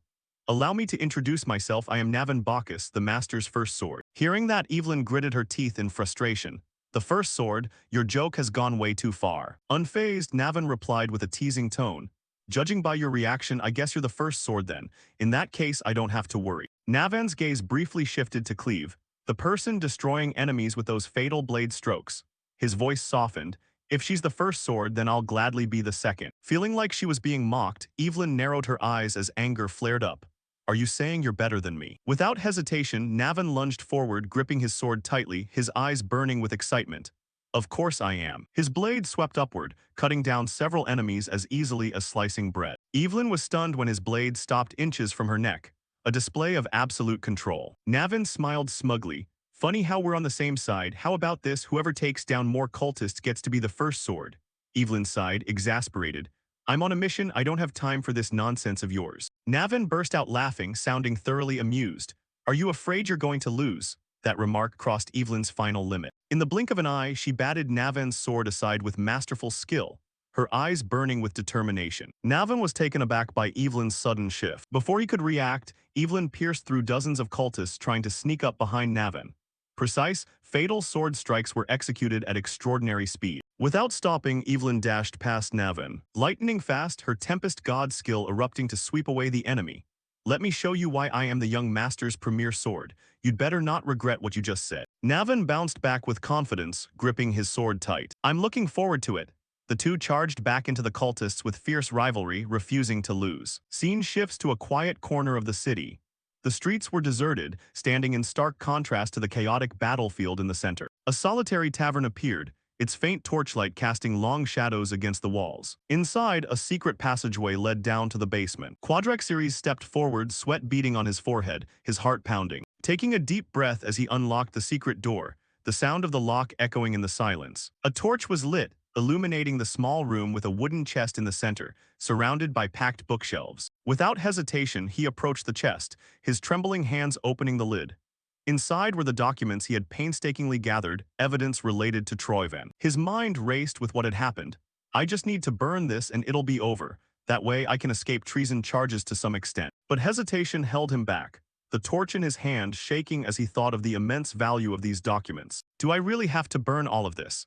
Everything here is extremely valuable and important. It won't be easy to recover. Considering the deal I made with the Heavenly Dragon as well, I have to take back everything at all costs. But the bishop's warning echoed in his mind. If you don't destroy these documents, death is inevitable. He sighed bitterly, better this than dying. He released the torch from his hand and watched the flame drop slowly toward the chest of documents below. But right before the fire could touch them, a black bolt of lightning flashed, filling the room with crackling energy. A figure darted past. Theo, moving at lightning speed, snatched the torch out of midair before it could ruin everything. Quadrak turned back, his eyes widening in horror as he saw him. Theo Ragnar, how did you get in here? His eyes burned with bloodlust, his voice low yet commanding. Looks like your fourth daughter's arm still wasn't enough, huh? Quadrak turned pale, blood beginning to spill from his mouth and nose. He forced a strained smile. I'm sorry, I'll do anything, so please spare me. But before he could finish, Theo's sword swept upward, trailing black lightning that enveloped the blade and sliced clean through his head in a split second. The sound of Quadrak's head hitting the floor echoed gruesomely, his body collapsing before he even realized what happened. His face twisted with rage, his voice cold and ruthless. Traitors to Ragnar only get one outcome, everyone gets executed. Finished, Theo quickly inspected the pile of documents. The system chime rang out. Congratulations, quest completed, past life evil karma has been resolved. Flipping through the documents in his hand, Theo couldn't help but wonder. Is this really worth mobilizing the entire Holy Demon Church? The secret notebook I gave Cleve was already enough to nab Troyven, but that's not all of it. Even if it was the Heavenly Dragon, the Troyven house could discard him if things got dangerous. So he needed to find enough evidence to take down not just Eid Troyven, but the entire Troyven family. With these documents, I can drag all of them down. Looking at the massive bookshelf, Theo felt a tinge of fatigue. Every document here is crucial evidence. What should I take first? His gaze swept upward, stopping at a book titled Rose Palace Investigation Report. Theo opened the book, the opening lines chilling him to the bone. This is. Beware of the Black Dragon's surveillance when searching for sacred relics. Is this Troyven's handwriting? So far, 2 sacred relics have been found. I also deduce that the remaining hidden relics are located in the Rose Palace. Reading up to this point, his hands clenched tightly in anger. Sacred relics at the Rose Palace, what does that mean? The discrimination, the false accusations, and the miserable fate forced upon me for no reason in my past life all stem from this. According to their plan, Theo Ragnar had to be eliminated. Fury burned through Theo's body, his eyes blazing with rage. All of this just for a sacred relic that might exist somewhere. He roared, his hands crumpling the paper, Eid Troyven, you bastard. But then Theo quickly regained his composure, closing the book and murmuring, releasing these reports right now won't change anything. I will exact my revenge slowly but surely. With that, his gaze locked onto 2 glowing cubes on the shelf radiating ancient energy.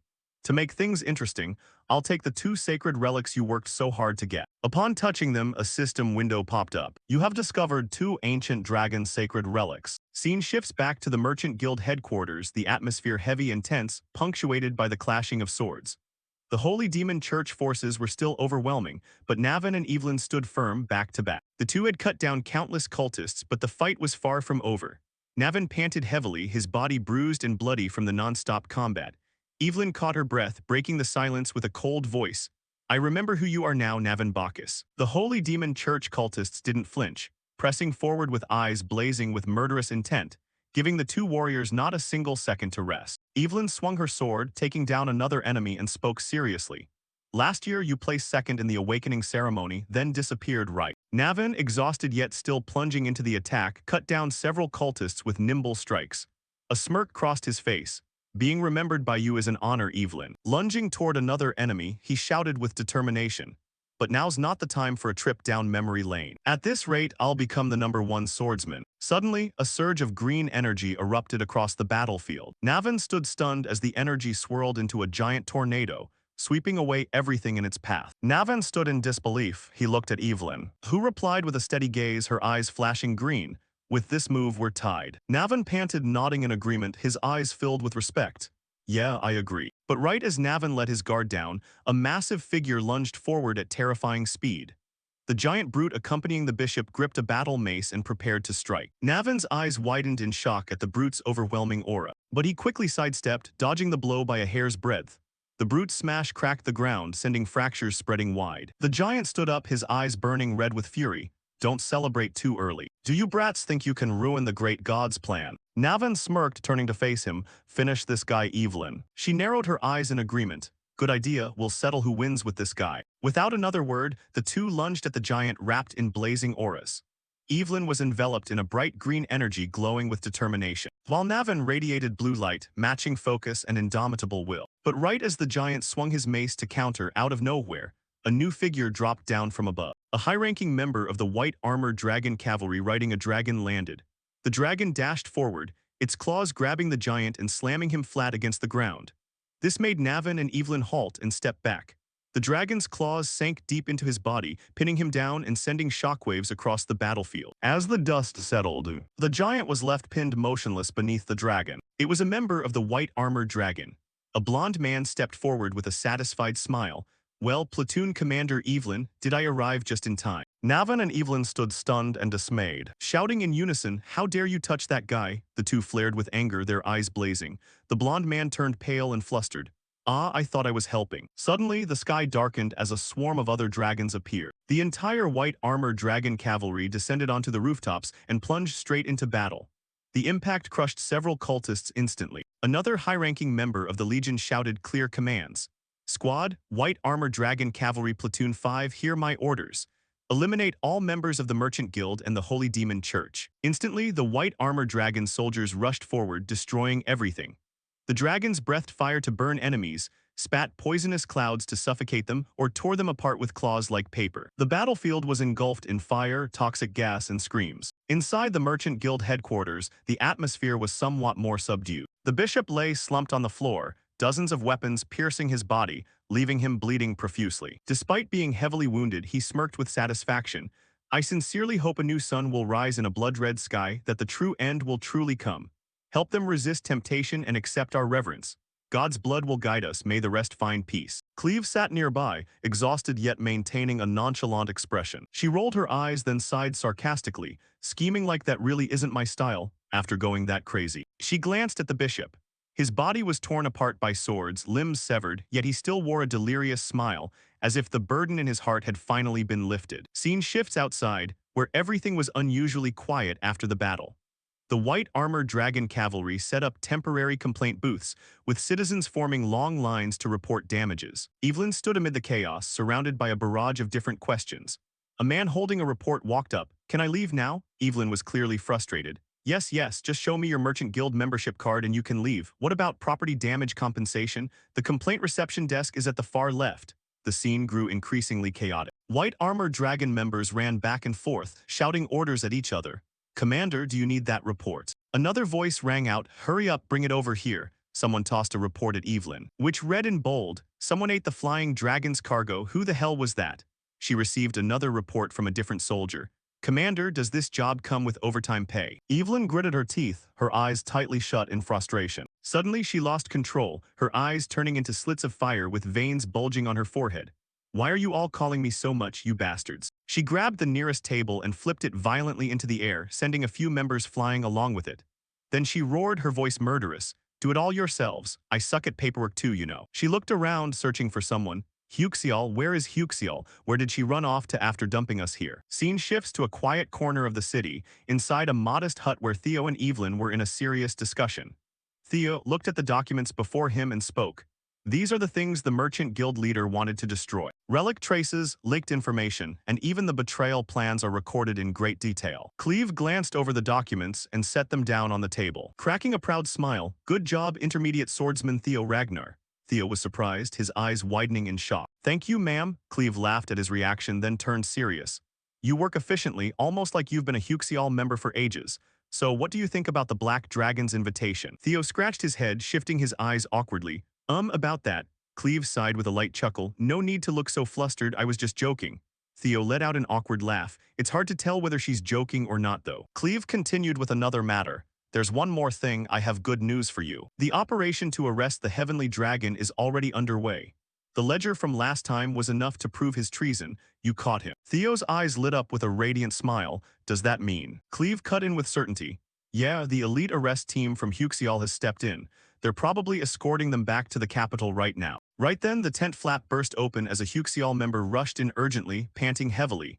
We have a big problem, ma'am. Theo and Cleve turned back, their faces hardening with worry. Shifting abruptly to the battlefield as the soldier struggled to stand, he concealed his power. Troivan swung his sword, slicing through the air with terrifying speed and precision. An elite Huxial soldier from the arrest team had his head lopped off in the blink of an eye, his corpse hitting the ground as Eid kept his cold expression. Only fools let their power show. He scanned the battlefield where the high-ranking Huxial soldiers were all dead, decapitated. A malicious smile crossed his face. Congratulations, Theo Ragnar. Tamilia Palace Axion. Dragon-slaying swordsman, Ceres Merchant Guild, everything I worked so hard to prepare. His voice trailed off, filled with outrage, his face twisting into madness as a delirious laugh escaped him. You really ruined everything, Theo Ragnar, there's nothing left. His eyes narrowed, resolve washing over him. Fine, go ahead and celebrate. Go crazy all you want because Troivan's plan will still proceed. He gripped the sword in his hand tightly, muttering, We lost the dragon-slaying sword, but I got this and that's enough. He dragged his feet into the thick snow and slowly vanished, whispering into the wind.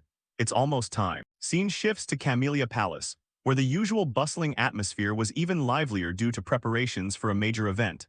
The palace courtyard was packed with people moving with clear purpose, the air filled with excitement. Inside the grand hall, nobles gathered, chatting animatedly while tailors meticulously took measurements for new dresses. The atmosphere was a blend of excitement and anticipation as lavish outfits were prepared for the most prestigious guests. A noblewoman exclaimed, "My goodness, this design is so exquisite." Another smiled brightly and replied, "You've been waiting for a long time, haven't you?" Amidst the bustling crowd, a figure stood quietly in a corner of the hall, providing a stark contrast to the chaotic luxury all around. It was the demon blacksmith, calmly smoking a pipe and observing the nobles with a detached look. She overheard someone ask, "When will the spell seals be ready?" Someone else replied, "They just came out, we still need to inspect the quality." Her eyes narrowed as she watched, growing busier by the minute. Then suddenly, a familiar voice cut through her thoughts. "Mom, you finally made it," Cecilia cheered happily, stepping forward with a radiant face. She turned to look at her daughter and spoke, "What's wrong with those tailors?" Cecilia replied enthusiastically, "I'm checking out a newly opening store. It's a high-end brand specializing in luxury fabrics and gorgeous jewelry." Her mother's expression turned stunned, staring at her daughter with a blank look. After a moment of silence, Cecilia continued detailing things with surging excitement. As a smile gradually spread across the demon blacksmith's face, her eyes filled with love and pride. "It's been a long time since I saw this smile, hasn't it? A smile more beautiful than any gem or jewel." Suddenly, Cecilia grabbed her mother's hand, beaming, "So Mom, don't worry about the price." "What?" Cecilia looked surprised. "You didn't come because of that." The blacksmith clicked her tongue with a light laugh. "You catch on pretty fast. But that's not all. I came here because of another important piece of news regarding the Rose Palace." Hearing the Rose Palace, Cecilia's eyes widened in fear, sweat beading on her forehead. She gripped her mother's hand tightly. "Nothing happened to my son, right? Did that evil person do something again?" Her mother looked at her, her gaze softening with sympathy. "What have you had to endure all this time?" She gently placed a hand on Cecilia's head to reassure her. "Calm down, don't worry too much. Actually, it's completely the opposite." She took a puff from her pipe, smoke curling around her as she continued. "Try not to be too shocked, my daughter." "That woman," Cecilia's face revealed sheer shock, her eyes widening in terror. Scene shifts to the Rose Palace, where a horrifying scene unfolded. The air was heavy with the smell of death. Blood stained the walls and floors everywhere. Corpses scattered across the courtyard, leaving witnesses standing stunned, eyes wide with horror. The gates were hung with severed heads, accompanied by a gruesome message. Each head was marked as a traitor to the Ragnar family. Hearing that, Cecilia couldn't bear it anymore and collapsed to her knees. Her mother's words still rang in her ears, offering no comfort. She looked up at her mother with tear-filled eyes and a weak voice. "I'm sorry, Mom, I'm just glad it's finally over." The demon blacksmith knelt beside her daughter with a heavy heart. She hugged Cecilia tightly, comforting her. "Child, she needs you now more than ever." Cecilia leaned against her mother, sobbing uncontrollably, letting go of the pain she had bottled up for so long. "It really happened, didn't it, Mom?" Her mother looked at her, eyes also turning red, her voice warm yet sorrowful. "Have you ever seen an elf lie?" Cecilia's crying subsided, though her words remained heavy. "All this time, I didn't let it show, but every single day felt like walking on the edge of a blade. Framed and blamed for no reason, even targeted by assassinations. I didn't dare tell anyone, but honestly, I almost died several times. Every time I just prayed they would spare my son's life." Cecilia looked up, her face tear-stained. "All the pressure in my chest is gone. It's really over now, right, Mom?" Seeing that, the demon blacksmith couldn't hold back her tears either. She looked at her daughter with a mix of pride and heartbreak. "I never fully understood the burden Cecilia always carried alone. Yes, it's over, my darling. You've endured too much by yourself. You did well, my daughter." Scene shifts to Theo's mansion, where he and Navin had just arrived after the battle.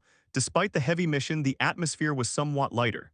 Navin, with his usual nonchalant demeanor, spoke first. "I heard you're pretty famous now, aren't you?" Theo, pouring tea, smiled cheerfully. "You arrived later than I thought. Did you wrap everything up?" Navin lounged on the sofa, maintaining his relaxed posture. "Huxial told me not to say anything, but you already knew everything, didn't you?" Just as predicted, the Bacchus house is going to collapse. Starting with the head of the family, anyone who signed those invoices will lose at least their title. They deserved it after what they pulled. The Bacchus house is done for, but Theo still wasn't satisfied, speaking up. "Is that really enough?" Navin looked surprised. "What do you mean?" Theo looked straight at him with quiet confidence. "Navin, I propose you become the head of the Bacchus house." Navin froze. "What, me?" Theo placed his hand on the table with firm determination. "If everyone except you loses their title, you're the only one left who can take over the family. Become my strength in the upcoming war against the Troiven house." Navin was momentarily startled, though quickly returning to his casual demeanor. "War with Troiven? This kid, did he aim for that from the very beginning?" Theo sipped his tea with a confident smile. The power struggle between him and me is out in the open now. The war with Troyvan is inevitable. Since Troyvan and the Holy Demon Church's involvement in the Heavenly Dragon Rebellion has been confirmed, the question is, what are you scheming in the north? Everyone showed tension. This was practically a declaration of war. Navin mused thoughtfully. Right after Troyvan and the cult get exposed, they won't just sit still. He leaned back, laughing comfortably. For a dying man like me, war isn't a big deal. Don't I need something to keep me moving anyway? Theo smiled, speaking of which, immediately taking out something and placing it before Navin, catching him off guard. What's this? Didn't I tell you I can cure your illness? He handed over a piece of paper and said, this is the formula for the ether core fever cure, and this is the ether core, the main ingredient of that formula. Right now, it's not widely known yet, but ether core fever is caused by the chaos of mana currents inside the body. This core will neutralize your mana flow. Navin was shocked, his head spinning. I can't believe this. I thought you'd cure me just enough so I wouldn't die and then use that to exploit and imprison me. Theo looked surprised. What? Navin said seriously, if you hand everything over to me, what if I simply take it all and run? Hearing that, Theo replied with complete confidence, if that's what you want to do, I honestly don't care. Focusing solely on power only breeds more problems. Both you and I are victims of it. His eyes shone brightly, his voice softening yet carrying unwavering resolve. I have no desire to rule over others through brute force. What I want to build isn't oppression or intimidation, but mutual trust. Navin stood stunned as the true weight of those words sank in. What he seeks isn't subjugation or coercion, but genuine trust. He let out a brief chuckle and sighed. I tried not to underestimate you just because you're young, but it turns out you're still a naive romantic. Theo grinned, so does that mean you don't want to work together? Navin gazed at his reflection in the teacup, lost in thought. Finally, he took a sip of his tea, set the cup down, rose swiftly to his feet, drew his blade, planted it before him, and declared with solemn dignity, I, head of the Bacchus family, Navin Bacchus, swear to become the sword of Theo Ragnar. Theo offered a satisfied smile at the achievement he had just secured. Shifting back to his nonchalant demeanor, Navin asked, is that enough for you? Theo raised his glass with utmost confidence, more than enough. After Navin departed, Theo stood alone in the hall, musing to himself a war with Troyvan. Everything is unfolding considerably faster than in my previous life. Looking over at the table where the relics lay, he reassured himself. No need to worry, though everything is still proceeding smoothly. Placing his hand on a relic, he muttered, first, let's open this treasure chest and see what's inside. A notification popped up, subquest, conquer 2 relics acquired progress, 02. Theo decided it was time to open the chest in his possession, reminiscing about the relics he had absorbed in the past. The young Drake and the Griffin, along with the tremendous power they had bestowed upon him. The thought of the immense strength this new relic might grant filled Theo's heart with eager anticipation. He promptly slipped the Mimau ring onto his finger. A system alert flashed, and his surroundings warped as Theo was teleported into a new dungeon. Theo found himself standing in a desolate wasteland of endless sand and jagged rocks stretching as far as the eye could see. He realized this was a desert, a place he had only ever seen in books. Sweltering heat washed over him instantly, making him wonder if anything could truly survive in such a harsh climate. A blue screen materialized, displaying a notification that Theo had entered the realm of the guardian spirits with a straightforward yet brutal objective: survive for the next 72 hours. He was astonished at the prospect of having to endure 3 whole days in heat, so scorching he felt like he might melt at any second. The ground beneath Theo's feet began to rumble violently. Something colossal emerged from beneath the sand dunes, sending clouds of dust billowing into the air. Theo could only marvel at how utterly insane the situation was. The system announced the arrival of the boss monster, a desert sandworm. Its gigantic body resembled a harbinger of death, looming like a monstrous dragon. The beast let out a shrill screech, instantly identifying Theo as an intruder. With an ear-splitting roar, it lunged forward, gaping jaws revealing rows of terrifyingly sharp teeth. Theo swiftly looked for an escape route, spun around, and unleashed Activate Dragon Gate Lightning Ward straight at the rampaging monster. Black lightning struck the beast squarely on the head, yet it merely cracked its outer armor without inflicting any genuine damage. Theo's eyes widened in disbelief.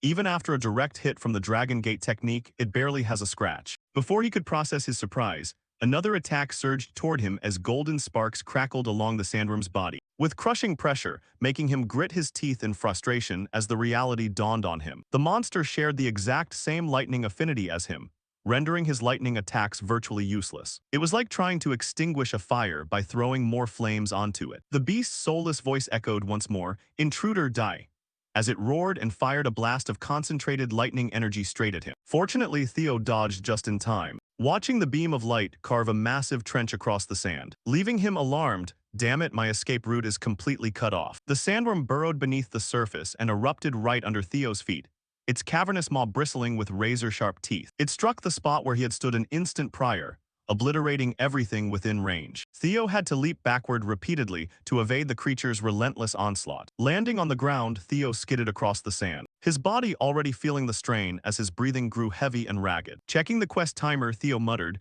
"Only 5 minutes have passed and it's already like this," knowing full well he couldn't keep this up for 72 hours straight. The sandworm was nearly impossible to hit, while constantly maneuvering beneath the dunes. His lightning arts proved ineffective, and the terrain gave his foe an overwhelming advantage. But that realization sparked an idea in Theo's mind. Perhaps he could turn the environment against the creature using something else. Theo quickly rifled through his inventory, pulling out the other relic from his previous quest, the Frost Flower Butterfly relic. Theo hesitated for a moment, wondering whether activating it right now was the right call. It was definitely a gamble, but one he deemed well worth taking. He attempted to trigger the relic to enter its dungeon, and a system prompt chimed.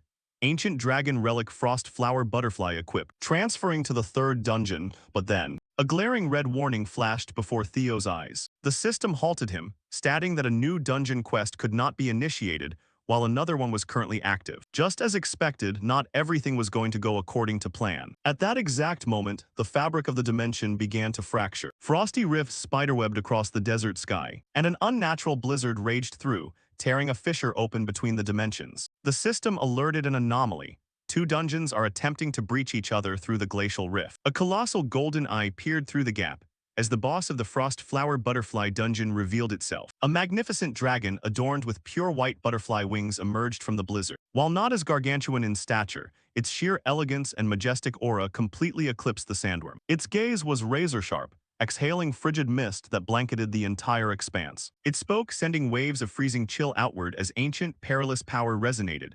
"Long time no see, Chosen One, you've just pulled off a rather reckless stunt." This was the guardian of the Dragon Fairy relic, its power permeating with glistening, razor-sharp shards of ice. Looking down at Theo, it proclaimed coldly, "You shall pay dearly for your arrogance." A barrage of ice shards shot directly at Theo, with unfathomable speed, their trajectories curving as though guided by precision tracking. Theo parried with all his might using flurry sword strikes, luckily emerging unscathed. He cursed at his predicament. "I never imagined things would turn out like this. Am I seriously stuck between 2 guardians at the same time?" In the end, this was the outcome of the gamble he took. He sighed, thinking, "Maybe it would have been better if I had just endured the 72 hours. I really should have stuck it out."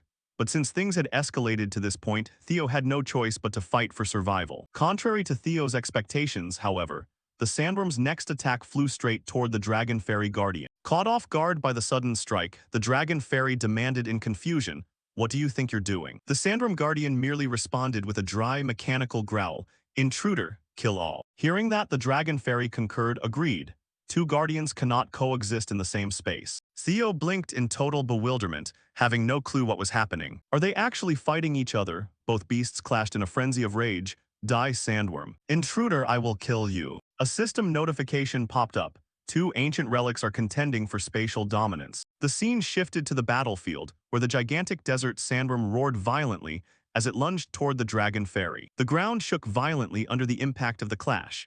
Charging forward at blinding speed with gaping jaws aimed at the Dragon Fairy, the sandworm's ferocious assault was halted by the dragon's shimmering barrier. Watching from the sidelines, Theo was mesmerized by the unfolding chaos as massive lightning bolts crackled through the air and the earth trembled beneath the titanic clash, muttering in awe and apprehension. Just imagining being caught in the middle of that is terrifying. Theo glanced down at his sword as a strange dark energy began to emanate from the blade. The dark energy condensed, taking the form of a griffin ready for battle. Theo smiled, anticipation gleaming in his eyes. "Looks like you're itching for a feast, Moonlight Blade, aren't you?" The battlefield turned into an arena of utter mayhem as the sandworm and the Dragon Fairy clashed furiously, massive sandstorms swirling while ice and lightning tore through the sky, every collision shaking the earth to its core. Standing firm and unfazed amid the destruction, Theo watched the epic duel and remarked steadily, "Hang in there just a bit longer, looks like they're almost done." As the battle raged on, the sandworm's relentless strikes began overwhelming the Dragon Fairy's defenses, lightning bolts slamming into the dragon and shattering its protective ward. A particularly ferocious lightning strike tore straight through the Dragon Fairy's wing, ripping its delicate structure apart. The dragon roared in agony, blood spilling from its mouth as it faltered in midair, unable to maintain its balance from the severe wound, before crashing violently to the ground with a thunderous boom. As the dust and debris settled, the dragon fairy let out a low growl, struggling to get back on its feet. But the desert sandworm gave it no respite, lunging forward with murderous intent before it could recover. Sensing the sandworm's merciless pursuit, the dragon fairy narrowed its eyes in irritation. Then, in a pivotal moment, it unleashed its true power, bathing the entire battlefield in an intense, brilliant radiance as a colossal snowflake-like pattern radiated outward from the dragon. Instantly, gigantic pillars of ice erupted from the earth, shooting skyward at terrifying speed. The ice spikes were far too numerous and swift for the sandworm to evade. They pierced through the air, impaling the titanic monster with brutal force. One massive ice spike drove straight into the sandworm's mouth, shattering its teeth to pieces. Blood gushed from the wound as the sandworm shrieked in agony, thrashing violently. Despite the grievous injury, the giant beast refused to yield, crushing the ice spike lodged in its mouth with raw primal force and pulverizing it through sheer brute strength. Both guardians were severely wounded, drenched in blood and thoroughly exhausted, glaring at one another with neither showing any intention of backing down. Hatred and resolve burned brightly between them as the desert sandworm charged once more with a primal roar, clamping its massive jaws around the dragon fairy. Gritting its teeth through the agony, the dragon fairy retaliated by summoning yet another barrage of ice spikes, impaling the sandworm's body with relentless force. Despite the relentless onslaught, the sandworm clamped its jaws even tighter, its roar a chorus of agonizing fury. Still, the sandworm refused to let go, tightening its bite further. Witnessing the fierce struggle, Theo recognized the dragon fairy's peril as his golden opportunity. Without a second thought, he charged forward, gripping his sword tightly, sheer resolve written across his face as the dragon fairy watched him approach. With his blade leveled straight at them, utterly unable to believe its eyes, pulling his sword back, Theo declared in a commanding voice, "You'll be the first to go." Theo swung his blade forward, unleashing a massive wave of blue energy that tore through the air and slammed into the sandworm's body, piercing through it with devastating power and sending shockwaves rippling across the battlefield. The sandworm shrieked in pain, its body writhing violently as Theo's strike cleaved through its flesh. But Theo didn't stop there, lunging in for a decisive finishing blow. "Go wild, Griffin," from the moonlight blade. The griffin materialized in a burst of sheer power, diving toward the sandworm with lethal precision. The sandworm, still reeling from the previous attack, roared in defiance, but it was already too late. The griffin tore through the air, its razor-sharp talons cleanly severing the desert sandworm's head with effortless ease. Watching from the sidelines, the dragon fairy was stunned into silence, eyes wide with shock at the sandworm's defeat. What in the world is this? The colossal carcass of the desert sandworm crashed heavily onto the earth, with a resounding thud, blood pooling across the sand from its severed neck. Theo landed gracefully on the ground, turning his attention to the system prompt flashing before him. "Congratulations, you have successfully hunted the desert sandworm. You have conquered one of the 2 restored relics." Theo smiled, satisfaction gleaming in his eyes. "Just as I thought, hunting the beast counts as conquering the relic." One of Theo's eyes turned deep crimson, brimming with intense bloodlust as he turned toward the survivor. "Now, only you remain." Before he could make a move, the dragon fairy hastily interrupted. "Wait, let's talk this out." Theo turned to the dragon fairy with a relaxed expression. "What do you want to say now?" The dragon fairy pleaded earnestly. "Theo, this is not the proper way to conquer the relics of the ancient dragon." Theo raised an eyebrow, slightly bemused, as the dragon fairy closed its eyes and spoke with solemn gravity. "I am the wisest among all the guardian spirits. I exist here to test your intellect." But before the dragon fairy could finish, Theo's dark aura erupted once more, his eyes gleaming as his voice turned chillingly sinister. "How convenient." Theo began stepping toward the dragon fairy with slow, deliberate strides. "I have already proven my intellect." As the dragon fairy broke into a nervous sweat, realizing there was no room left for negotiation, and stammered. "Wait, I haven't," Theo cut in. "I'm the one who orchestrated the fight between the 2 of you, aren't I?" Pulling his sword back for a devastating blow, Theo's eyes blazed crimson as he unleashed the griffin's full might once more. "If you truly are the wisest of the guardian spirits, then accept your impending fates." As Theo unleashed his full power, the dragon fairy's desperate final words echoed through the air. "Wait, at least let me pose a riddle." A colossal explosion erupted from Theo's strike, carrying such terrifying force that the resulting shockwave was visible for miles across the expanse. A system prompt flashed before him. "Congratulations, you have successfully hunted the dragon fairy." Before Theo could even process the notification, his surroundings began to warp, and in the blink of an eye, he was teleported back into his room. Theo slammed his hand onto the desk, the ring still gripped firmly in his grasp, while the other snowflake-shaped relic rested clearly on his ear. Feeling the distinct weight and latent power radiating from both artifacts, a slow smile spread across Theo's face as a wave of relief washed over him. Finally, I've completed both. The system window appeared once more to confirm his victory.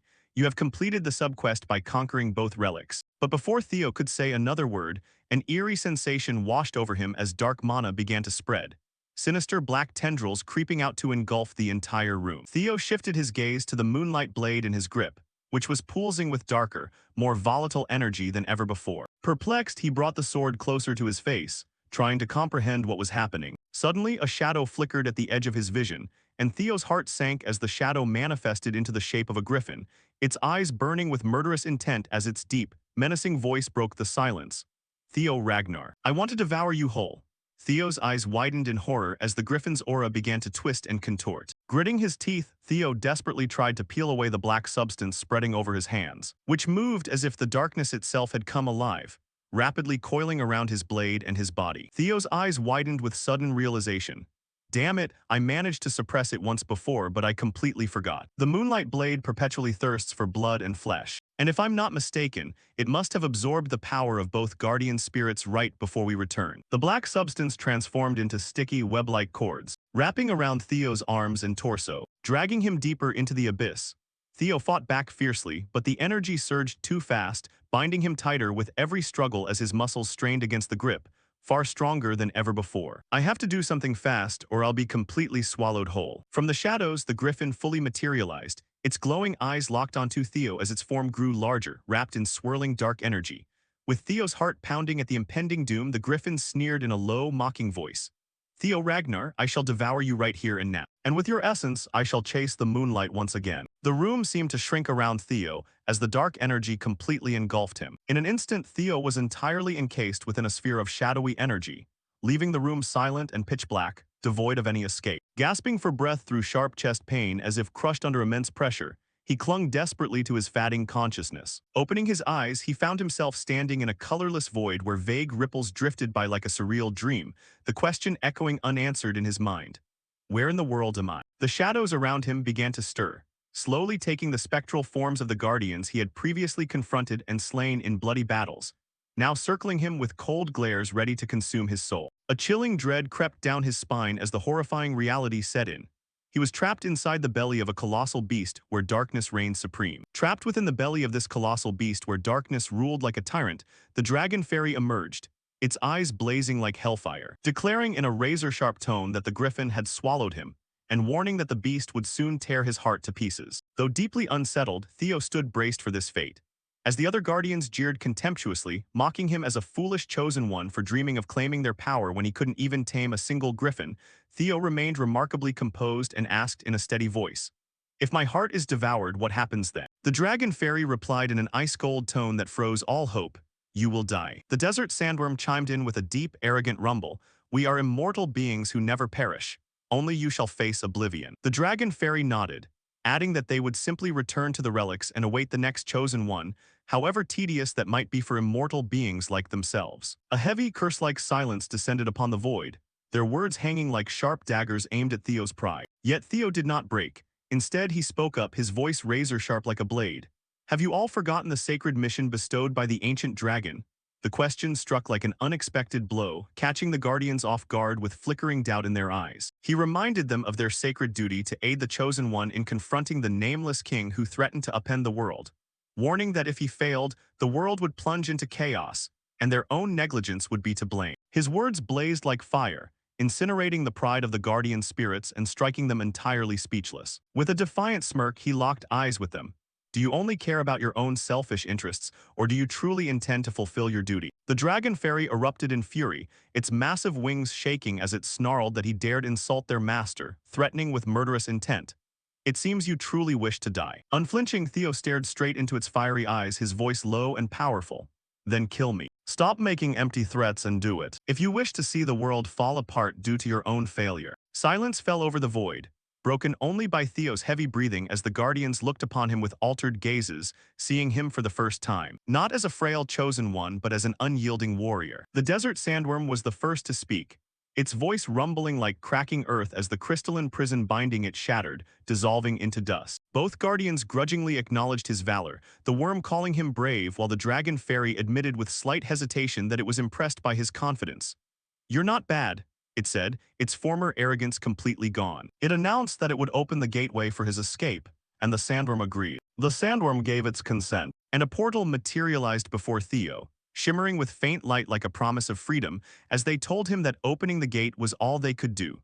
The rest was entirely up to him. Without a moment's hesitation, Theo charged toward the portal, his heart burning with determination to teach that beast an unforgettable lesson. He plunged through the swirling vortex, feeling as though he were being pulled through an endless tempest. When he opened his eyes, he appeared in another corner of that bizarre dimension where light and shadow intertwine. There, the griffin's soul had located his core consciousness, preparing to swallow the orb of light, in the belief that Theo's body would soon belong to it. But right then, an agonizing shriek tore through the space. Bursting forth like a flash of radiant light, Theo broke out from within, piercing the beast's soul with his very essence. The monster writhed and screamed in sheer agony, while Theo stood atop it, his eyes blazing with the ecstasy of victory. The physical form of the griffin collapsed, its eyes filled with panic upon seeing him emerge from its belly. It shrieked, accusing the other guardians of betrayal. But Theo quickly seized its beak, forcing it into silence. He reminded it coldly, "The first time we met was through subjugation, not words." The griffin stammered, pleading to be released so it could speak. But Theo flatly refused,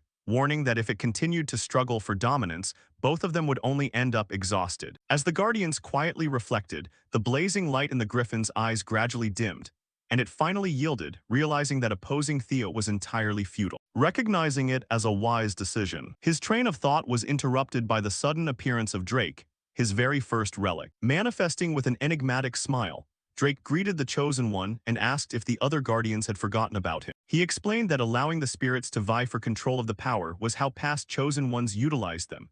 And when Theo curiously inquired about the others, Drake dodged the question, stating that it wasn't necessary for him to know just yet. He simply promised that all of them would help him grow, and that they looked forward to what he would accomplish next. Back in the room, a notification chimed, confirming that the new power now belonged to Theo, as the fairy's strength enhanced his immune system, while the desert worm's power granted him superior resilience and striking force. The dark energy that had once gnawed at him finally dissipated, leaving behind an indescribable sense of relief as Theo swayed slightly, his body fatigued from the grueling battle. But the ultimate trial was finally over. He was surprised to realize that the guardians had not perished, but still lived somewhere within him like eternal phantoms. His eyes narrowed as he stared at the moonlit blade resting quietly on the table. The malevolent aura that once surrounded it was gone, and peace, however fragile, had finally returned. He approached the dragon pillar, deep in thought, realizing things had turned out for the better now that he had a deeper understanding of the ancient dragon's power. He picked up the relic box, feeling the weight of destiny in the palm of his hand. Whether he liked it or not, he knew he was still bound to them. Far away, amidst a snowy graveyard where swords stabbed deep into the earth like silent tombstones, two majestic figures stood facing one another. Robber Ragnar, the black dragon with an icy gaze, asked Julius if he truly recognized Theo as a candidate for succession. Julius nodded, though making no effort to hide his skepticism. Naturally, he clearly has enough talent now to stand alongside the other 5 candidates. He countered, "Is Robber worried because Theo is a regressor, aren't you?" Robber admitted it in a deep, haunting voice, carrying the memories of blood-soaked battles, while Julius noted the profound hatred in his eyes. A hatred for regressors, every single one of whom Robber had personally eradicated with his own hands. Devoid of emotion, Robber confirmed this, stating it was precisely why he wanted to test him himself. Julius was startled, but Robber insisted that to become an official candidate, Theo had to go through the proper procedure, an unforgiving trial. Julius's gaze drifted down to the sword in Robber's hand, sensing the perilous aura radiating from it, as if it were alive and craving blood. Robber nodded, revealing that it was the sword of the former Ragnar family head, the Rage Dragon King, whom he had slain in a fateful battle. Returning to Theo's side, the ghost dragon stepped out from the room and spoke. "Theo Ragnar, you should set off immediately. The Patriarch has summoned you to the Dead Sword Graveyard." In the freezing chill of the sword graveyard, each snowflake fell silently like an icy whisper. Theo's footsteps crunched across the frost-covered ground, echoing sharply through the desolate field, overflowing with blades buried deep into the earth. Every step he took felt heavy, carrying a grim purpose as he passed the memorial steels of fallen warriors, an invisible pressure bearing down on his shoulders, heavier than any time before when he had stood in this place. Now, he understood clearly that the haunting resentment clinging to this place seemed denser because of the new burdens he was carrying, while the patriarch's parting words from their previous encounter echoed in his mind, bringing a bitter smile to his lips as their true meaning finally dawned on him. Suddenly, an icy voice cut through the wind, signaling his arrival. Theo immediately dropped to one knee, respectfully greeting the Grand Patriarch standing tall before him. Waving a hand, the Patriarch dismissed the formalities. "That's enough of that, Theo Ragnar." In a cold, precise voice, he began listing Theo's recent accomplishments, from the cunning instructor to his own brother, Axion, and then the master of Camellia Palace, executed for treason, before adding that the entire series merchant syndicate was wiped out and the Central Intelligence Bureau was nearly obliterated, concluding with words that felt like a punch to Theo's gut.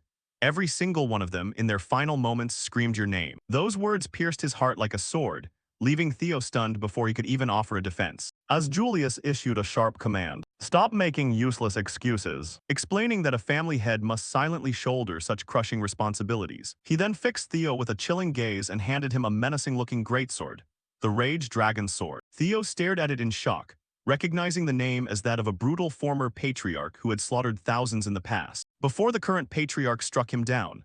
Noting Theo's reaction, the family head realized the boy knew something, prompting Theo to bow hastily and reply cautiously, "Isn't that the sword of the former patriarch? That's all I know," mindful that information regarding the Rage Dragon remained heavily classified. The patriarch fell silent, his sharp gaze deep in thought, before asking in a thunderous voice, "Do you not have enough information about the former patriarch from your past life?" The question struck like a blade, shattering Theo's composure and exposing his secret. Julius's eyes flared with murderous intent, radiating a crushing pressure that left Theo gasping for air. "I utterly despise regressors. They alter this world according to their own whims, such greedy and foolish creatures. They treat this world like a chessboard, flipping it over whenever they please. That is why I have sworn to personally exterminate any regressor I uncover." Murderous aura poured from the patriarch, blanketing the space with oppressive might. Theo's expression tightened in fear. This was no test. He was entirely serious. Theo could feel the terrifying power of a father who had grown strong enough to rival a demigod without ever being a regressor. The patriarch ordered Theo to take hold of the Rage Dragon Sword. If he could overcome its resentment, he would be acknowledged, though Julius declared he would only accept Theo as a human, while the regressor within him would be erased forever. Hesitatingly, Theo asked, "What does that mean?" The patriarch answered coldly, "Everyone you ever met, saved, or gained through regression will be wiped away as if they never existed." Familiar faces flashed across Theo's mind, people he had never met in his past life.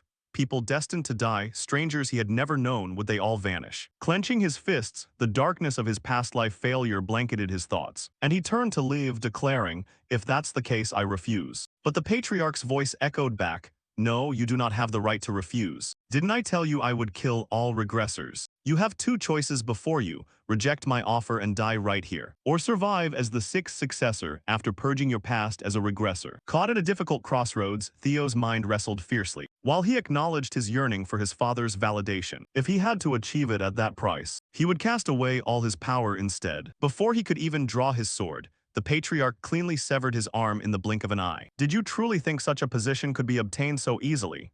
Theo's eyes flashed with panicked disbelief. "Did you assume you could reach it without accepting any sacrifices or loss?" Slamming the sword deep into the ground, the patriarch amplified his pressure until Theo could no longer stand.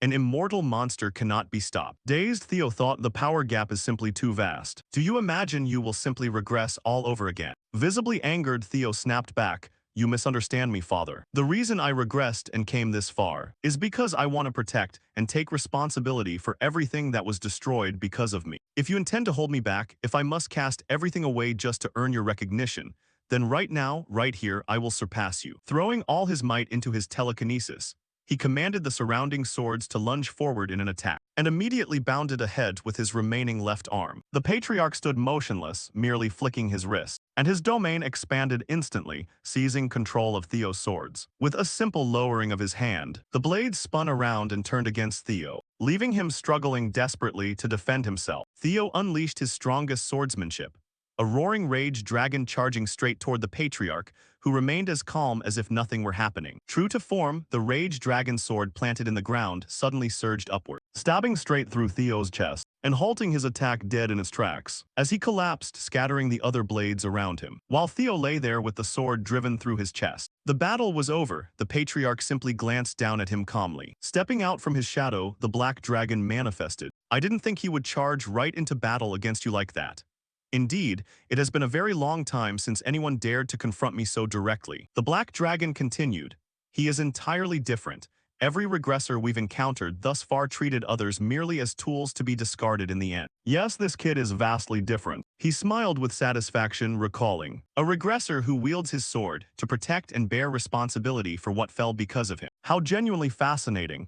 There are things that truly exceed my expectations. Stepping forward, he reached out and touched the sword piercing Theo's body. Regressor Theo Ragnar, I now officially recognize you as the sixth legitimate successor. As a reward, I bestow upon you the Rage Dragon Sword, which belonged to my father, a regressor much like yourself. You two are both regressors, yet you walk completely opposite paths.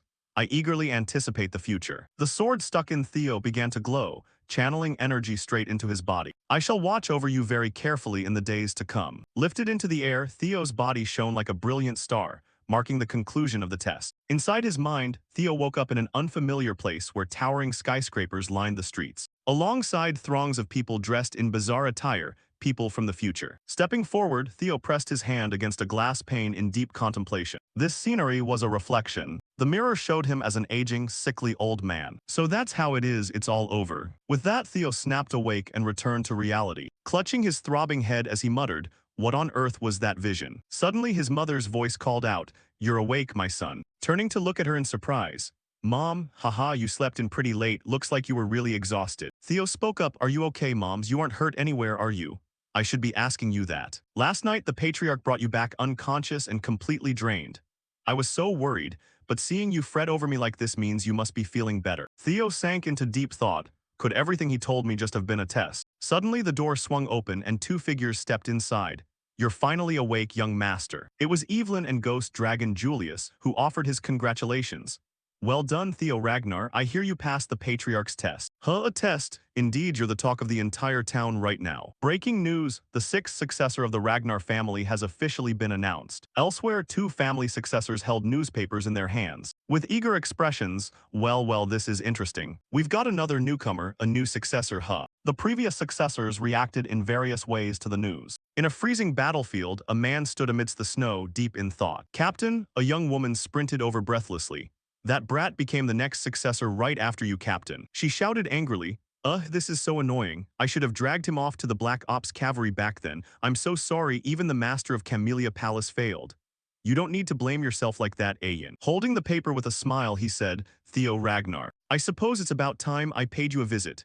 He was none other than the captain of the Black Ops Cavalry, Theo Ragnar. At the same time, outside the Grand Hall, the rank siblings appeared, blending into the lively atmosphere of the banquet. Looking deeply uncomfortable as he tugged at his tight necktie, Halkus complained, this outfit is way too suffocating, I just want to rip it off. Erica immediately scolded him, just endure it. It's because of behavior like this that people keep calling our rank clan a bunch of barbarians. From behind, a voice cut into their conversation.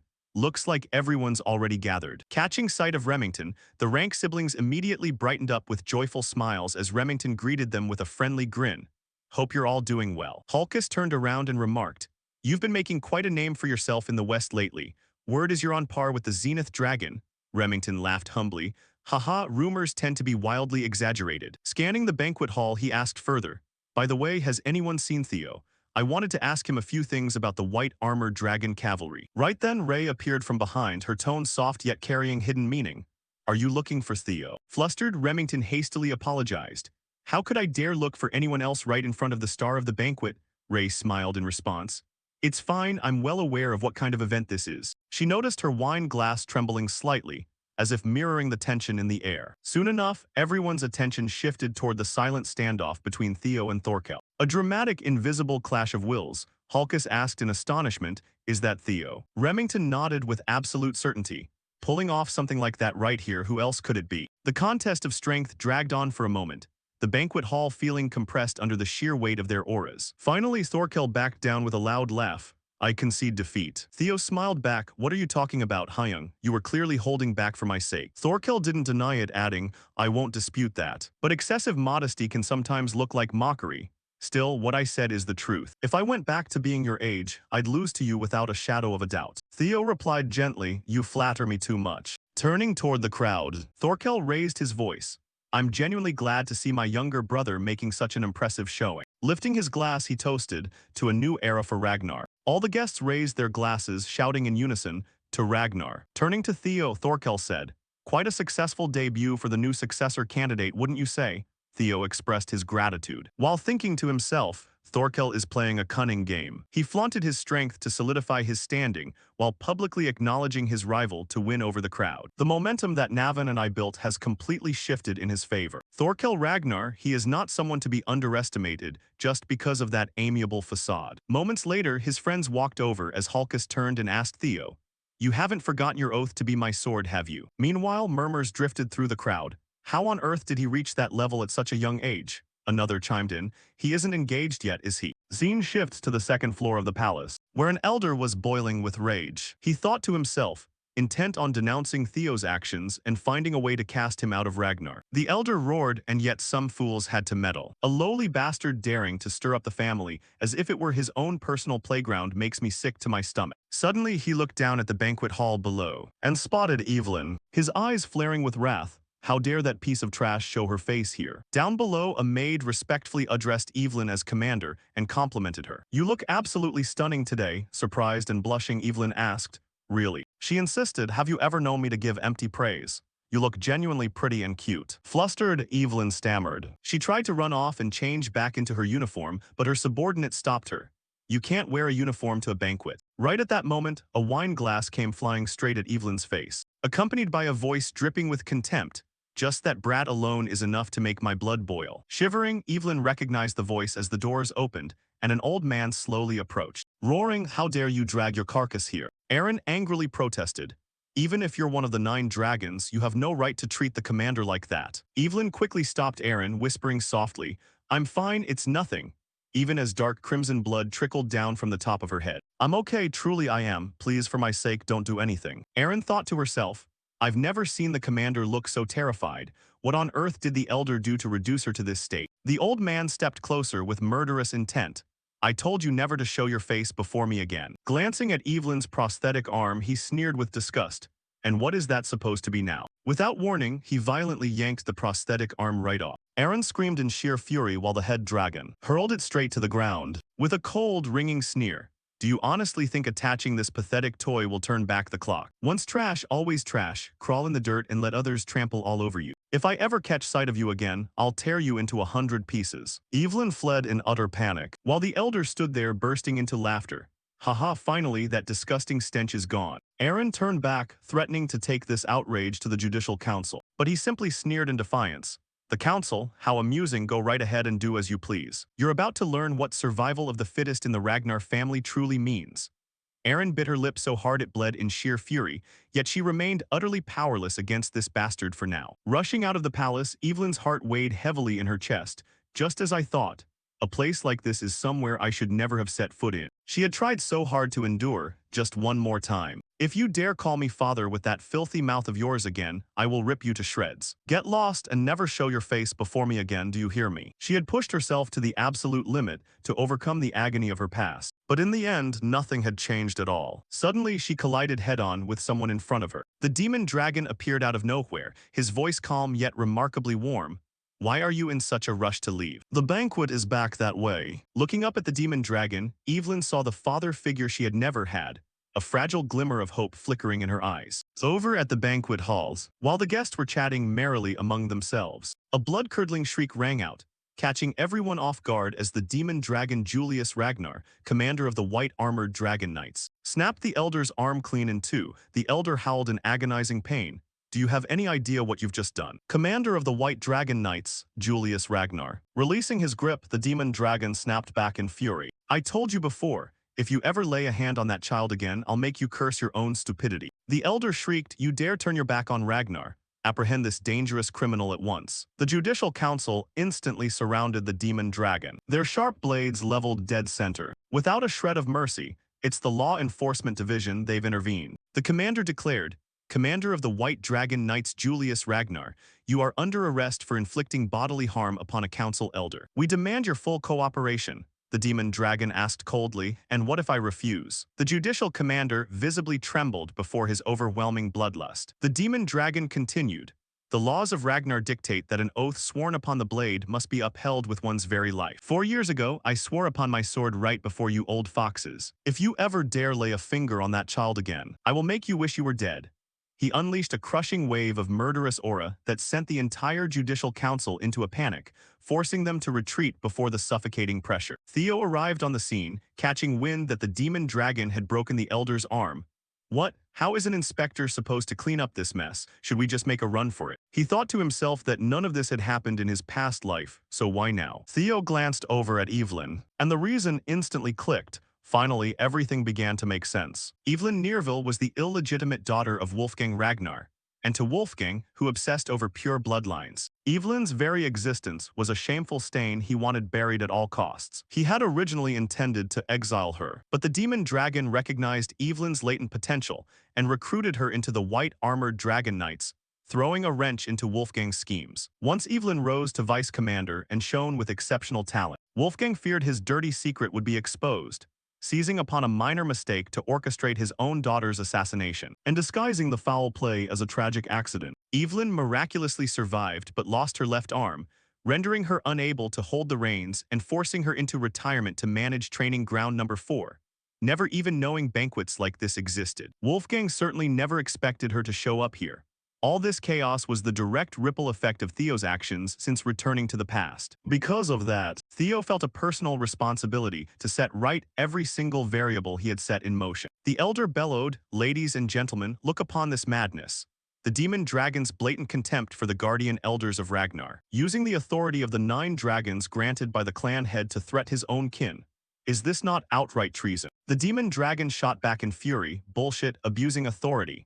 Are those words truly coming out of your filthy mouth? Theo quickly stepped in to intervene. Both of you are getting far too heated. Because of your petty feud, my friend's birthday banquet, which should have been filled with joy, is now gripped by fear. Hearing Theo speak, the demon dragon gradually calmed down, while the elder was utterly stunned that a brat dared to interfere. Theo continued in a calm yet resolute voice. Why don't we settle this the traditional Ragnar way? A formal duel. The elder protested in panic. Nonsense.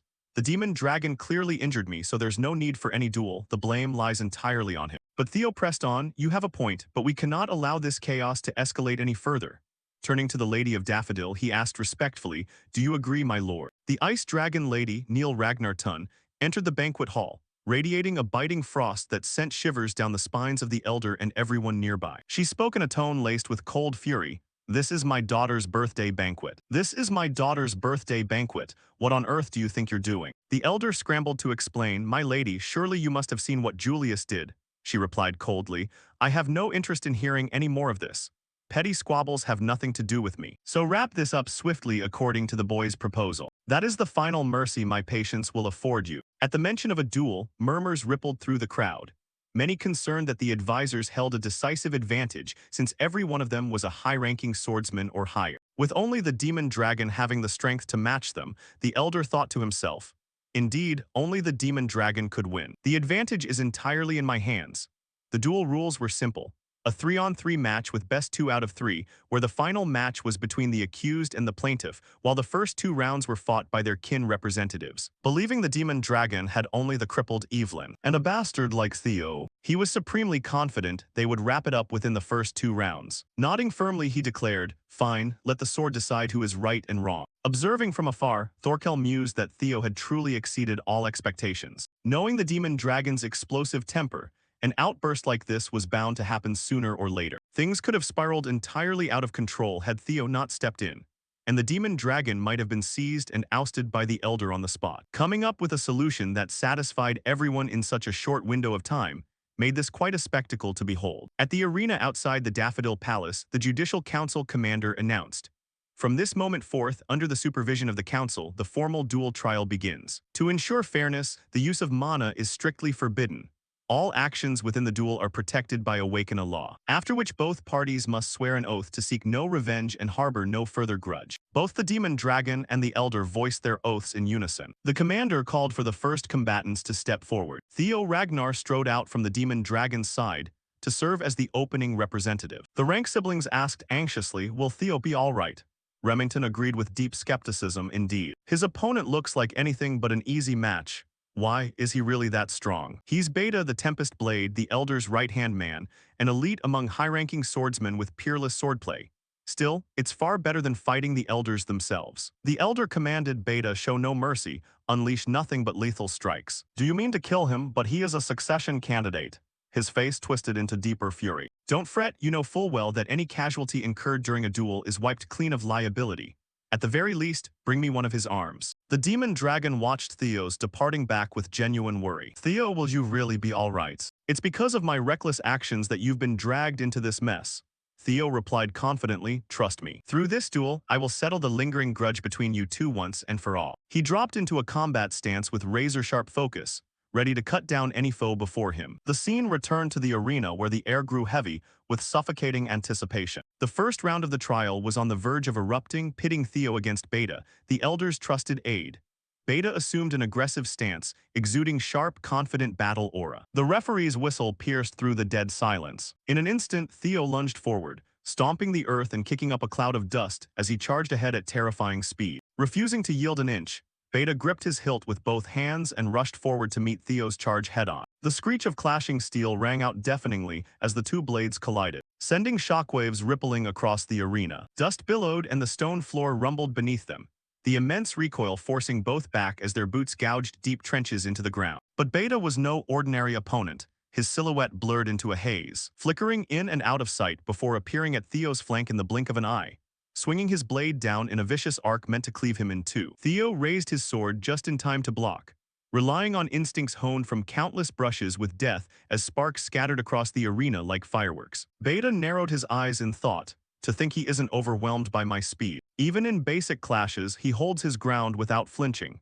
Is this the caliber of a succession candidate? Dust from the collisions thickened, obscuring the battlefield, and in that split second, Beta deftly kicked a pebble straight toward Theo's eyes. Theo instinctively raised an arm to shield his face, exposing a slight opening in his guard. Lunging through the dust like a predator with glowing red eyes, Beta aimed his blade squarely at Theo's vulnerability, thinking, this kid still lacks true combat experience. Everything ends right here. His sword sliced clean through Theo's coat, the steel grazing his neck as Beta sneered.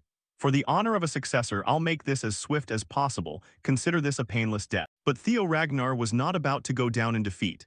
At the final second, a smirk broke across his face as he tilted his head back, dodging the blade by a hair's breadth. Before dropping low into a crouch, poised to exploit Beta's wide opening. Beta gritted his teeth. Did he leave that opening on purpose? Yet no counterattack came.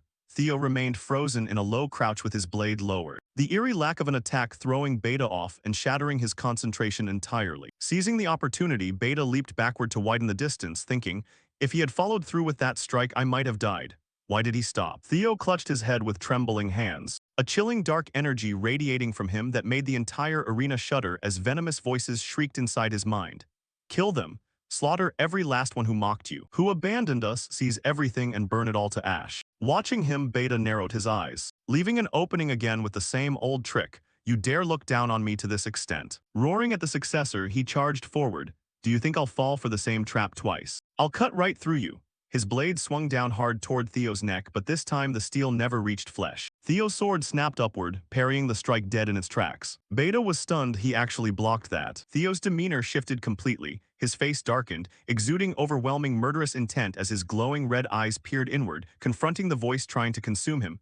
Kill, kill, kill. Enough, I will handle this fight myself. Shut up. Sweating profusely, a bewildered Beta yelled, you bastard, what are you muttering about? But before he could utter another word, in the blink of an eye, Beta's arms and legs were cleanly severed, blood spraying outward to paint the stone floor crimson. Utterly clueless as to what had changed, Beta could only watch in sheer panic as the blade swept in while having no limbs left to defend himself, shrieking in horror as Theo's sword descended upon him. The blade struck the earth with explosive violence, fracturing the ground and kicking up a massive shockwave of shattered stone. Spectators shielded their faces and nobles ducked behind their seats, cloaks flapping violently in the gale. The ice dragon lady, Neil Ragnartun, stepped in to suppress the destructive pressure, her expression turning grave. So this is Theo Ragnar, truly astonishing. With the ground beneath her feet torn to shreds, she remarked, to unleash such sheer power without using a single drop of mana at his age is truly unprecedented.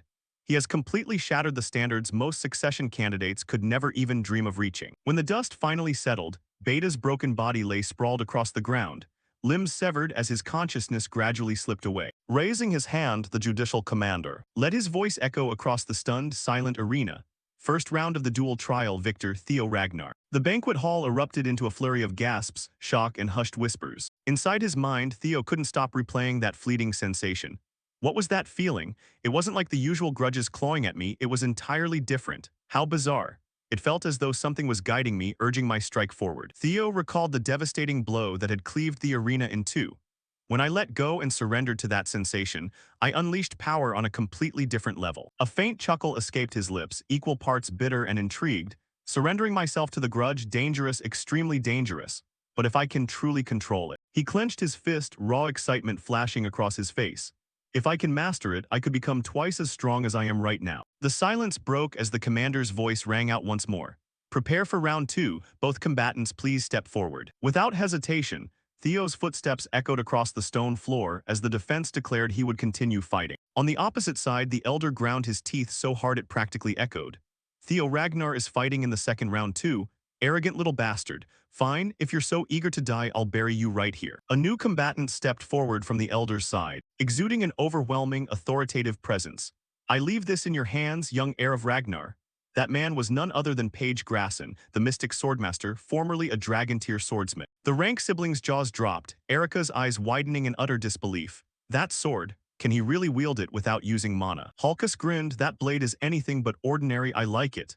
But Remington's face darkened, his voice tense with worry. Hey, why are you getting anxious again? He might not win, but it's not like he's actually going to die. I'm afraid the unthinkable might actually happen. Unlike the first round where they fielded a high-ranking examiner just to save face. This time the Elder is pulling the strings directly, which means they are dead set on killing Lord Theo in this match. But before the crowd could hold their breath, Theo raised a hand as if signaling a timeout. Adopting a relaxed posture and a playful smirk, I surrender. Shock rippled across the arena, Page Grasson's composure shattered, his temper flaring. What the hell is this? Theo simply smiled, upending every single expectation. How could an intermediate swordsman like me dare go against an elder?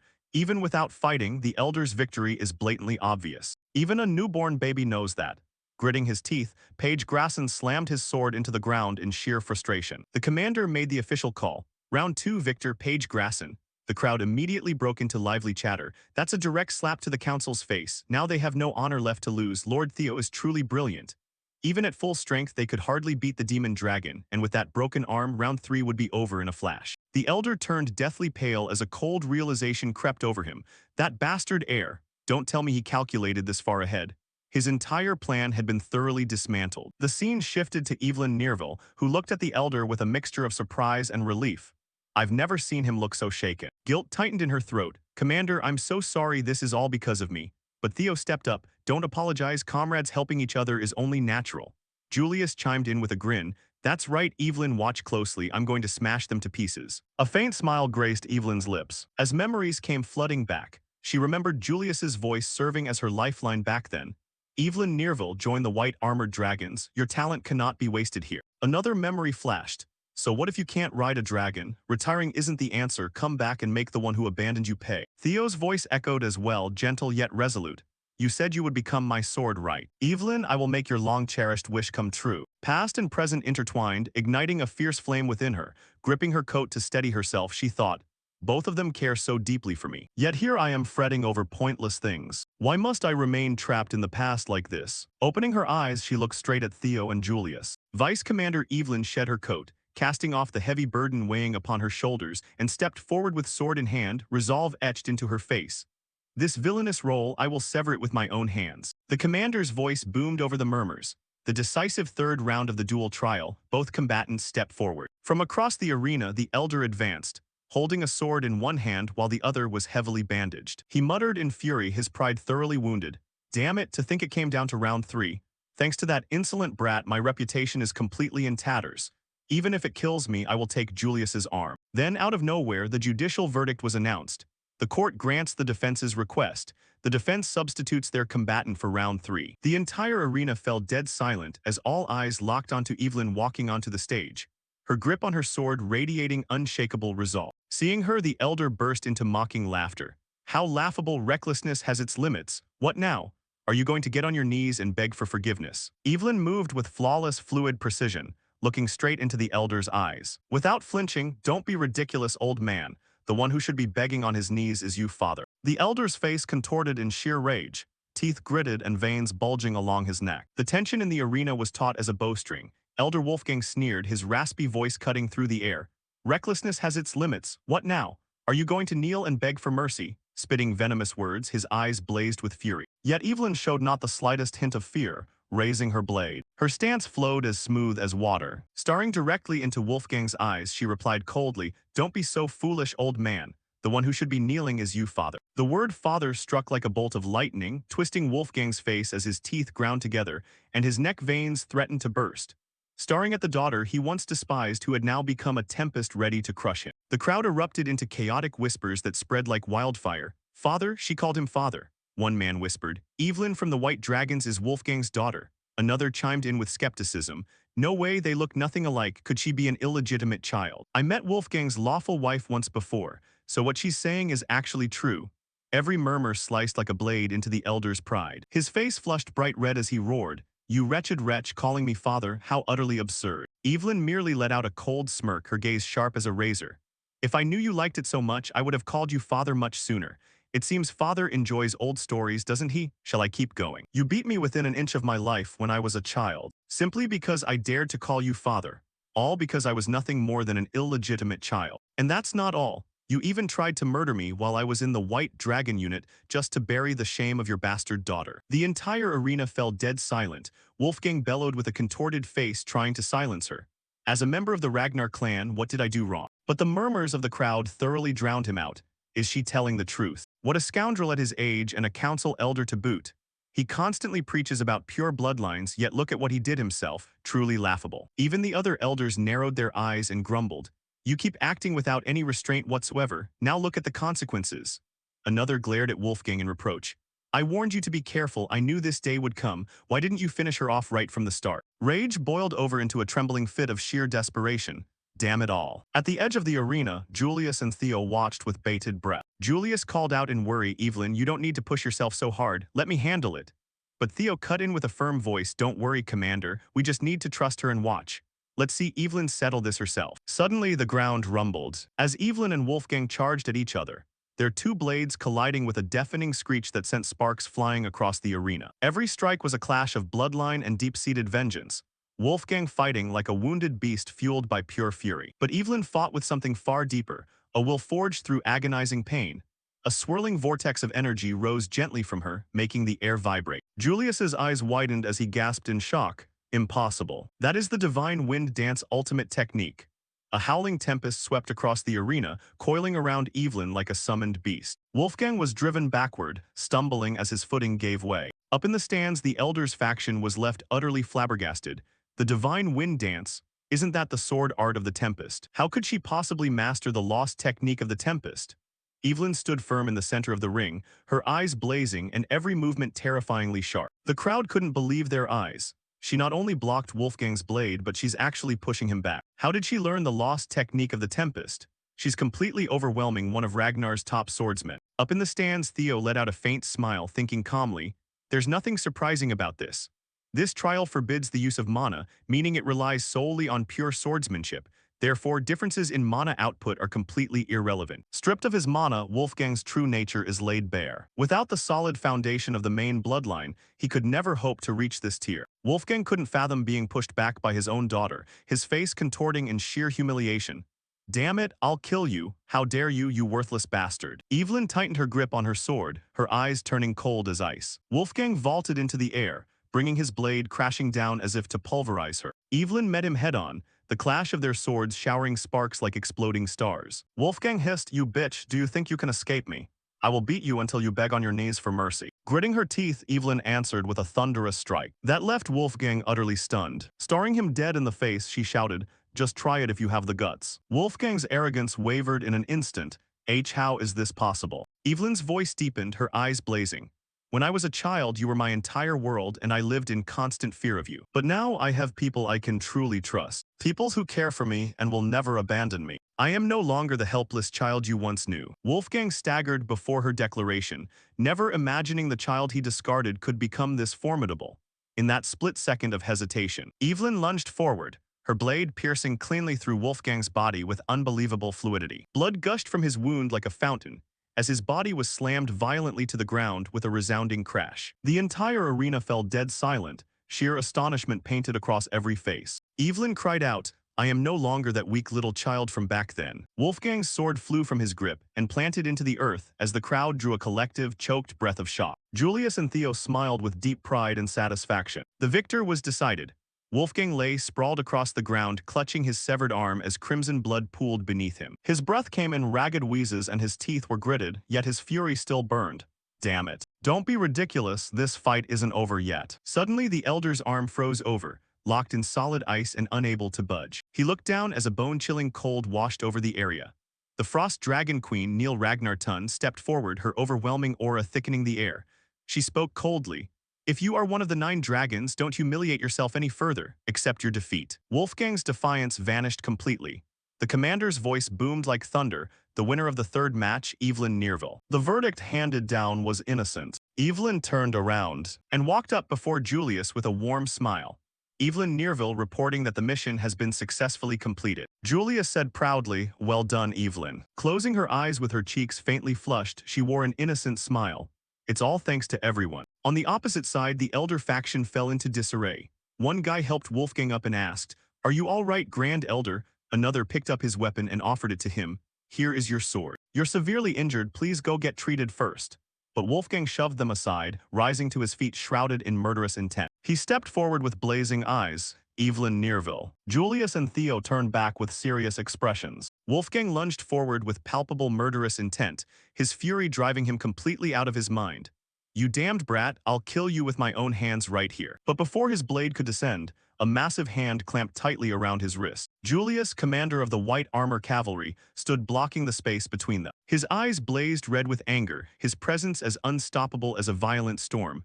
Do you want me to take your other arm as well? Wolfgang clenched his jaw, knowing he couldn't match Julius in his current wounded state. Suddenly, a tremor struck from somewhere, causing the entire arena to freeze for a heartbeat. Right then, a messenger burst in looking panicked. Invasion, the Troyven family has started attacking. Everyone return to your posts immediately. Julius grew frustrated, but quickly turned away. Theo, Evelyn, war is here, head back to the White Dragon Legion right now. Both answered in unison, yes sir. Wolfgang howled with a distorted face. Those bastards dare look down on me. Stop, I said, stop right now, this match isn't over yet. But Neil Ragnartun stepped forward, her presence terrifyingly ice-cold, as hundreds of thin ice blades hovered around Wolfgang. Listen, Elder, I'll only say this once. Don't drag the 9 dragons' name through the dirt anymore. He trembled as he replied, How dare you look down on me on the Council of Elders? She answered calmly, Who knows, your perspective probably matches mine. At the same time, the members of the Elder Council turned their backs and walked away. One of them remarked, Even though the Council's honor has hit rock bottom, we can't let someone who lost a match represent us as our champion. Those words shattered Wolfgang's arrogance completely. He dropped to his knees in utter humiliation beneath the banner that once belonged to him. Julius watched the old man collapse and felt deeply satisfied. This farce is finally over. The pathetic end of a greedy old man. Scene shifts to the Troyven headquarters. Troyven sat upon the commander-in-chief's throne with a face as cold as ice. A general reported, We have captured the central plateau of Thuong Ai. Harmon Castle is also on the verge of falling. Troyven asked next, Where are Ragnar's forces? The general replied, The Lord's cavalry and the armies of the 6 pillars are gathering at the central plateau. Eid smirked, not out of joy, but because the plan was unfolding exactly as expected. Those foolish Ragnars, they're acting just as I predicted. He clenched his fists. They'll soon realize this war is merely a single piece of a far grander master plan. He stood up from his seat and walked over, pointing at the map with a look of utter delight. While they concentrate their forces on the plateau, the place we are going to swallow whole is right here. Within the territory of the Bacchus family, A heavy and gloomy atmosphere hung over the 6 major noble houses. Outside the city walls, a soldier whispered to his comrade about the newly appointed lord. He muttered that ever since that man became lord, he had locked himself away in the castle, drowning himself in alcohol day and night. The soldier let out a heavy sigh. In times like this, does he even realize he's the head of the family? The other soldier shook his head, his tone filled with resignation and despair. He said whoever could leave has already left, so why bother asking? He said bitterly. What good is a lord in a territory buried in debt? Even the knights and vassals who served the Bacchus family for generations have abandoned it. What can the new lord possibly do now? He let out a cynical, dry chuckle. Maybe he should consider himself lucky he at least still has money for booze. The other soldier giggled. True. Then he lowered his voice and asked, by the way, didn't Ragnar send reinforcements? Hearing the word reinforcements, the first soldier scoffed. The first soldier scoffed, hopping back mockingly. Reinforcements? You mean those freeloaders? At this moment, we are introduced to the Ragnar support squad consisting of member Aud Naren and squad captain Sybil Dre. Another soldier grumbled that this squad claimed they were doing night patrols. But every time he checked on them, they were dead drunk, sprawled out near the fortress walls, deepening the soldiers' despair as they whispered among themselves that Ragnar probably sent them here just to completely edge Bacchus out of the war. Hearing all about the Lord and Ragnar's so-called reinforcements, a soldier burst out laughing and said, ah, so that's how it is. Makes total sense. Far away outside the Bacchus castle deep within the forest, a scout who had secretly infiltrated knelt before Troiven's forces, reporting what he had overheard. The Troiven force commander, cold and calculating, asked if what the territorial soldiers said was true. The spy answered confidently, true. Morale within Bacchus territory had hit rock bottom. He smirked, stating that this campaign was essentially half complete already. After hearing the report, the Troiven commander let out a terrifying and ruthless laugh, raising his voice clearly so his entire army could hear. Did you all hear that? The enemy has already collapsed. The soldiers cheered. The enemy has collapsed. Let's finish this quickly and head back. The soldiers cheered, and right after, the Troiven army began marching toward Bacchus Castle beneath the rapidly darkening night sky. Atop the castle walls, Sybil Dre, captain of the Ragnar support squad, sighed and stretched his arms, looking still half asleep from his previous drinking sessions. A moment later, a sudden gust of wind swept across the ramparts. Emerging from the shadows, a Troiven soldier silently scaled the stone wall, his dagger gleaming faintly under the moonlight. Spotting Sybil sitting lazily, he smirked. Lucky me, a drunken guard on duty, this is perfect.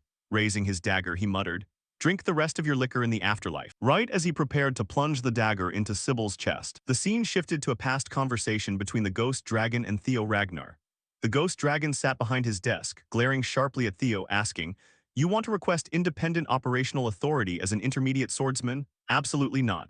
In wartime, combat campaigns are the top priority. You won't be granted any special privileges. Calm and composed, Theo handed him a sealed envelope, stating, this concerns the war. Please read its contents. The ghost dragon opened the envelope, and upon reading the documents inside, his expression shifted instantly as his brow furrowed in shock. Is what's written here true? Theo nodded, yes. Troiven's primary targets are Harmon Castle and the Central Plateau, but those are just decoys. Their true objective is the floating islands within the territory. The ghost dragon fell silent for a moment of deep thought before muttering, logical, that's a sound conclusion. Back in the present scene, the main character continued his explanation.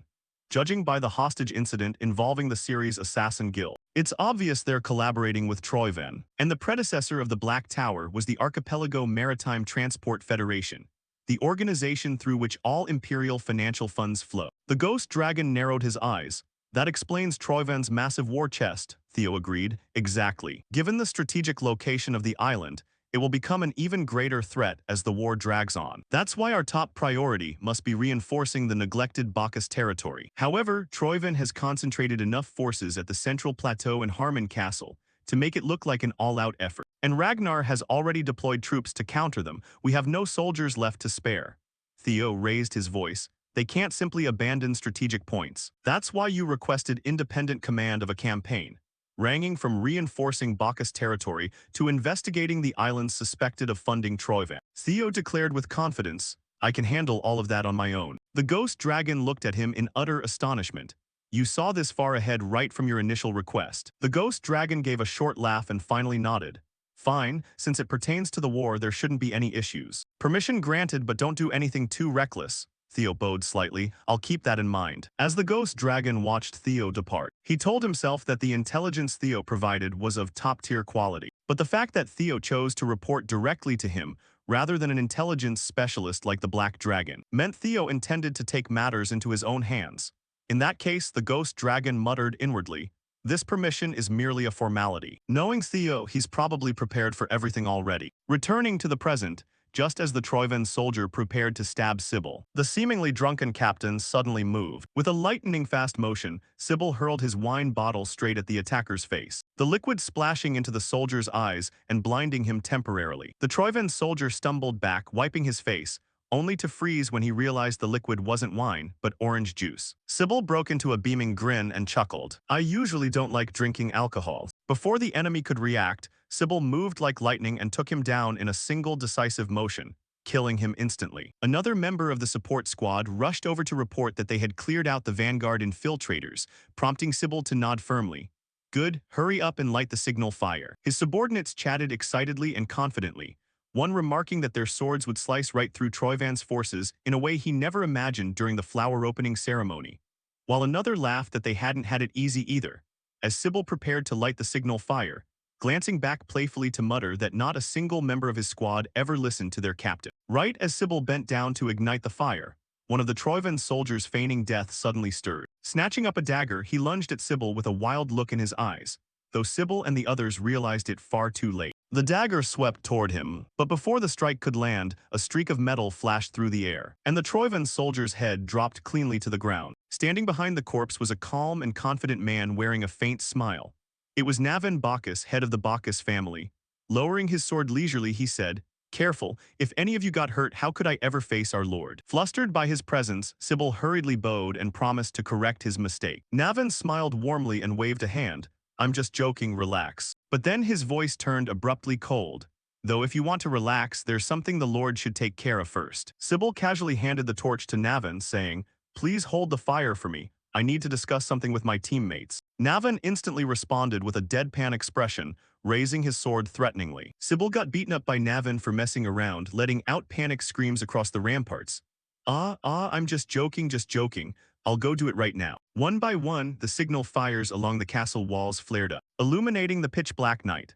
Soldiers rushed to their posts with shields raised and bows drawn tight, bracing for the impending assault. Navin stepped onto the ramparts and looked down, his sharp gaze catching the Troivan forces scaling the stone walls as he quietly wondered, just what did our lord foresee? How far ahead can he plan? How on earth does he manage to see through everything? Down below, the Troivan forces froze upon noticing the signal fires burning bright. Fear spread rapidly through their ranks as the harsh truth dawned on them.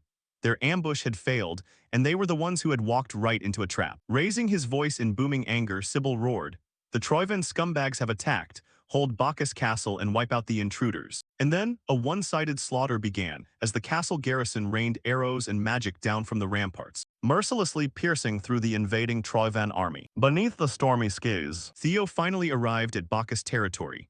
Gazing into the distance at the faint smoke rising from the battlefield, he thought, "The war has already broken out. Looks like I arrived right on time." With resolute eyes, he gripped his reins tightly and galloped down toward the castle. A few moments later, the battlefield fell silent as the last of the Troivan soldiers collapsed to the ground. Navin, Sybil, and the soldiers of the Bacchus family stood amidst the smoking ruins after the raid. Their chests heaved, their weapons still stained with the ink-black blood of war. Lord Theo's orders to protect the Bacchus territory had been thoroughly executed. Theo rolled his eyes and chuckled softly to himself. "You didn't need to yell like that, oh man." He placed a hand on Sybil's shoulder with warmth. "You did a great job." These words struck Sybil harder than any blade. Tears welled up in his eyes. "He noticed me." Sybil stood rooted to the spot, basking in that recognition while his teammates gathered around, teasing him with a mix of envy. "I'm so jealous of you, you really are a lucky bastard." Theo advanced toward Navin. "I didn't expect you to come here in person, my lord." Theo revealed a slight smile. "I just dropped by as a precaution. But it looks like everyone didn't even need the help in the end." Navin glanced at Sybil and the remaining soldiers gathering near the flare with a curious smile. "Where on earth did you find people like them?" Theo's chest swelled with silent pride. "They're the ones I trained with when I was a junior swordsman. They wanted to serve me, so they joined the Camellia Palace Guard." Theo looked at Navin and added, "Looks like they've earned your approval too." Navin bowed his head, his smile growing even gentler. "Honestly, I didn't expect much at first. They were just intermediate swordsmen with no real combat experience or standout achievements. But working with them for a few days, I could feel the difference. Their skills are still raw, true, but I can trust them. Theo closed his eyes for a moment, accepting the praise. Hearing you say that really makes me look good. He muttered, then opened his eyes and looked straight at Navin. I have a request for you, Navin. He motioned toward the long line of soldiers who had answered the flare.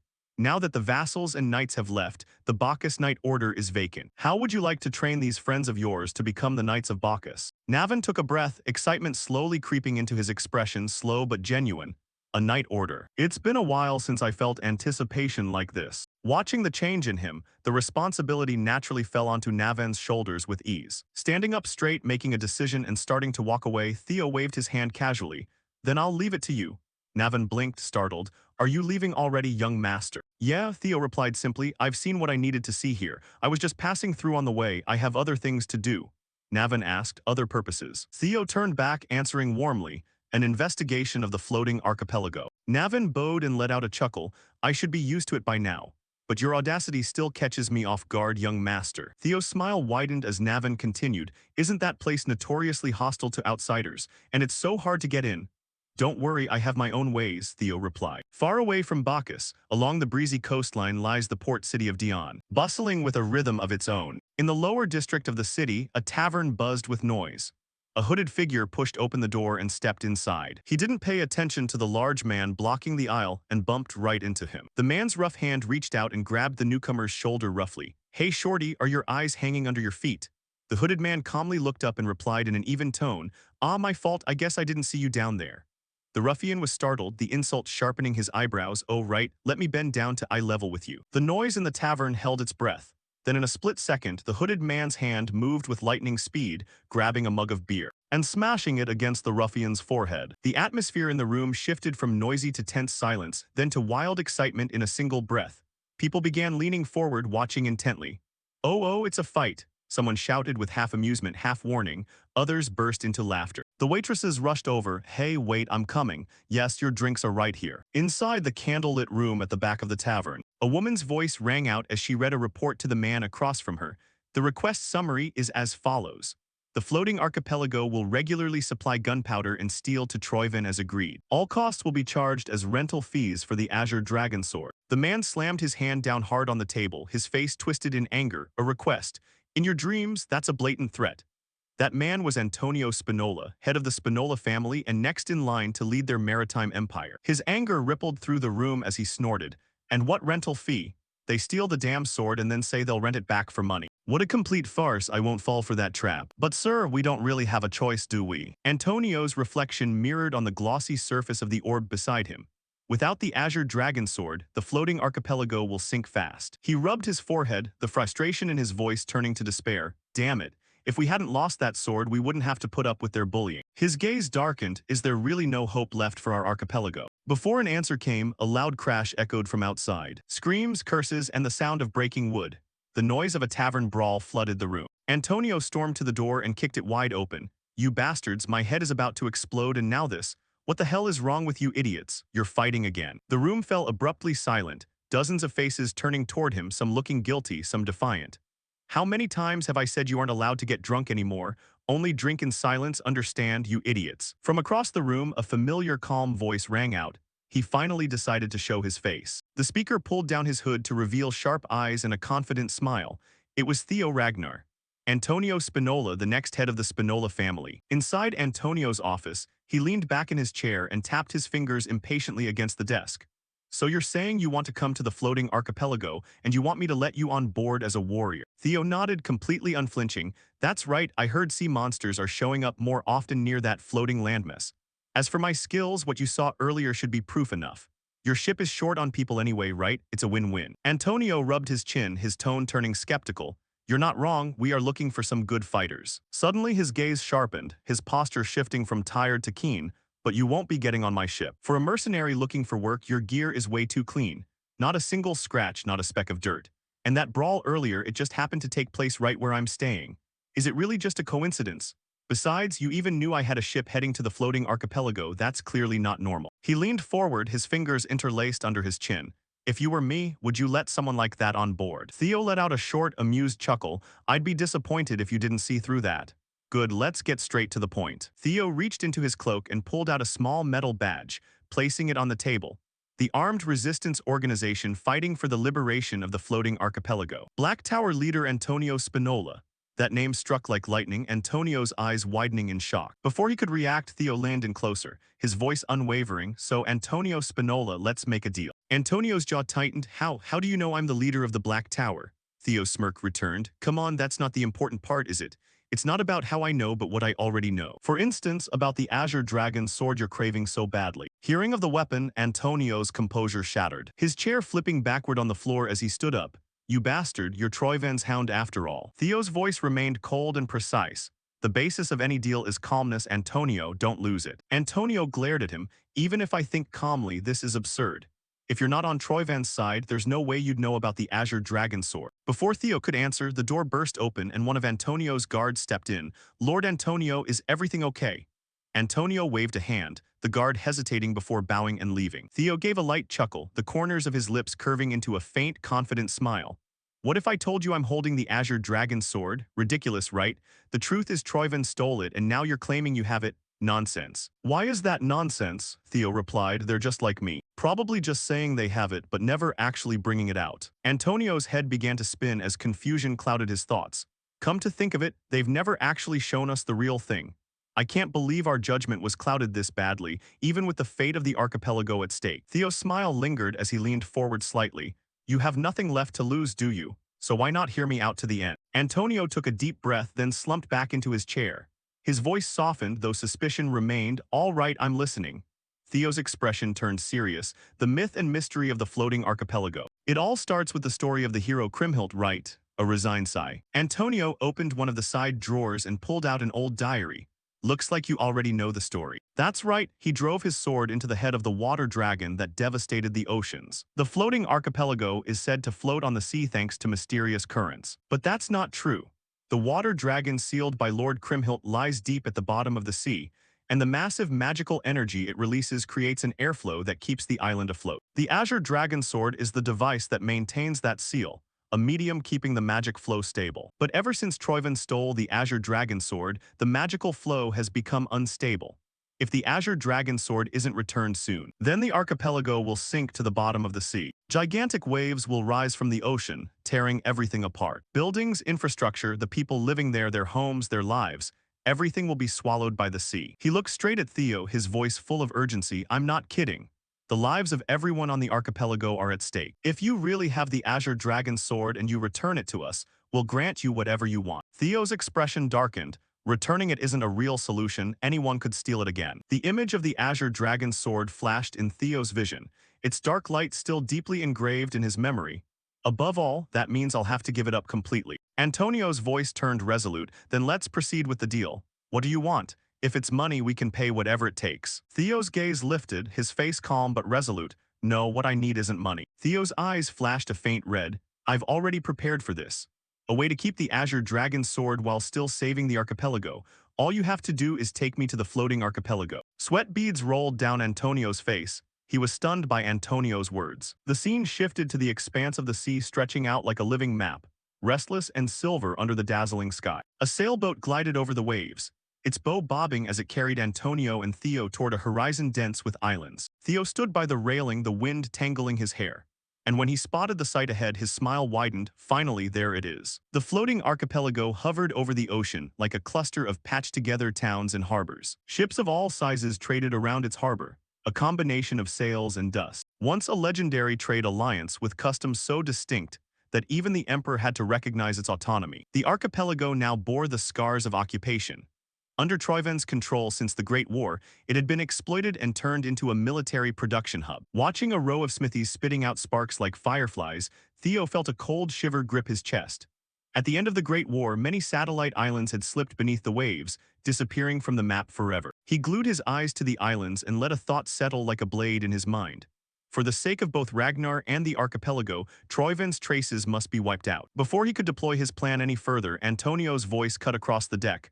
Are you kidding me? You promised to save these islands. What you said before about stopping them from sinking by moving those islands. Theo's smile remained unshaken. Don't worry, that's possible. Because the water dragon lying beneath the archipelago, at the bottom of the ocean, is a guardian of the ancient dragons. Afterwards, Theo drew the Azure Dragon sword from its sheath and placed it before the guardians. How does this sword look to you? Drake bluntly stated, oh, it's a real relic. Sword Hunter chimed in, an ancient dragon holy artifact. As Theo reached out to nearly touch the sword, small trails of energy radiated outward. He frowned, just as I thought, but why isn't it compatible with Ragnar? The fairy dragon tilted its head closer, hard to say. It seems the guardian tied to the azure dragon sword abandoned its duty and fled from the relic itself. Theo's eyes widened, fled from it. The fairy dragon looked at Griffin and explained, that has happened before. Back when a guardian forgot its duty. Theo looked at Griffin's tense expression. You guys could do that too if you accepted the price right. Griffin's reply was blunt, you'd have to be crazy to do that. Only one could escape and still survive, it's not simple at all. So not every dragon can do it. No wonder, after all, the amount of mana leaking from him is enough to make the entire archipelago fly. Wait, so if I overpower him, I can move the islands myself? Drake replied with gravity, in theory yes, but you'll have to seal him first. Can you handle that? Before Theo could answer, the fairy dragon added what the others feared. Even weakened after abandoning the artifact, he's still among the strongest. Griffin tilted his head, can you even reach the ocean floor? Theo's smile returned, of course I have a plan. Don't worry about how I'll get down there or how I'll seal him. I've already thought of that. The scene cut back to the present on the deck. Antonio's voice cut tensely through the stillness, so that statue really has the power to save the islands. Power that even the locals don't know about. Theo glanced toward him, his expression calm. Do you still doubt me, even after I showed you the azure dragon sword? Antonio gritted his teeth and lowered his head. Guilt and worry flickered across his face. I don't doubt, just worry. The fate of my homeland is at stake, I hope you understand that. Theo's eyes softened a bit, he exhaled and smiled with steady confidence. Yeah, I understand, just take me there first, I'll make sure to save it. A faint, shimmering light flickered before Theo's eyes, a flashing system notification. Side quest, Azure Dragon Sword, 30 objectives, return the sword to its original resting place, locate the site, defeat the Guardian, and claim ownership. The scene shifted as night fell, enveloping the floating archipelago in an eerie stillness. Moonlight poured down like liquid silver, bathing the silent docks and harbors in a silvery glow. Beneath this tranquil surface, inside a dimly lit wine cellar, Antonio had gathered his trusted subordinates, soldiers ready to bet their lives for their homeland. Antonio pointed at Theo as his soldiers stood at attention. Our mission is simple. Escort this man to the Kriemhilde monument. Once we get there, he'll handle the rest. The soldiers exchanged tense glances as Antonio continued. All of you know Troyven has bribed the head of the main family. That's why security around the monument is strict. Let's use the secret path as usual, it'll get you close enough. Every soldier stood tall, their eyes burning with determination. Yes, sir. Long live the floating archipelago. Antonio turned to Theo. I'll leave it to you then. Theo gave a single nod, his eyes sharp and unreadable, understood. Among the gathered soldiers, one lingered behind, the corners of his lips curling into a cunning smile. His eyes gleamed with something other than loyalty. The scene shifted to the center of the archipelago. The giant statue of Kriemhilde loomed in the center, a dragon monument carved right into the cliffside. Around it, tall walls and watchtowers shimmering in the moonlight were guarded by soldiers gripping spears tightly, completely unaware of the shadows crawling beneath them. Deep below the surface, Theo and his group quietly slipped through a secret passage, an ancient staircase damp with sea salt, his eyes narrowing as he trailed his hand along the stone wall. So they really do have a secret path here. One of Antonio's soldiers whispered, we've made it inside. Thanks to the sound of the waterfall, the chance of being detected is low, but please still be careful. Theo gave a soft nod, opening his pack and drawing out the azure dragon sword. The blade shimmered faintly, resonating with invisible power. He turned to the soldiers with a calm voice. Thanks for your effort. From here on, I'll go alone. The soldiers stared in awe at the sword's light, one of them whispering, eyes wide, is this really the azure dragon sword? Theo's gaze shifted up to the towering statue of Kriemhilde.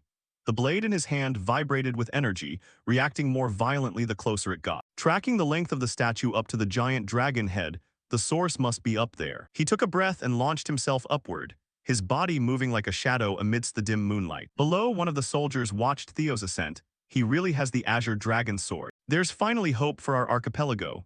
But his relief lasted only a second. Before the soldier could react, a hand clamped over his mouth and a dagger slashed neatly across his throat. His eyes widened in shock, blood spilling silently onto the stones. The assassin stepped back, a cold expression and a blade gleaming in the moonlight as he whispered, now we'll take back the stolen azure dragon sword. Above, at the peak of the giant Kriemhilde statue, Theo had reached the dragon's crown. He stared at the towering statue, which reacted most strongly here. The question is what happens next. Without hesitation, Theo drove 30 deep into the ground. He recoiled as pain tore through his flesh. Theo's hand was burned by the sword's power, stabbing into the ground the same way as before without causing anything. Theo pulled out a recovery potion and drank it. Let me think carefully. Maybe there was a hidden message, but before he could finish his thought, the surrounding air rapidly changed. The assassin emerged from the shadows, his eyes burning red with bloodlust. Without a word, he lunged forward with a blade slicing through the deadly air. However, as the blade swept through the empty space where Theo had just been standing, it hit nothing. The assassin's eyes widened. What? Before he could calm down, pain exploded in his stomach.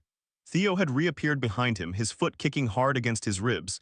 The impact sent the assassin flying backward, his body twisting midair with a crack. He coughed up blood and clutched his ribs, dizziness flashing across his face. How did he get behind me? Theo landed lightly, adjusting his posture, his eyes sharp as lightning. The assassin planted his sword in the ground to steady himself, breathing heavily. From behind him, two more figures appeared. Lord Grey, are you okay? I'm fine, Grey growled, his eyes locking onto Theo. He's strong. Willow Ridge charged forward. Theo still held the recovery potion in one hand, wearing a slow, mocking smirk. Outside the walls of the Kriemhilde monument, a deafening explosion tore through the silence. The guards shivered and blurted out, "Did you hear that?" Sounded like something broke. Then another soldier pointed upward with a trembling voice. Look, the monument, the Kriemhilde monument. All eyes turned toward the giant monument, and what they saw left them frozen in disbelief. Damn it. How could this happen? The statue was crumbling, massive blocks of stone peeling off its body and falling like meteors.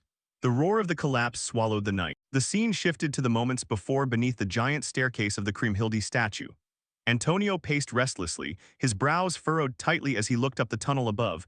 Why is it taking so long? What on earth are they doing up there? Before anyone could reply, hasty footsteps echoed through the hallway.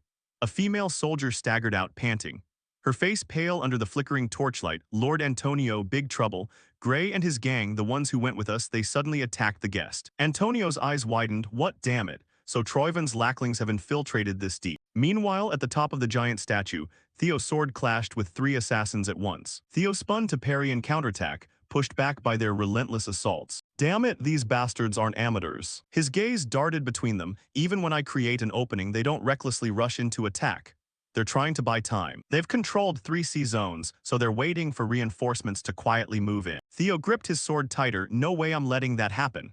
The leader's voice startled him. What is he trying to do? Instantly, Theo's sword sliced through the air with a wide slash, unleashing a wave of energy that tore the rock beneath his feet.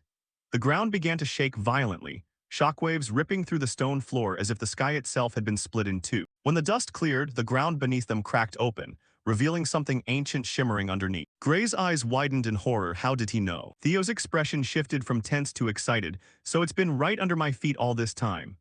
Theo lunged forward while Grey shouted orders to his subordinates, stop him at all costs. But Theo moved faster than their reactions, the azure dragon's sword vibrating with energy in his hand.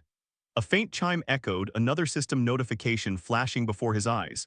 Side quest, dragon-slaying sword bombing, desire to return to its original resting place. Objective, find its location, defeat the guardian, and claim ownership. Theo's thoughts clicked together. I was overthinking things for nothing. It wants to go back. The sword reacts most strongly here. This is its original location. He raised bombing high, the blade shimmering with brilliant blue flames. With a single decisive motion, Theo thrust it straight into the heart of the ruins before him. It has to be here. The moment the blade pierced in, the ground convulsed. Energy erupted from the ruins like a tsunami of light, shaking the giant statue to its core.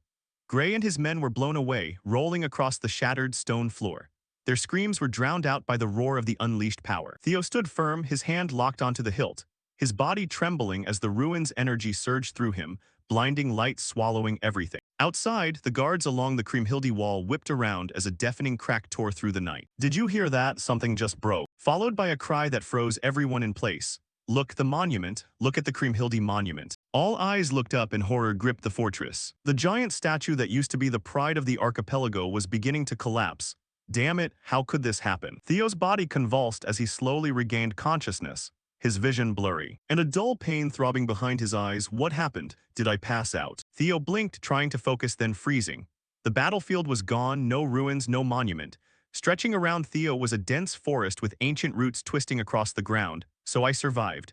As expected, this must be inside the ruined dungeon. A familiar voice echoed beside Theo. So this is his turf. Theo turned his head to find his guardians standing before him, miniature versions of their true forms. Theo raised an eyebrow. What is that bizarre form? The fairy dragon sighed, crossing her tiny arms. I directly manifested by using your mana as a medium. Your lack of magical power makes us look ridiculous. Anyway, for a ruined guardian to hold such deep longing and compassion for a human, that's no small matter.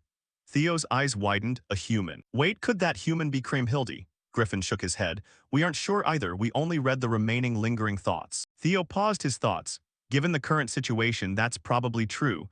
Since there are no more ruined guardians, let's explore this place slowly. Sitting high among the branches, a skeleton archer notched an arrow, its hollow eyes glowing. Instantly it released the string, the arrow tearing through the wind toward Theo without mercy. Sharp intuition made it easy for Theo to notice. He spun and effortlessly caught the arrow. An unowned house, isn't that what they said? Then how do you explain this? He whipped around to see more movement. From behind the trees, skeleton soldiers began crawling out. Bones creaked eerily. They climbed over roots, rocks, dozens and then hundreds of them.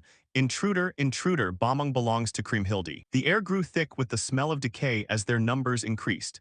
In a moment, Theo was surrounded, an army of skeleton soldiers forming a jagged circle of rusted blades around him. For Kriemhilde, we will destroy the intruder. Griffin's fur stood on end, so that's how it is. I didn't expect that guy to go that far just to protect a ruin's ownership for a human named Kriemhilde. An arrow suddenly flew toward them. Theo raised his hand and caught it midair, spinning it before launching it right back. The arrow flew past Griffin and pierced straight into the skull of an advancing skeleton. Theo slowly exhaled, his expression cold. There are a lot of them but nothing special. I just need to slash through all of them. Simple. The fairy dragon flew closer, shaking her head. It won't be as easy as you think. Theo frowned. What do you mean, look closely? His eyes tracked and froze. The skeleton whose skull had just been smashed to pieces was moving, its fingers twitching, bones cracking as it slowly picked up its sword. The skull fragments began to piece back together, glowing faintly as they regenerated. They weren't ordinary soldiers, they were immortal warriors, dragon-bone soldiers eliminating the intruder. And like a wave, the others followed, blades raised with hollow eyes burning with vengeful light. Theo's eyes widened watching the shattered skeletons start reassembling themselves. But then the familiar smirk returned. Yeah, it definitely won't be easy. Without hesitation, skeleton soldiers poured down from every direction, the forest erupting into chaos. Theo's blade cut through the air, the sound of metal hitting bone echoing through the forest as skulls cracked and ribs shattered. Griffin hovered nearby, annoyed. We can't fight this endless battle forever. Got a better idea? Griffin's golden eyes narrowed. I'll give you an idiot some advice. That Kriemhilde guy, you said he was a human like you, right? Then tell him to give up ownership. Simple. Theo blocked an incoming arrow. Frustration boiling over, he's a legendary hero. If he's still alive after all these years, can you even call him human anymore? Idiot. Griffin fluffed his feathers, glaring at Theo. Insolent mortal. Giving advice to a fool is truly useless. Theo grabbed Griffin's beak midair. What did you say, big guy? Before he could finish speaking, a brilliant blue light flashed before his eyes. System notification. This dungeon is the final gift left by Leviathan to Kriemhilde. Revoke ownership of the gift from Kriemhilde. Theo's expression froze. Revoke ownership of the gift. Wait, so that bastard Griffin might have actually been right. But before Theo could piece his thoughts together, the skeleton mob attacked again from all directions like a wave of death. In a split second, he leaped into the air. Theo reached out to summon multiple swords via remote control. Theo used them as stepping stones and dashed upward, clinging to a thick tree branch hanging over the chaos. Hanging from the branch, Theo swept his gaze down at the crowd below. This can't just be endless resurrection. Activating H-Ling synchronization mind gate. His eyes flashed a brilliant blue, perception expanding like ripples on a pond so he could feel the movement, the aura of the skeleton army. Now, if my hunch is right, there has to be something different. And then Theo saw it. Amidst the crowd, one skeleton soldier stood out. Its aura burned dark red, unlike the murky blue of the others. Theo's lips curved into a confident smile. Found you. Without wasting a second, he bounced off the branch. Swords appeared beneath his feet like stepping stones of light, as Theo dashed through the air toward the skeleton soldier with the red aura. When they rushed at me earlier, one of them turned and fled. I should have known then. The skeleton soldier's head whipped up as Theo closed in, panic flickering in its empty eye sockets. Theo raised his sword, the blade sparking with black lightning. Too late. Technique: Black Dragon Flash. Lightning Sting. Black lightning erupted from Theo's blade, raining down in jagged streaks. They tore through the air, striking the ground and the skeleton soldiers simultaneously. A deafening explosion followed, engulfing the area in blinding light. A system chime rang in his mind, notifying that Kriemhilde's remains had been collected. Collect the rest of the remains to face Kriemhilde. Theo glanced down at his right hand to see his palm glowing with a crimson light. A small bone fragment rested neatly in his palm, smooth, ancient, and boiling with energy. Item obtained notification. Third cervical vertebra of Kriemhilde. Theo's smile widened, excitement evident in his eyes. Just as predicted, I was right, I just need to keep collecting them like this. The scene shifted to the harbor of the floating archipelago, shrouded in a relentless storm. Sheets of rain lashed against the wooden docks, the night torn apart by flashes of lightning. Amidst the chaos, one of them spotted a solitary figure walking toward the shipyard. A man in a black cloak walking with measured and unhurried steps. You're late, did something happen? The cloaked figure stopped abruptly, nothing worth mentioning. However, the storm makes things easier. What's going on here? The navigator stammered, eyes wide. Corpses everywhere, passengers, sailors, guards, even merchants, all lying motionless, eyes vacant and pale. The deck was slippery with rain and blood. One of the young sailors dropped to his knees trembling. What the hell is this? The passengers, they're all dead. The cloaked figure strode right past them, completely unfazed. Those foolish floating island soldiers. The azure dragon sword was practically handed to them on a silver platter, yet they still let it slip through their fingers. He reached beneath his cloak and pulled out a metallic mask. Then again, it doesn't matter who holds it. In the end, the floating archipelago is already in our grasp. As thunder rolled overhead, the man's name hung in the damp air like a curse. The ninth Phoenix Duke of Troyvenoy. The rain poured down relentlessly, engulfing the entire floating archipelago as rooftops grew slick and streets turned into rushing rivers. Windows flew open and people rushed outside, their faces etched with utter disbelief, murmurs sweeping through the storm as they stared into the distance where an earth-shattering roar had shaken the night. How can this be? What are we supposed to do? Out there towering over the crashing waves, the colossal monument of the water dragon, a divine guardian that had protected the archipelago for centuries, was crumbling down. A young man's voice trembled as he whispered, "The monument, our island's guardian, it's falling." Meanwhile, deep within the ruined dungeon, Theo carved a path forward through the skeletal legions relentlessly rising around him, shattered bone fragments turning to dust beneath his blade as a final system prompt flashed before his eyes. Recovery complete. Kriemhilde's remains, 206-206, finally gathered them all. Yet, as he picked up the very last piece, a delicate, faintly glowing sliver of bone, he blinked in bewilderment. The Stapes bone, where does this even go? Before his confusion could settle, another notification flared up. Would you like to access Kriemhilde's memories engraved within the remains? Without a second thought, yes. The world blurred around him, and Theo felt his consciousness being pulled into another realm. So this was the hero of myth. What did she look like? What kind of life did she live? Light enveloped Theo as the dungeon faded away into a replaying ancient memory, the memory of Kriemhilde etched into her remains. A barefoot child sprinted along the shoreline, sand clinging to her feet as she called out, toward a hidden cave carved out by the ocean waves. "Levi, Levi, I'm here," her voice echoed throughout the cavern. There, nestled inside a natural stone cradle, rested the dragon-slaying sword Bamung, its surface humming with a faint luminescence. She approached with fearless curiosity, placing her tiny palm onto the hilt. "Wake up, Levi, I've arrived." A burst of blue light surged, and a colossal water dragon materialized before her, scales glistening like moonlit tides. Its voice booming like thunder. "How many times must I tell you? What is a brat like you doing here?" The dragon's growl rumbled with annoyance. "I am Leviathan, guardian of the ancient dragon ruins. You do not even belong to the Ragnar clan, so how dare you address me by such a frivolous name?" She merely beamed, holding up a basket of bread as if greeting an old companion, puffing her cheeks out stubbornly. "Your real name is way too long, so Levi is much easier to say." The massive water dragon shrank its form down until it stood before her like a large beast. "Do whatever you want. Foolish child, talking to you only exhausts me."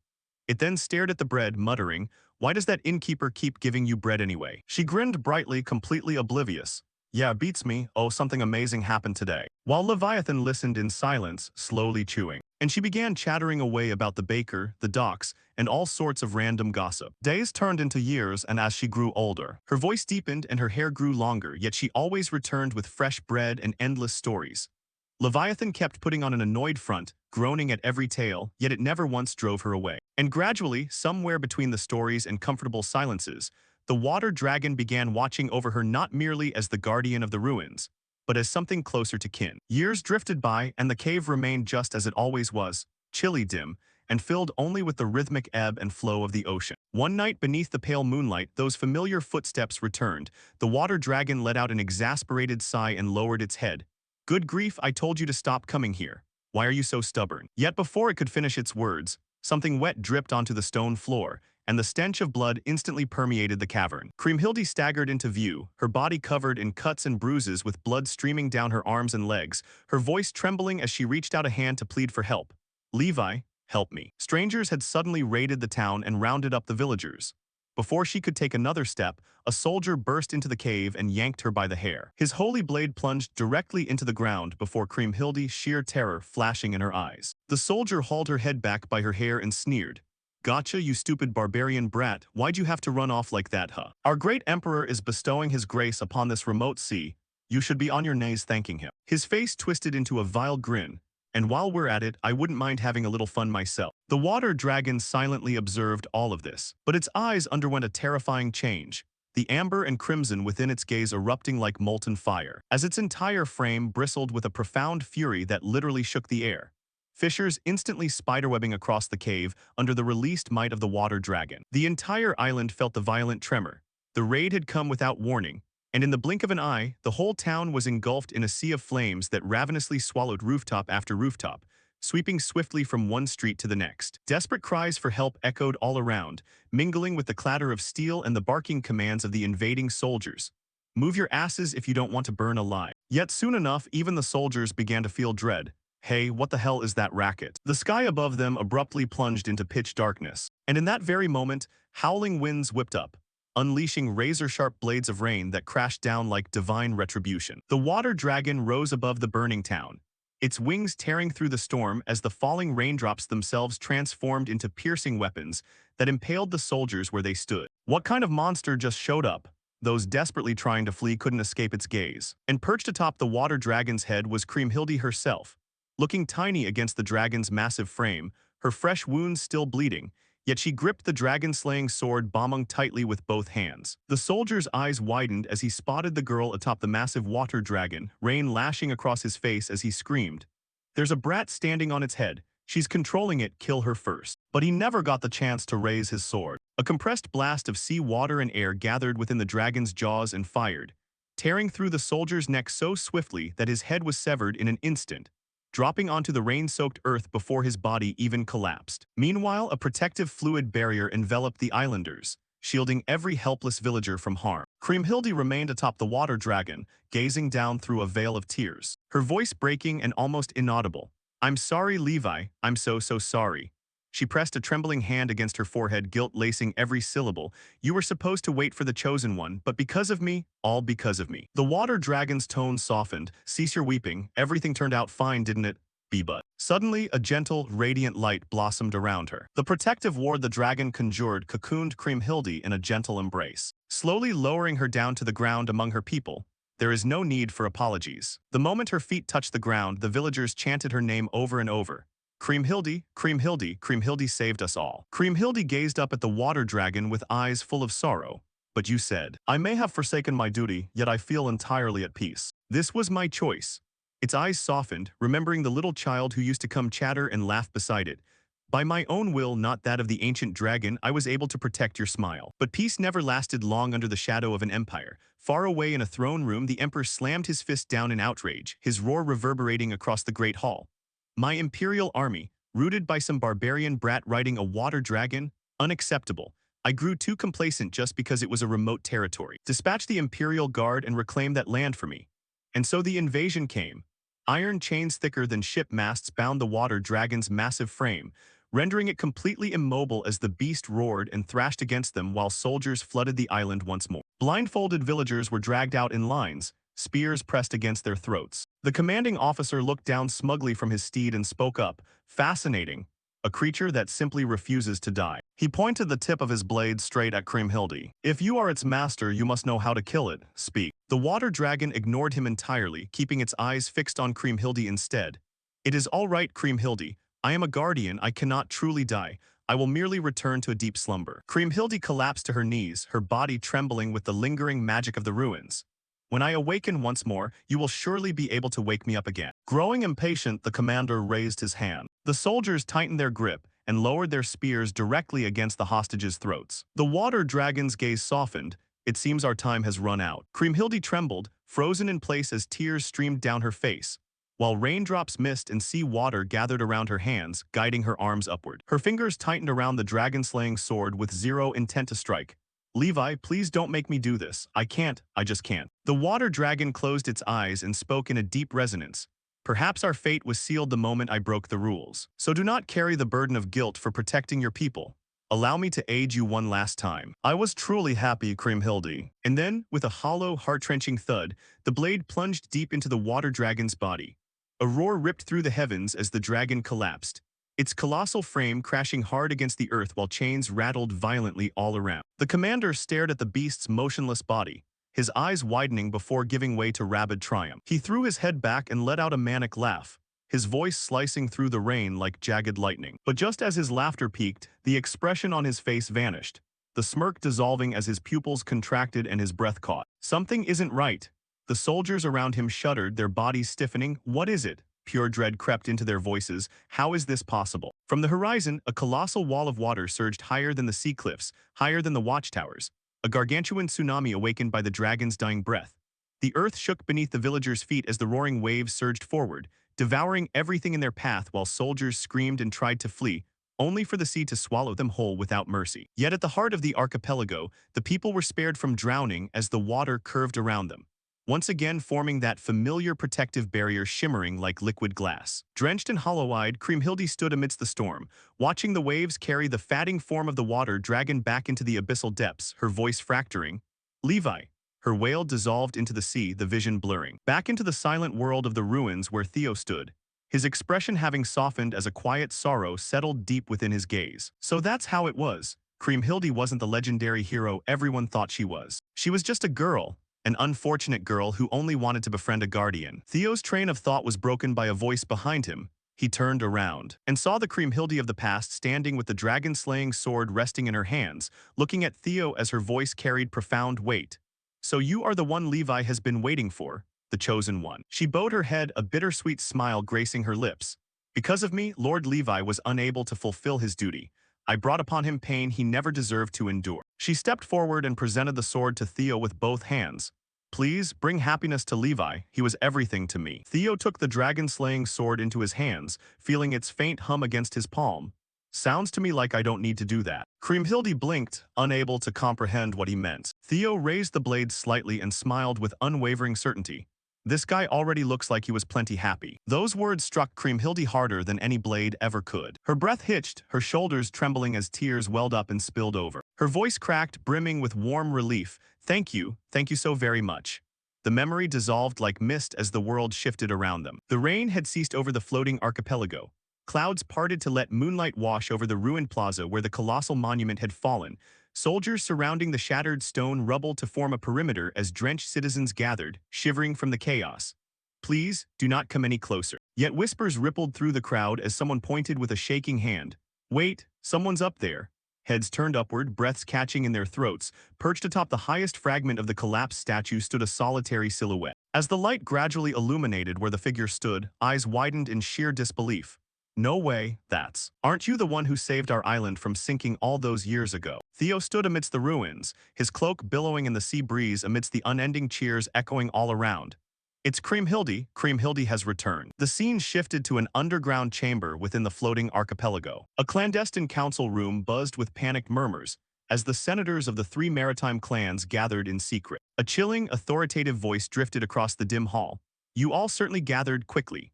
Everyone in the room froze. Standing at the threshold was Noel, one of Troyvan's 9 aristocratic retainers, his sheer presence feeling like a blade pressed right against the room's collective throat. A man immediately whirled toward him, his voice cracking with anxiety. Noel, how can you remain so calm? Our plan has completely fallen apart. The dragon-slaying sword was supposed to be in Troyvan's hands. That baffling galleon was completely right. But someone else instantly fired back. Then what in the world is that outsider holding? Because of him, people across the archipelago were flocking toward the monument, chanting that he was the legendary hero Kriemhilde. At this rate, the authority of the 3 maritime clans would fall right into his lap. This was not what had been agreed upon. Yet Noel's composure remained entirely unshaken. Indeed, he had personally handed over the dragon-slaying sword, and in return, Troyvan had promised that the clans would maintain their standing. His gaze swept over them like a cold-blooded predator. Watching you make such a fuss over something so trivial is truly repulsive. That word repulsive struck like a physical slap. Offended by Noel's blatant contempt, one of the senators stepped forward and grabbed his shoulder. What? A trivial matter? Noel, just what do you take our 3 maritime clans for? The moment his words landed, Noel's blade flashed, cleanly cleaving the man in two. The corpse hit the floor with a wet thud as blood pooled out, instantly choking the room with a sickening metallic stench. Without batting an eye, Noel merely looked down at the corpse and spoke in a bone-chillingly flat tone. "What do I take you for? Vermin, obviously. I can crush you whenever I please." Another senator recoiled in horror. "Noel, what are you doing?" Noel wiped his blade clean on his cloak, his expression remaining terrifyingly placid. "You are traitors who sold out your own homeland for personal gain. You should be grateful Troyven has tolerated you for this long. Instead, you whine about ruling the floating islands even as they sink beneath the waves. Greed must have its limits if you still expect clemency." The remaining senator trembled, desperately trying to defend himself. "Are you serious? Without the archipelago's capital, Troyven will collapse too." Hearing this, Noel stepped forward until the man could clearly feel his breath, his eyes reflecting nothing but pure bloodlust. "Fool, you still don't get it, do you?" The man froze solid, every hair on his body standing on end as Noel whispered.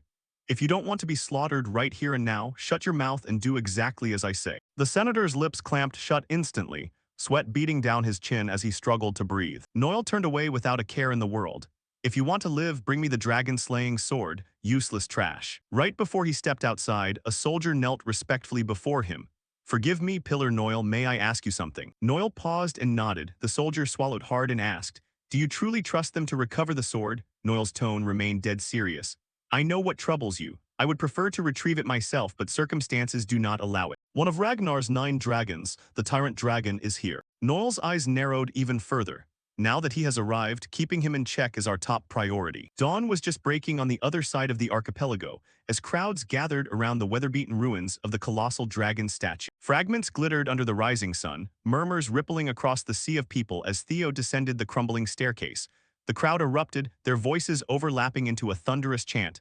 "Kriemhildi, Kriemhildi." Theo forced an awkward, nervous smile. "I knew they revered Kriemhildi like a god, but I didn't expect it to go this far." His mind drifted back to the girl he had seen in those memories. Kriemhildi wasn't some mythical savior or divine hero. She was merely a kind-hearted girl caught up in a tragedy far too vast for her. His fingers tightened around the dragon-slaying sword. Even this weapon they believed was hers, but in reality, it was a relic of the primordial dragon that could only ever be wielded by a Ragnar. As Theo reached the foot of the stairs, a man broke away from the crowd and shouted in desperation, "Kriemhildi, I beg of you, please listen. Those cursed Troyven scoundrels are driving our archipelago to ruin. Many of our people cannot escape. If there is any mercy left in your heart, please save our island." Theo blinked, then let out a soft chuckle. Guess it wouldn't hurt to play along for a bit. He raised the dragon-slaying sword high into the air, his confident voice resounding across the ruins. "People of the floating archipelago, I promise you this, I will do whatever it takes to save this island." A surge of hope swept through the crowd, their voices swelling once more as they chanted his name. When Theo finally stepped onto the lowest tier of the steps, a calm yet reverent voice greeted him. "We have long awaited your arrival, Kriemhildi." A woman clad in ceremonial robes stepped forward, stately, with dark hair. "I am Marty, High Priestess of Kriemhildi's temple. Please allow us to guide you from here." The scene transitioned as they crossed the long mountain bridge leading toward the temple. Onlookers lined the pathway in awe, whispering prayers and blessings as Theo walked past. Inside the temple, where ancient murals illuminated the corridors, Marty spoke softly. "Across generations, our priesthood has maintained this sanctuary, holding faith in the prophecy that one day the hero would return. Please, this way." Theo's eyes widened. Marty pointed toward a statue, revealing a small pearl necklace. This is said to have belonged to hero Kriemhildi herself, serving as the key to the deep-sea domain. A system prompt flashed before Theo's eyes. "Magic accessory, gate-link key, Kriemhildi's pearl." Marty continued, "Now that you possess it, shall we proceed?" Theo hesitated and let out a sigh. "Before we go, there's something I need to tell you." But the priestess merely offered a serene smile. "You have no need to fear, my lord." Theo froze. How did she know? Marty turned to look at him and replied, "The dragon-slaying sword is a relic of the primordial dragon. Naturally, only a Ragnar could ever awaken it. The reason we call this place Kriemhildi's home, even I could feel it after guarding this sanctuary across generations. The sorrow of a girl left with no choice but to harm her dearest friend. Her final wish was to protect this island. Kriemhildi has acknowledged you, and thus you are worthy of being treated accordingly." Marty led Theo down an ancient staircase carved beneath the temple, arriving at a stone altar overlooking a pitch-black abyss. "If you cast the necklace from here, a portal connecting to the water dragon will open." She placed a small ring into Theo's hand. "Keep this with you. It will allow you to breathe and move freely underwater." With her eyes closed in solemn prayer, "I pray for your success and for the salvation of our floating archipelago." Theo slipped the ring onto his finger and tightened his fist, offering a gentle yet resolute smile. No need to worry. I'll save this place no matter what it takes. The scene shifted back outside Kriemhildi's temple, where a massive crowd had gathered under the daylight. People knelt along the long stone bridge with clasped hands and closed eyes, praying for the legendary hero. Suddenly, an earth-shattering crash shattered the silence. A soldier slammed his spear against the pavement, bellowing, "All of you evacuate immediately." Another soldier stepped forward, his voice cold as steel. "The three maritime clans have concluded their investigation. The man you revere is nothing but a terrorist, a fraud daring to impersonate hero Kriemhildi. An operation to recover the stolen dragon-slaying sword is currently underway. Citizens, disperse at once." Collective gasps rippled through the crowd. How can this be? Is that really true? Fear and confusion were written all over their faces. Flanked by armored men stood Spinola Umberto, head of one of the three maritime clans. Sweat dripped down his face as he glared at the bewildered worshippers. "That's right, I made the right call. My reputation might be ruined after this, but without that sword my head will roll first. I don't have the luxury of clinging to pride anymore." Drawing a sharp breath, he unsheathed his blade. "I'm a dead man either way, so why should I care about honor anymore, even if I have to slaughter every last person here?" He raised his sword and commanded, "From this moment forth, anyone who stands in our way for any reason, kill them without mercy." The soldiers surged forward like unleashed beasts, charging straight toward the praying citizens and the temple itself as Spinola followed behind, muttering, "I must reclaim the dragon-slaying sword at all costs." The perspective shifted back to Theo, now deep beneath the temple. Descending the staircase the priestess had guided him toward. The stone steps spiraled down into the gloom until they met the glistening surface of still water. Theo paused, studying the half-submerged stairs. So this is it. He reached into his coat and took out the pearl entrusted to him by Marty, a relic once worn by Kriemhildi herself. Then he dropped it into the water. The pearl slowly sank, vanishing beneath the surface.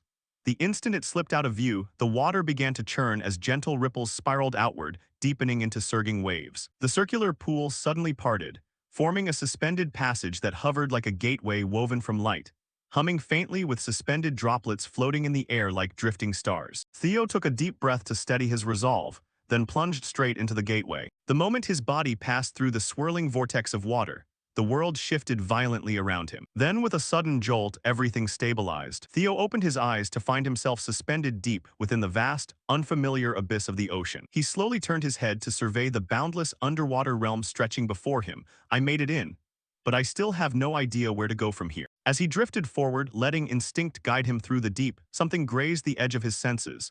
Theo froze mid-current, eyes narrowing, yet there was only empty water, devoid of sound, shape, or trace. Scanning the perimeter once more, his hand tightened as he thought, "I'm not imagining things. There's definitely something here." From behind him, an ominous cluster of crimson lights flared up, glowing like ghostly lanterns blazing in the dark. Theo's eyes snapped wide. He turned back to look, watching massive serpentine silhouettes cut through the water, their scales gleaming like liquid obsidian as their fanged jaws snapped with menacing growls. One by one, the creatures emerged fully from the darkness, circling him like wolves sizing up their prey. Theo exhaled slowly, gripping Bomung tight as he forced an inward wry smile. Sea serpents, the guardians of the deep. He cast a glance around at the dozens of giant sea serpents tightening their perimeter. If they're here, then that must mean. Spinola Umberto's roar ripped through the air as he brandished his sword high. "From this moment forth, anyone who stands in our way for any reason, wipe them out." At his command, the soldiers surged forward like a pack of rabid wolves, charging straight toward the citizens kneeling in prayer outside Kriemhildi's temple.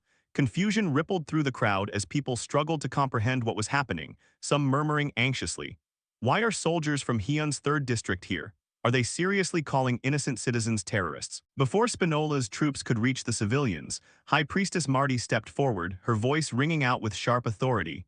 "Halt. All of you stand down immediately." With steady footsteps, she placed herself between the mercenaries and the praying citizens, her white robes damp with sea spray. "Terrorists, on what grounds do you make such an outrageous claim? The man you speak of is undeniably the reincarnation of Kriemhildi." Standing behind her, the temple knights raised their shields in resolute support.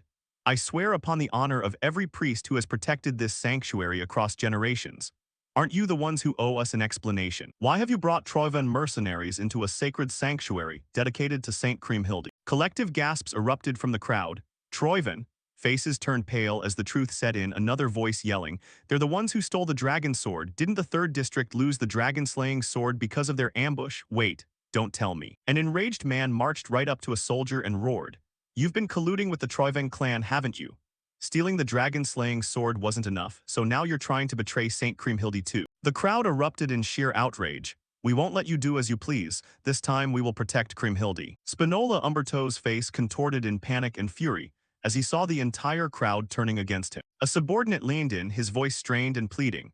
Lord Spinola, you've gone too far. We should pull back and regroup before this spirals completely out of control. But Spinola snapped, madness in his eyes as he shoved his subordinate aside and screamed, Troyven Mercenary Corps, slaughter every single one of them. Absolute chaos erupted in an instant. Citizens screamed as mercenaries cut through the crowd, blood splattering across the temple bridge. Another of Spinola's commanders grabbed his arm and shouted, Get a hold of yourself, Lord Spinola. This will only incite the populace further and utterly destroy your standing. But reason was entirely dead in Spinola's mind. You're the one who needs to wake up, Romulan. Is your reputation going to protect your neck when they come to cut it off? The moment we chose to sell out the floating archipelago, we had only one role left, to be Troyvan's perfect hounds. His soldiers hesitated for only a fraction of a second before obeying the brutal command.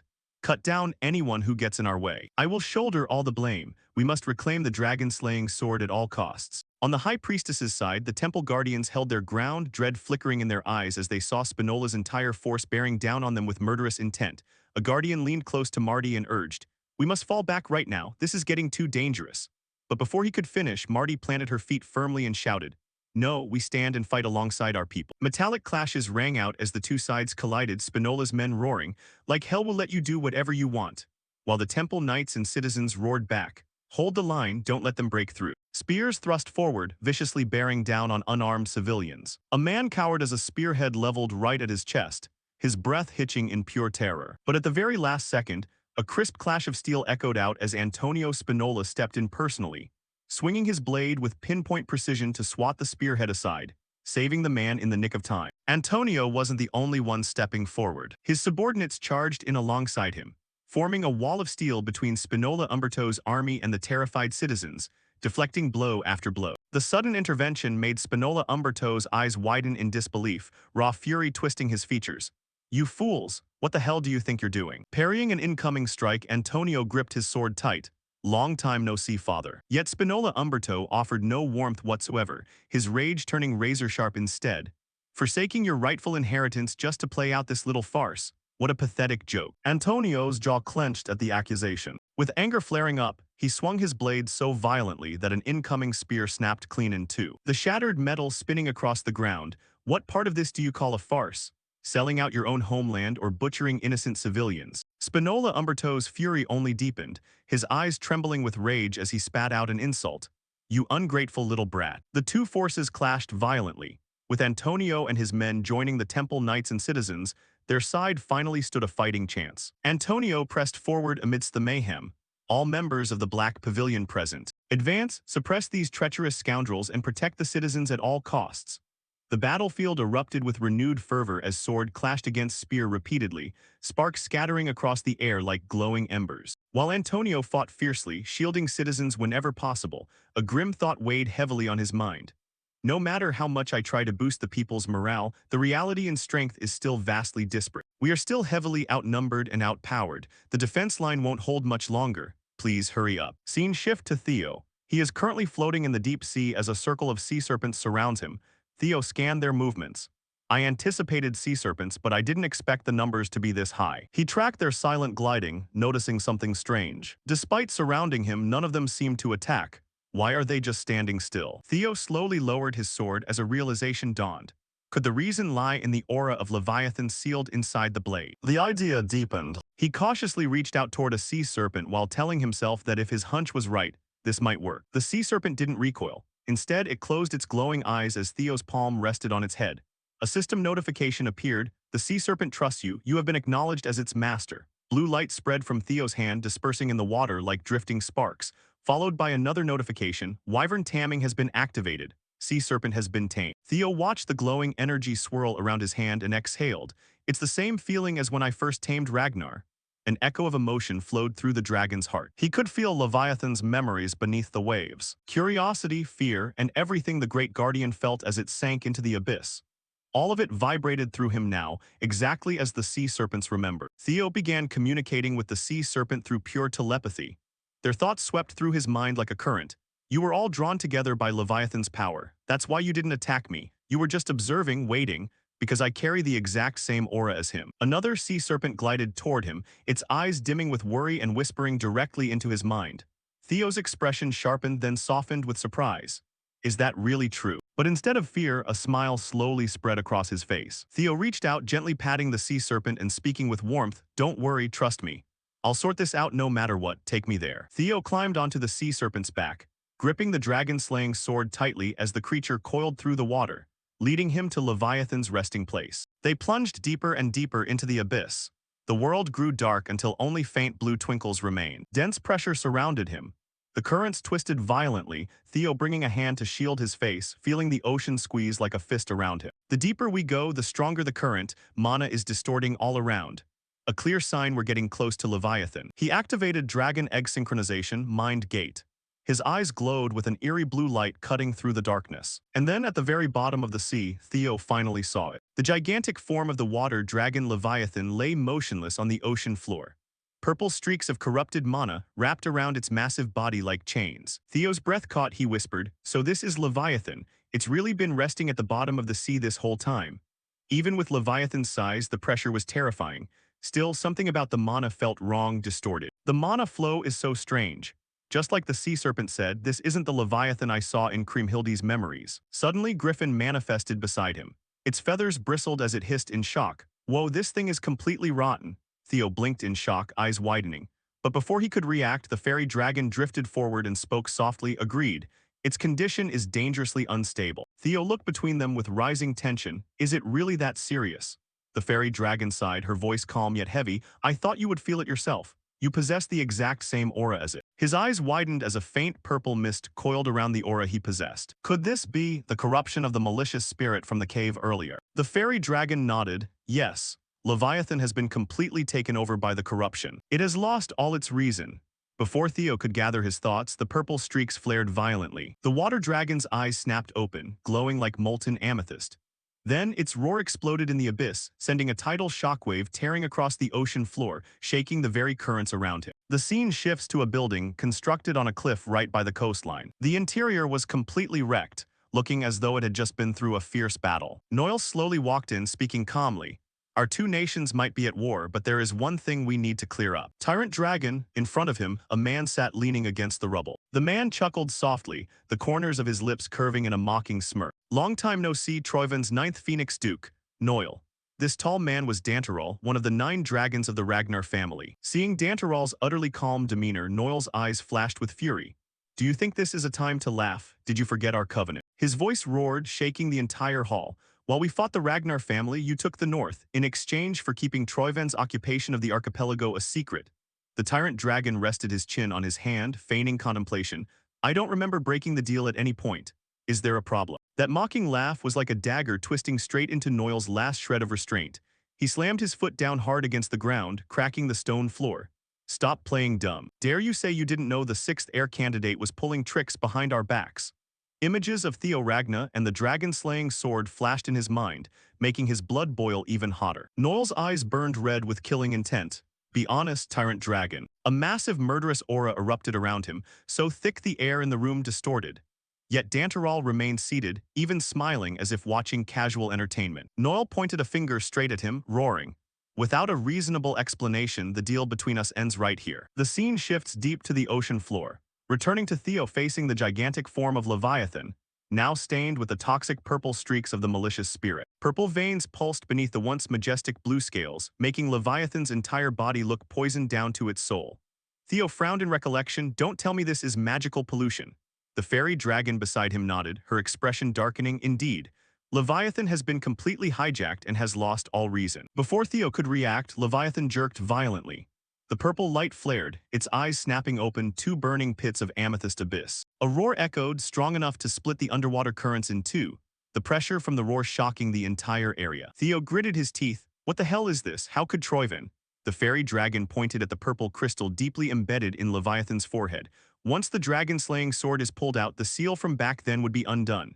At that time, Leviathan surely would have stood up to protect this archipelago. But look at that, Troivan had something powerful enough to poison an entire guardian." Leviathan began losing control. The sea dragon prepared to go berserk. The fairy dragon stepped back in panic. "It still hasn't spotted us." But Before she could finish, Theo bolted away. His eyes flashed with a sharp, cold blue. Can't wait any longer. This is our only chance before it notices us. I must seize this advantage at all costs. He activated larva synchronization, his vision sharpening like a razor. Theo peered through every layer of scales, every trace of toxin, and finally saw it, the source of the evil mana. He lunged forward, pointing the dragon-slaying sword straight at the crystal. Just destroy it and the evil mana will be dispelled. But suddenly, suspicious lightning rapidly radiated from the magic crystal. A repulsive force burst out like a compressed storm, sending Theo flying backward like a ragdoll. His body slammed hard against the seafloor, forming a ruined crater. He gritted his teeth in anger, blood seeping from the corners of his mouth and forehead. Damn it! They set up a defense mechanism. Before he could stand up, a giant shadow loomed over him. Leviathan had spotted the enemy. Damn it. It plunged down like a meteor, but Theo dodged in the nick of time. The seafloor exploded after the impact. Griffin rushed over and yelled, "You can only choose one. Destroy that magic crystal before everything spirals out of control.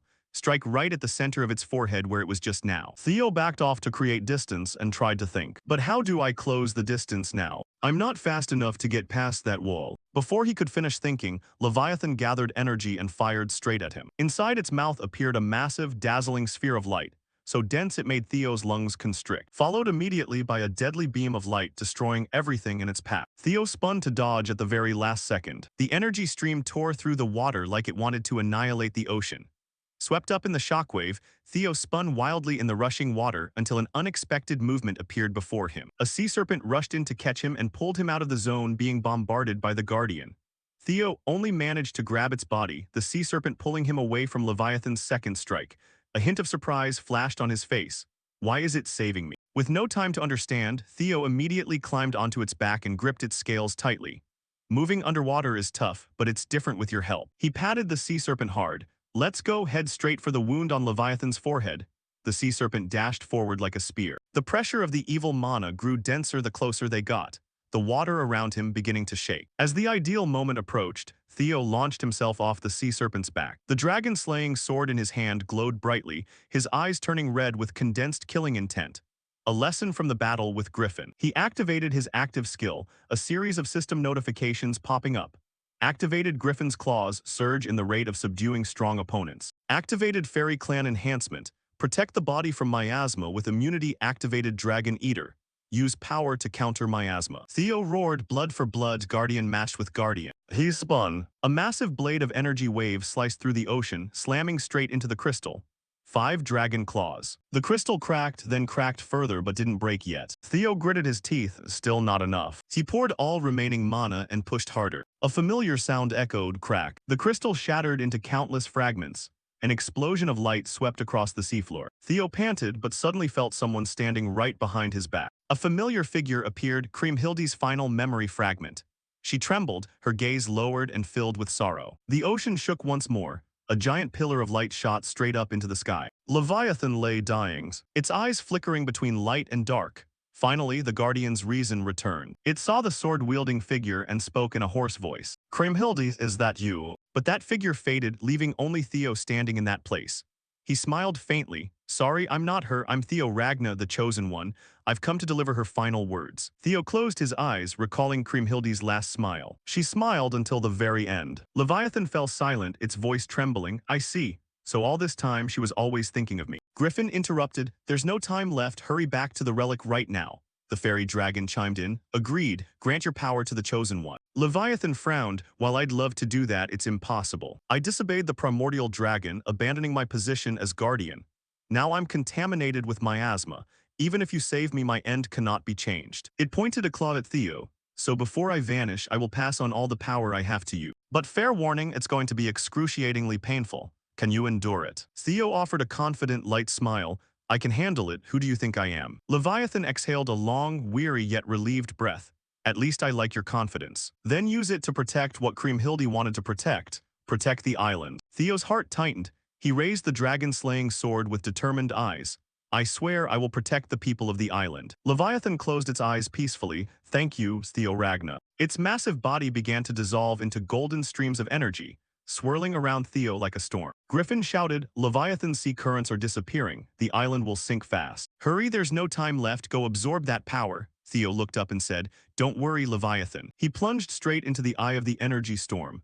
"I'll take your power and lift the entire island myself." The moment he began absorbing it, a terrifying pressure spread across the archipelago. From mountain peak to seafloor, everyone felt Leviathan's final wave washing down. Right at the moment when the protagonist touched the energy vortex, it burst forth with intense pressure, causing his eyes to widen. Thinking inwardly, I was too arrogant. Miniaturized guardians like the fairy dragon, griffin, and wyvern flashed, appearing within the vortex. Even they had warned him. Leviathan's power was on a completely different level. The truth hit too late, the mana was too vast, too wild, too ancient. Another violent eruption tore outward and Theo was blown backward, spinning wildly in the rushing current. I never imagined it would be this powerful. At this rate, his body won't hold out. And just as the pain threatened to consume him completely, a glowing command cut through the chaos. Use the sword. Theo forced his injured body to move, gripping the dragon-slaying sword tightly. His eyes sharpened with determination, tearing a path through the raging vortex. In the next split second, he plunged down with a fierce burst of blue light, throwing himself straight toward the heart of the power. A massive explosion radiated outward like an ocean storm. Theo hovered at its center, dwarfed by the vortex below as it churned violently. The violent mana storm compressed into a perfect sphere, a miniature ocean suspended in midair. Through the swirling mana, Griffin appeared and spoke. "Looks like that guy knows how to use his brain too." The fairy dragon floated beside it, tension thick like static electricity. "I see." He used the dragon-slaying sword as a medium to ease the burden on his body. Indeed, Leviathan truly supported him until the very end. Theo gripped the rattling dragon-slaying sword, anchoring himself against the swirling current. Below, the radiant sphere expanded, glowing brighter and brighter until it illuminated the entire abyss. He stood in the heart of that storm, feeling Leviathan's immense power settling in like the weight of the ocean itself. And with a rare, satisfied smile, he thought, "This overwhelming mana, it's like I'm holding the sea dragon Leviathan itself. All the hardship was worth it." But the fairy dragon darted forward, pulling him back to reality with a warning. "This is no time for you to relax, chosen one. If you want to move the archipelago, this is your only chance to wield Leviathan's full power." Theo lunged forward, channeling every ounce of power Leviathan had entrusted to him. Mana swirled violently around his body, trailing streaks of light behind him. "I know." The fairy dragon appeared beside him, reminding, "Have you thought of a destination yet?" Theo didn't need to hesitate because a perfect place was already in his mind. The answer was unmistakable: northeast Ragnar Bay, exactly where the floating archipelago had once stood. As the core blazed brighter, his determination was locked in. That location wasn't just suitable. It was the only point where Leviathan's power could anchor the archipelago back down. Far above, the battle outside the Kriemhildi temple was still raging fiercely. Soldiers clashed amidst sparks and desperate cries when suddenly the sky cracked open. A roaring tidal wave crashed down like a judgment. The unbearable impact froze every warrior mid-swing. Panic spread as the sky filled with dazzling power. "What's happening? Did Lord Kriemhildi run into trouble? It's not going to sink, is it?" But the shaking beneath their feet delivered the answer before anyone could speak. "What, is it actually sinking?" Another soldier cried out, pointing toward the coastline as it twisted and warped. "Look over there, everyone. The coastline, look at the shoreline." Because the ground was shifting, waves swirled violently around the archipelago as the entire landmass began to drift. "It's moving." The archipelago is actually moving. Deep inside the fortress where Noel faced the tyrant dragon, the entire room began to collapse as seawater rushed through the cracked floor. Noel staggered to find his balance, eyes wide in disbelief as the island shifted massively. What the hell is happening? Has he absorbed the dragon-slaying sword's power this fast? The tyrant dragon merely grinned, a twisted spark of amusement at the corners of his mouth as he spoke. "This isn't a time for us to just stand here. Things have turned out this way, why don't we call it quits?" Noel snapped in anger. "Are you trying to dodge responsibility for this, tyrant dragon?" But the tyrant dragon's smirk only deepened. "Right, even I didn't foresee Theo Ragnar's actions. The plan is almost complete. He seems to have exposed the secret of the dragon-slaying sword. Isn't that a good thing? Kill him and take back the dragon-slaying sword." Noel stiffened, replying with bitter anger. "Are you trying to use my hands to deal with someone who could become your own rival, planning to sit back and still get things done?" The tyrant dragon leaned back with absolute confidence. "Instead of wasting time like this, isn't this option much more beneficial for you?" Back outside the temple, Antonio looked at the sloping landmass gliding across the sea. Shock washed over his face. The archipelago is actually moving. That kid actually pulled it off. When the danger was finally lifted, he raised his voice across the battlefield, ordering the army and citizens.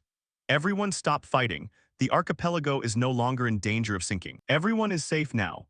but his words were cut short as a sudden slash viciously tore through his flank. Antonio's breath caught, his expression twisting as he panted from the sudden attack. But right at the final moment, a blade tore through the air and blocked the attack in the nick of time. The surrounding soldiers froze, stunned by how fast he moved. With a single simple slash, Theo cut the charging bodyguard's body in half right midair. The surrounding soldiers erupted in excitement, shouting, "Kriemhilde is back." He succeeded in sealing the water dragon. Antonio staggered forward, his breathing unsteady but his gaze full of hope. "Hey Ragna, the archipelago is safe now, right?" "Yes, it won't sink anymore." Tension melted from Antonio's shoulders and he exhaled with a grateful smile. "Thank you. It's shameless of me to ask you for another favor." But Theo gently interrupted him right away. "Don't worry, just rest, Antonio." Antonio froze, those words carrying certainty. Theo's gaze swept over the injured guards, acknowledging their efforts. "I completely understand what everyone did to protect the floating archipelago and protect me." Then he stepped forward, his cloak billowing in the wind.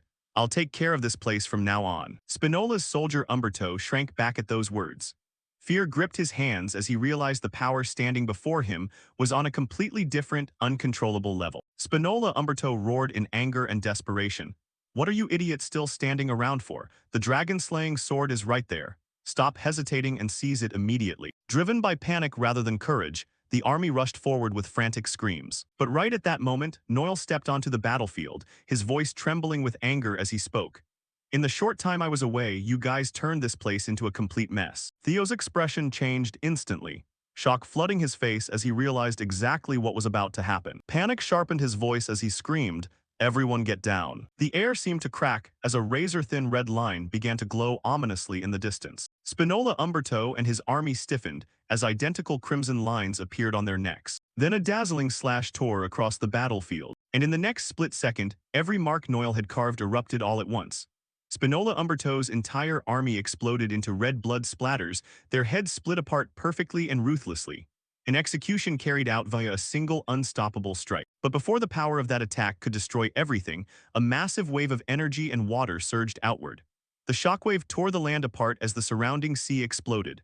Waves crashed in every direction under the impact of two overwhelming forces. And in that single sweeping wave, the entire formation on the bridge collapsed. Water and blood spilled across the stone walkway. Soldiers tumbled down like broken dolls, scattering across the battlefield. Antonio looked through the splashing water, his breathing trembling as the impossible unfolded right before his eyes. No way. Noel's attack finally subsided enough for him to see the truth stretching across the wet bridge. Corpses, uniforms, and broken weapons lay scattered over a giant pool of red blood. The nobles, the guards, all of them were dead. Noel stood atop Spinola Umberto's severed head, his shoe just inches away from the spreading pool of blood. "Useless pirate bastards. You couldn't handle a brat and instead turned everything into a disaster like this." Antonio's eyes widened, his entire face draining of all color. "Father," Theo stepped past Antonio, his steps steady despite the bloody chaos around him. "Pull yourself together and evacuate with the citizens. The floating archipelago is going to need you." Antonio understood clearly and began evacuating the people. Theo narrowed his eyes at Noel, studying him through the lingering mist of water and blood. "Even at a distance like this, I could only block a mediocre attack." Noel rushed forward, his entire body enveloped in a raging red flame. "Ragna, you arrogant brat, this is the end of your haughtiness." Theo felt how intense that murderous intent was. "What kind of monster are you?" Noel's shadow vanished into a fierce red fire, his presence burning like a wildfire. "I'll tear you to pieces until even your father won't recognize what's left." Facing such a powerful opponent, the male protagonist couldn't help feeling a tremor of fear inside. He told himself that someone absurdly powerful couldn't just appear out of nowhere. That went against all logic. Legends never step out of thin air without history or traces. He gritted his teeth in fear. He guessed that the man in front of him was most likely one of Troivan's 9 Phoenix Dukes. They were humans enhanced to counter Ragnar's 9 dragons' biological weapons, monsters wearing human skin. Their strength and brutality far exceeded imagination, created solely for the purpose of slaughter. During the Great War, they possessed strength rivaling the 9 dragons and swept across the battlefield like disasters. Theo wondered, did they finish so early? Is the timeline shifting or is my knowledge still lacking? He swung his sword with terrifying force. His attack split the ground open in a straight line, cracking apart with a deafening roar while dust sprayed up like geysers. Theo jumped to the side to dodge, his heart pounding heavily in his chest. He's too fast. That speed wasn't just lightning fast, it was instantaneous. He took a step back, his boots sliding over the shattered gravel. Just as expected, this was a strategic weapon designed to counter the 9 dragons. Right at that moment, Noel released his aura. It billowed outward like a violent wave. The ground beneath his feet cracked, spiderweb cracks spreading rapidly as if the earth couldn't bear his weight, creating shockwaves that shook the entire space. Theo once again weighed his chances in this battle. He calculated probabilities, variables, and the vast gap in strength. If the person in front of him really was a Phoenix Duke, he didn't have a 1 in 1,000 chance of winning. Defeat was certain. But before he could measure or plan a retreat, Noel leaped forward and attacked. The distance was erased in a fraction of a millisecond. Theo somehow managed to parry the strike purely on instinct rather than sight, but the impact was miserable. He was blown away into the air by the force of the collision. Theo gritted his teeth through the searing pain, as the violent tremors from the collision racked his hands and shot straight up into his shoulders, giving him not even a split second to escape. Noel hoisted his blade high overhead, its edge radiating a terrifying gleam as he crashed down with full force. Sneering that with the dragon-slaying power coursing through him, Theo shouldn't have even been able to lift that sword in the first place. Theo strained desperately to raise his blade and block the strike, a frantic defense mounted against an unstoppable foe. As a result, he was blasted backward into the buildings behind him. Theo skipped across the air like a stone skipping over water, crashing through brick walls and shattering glass as clouds of dust and flying debris enveloped the area, crumbling the structures into ruin. Noel touched down with effortless grace, his boots making barely a sound, a jarring contrast to the sheer savagery he had just unleashed, as he told Theo to just give up, warning that persisting would only bring him more agony. Before the dust could clear to reveal Theo's position, 3 daggers suddenly whistled through the haze, darting straight toward Noel. Noel casually swatted the attack aside with a wave of his hand, and snatched them out of thin air with ease. He scoffed, mocking that such an attack was nothing more than a joke, and that he didn't have time to play around here, tossing the weapons aside with utter disdain. Yet before the words even left his mouth, Theo materialized right behind him. Noel shot him a cold, unimpressed glare.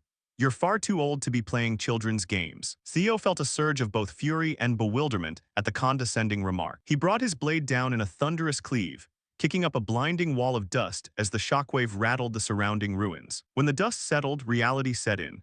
Noel had halted the strike dead in its tracks using only his blade, having not budged a single inch, and in his mind, Noel began piecing together what Lord S had hinted at.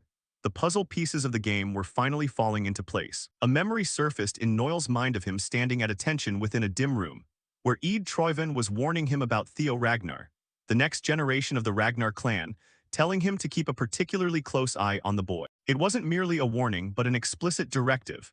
Eid had ordered that should the chance to confront Theo arise, Noel had to make sure to eliminate him on the spot. Back in the present, Noel casually flicked his sword, the sheer wind pressure sweeping away all the dust around them. The ground beneath his feet lay utterly devastated by the sheer force of Theo's assault, undeniable proof that this boy wielded a dangerous level of power. Noel thought to himself that if left unchecked, Theo would inevitably become a massive wildcard in the coming war, a variable they couldn't afford to overlook, making him a threat that had to be eradicated. The decision was set in stone.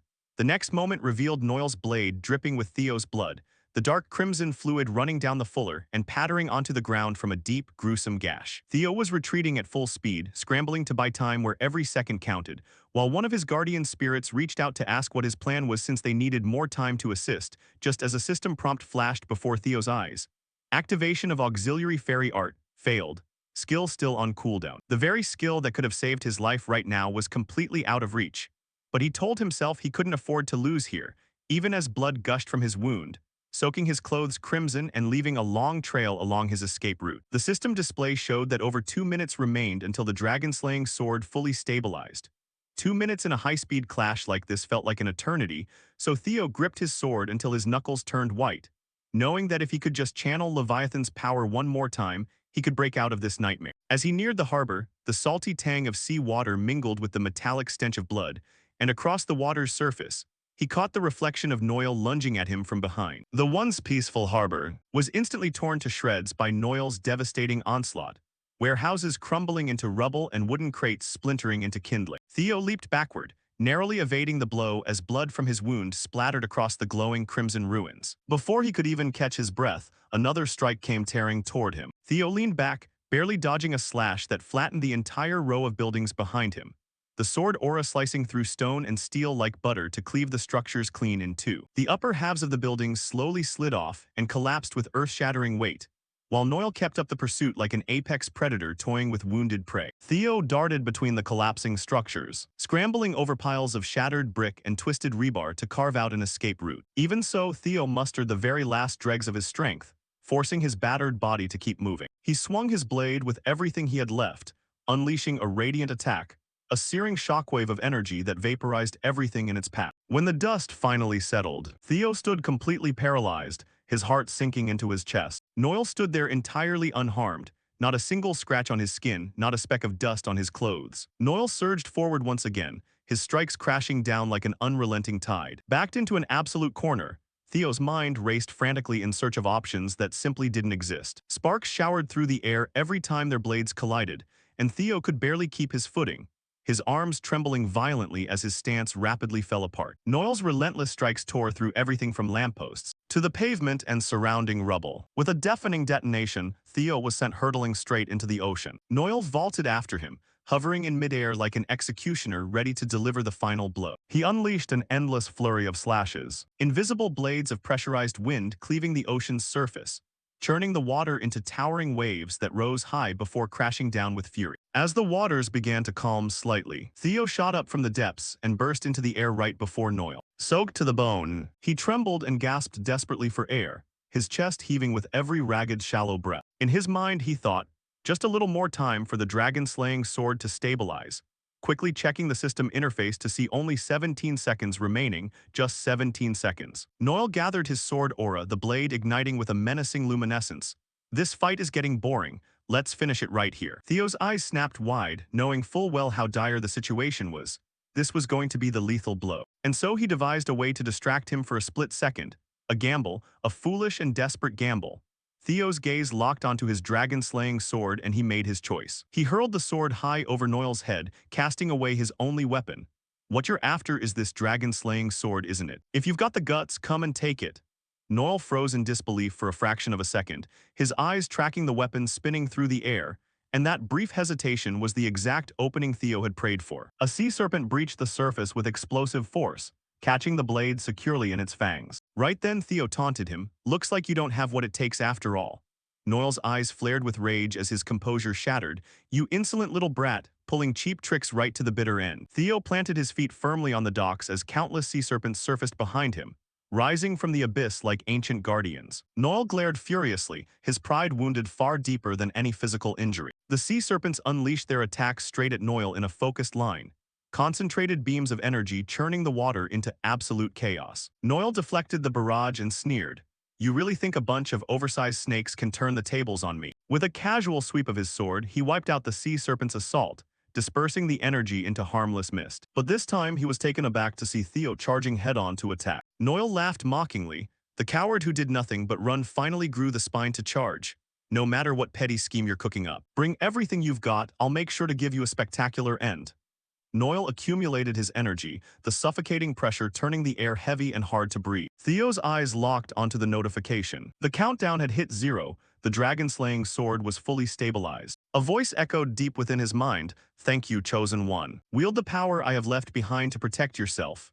It was an acknowledgement, a true bestowment of authority. Noel looked on in shock at the sudden transformation in Theo, the atmosphere surrounding the boy shifting instantaneously. A system alert popped up, acquired skill, Nibelungen hidden within the blade. A colossal water dragon materialized as Theo swung his blade, crafted from the ocean itself and condensed mana, roaring with a sound that shook the very heavens. When their blades collided, the unthinkable happened. Noel's sword, which had withstood every blow until now shattered into countless pieces, steel shards fluttering through the air like confetti. Theo pressed the attack without losing an ounce of momentum. A gargantuan water dragon surged forward from his slash, vast, majestic, and terrifying, ready to obliterate everything in its path. The catastrophic impact sent Noel flying like a broken ragdoll, his attire shredded to pieces as arcs of fresh blood sprayed through the air. Noel plummeted into a free fall and slammed violently into the water, the concussive force so brutal that he couldn't even manage a landing maneuver. The wooden bridge below gave way completely under the sheer weight of the impact, leaving behind a violent ocean vortex that swallowed every last trace of the enemy. Theo landed upon the remaining section of the bridge, standing tall amidst the drifting mist. The tides of battle had completely turned, and he was now in absolute control of the board. Yet Noel wasn't so easily killed. Emerging from the ocean depths, he slowly surfaced, the dim light revealing horrifying, crisscrossing stitch marks across his body, scars from a dark past tormented by inhumane experiments. Noel let out a raspy, guttural laugh. Ha ha ha, what a pity. That was supposed to be your ultimate finisher, wasn't it? You failed, brat. He shouted in frenzied exhilaration, a twisted grin hidden behind the mask that concealed his badly burned face. If that's all you've got, you're dreaming if you think you can kill me. In response to his arrogance, Theo merely cast a frosty downward glance. I figured as much. A Phoenix Duke is supposedly on par with the 9 dragons, so you wouldn't go down that easily. With that, Theo raised the dragon-slaying sword high, his eyes ablaze with a fiery resolve ready to wipe his foe from existence. Instantly, the sea behind Noel began to rise, towering upright like a sentient entity answering the boy's every command, as if the entire ocean now rested in the palm of Theo's hand. Theo leveled the tip of his blade straight at Noel. Even if I can't kill you outright just yet, this power is more than enough to drag you down to the deepest depths of the sea. Half submerged in the water, Noel was instantly ensnared by the surging currents, his panic rising as he felt the crushing water pressure constricting around him, hissing in alarm, "Damn it! What kind of current is this?" The sea swirled violently under Theo's command, forming a furious aquatic vortex at an irresistible speed. He roared, "Drown in the abyss." Under the sovereign might of Leviathan the water dragon, Noel was utterly powerless. No matter how desperately he thrashed, the icy waters dragged him relentlessly toward the eye of the vortex, pulling him down into absolute darkness. Against the primal force of nature embodied by water, mere mortals stood no chance of resisting, and the final sound escaping Noel's lips was a desperate, drowning curse. "You damn brat." Silence reclaimed the area as Theo stood with shoulders trembling from sheer exhaustion, clutching his side as a sharp ache flared from his wound. The focus narrowed to a glimpse of his hair, fluttering before his entire body collapsed onto the ground. Splayed across the stone, his breathing came heavy as if a 1,000-pound weight had finally been lifted from his chest. "Leviathan, I kept my promise. If you ask for anything else, I don't think I'll ever be able to open my eyes again." Time slipped quietly by, and Theo returned to be with the islanders. Standing along the shoreline, Antonio gazed across at the distant mainland in sheer disbelief. "This is the first time in my life I've ever witnessed something like this. I don't know if my calculations are accurate, but at our current speed, reaching the coast shouldn't pose any problem at all." Antonio turned to him with a wry chuckle. "When you first said you were going to move this entire archipelago, I honestly thought you'd lost your mind. But seeing it with my own eyes, I have no choice but to believe it." From among the crowd, a curious woman spoke up. "Why go through all the trouble of moving the entire island, though? Wouldn't resealing the water dragon have been much easier?" Theo calmly explained to the gathered folk. "It certainly would have been easier, but taking that shortcut would only mean today's tragedy would repeat itself before long. The likes of Troyven and the Northern Alliance will never abandon their ambition to seize the dragon-slaying sword, putting your island in constant jeopardy once more. Only when the archipelago is no longer at risk of sinking and is properly shielded can all of you truly feel secure about the future." He then announced, "From this moment on, the floating archipelago will be situated in the northeastern bay of the Ragnar clan. Since this place will no longer drift, perhaps we should think of a brand new name for it." Excitement washed over the crowd, knowing that being stationed close to the Ragnar clan meant absolute safety. Antonio stared intently at Theo. He swallowed hard and drew a deep breath to summon the courage for what he was about to say. Bowing deeply, he spoke with solemn humility. "Young master, please forgive me. The hostage incident involving the Ceres Merchant Guild caused by the Black Pavilion not long ago. Back then, the White Dragon Squadron also suffered heavy sacrifices. Even if we were coerced by Troyven, we cannot run from the responsibility of what took place. If you wish to hold us accountable for that, then." Theo walked over and lightly patted Antonio's shoulder. "Yes, you're right. You must shoulder that responsibility right now. Name it anything, even if it is my head you seek, I will offer it to you." But to his shock, Theo merely replied with ease, "Antonio, as the leader of the Northern Maritime Alliance, I want you to take that vacant seat." Antonio looked up in disbelief. What are you talking about?" Theo laid it out clearly.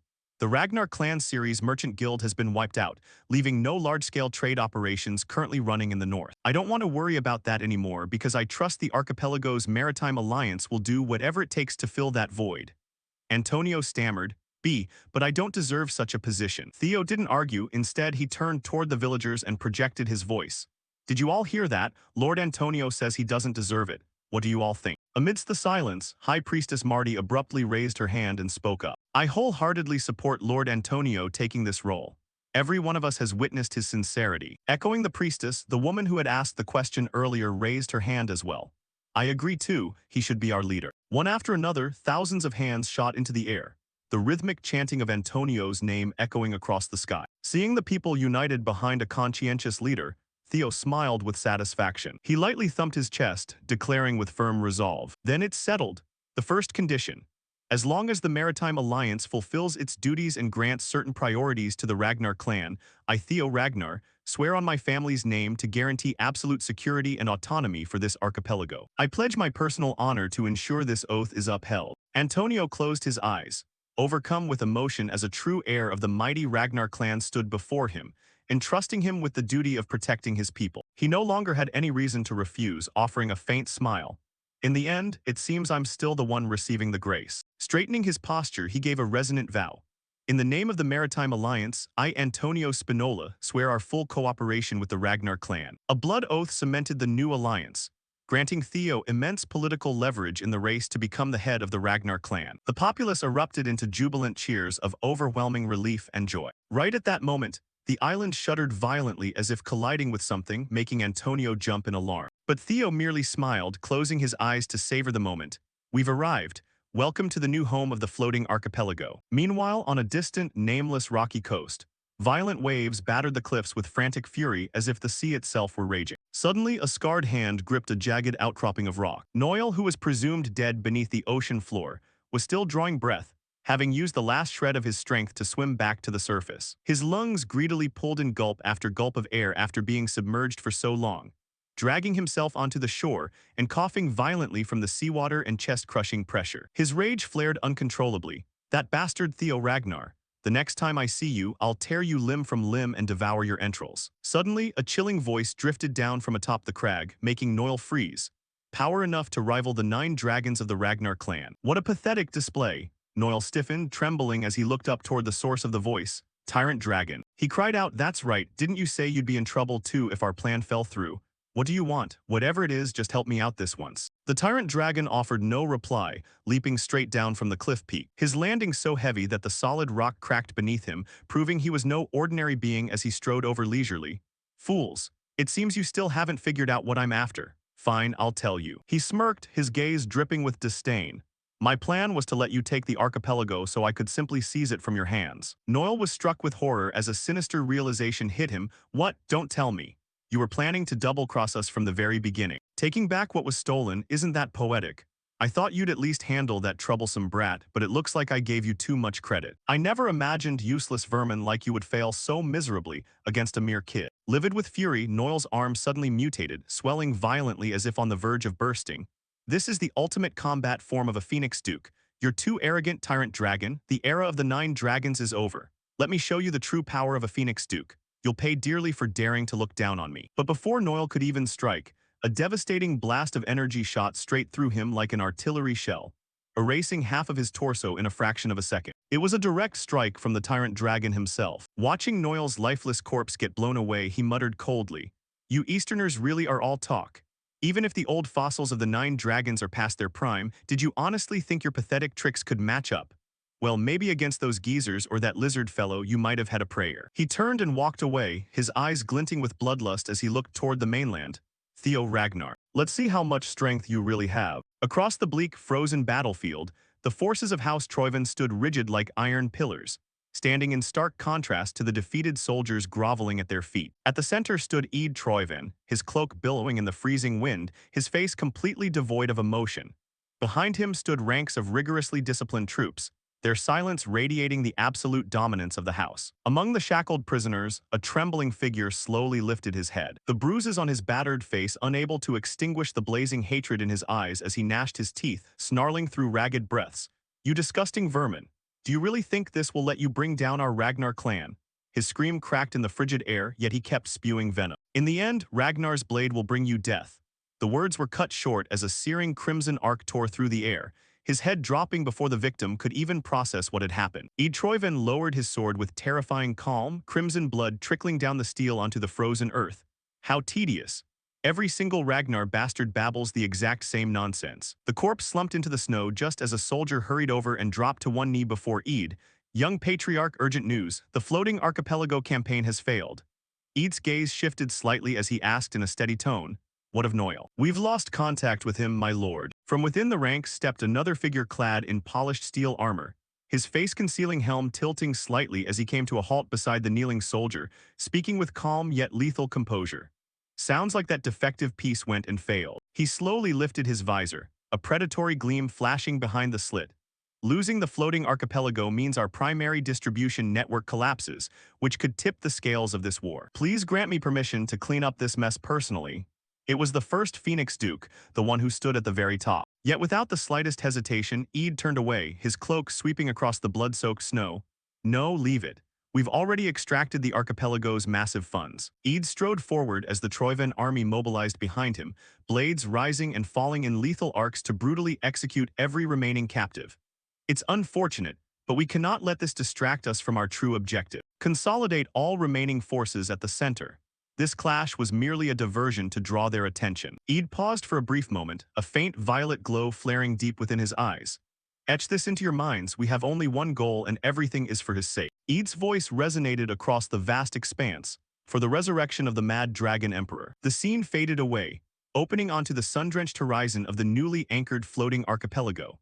The tranquil waters sparkled as ships bustled in and out of the harbor, the lively banter of merchants and workers echoing throughout the island. Inside an office overlooking the docks, Antonio Spinola was buried beneath a mountain of paperwork. Exhaustion was etched into every line of his face, his fingers pressing firmly into his temples to soothe a pounding headache. A soft creak sounded from the door as Theo stepped inside with his usual calm demeanor.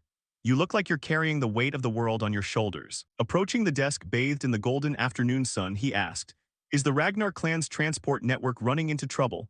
Antonio let out a sigh, trying and failing to sound nonchalant. That's a tough question to answer. Things were much simpler when I didn't have to calculate the variables of a drifting sea territory. Antonio pushed his chair back and stood up, looking straight into Theo's eyes with conflicted emotion. To be completely honest with you, I fear the Ragnar clan. I'm grateful you freed us from Troivan, but nothing in this world comes without a price. With just a snap of Ragnar's fingers, everything we've built could be wiped out, changing nothing except the name of our conqueror. Antonio lowered his gaze, shadows veiling his expression. Sometimes I think we were safer when we were simply drifting across the open sea. Rather than taking offense, Theo simply smiled, crossing his arms and leaning back as he replied gently, I understand. That's a valid concern any leader must weigh, but my perspective is the exact opposite. It was precisely because it was a drifting territory that the floating archipelago was in the greatest danger. Antonio's eyes widened. Theo held out his hand to reveal a small, glittering medallion. Isolation means having no visible enemies, which in turn made this place unfamiliar with conflict. Even during this recent crisis, your people couldn't mount a proper resistance. With a slight flick of Theo's wrist, the medallion spun through the air and landed neatly in Antonio's grasp. National defense cannot be achieved through dependency. Even when faced with immense risks, a nation must prepare to stand on its own 2 feet. Theo studied him for a moment before asking, Are you familiar with the Ragnar clan's White Dragon Squadron? Of course, the renowned aerial strike unit that rides wyverns. Precisely. Theo's lips curled into a mysterious smirk. This archipelago happens to have creatures quite similar to wyverns. Antonio's face hardened. Are you referring to the sea serpents? Don't even bring them up. Those monsters hunt in packs and crush everything in their path. Every time they appear, it's an absolute state of emergency. Right on cue, a panic shout from the harbor echoed into the office. Emergency, sea serpents spotted at the docks. All civilians evacuate immediately. Combat units prepare for engagement. Antonio cursed under his breath and moved to rush outside, but Theo stopped him with a gentle wave of his hand. No need to panic. Theo smiled and pushed the door wide open, as if welcoming an expected guest. Antonio froze in his tracks as the colossal head of a sea serpent loomed right outside the entrance, casting them both in its massive shadow. The beast lowered its snout, filling the doorway like a living gateway while Theo casually pointed upward. Those are the ones I summoned. Antonio's jaw dropped, cold sweat pouring down his skin. What? You deliberately called those ocean terrors here, have you lost your mind? Unfazed by Antonio's panic, Theo calmly rested his palm against the beast's snout, a gesture so natural it defied belief. Well, I'll teach you how to tame them. Before the stunned eyes of the paralyzed soldiers and citizens, dozens of sea serpents surfaced, gathering around Theo like a disciplined legion awaiting their master's command. Just like the White Dragon Squadron, this archipelago can establish its very own night order. We'll call them the Kriemhilde Knights. While everyone remained frozen in awe, a sea serpent glided over toward Antonio. gently nudging its snout against him as if testing the waters. Antonio shivered before letting out a nervous, strained laugh as he felt the monster's warm breath wash over him. Theo chuckled.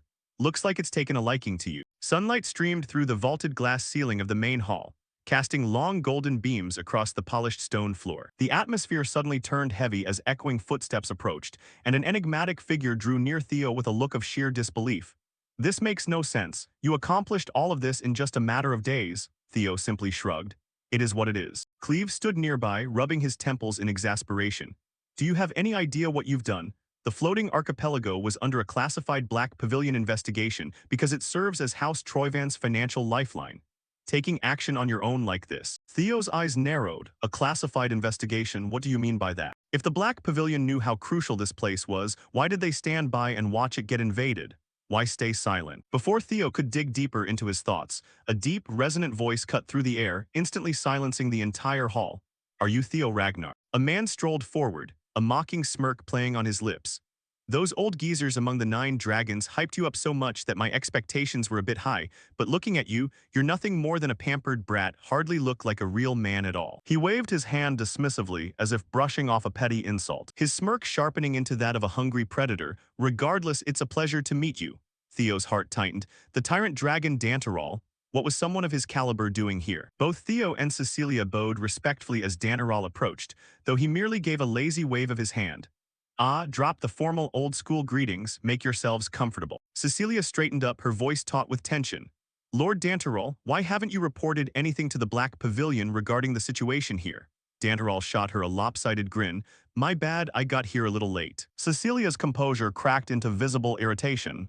Late. Because of your delay, our standing within the Black Pavilion has become exceptionally precarious. The room suddenly shuddered violently as a suffocating, monstrous pressure washed over the chamber, a crimson aura erupting around Danteral. I do apologize for that, Danteral said, the fiery red aura churning around him like a ravenous beast. Though to be completely honest with you, Cecilia was the first to buckle, her knees giving out as if the very air had turned to solid lead, and Theo fared little better, his eyes widening in sheer terror as the crushing weight of that aura bore down on him. Danteral stood tall at the epicenter of the energy storm, his voice booming like rolling thunder. Do you have the confidence to bear the consequences? The explosive shockwave shattered the nearby glass windows into pieces. Theo gritted his teeth, digging his heels into the floor as the ground seemed to tilt beneath him. Every single breath was now a desperate struggle for survival. Damn it, I knew he was strong, but this is completely off the charts. Theo's vision blurred, his chest burning fiercely, and only now did he truly comprehend why, in his previous life, the Ragnar clan had completely failed to halt the invasion of the floating archipelago. The terrifying pressure that had felt like the sky crashing down vanished in an instant. Cleve and Theo remained kneeling on the cold stone floor, their bodies trembling uncontrollably after Danteral's crimson aura had swallowed the entire room. Danteral threw his head back and let out a hearty, mocking laugh. Relax, you two. I was just messing around, wanted to see how sharp your instincts were. Even though Danteral had reeled in his bloodlust, Theo and Cleve still struggled to steady their ragged breathing. Danteral continued. You've got a decent grasp on the situation, though it seems you still haven't fully realized what's truly headed your way. He rubbed his chin thoughtfully. Once the real storm hits, things are going to get a whole lot more interesting. Before Theo could fully get back on his feet, Danteral brought a heavy hand down onto his back, the impact jarring Theo's spine and knocking the wind clean out of his lungs. What's the matter? A little pat like that too much for you? Theo forced himself to stand straight, maintaining his composure. My apologies, my lord, I'm still adjusting. Deep down, Theo was far from at ease as he scrutinized the man standing before him. Danteral, the tyrant dragon. Theo knew that no matter how much the man laughed or acted carefree, the underlying truth beneath that facade remained unchanged. Raw power was the only thing he pursued. Danteral hadn't joined the Ragnar clan out of loyalty or duty. He was here because this place offered the swiftest path to absolute power. He was supposed to be part of the reserve force, yet he had arrived before anyone else. Theo thought to himself, cold sweat trickling down his cheek, knowing Danteral was an extraordinarily dangerous individual even among the 9 dragons. Why had someone like him shown up here first? To stay safe, Theo chose to play along, bowing respectfully with genuine humility. My apologies, I failed to grasp Lord Danteral's intentions and acted out of line. Danteral scoffed. Grasp my intentions, don't overthink it, it's not that complicated. Danteral grinned, his eyes gleaming with excitement as he looked Theo up and down. So you're the 6th successor. Theo Ragnar, seeing you in person, you're not half bad. Danteral unexpectedly extended his hand with a confident smirk. just as expected of a worthy new successor. I'll be counting on you from here on out. Theo was momentarily taken aback, still unable to read the true motives of the man before him. Nevertheless, he calmly took the hand, the grip carrying overwhelming force. You flatter me, my lord. Just then, Cleve stepped forward, his stern expression breaking the tension.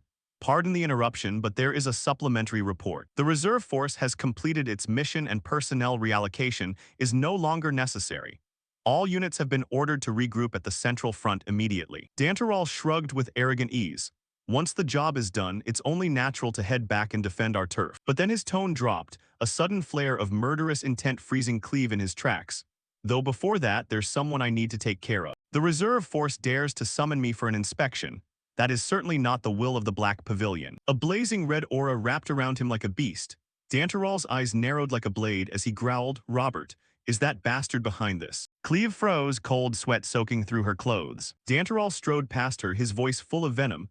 Go meet that smug bastard and pass along my message. If they want to come after me, tell them to drag their own carcasses here. The floor trembled beneath his steps. As he left, the scene shifted violently into a blazing battlefield. Up in the sky, white-armored knights tore through the clouds in synchronized formation. Their wyverns dove down like arrows. Below, cavalry thundered across the ground, shaking the earth. The Troivan forces retaliated with a massive wave of firepower, artillery shells and explosives painting the sky red. Amidst the blizzard on the Cal Plateau, the Ragna and Troivan clans collided. Theo and the white-armored cavalry squad plummeted from the air, landing first. The beating wings whipped up a storm of white snow. The moment its claws touched the ground, Theo sprinted forward. A Troivan soldier didn't even have time to scream before Theo's blade sliced cleanly through him. The anti-aircraft cannons have been disabled, a veteran member shouted. High above, Evelyn piloted her wyvern in a flawless spiral formation. Her gaze was ice cold. White Wyvern squad prepare to attack, all units land. The wyverns folded their wings and plunged down like shooting stars. Not far away, Torkel commanding the black armored cavalry watched the scene with an arrogant smile. Flying around like that actually looks pretty cool, he said to his subordinate. Commander Torkel, you're at it again. Our guys are going to feel disheartened hearing that. The female subordinate glared at him. Torkel laughed heartily, putting on his battle helmet. All right, my bad, but they're way stronger than a small fry. His tone grew more serious. He spurred his horse forward in front of hundreds of pitch-black warhorses. Crush everything you see before you. We trample our enemies today to march into tomorrow. The black armored cavalry charged. The earth thundered as 100 warhorses rushed forward like an unstoppable wave of black iron. Torkel led the way, his spear painting blazing arcs in the freezing air, tearing through the Troivan ranks with absolute power. Dust, ice, and smoke billowed into a black pillar soaring up to the blue sky. The battle ended, the Ragnar camp resting under the flickering campfire glow. Torkel strode over to Theo, gripping his hand tightly. Great job, brother, Theo humbly replied. You flatter me too much, Commander Torkel. I told you to just call me Big Brother. Torkel laughed heartily, clapping Theo on the shoulder.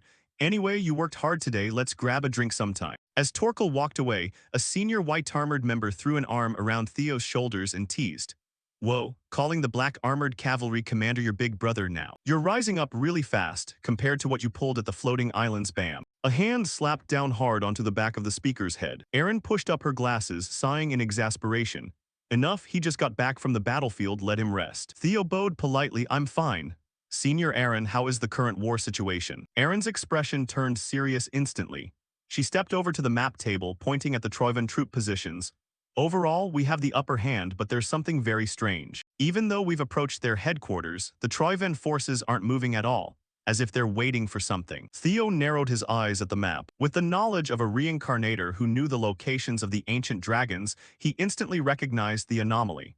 The Troivan formation isn't defensive, it's too purposeful. Their real target is where an artifact of the primordial dragon is sleeping. Theo whispered, his eyes lingering on a single point, the White Tower ruins. At another dark and desolate corner of the war, where corpses lay scattered and gray smoke filled the air, an enemy soldier stumbled backward, his cry for help choked in his throat. Help. A blur flashed past, a hooded figure appearing behind him, a single slash separating his head from his neck. Must it be the Nine Phoenix Duke? The hooded figure muttered in annoyance. Why haven't they shown up yet? Just a bunch of small fry for the past few days, it's boring to death. Two other hooded figures approached. They were the successors of Ragna, Ancio III and Jishar IV. You talk too bluntly, Jishar. Ancio chuckled softly. Suddenly the air grew heavy. Danterall stepped forward, his blazing red eyes sharp. Your mouth hasn't changed at all, Jishar. I told you to only swing your sword after careful calculation. Have you still not shaken off that impetuous habit? Ansio's eyes lit up. Master, long time no see. Danteral spoke coldly. I heard you guys messed things up at the floating islands and handed it over to the dogs. He smirked dangerously. Consider it the price paid to watch a good play. But don't get cocky too soon, the one at the bottom is advancing fast and will come for you guys soon. Ansio paused. You mean Torkel? If it's that guy, we've already prepared for him. No, Danteral lowered his voice, each word dropping like a blade piercing ice. I'm talking about the sixth successor. Ansio blinked, then burst out laughing. Come on, Master, who do you think you're talking to? We're not rookies to be pushed around by some brat. But Ansio's smile vanished when Danteral looked straight into his eyes. The air seemed to freeze, a bone-chilling cold enveloping them. Danteral uttered his final words, heavy and absolute. But what if that brat is the chosen one? Ansio and Jishar froze. That title carried a weight that made their minds reel. Danteral turned around and walked away, his cloak sweeping across the snow as he prepared to leave. There was no room for doubt anymore. Ansio and Jishar quietly followed behind without any jokes or complaints. Danteral gave one final command, cold as steel. While you still have the chance, you must destroy him no matter what. A few hours before Theo set foot on the blood-soaked battlefield, he was sitting inside a carriage. Theo glued his eyes to the map of the White Tower Great War. Is that also an ancient ruin of the ancient dragons? Right beside him, the divine guardian spoke. That's right. That confirmation plunged Theo into a brief silence. His mind began flowing upstream through time to retrieve fragments of his past life memories. Even in that ruthless timeline, the White Tower was the very first area the Troivan family targeted and conquered. The fairy dragon turned to explain further. Guardians can vaguely sense each other's locations through an invisible spiritual bond, despite the vast geographical distances across this continent. The Guardian of the White Tower is the one who received the largest share of power from the primordial dragon's essence. Theo looked at the Guardian with utter astonishment, shock clearly reflected in the depths of his eyes. What? Right at that moment, the second Guardian stepped forward to join the conversation. That's right. As he said, the truth is not all artifacts carry equal power. The distribution of the dragon's ancient essence was never fair or even. Each artifact was granted different powers and roles in maintaining the world's order. Some places received immense power and responsibility, acting as pillars supporting the hidden foundations of this world. And the Guardian of the White Tower is a prime example, a sentinel with abilities far beyond imagination. The second Guardian stepped closer to the map. Its presence made the surrounding air grow cold. An artifact wielding such terrifying power is currently located right inside Troivan territory. Theo nodded slowly, his expression darkening. This strategic disadvantage was truly terrible. Letting such a colossal source of power fall into enemy hands was nothing short of an impending disaster waiting to erupt. The spiritual guardian turned back to look straight into Theo's eyes, its expression extremely grave. Do you remember what happened to the water dragon Leviathan? The Troivan family possessed dark secret arts to poison guardians and drain the ancient dragon's power, a type of alchemy turning the world's protectors into instruments of destruction. The guardian leaned forward and issued a final command. You must win it before the Troivan family completes their plan. Theo's expression hardened. He was thinking the exact same things. The scene shifted back to the present in the Central Highlands. Inside the Black Dragon's command tent, the atmosphere was thick with tension. The Black Dragon bent over the strategic map and read the report submitted by Theo. So we have to go to this rocky mountain? Theo didn't flinch at all, replying in a calm tone. The Troivan forces are gathering unusually at that coordinate. They are definitely moving there for a special, crucial reason, and I can guarantee that. Theo's logic was sound, but the commander wasn't someone easily convinced. No need to listen any further. You want to leave the main front to execute an independent mission. You seem to have grown too arrogant with your title as successor candidate. Do you think I'll just let you go as you please? A flash of shock crossed Theo's expression. Without official permission, you won't be able to infiltrate deep into enemy territory. That's not what I meant. The Black Dragon stared at Theo for a second, then suddenly smiled. I'm just joking. The tension in the tent shattered like a dry twig snapping. I trust your decision. Theo, go ahead without worry. He also reassured Theo that the white-armored dragon cavalry squad would never grow weak just because of his absence. Hearing those words, a grateful smile finally appeared on the young man's lips. The Black Dragon smiled back. When you return, make sure you bring back a handful of spoils. If you fail, I'll cut off all your food rations as punishment. Theo smiled confidently, bowing respectfully to the commander. I won't let you down. Amidst the rugged mountain ranges, where sharp rock peaks stood like broken teeth and the wind howled madly through narrow ravines, the White Tower stood majestic. Seen up close, this structure was even more imposing than in his memory. An ivory-white stone pillar soared high, defying the swirling black clouds. Around the tower, Troivan forces had encamped densely. Their campfire dots scattered across the mountainside looked like stars. Theo rode his wyvern to approach the target in the darkness, looking down at the number of perimeter patrol soldiers. If he were just a fraction careless and got any closer, discovery was certain. The guard density was much higher than Theo had anticipated. The wyvern landed on a nearby rock ledge, its claws touching the frozen rock surface with barely a tiny click. Theo jumped down to the ground, his movements as fluid and silent as a drop of water sinking into stone. You're truly amazing. You can even change your body color at will to blend into the night. Truly the traits of a dragon spirit mixed with a serpent king. It approached and rubbed its head affectionately against his hand. Its glowing golden eyes sparkled with intelligence. Thanks, Umbra. Because of you, we made it here easily. Afterward, Theo ordered Umbra to return to the base, because the infiltration leg ahead was meant for him alone. Umbra flapped its wings and flew back toward the base, while Theo utilized his supreme footwork to move forward. Theo hid behind a giant boulder, his breathing shallow and perfectly controlled, his sharp eyes observing every movement of the enemy. Security around the White Tower was truly flawless. Soldiers in heavy armor walked steadily along the ramparts. Meanwhile, mages stood on standby, their staves radiating brilliant light from defensive spells. Yet unexpectedly, a soldier standing near the boulder where Theo was hiding noticed something unusual. Who's there? He stopped, tilting his head to the side, trying to listen through the howling wind. His comrade asked, "What is it?" His voice weary after a long shift, the first soldier replied, "I felt something." He gripped his sword hilt tightly, the sound of metal sliding against the scabbard echoing harshly in the quiet night. He cautiously narrowed his eyes into the deep darkness but found nothing. The boulder remained there silent and cold. The soldier breathed a sigh of relief, tension dissipating as he turned back. "Sorry, buddy, must be my imagination." However, the sight before him made his heart nearly stop. Theo was right there, moving lightning fast to snap the second soldier's neck before he even understood what was happening. Before the first soldier could react, just as his eyes widened in utter horror, Theo lunged forward. The distance between them vanished in a heartbeat, and the soldier opened his mouth to scream the alarm. Intruders. On another side of the White Tower, right at a central shrine, a gruesome scene was unfolding. A giant pool of blood was filled with dark crimson, sticky, and black liquid. The firelight from torches along the stone walls reflected off the surface of the pool, forming grotesque shapes.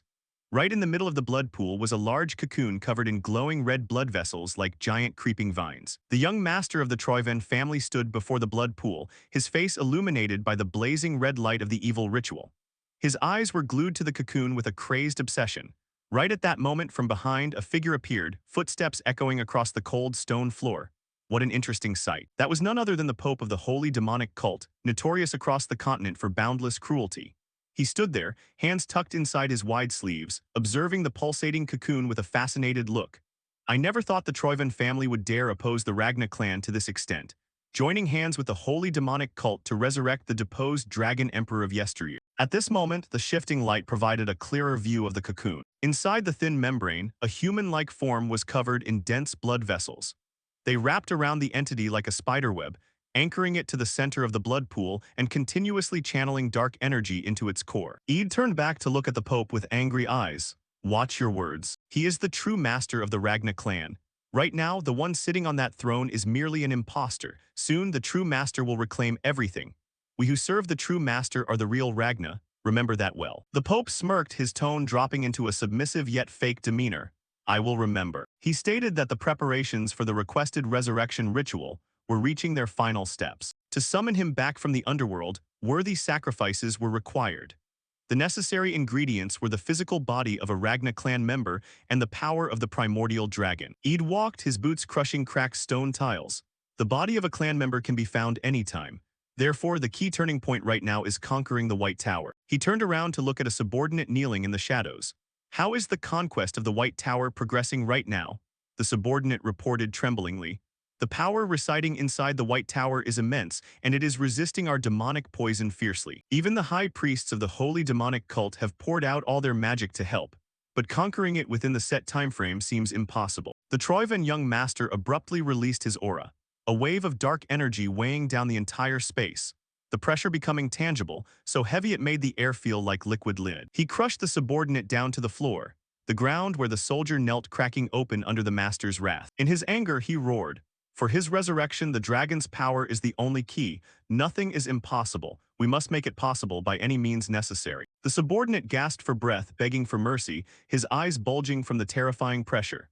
"I'm sorry, young master, my thoughts were too shallow, please forgive me." The Troivan young master finally withdrew his pressure, the aura vanishing as fast as it appeared.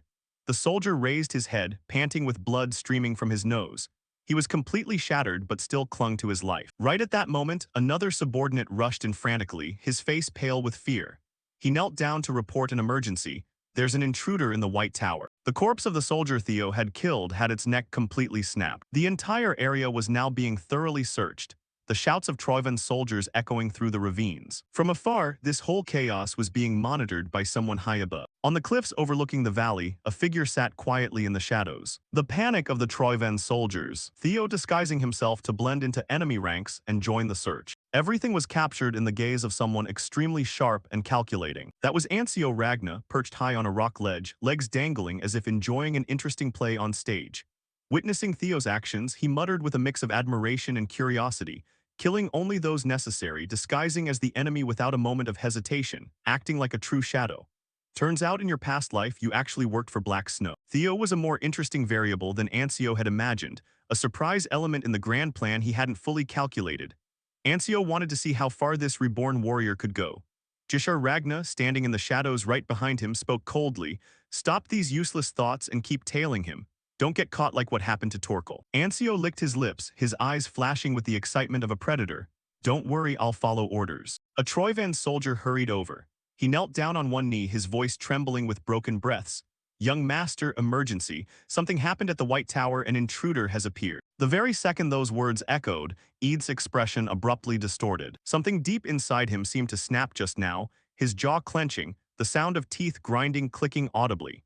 Even the military formation arrangement had been subtly manipulated by that intruder, adjusted just enough to avoid suspicion. Suddenly, a sharp realization flashed through Eid's mind. No way. The truth dawned on Eid in a split second, a single name surfacing in his mind. Eid's face contorted, his eyes burning with bone-chilling murderous intent as he hissed through clenched teeth. It must be his doing, Theo Ragna. But then that fury vanished as quickly as it appeared, Eid's face returning to an eerie calmness, his eyes narrowing calculatingly. The soldier below continued reporting in despair, completely unaware of the shifting calculations inside his master's head. "We should reinforce guards and tighten investigations immediately. With our current forces, we'll catch him in a blink." "Unnecessary," Eid said briefly. The soldier blinked, stunned into silence. Eid looked toward the gathering forces, ordering a change of plan. "Leave only a minimal force at the White Tower, all remaining troops retreat immediately." The soldier's face drained of color, panic evident. "But sir, if we do that, the dragon's power might get stolen." Eid stepped forward, the hem of his cloak sweeping across the dry stone floor. "That's the whole point." Eid didn't bother looking back, his gaze nailed to the distant horizon, where the majestic silhouette of the White Tower pierced through thick black clouds. He whispered, his eyes sparkling with a sinister gleam, "That intruder is almost certainly the brat Theo Ragna. He'll definitely conquer the White Tower and emerge after seizing the dragon's power." As if confirming his determination, Eid raised his gloved hand high. In a flash from the deep shadows behind him, three pitch-black figures abruptly materialized. They bowed silently like statues waiting for orders. Eid wore a twisted smile under the dim torchlight, revealing his true ambition.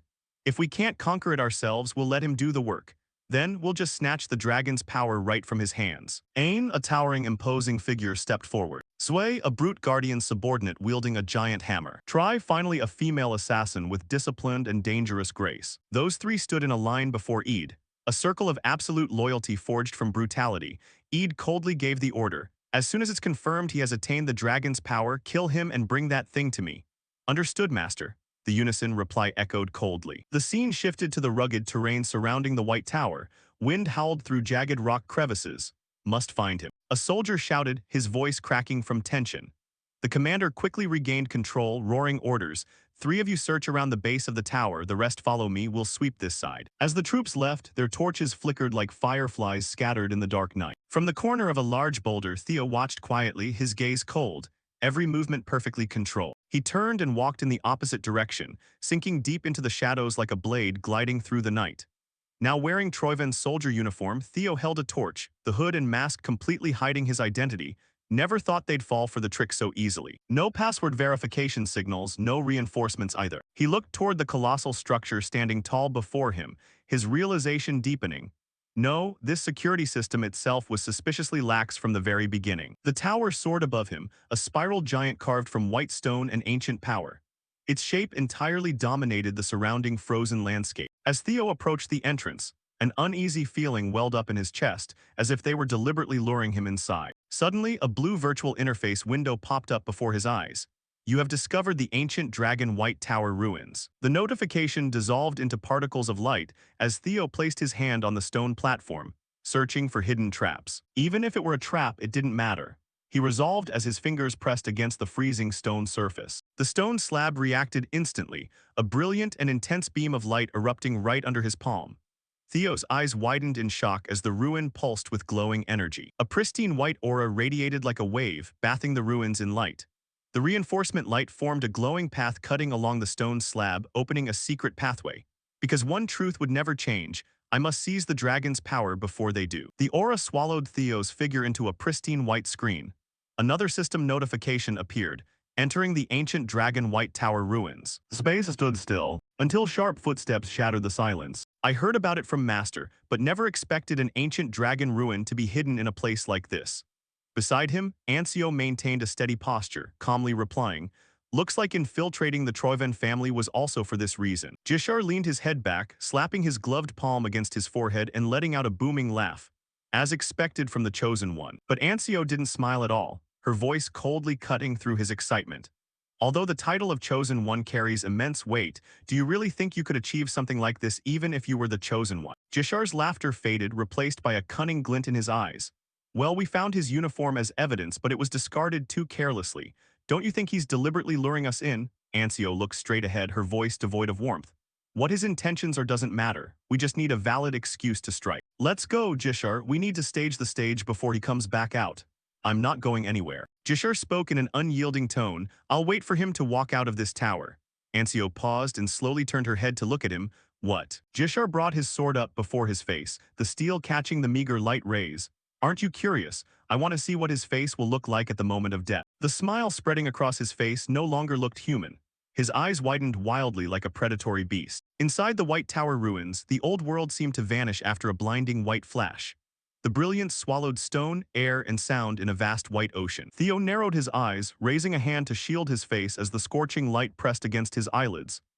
Damn it. Before Theo's eyes, pale stone pillars scraped the sky, reaching a ceiling so distant it vanished in the light. Theo's fingers gripped his sword hilt tightly, his gaze turning sharp. "I mustn't lower my guard." He felt colossal pressure weighing down his shoulders.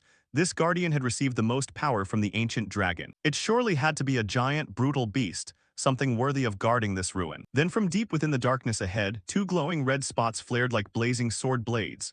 A low, sharp sound rang out. Theo reacted instantly, lowering his center of gravity into a combat stance. But as that figure stepped out of the dark, Theo choked with utter astonishment. Walking out onto the stone steps was a tiny creature, waddling like a baby dragon. "You've finally arrived, Chosen One." Before Theo could understand what was happening, the baby dragon scrunched its nose, pouting. "Just a moment ago, some weirdos tried to infiltrate here with demonic spirit poison.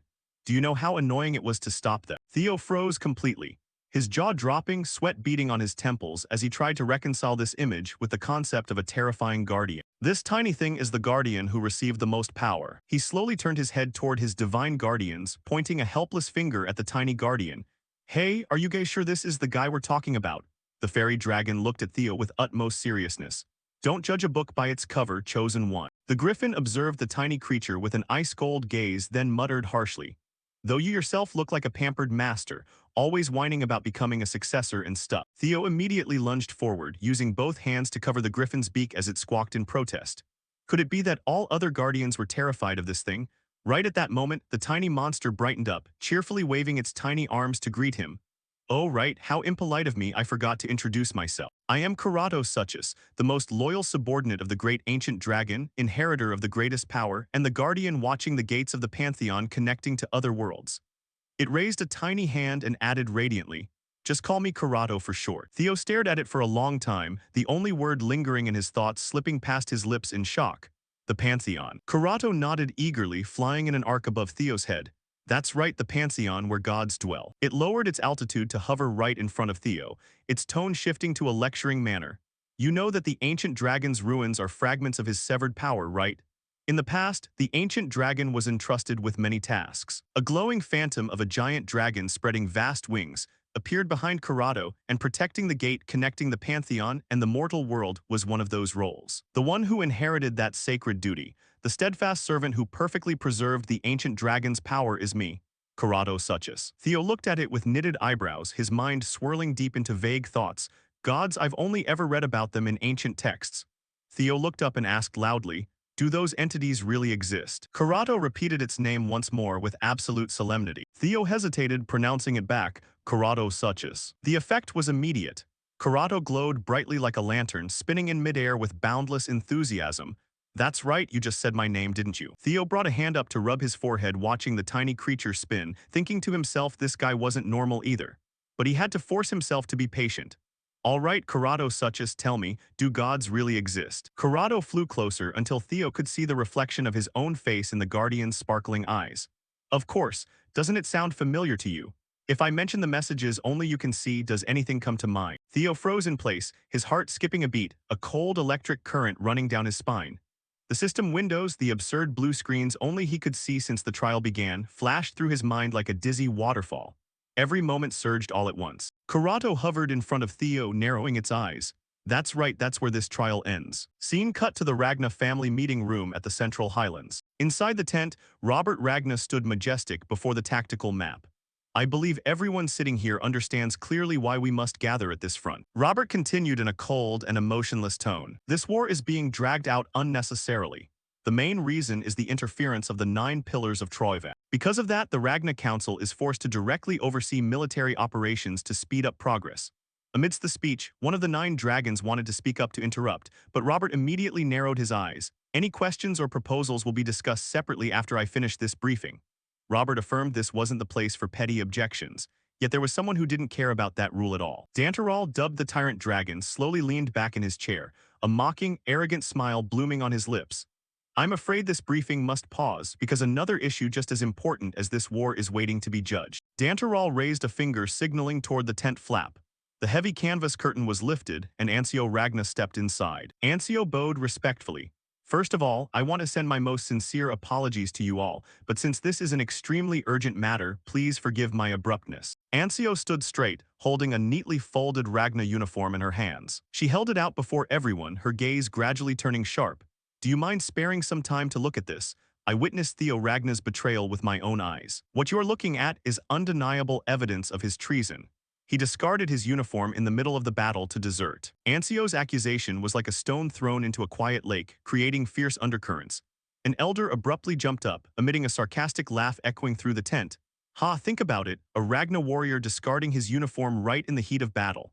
Is there any evidence more obvious and humiliating than this? Murmurs began spreading, then quickly plunged into a tense, suffocating silence.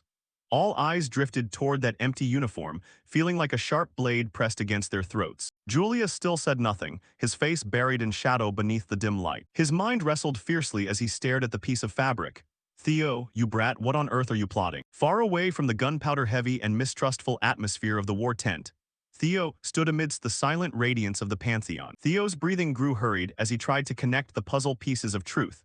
So, the blue notification windows only I can see are actually messages sent directly from the gods. Corrado shrugged triumphantly, its small wings fluttering slightly in the air. Right, that's an obvious truth.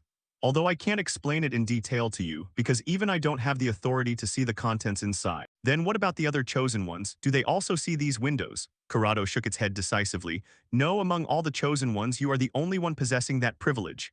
Theo froze, an electric current running down his spine. But why me? Why am I different? The tiny guardian's expression abruptly changed. That's because you are Peng. A mind-shattering shock abruptly tore through Theo's body before Corrado could finish its sentence. Theo gritted his teeth, his legs buckling onto the stone floor. Corrado hovered in the air, quietly observing Theo clutching his head in pain. Ah, I see it's being filtered out. Looks like that secret isn't time to be revealed yet.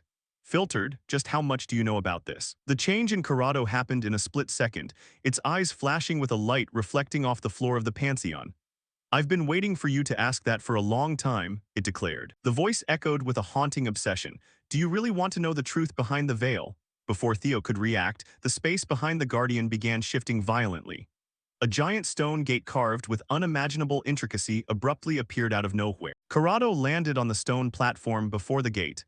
if you've craved the truth that much. Then as a chosen one, I will grant you the trials of the Pantheon. A crystal-clear metal bell rang throughout the hall, and a familiar blue system window appeared again. The Guardian proposes executing the Pantheon trial for you. The light around Corrado began twisting, its shape distorting into a gloomy shadow beneath a blood-red sky.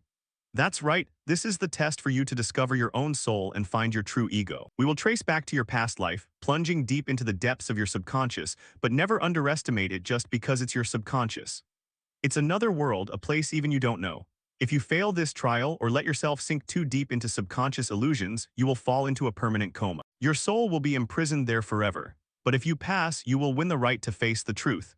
You will have the chance to stand before the gods. Theo's pupils constricted, cold sweat streaming down his spine. Corrado held out an energy orb spinning in its tiny claws, inside which the number 12 glowed like a divine imprint. There are 12 floors in total in this trial tower. Well, do you have enough courage to accept this trial? Theo stood silently amidst the white light starting to erupt around him, a confirmation window popping up. Do you want to enter the first floor of the Pantheon trial? Theo's fingers gripped his sword hilt tightly. Hesitation vanished, terror was no more. Without a word, he reached out to touch the glowing notification board. Once the system accepted the choice, Theo turned around to leave the safety zone of the Pantheon.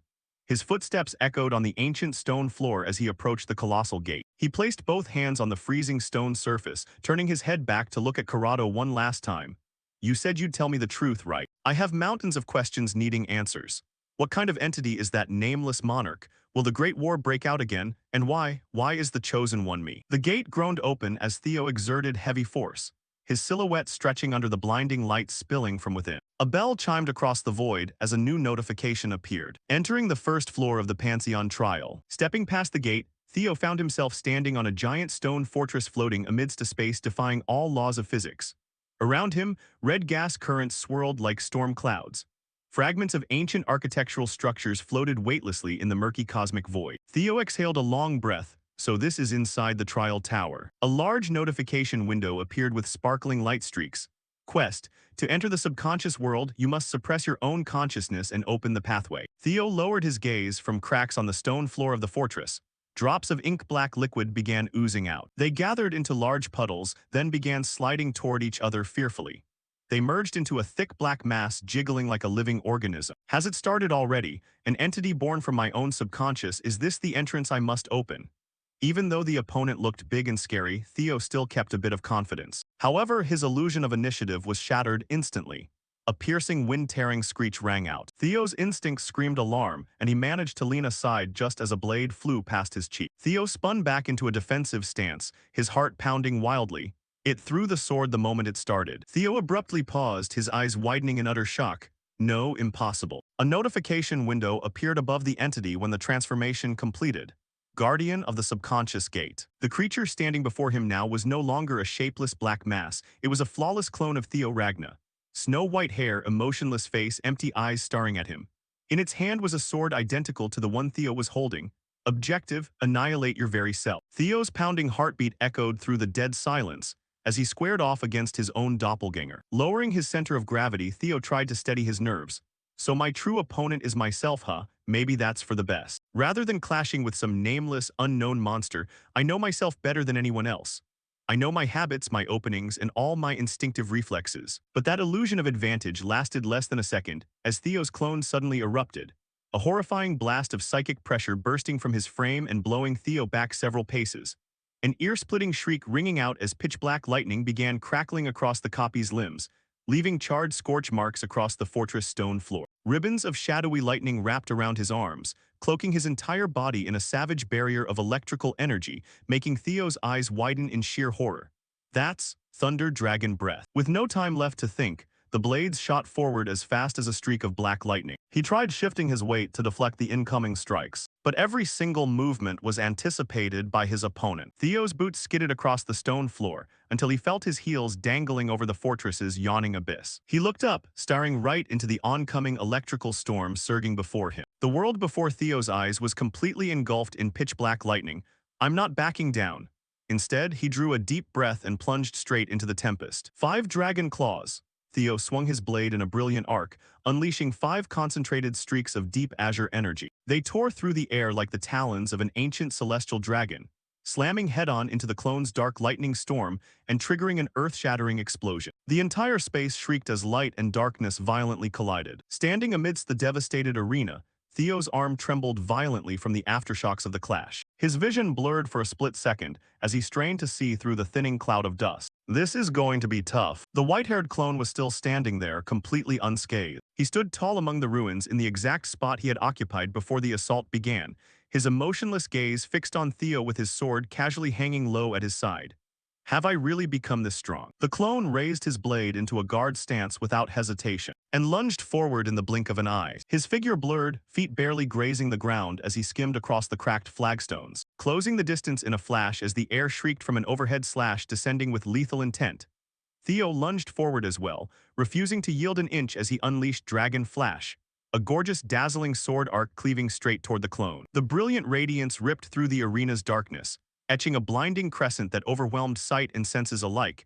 Yet when the dust settled, there was nothing. The clone had vanished. Theo froze, his twin blades cleaving empty air where his opponent had stood less than a breath earlier, the sudden silence sending a cold chill down his spine. His eyes darted around, his heart pounding furiously as every sense stretched to its absolute limit. And then, from above, the clone came plummeting down, having used the chaos to vault onto the towering stone beams only to drop like a falling meteor. Instinct screamed in frantic warning, granting him not a single moment of respite. The clone swung his blade relentlessly in a downpour of lethal strikes, each slash a masterpiece of slaughter weaving an inescapable web of steel. Cloth ripped as bruises and fresh blood quickly spread across his body. Pain flared through his limbs, yet his gaze remained unwavering. He surged forward as their blades crossed, violent shockwaves vibrating from his hands all the way to his teeth, sparks showering out to illuminate their sweat-drenched, identical faces. They pivoted and traded strikes in a deadly dance of evenly matched mirror images, yet Theo's stamina was steadily draining away. Every parry grew heavier than the last, his muscles quivering, as the ground beneath their feet fractured from the sheer willpower channeled through their steel. Fighting on with desperation, he realized that from every sword trajectory to the smallest reflex, the clone was an exact replica of himself. Like battling a god who knew every secret, every weakness, neutralizing every high-tier skill with the exact same technique. As the two recoiled from the shockwave, Theo noticed the clone showed no signs of fatigue, his breathing steady and his stance flawless. He needed a variable, something the mirror couldn't predict. A thought flashed across his mind. If it was a perfect copy, it had to share the exact same blind spots. But right then, a massive downward cleave crashed down, shattering the arena floor. Parrying by a hair's breadth, Theo offered a faint smirk, knowing that if it were him, he wouldn't give his enemy time to think either. Light flashed as stone dust veiled his sight. Through the thick haze of smoke and debris, Theo pulled off a seemingly reckless move. He hurled his sword straight at the clone. The subconscious beast hesitated for a fraction of a second at this tactical suicide, easily swatting the flying blade aside, but that was the trap. Theo had already vanished into the smoke, materializing directly behind its back. If I were my old self, I would have panicked right about now. Drawing upon the memories of his past life, he executed Flying Sword, an ultra-precise technique rarely utilized by top masters. Thwack, the blade impaled the clone straight through the chest, dark ichor spilling from its mouth as Theo smiled. Turns out everyone has something to learn, even a shadow. The clone began to melt away, dissolving into a thick puddle of black ink upon the floor. System alert, you have triumphed in the battle against your ego. Congratulations on clearing the first floor. A colossal stone gateway descended from the ceiling with a heavy thud. Theo stepped through the gate, dissolving into the brilliant radiance to advance to the next floor. Far beyond the isolated confines of the White Tower, the political landscape of the Ragnar clan was shifting as wildly as sand in a storm. For a soldier to discard his uniform during wartime, what clearer proof of treason could there be? In that moment, absolute silence gripped the room. The demon dragon's gaze slowly shifted toward Ancio. Is it true that Theo Ragnar deserted and crossed into Troivan territory? Ancio responded without hesitation, testifying that she had witnessed Theo Ragnar willfully marching into enemy territory with her own eyes. She looked down at the uniform on the table, stating that this alone was more than enough evidence. The violet dragon shot to her feet in utter disbelief. Impossible, Theo would never do something like that. Her voice trembled with outrage and fierce loyalty. She immediately sent a telepathic transmission to the demon dragon, hoping to uncover some hidden truth. But the demon dragon merely sneered through the mental link. Sounds like you haven't heard. Seems Theo trusts me more. Deep down, even he hadn't expected Theo to push things quite this far. Memories returned of their conversation in the military camp, when Theo announced he would infiltrate enemy territory. He had told the boy not to return empty-handed, and Theo had replied with the gaze of someone who had already seen the future. Through telepathy, Theo had warned him that Jishar Ragnar and Ansio Ragnar were tailing him. Even at that moment, those two had been lurking outside the tent, hiding in the canopy of the trees. The irony made the demon dragon grit his teeth. Theo had made it crystal clear. Their goal was to drag him down and eliminate him from the succession war, but he intended to use their very scheme against them. Recalling all of it, the demon dragon couldn't suppress a grin. He rose to his feet and declared his agreement with Ansio, a flawless move. Ansio bowed her head, believing victory was already in her grasp. But the Azure Dragon, who had been silently watching from the beginning, noticed something off. He knew the demon dragon couldn't possibly be oblivious, and that the anger was merely a facade. Even so, he played along. The order was issued, and a kill squad was mobilized immediately. The machinery of the Ragnar clan began turning to hunt down its very own heir. Meanwhile, inside the Pantheon, Theo stepped onto the second floor, the temperature shifting abruptly as the chilling light vanished, replaced by sweltering heat and the roar of an inferno. He stood frozen in shock. Before him lay a burning city, the sky choked with black smoke and the cries of dying people echoing through narrow alleys. It was the site of the massacre from his past life, a nightmare buried deep within his soul. A notification flared up. Second floor trial, the path into the subconscious.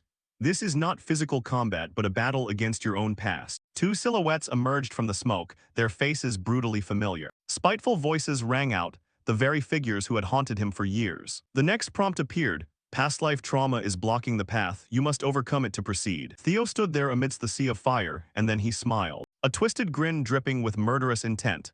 Heh, seems like this trial is a little too easy for me. Glaring at the two before him, Theo spoke up. How ridiculous.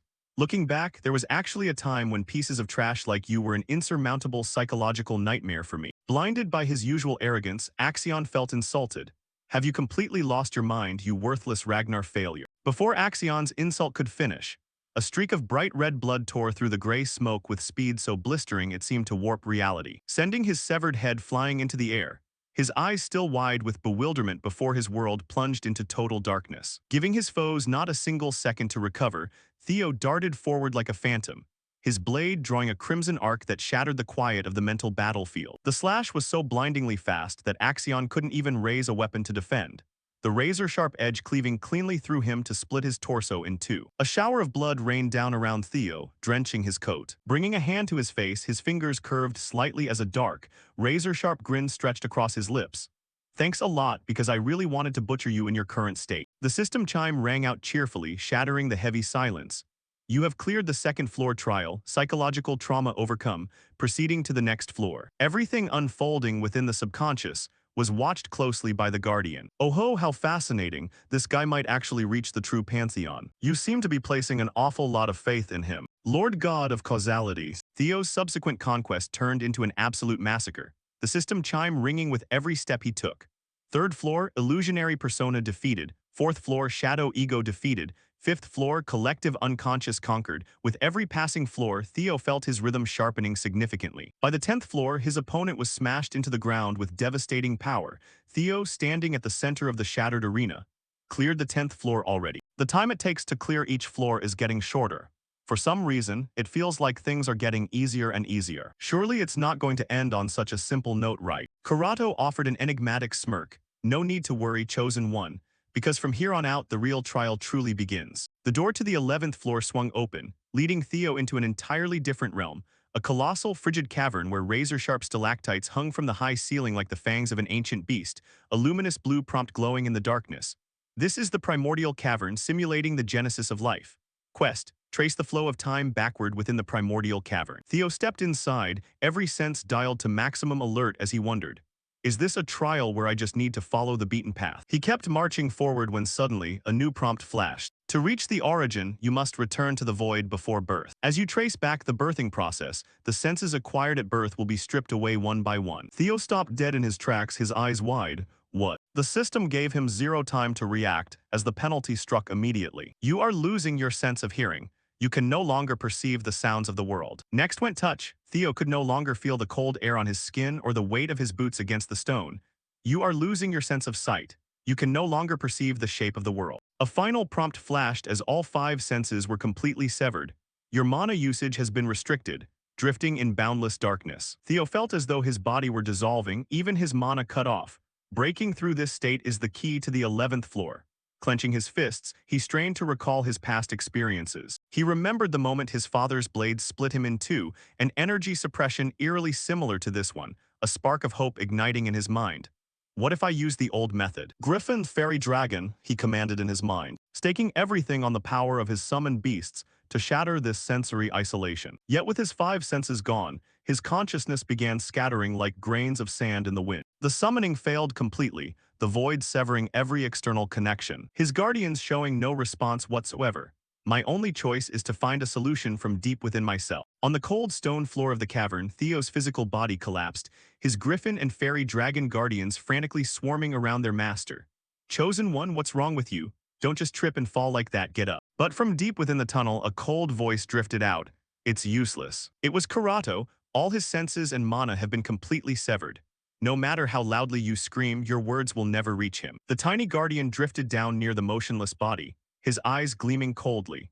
All living beings perceive space and time through their senses, yet ironically, only after losing them does a certain truth come vividly alive. The truth that you have been abandoned by the world to which you belong.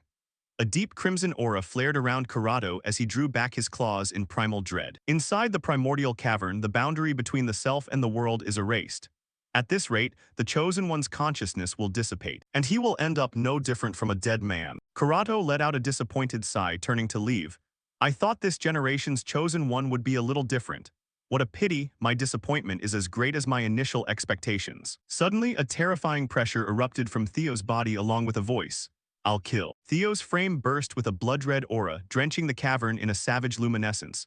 I'll butcher every single one of you, not a single one left alive. It was the malicious core of the mad dragon that the Ragnar clan's patriarch had implanted into him. As Theo collapsed, this ruthless shard seized control. How did things end up like this? Karato spun around in utter shock.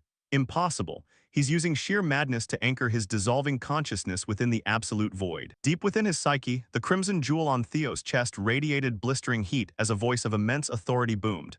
Theo Ragnar, I accept your deal. I shall grant you the power to overcome this reality. A massive hand reached up from the darkness beneath a grotesque face sporting a twisted, malicious grin. Seize it, destroy it, and offer everything to me. Sacrifice this world. Theo stood within the blood-red cage, but contrary to the entity's expectations, he showed no fear, a confident smirk spreading across his lips. Actually, I think I'll pass on that deal. The voice from the abyss trembled in disbelief. Insolence, I have already granted you power. Fulfill the contract at once. I see how it is, the power you just granted me. Theo stared straight into the demonic eyes and replied. Yeah, I returned every single bit of that power down to the last drop. You dare play such cheap tricks with me, he smiled. Just think of it as the one time you helped out your own grandson. Insolent fools, what an arrogant brat. I will remember this, Theo Ragnar. The void collapsed entirely as Theo's senses surged back in a brilliant explosion of azure energy. He rose to his feet inside the cavern, aura billowing relentlessly as the system announced. You have cleared the 11th floor trial. Theo gazed up at the fading light. I'm not sure waking the mad dragon was the best idea, but since it got me through, I can breathe a sigh of relief for now. His magical beasts immediately rushed over. The griffin and fairy dragon crashing into Theo in joyful relief. What was that? Why did you all react like that? Are you all right? We were worried sick. If you're going to die in such a stupid way, you might as well hand that body over to me. Stop making everyone anxious, Chosen One. Theo looked at them, slightly surprised. A brilliant white light flared at the end of the corridor, signaling the end of the sensory void. The trial of the 11th floor had officially concluded, and he let out a weary sigh. Finally, the last floor. Immediately after, the system announced that he had entered the 12th floor of the Pantheon trial. And the very next instant, Theo suddenly found himself sitting on a bed. He slowly stepped down, scanning his surroundings while murmuring under his breath, a bedroom. Wait, this place is clearly somewhere I've never seen before, yet it feels completely familiar. Grasping the edge of the mirror, he growled. Seriously, between this and that weird dream the other day, who on earth are you to keep showing up in front of me like this? The moment the words left his mouth, a sudden wave of dizziness washed over him, forcing him to clutch his face. Then the system issued another prompt. You have cleared the 12th floor trial, conquered the White Tower, relic of the primordial dragon, reward, right of entry to the Pantheon. Next, our protagonist was teleported to a realm that looked like the depths of outer space. Stunned, he gazed forward, at a colossal gateway suspended in midair, the system confirming his arrival at the Pantheon. The void was eerily silent as Theo stood before a massive, breathtakingly majestic gate whose ancient engravings radiated a pressure not of the mortal realm. Is this really the Pantheon? Suddenly, a glowing system window popped up, interrupting his train of thought. Congratulations, you have reached the gates of the Pantheon. Mind Gate vastly reinforced, a fitting reward for conquering the primordial dragon relic at the White Tower. Right then, a familiar voice carrying a hint of nostalgia sounded from behind him. You've come a very long way. Theo turned in surprise to see the slender yet commanding figure of a woman standing there. Lord Lodbrok, how can you be here? Didn't you say last time that you couldn't leave your nest? Lodbrok smiled faintly. You are correct. The entity standing before you right now is not entirely me. This is merely a lingering fragment, a small shard of consciousness I placed within your mind gate. The moment your thunder gate ascended, I was able to temporarily roam the outside world in this form. The system chimed once more, displaying a notification regarding the profound bond between Theo and the guardian dragon. A connection now so resilient he could hear her call across any space or time. Lodbrok stepped closer, her gaze filled with both pride and a touch of sympathy.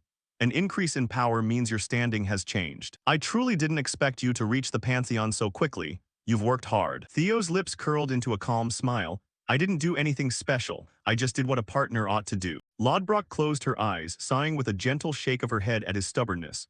You truly are something else.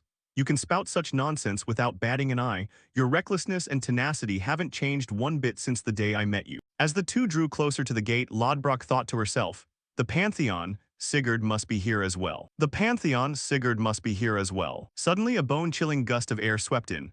Lodbrok shuddered, cold sweat beating on her temples. From the crevices of the Pantheon's gate, thick masses of pitch-black substance began oozing out like molten tar. Get close to me right now, do not leave the guardian dragon's boundary, Lodbrok shouted, instantly erecting a sturdy barrier around them both. Theo was left completely speechless. From the dense darkness, a colossal entity arose, amorphous, yet covered in thousands of bloodshot eyes blinking relentlessly. The nameless sovereign. Resentful, overlapping whispers echoed from it, threatening to tear the minds of those who heard it to pieces. It hurts so much. Why must I endure this? I don't deserve this. I'll crush everything. Stop torturing me. Let me go. Theo narrowed his eyes, analyzing the situation. Something's off. Though both radiate dangerous auras, they're clearly distinct entities. Lodbrok, what on earth are these things? Straining to maintain the barrier as her breathing grew heavy, Lodbrok answered, they are beings known as outer gods. I'll explain more later, but right now we must leave immediately. This place is no longer safe. However, right after that, a blinding white light erupted from the void, scouring away the surrounding darkness and striking the outer gods head-on. The gates of the Pantheon creaked open, and a figure stepped out from the center of that brilliant radiance. Long time no see, Lodbrok. Good to see you've still managed to hold onto this sliver of consciousness. Recognizing the familiar voice, she quickly turned around. Sigurd, she breathed, trembling as she uttered the legendary name. Theo froze, his eyes glued to the man who had just appeared, someone sharing a remarkably similar aura and features to his own, yet radiating a presence on a completely different level. Sigurd Ragnar, is this man the progenitor of my clan? The outer gods shrieked in frenzy. It hurts so much, kill them all, you again. Theo watched in astonishment. They took a heavy blow like that and didn't even flinch. Facing their madness, Sigurd merely gave a casual wave of his hand. A gargantuan blade of light materialized, cleaving through space in an instant. The nameless entity was split cleanly in two, its agonizing shrieks echoing across the void before dissolving into scattered motes of energy. Sigurd turned to look at Theo, his profound gaze seeming to hold the entire history of their lineage. You've finally reached this place. Looking at your face, you must have 10,000 questions for me, don't you? Ask away, and I shall answer what I am permitted to reveal. Regaining his composure, Theo asked the man at the tower's final trial, I've seen him in my dreams before. Do you know who he is? Sigurd studied Theo deeply, an enigmatic smile gracing his lips. Theo Ragnar, one who has returned from death, returned from the past. Do you truly believe you actually regressed? Sigurd's question struck Theo's mind like a bolt of lightning, prompting him to ask frantically, what do you mean by that? Sigurd coldly cut in as he saw the darkness gathering in the distance once more. For now, that is all I can reveal. Raising his hand high, tens of thousands of luminous swords manifested across the sky, raining down like a tempest to utterly eradicate the reviving remnants of the outer gods. It is not yet time for you to know the whole truth. When the time is ripe, when you are strong enough to set foot upon this sanctuary in the flesh, every secret will reveal itself. Seeing Sigurd turn to walk back into the gate, Lodbrok cried out desperately, Sigurd, wait, where are you going? Don't leave me behind without a word like last time. Suddenly, another massive entity appeared behind the gate, the god of causality, who said nothing, merely giving a gentle push with its hand. An irresistible force blasted Lodbrok and Theo away from the gates of the Pantheon. Her face went utterly blank with shock as she recognized the colossal entity standing before them as the god of causality. "Forgive me, Lodbrok, but you cannot enter this place just yet." Sigurd's voice faded as the gates of the Pantheon slowly swung shut. Lodbrok watched the legendary hero's silhouette vanish, screaming in despair, "Sigurd." Right at that moment, a Stark system warning flashed before Theo. "The god of causality has found you." Theo was stunned. "Found me? What does that mean? Why is that god targeting me?" The gates slammed shut completely, marking the end of the 7th scenario. "Congratulations on successfully completing Scenario Quest 7. Turning to the dragon beside him, Theo asked, "Lodbrok, what was all that about?" Her expression grave, Lodbrok replied, "Theo, the things we just saw do not belong to this world. They are alien entities, and they will be your most terrifying enemies in the future. The laws of this world have no effect on them. Their sole objective is to erase reality itself." Placing her hand over Theo's racing heart, she offered an encouraging smile. "Go forth and become even stronger. You are our only hope. Only when you reach the pinnacle can you protect this world and those you cherish." Then the system bestowed its rewards. Special reward for accessing the Pantheon, granted unrestricted use of Nirvana. Congratulations on officially becoming the master of the primordial dragon relic tower. Comprehensive physical reconstruction in progress. You have attained the power of a true dragonu. May your journey be ever favored, O bearer of causality's protection. Opening his eyes once more, he found himself back on the top floor of the White Tower, where the tiny guardian Karato was leaping with joy at his return. "Behold, great successor. Looks like you're thoroughly enjoying this new power, aren't you?" Slightly bewildered by the guardian's words, Theo raised his hands to look. His hands were now clad in glistening, pitch-black dragon scales harder than any steel in the world. And seeing his reflection on his blade, his body had been completely transformed. Theo Ragnar stood in stunned silence, his eyes fixed on his arms. His flesh had morphed, bearing sharp, rugged contours like true dragon-scale armor, activating his dragonification state. Floating beside him, the tiny guardian explained, "Thanks to the primordial dragon relics you acquired, the dragon blood talent within your body has ascended to a whole new realm." Theo clenched his fists, feeling an explosive surge of stamina and endurance. Not only had his physical strength spiked, but the mana coursing through his veins had reached an entirely different tier. Cultivating mana now came as naturally as breathing, allowing him to control and unleash it at will without facing a single bottleneck. "Of course, I can adjust it however I want to." Suddenly, an enticing system prompt appeared. "System, you have attained the Nirvana state. Would you like to activate it?" The moment Theo accepted, an earth-shattering shift occurred in his mind, his perception expanding infinitely to take absolute command over the surrounding space.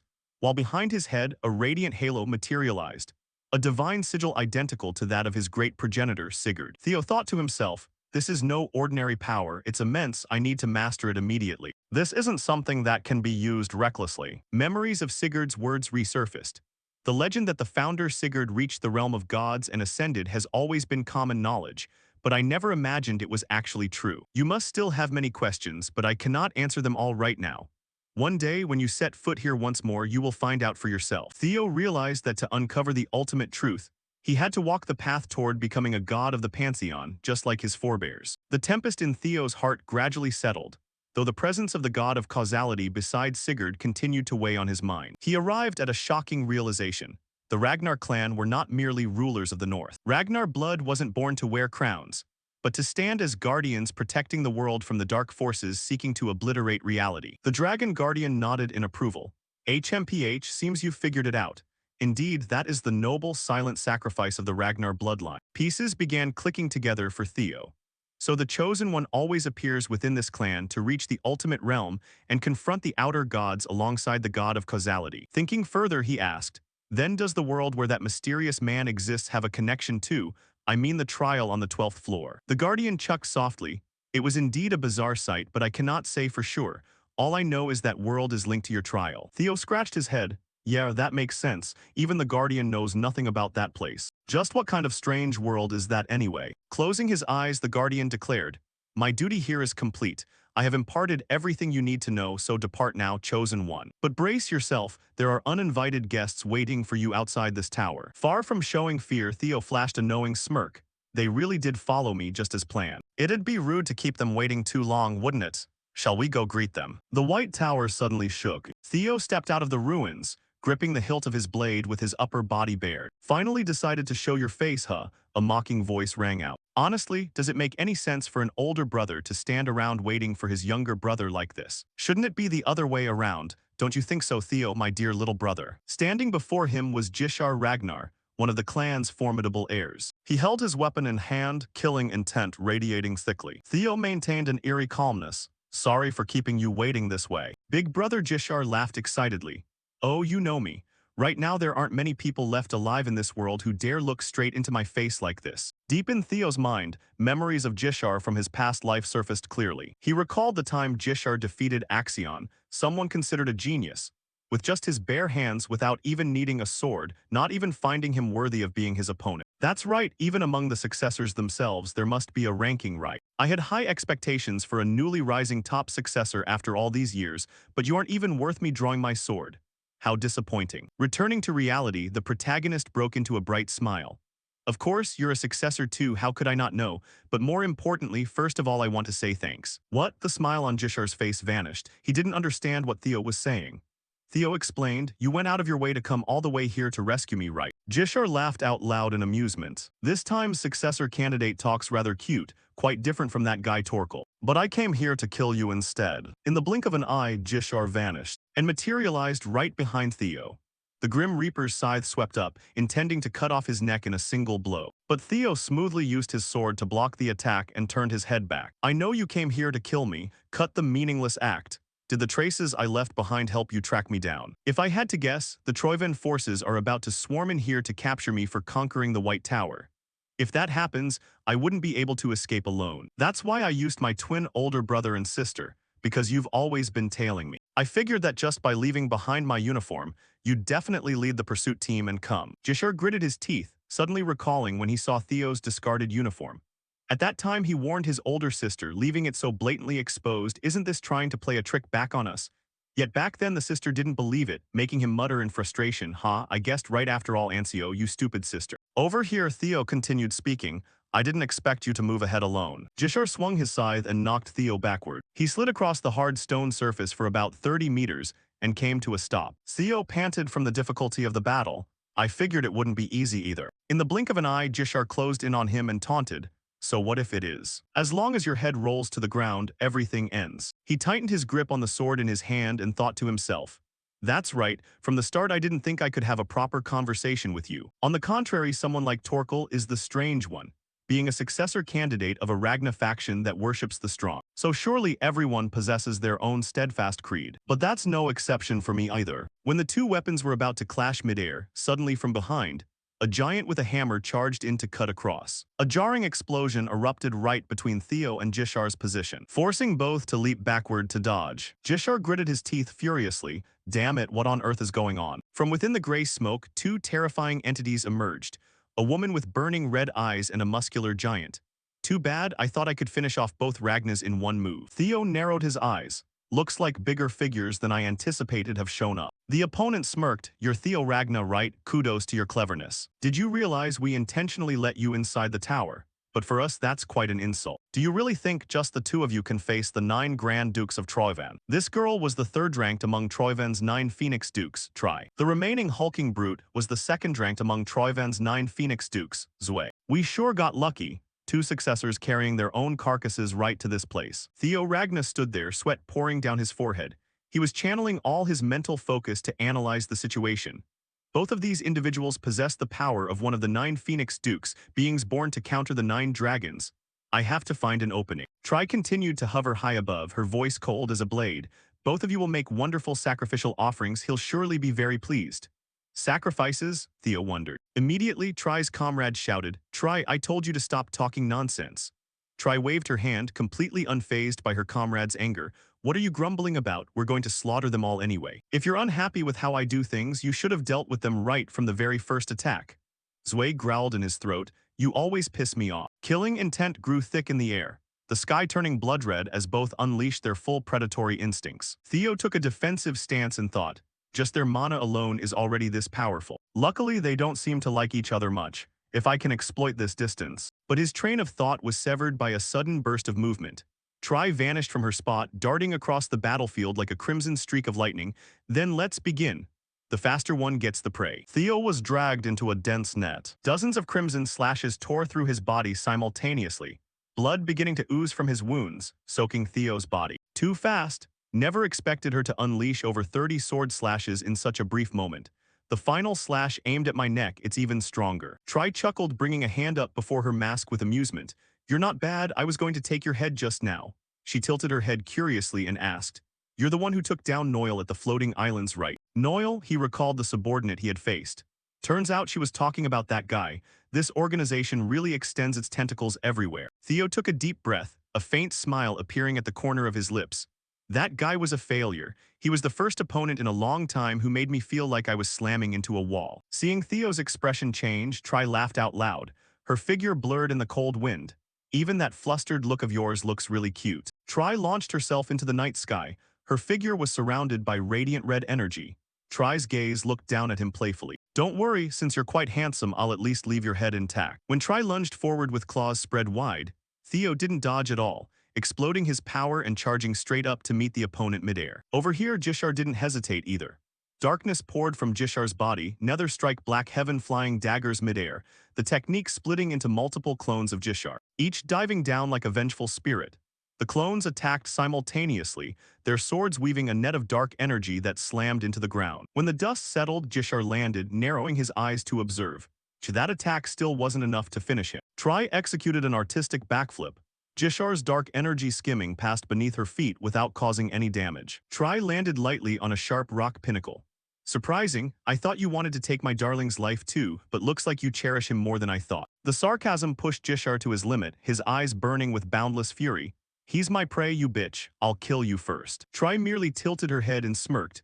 Ha, sounds not bad, but I don't like love triangles. Tri lunged forward, claws flashing. I just want to be alone with my darling, so please get lost, will you? But Zwei also made his move. He swung his giant stone hammer toward Jishar, forcing him to struggle to dodge. A heaven-shaking explosion occurred, the block succeeded, but the weight from Zwei's attack was too immense. A fierce shockwave erupted. While over here, the female, after landing, she immediately dashed straight toward her own teammate, her metal claws gripping tightly onto the giant's head, climbing onto his shoulder and whispering coldly, Stupid musclehead, I'm attacking him, didn't you see? You want me to kill you first. Zwei looked down, his voice cold enough to freeze the air. Didn't you say the faster one gets the reward? Get lost if you don't want to die. Tri bounced off, her killing intent now aiming straight at her own teammate. Bastard. Theo stood amid the chaos, gripping his sword in utter astonishment. Are they infighting? Totally unpredictable. He glanced at Jishar and saw he had also reached his breaking point. Jishar's face was now a mask of infinite rage, his eyes burning red with killing intent. Instantly, the surrounding space shattered, spawning hundreds of obsidian stone blades floating suspended. Nether strike black heaven flying daggers. That hulking brute is mine, Jishar clearly declared. Tri chuckled, tapping her claws against Zwei's helmet making a clinking sound. Oh my, you really made him mad, he's going to kill you. Jishar rushed forward to launch fierce attacks on the giant, while Tri turned back to play with Theo. Tri swooped down from the sky, aiming straight at Theo and speaking. Only the two of us left again, darling. Let's continue what we left unfinished. Theo didn't flinch at all, locking his gaze onto the approaching shadow. Looks like she's very confident in her speed. Both clashed, creating a moving fog that the naked eye couldn't track. Theo braced himself against the inertia, the ground beneath shattering into debris. High-speed combat was much harder than fighting raw strength. It drained concentration terribly, sparks flying like dying stars. She's even faster than Nabin, Theo remarked. Moreover, the strikes always target vital points. But in the nick of time, a ruthless determination surged. Theo deliberately loosened his defense around his neck. What if I expose a weakness? She's definitely going to take the bait right away. Tri's golden eyes flashed. Seeing an opening, she poured all her might into the finishing blow. Theo twisted backward, metal fingertips brushing past his hair. A massive blue mana current erupted from Theo's body, the terrifying pressure bending the surrounding space as he smiled. Dragon Claw. Her eyes maintained a calm expression despite the counterattack. Theo used the mystical thunder skill. Blue-white mana lightning bolts burst from the sword, weaving a deadly net. Tri leaped backward, trying to find an opening in the storm of energy blanketing the surroundings. Sword aura imbued with thunder attributes. No wonder dodging is useless either. Shortly after, her eyes paused for a beat. Terrifying sword auras crossed right past her, shredding the ground beyond recognition. Tri narrowed her eyes at the destruction Theo caused.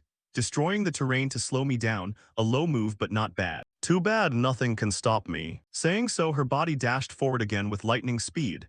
leaving red light trails behind. Amidst the smoke and chaotic energy, a character wearing a plague doctor mask watched from afar.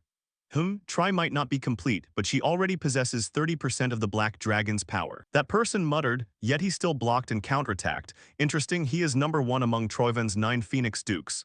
Ain. Suddenly that person paused, narrowing eyes into the center of the blast crater. Could it be? A sinister red glow flashed in his eyes. Oh, this is starting to get fun. Amidst the ruined battlefield, Tri hovered back and forth cautiously. I intentionally left an opening, but you still aren't striking. You're hesitating to step out of that smoke, right? She spun a few times in the air and spoke.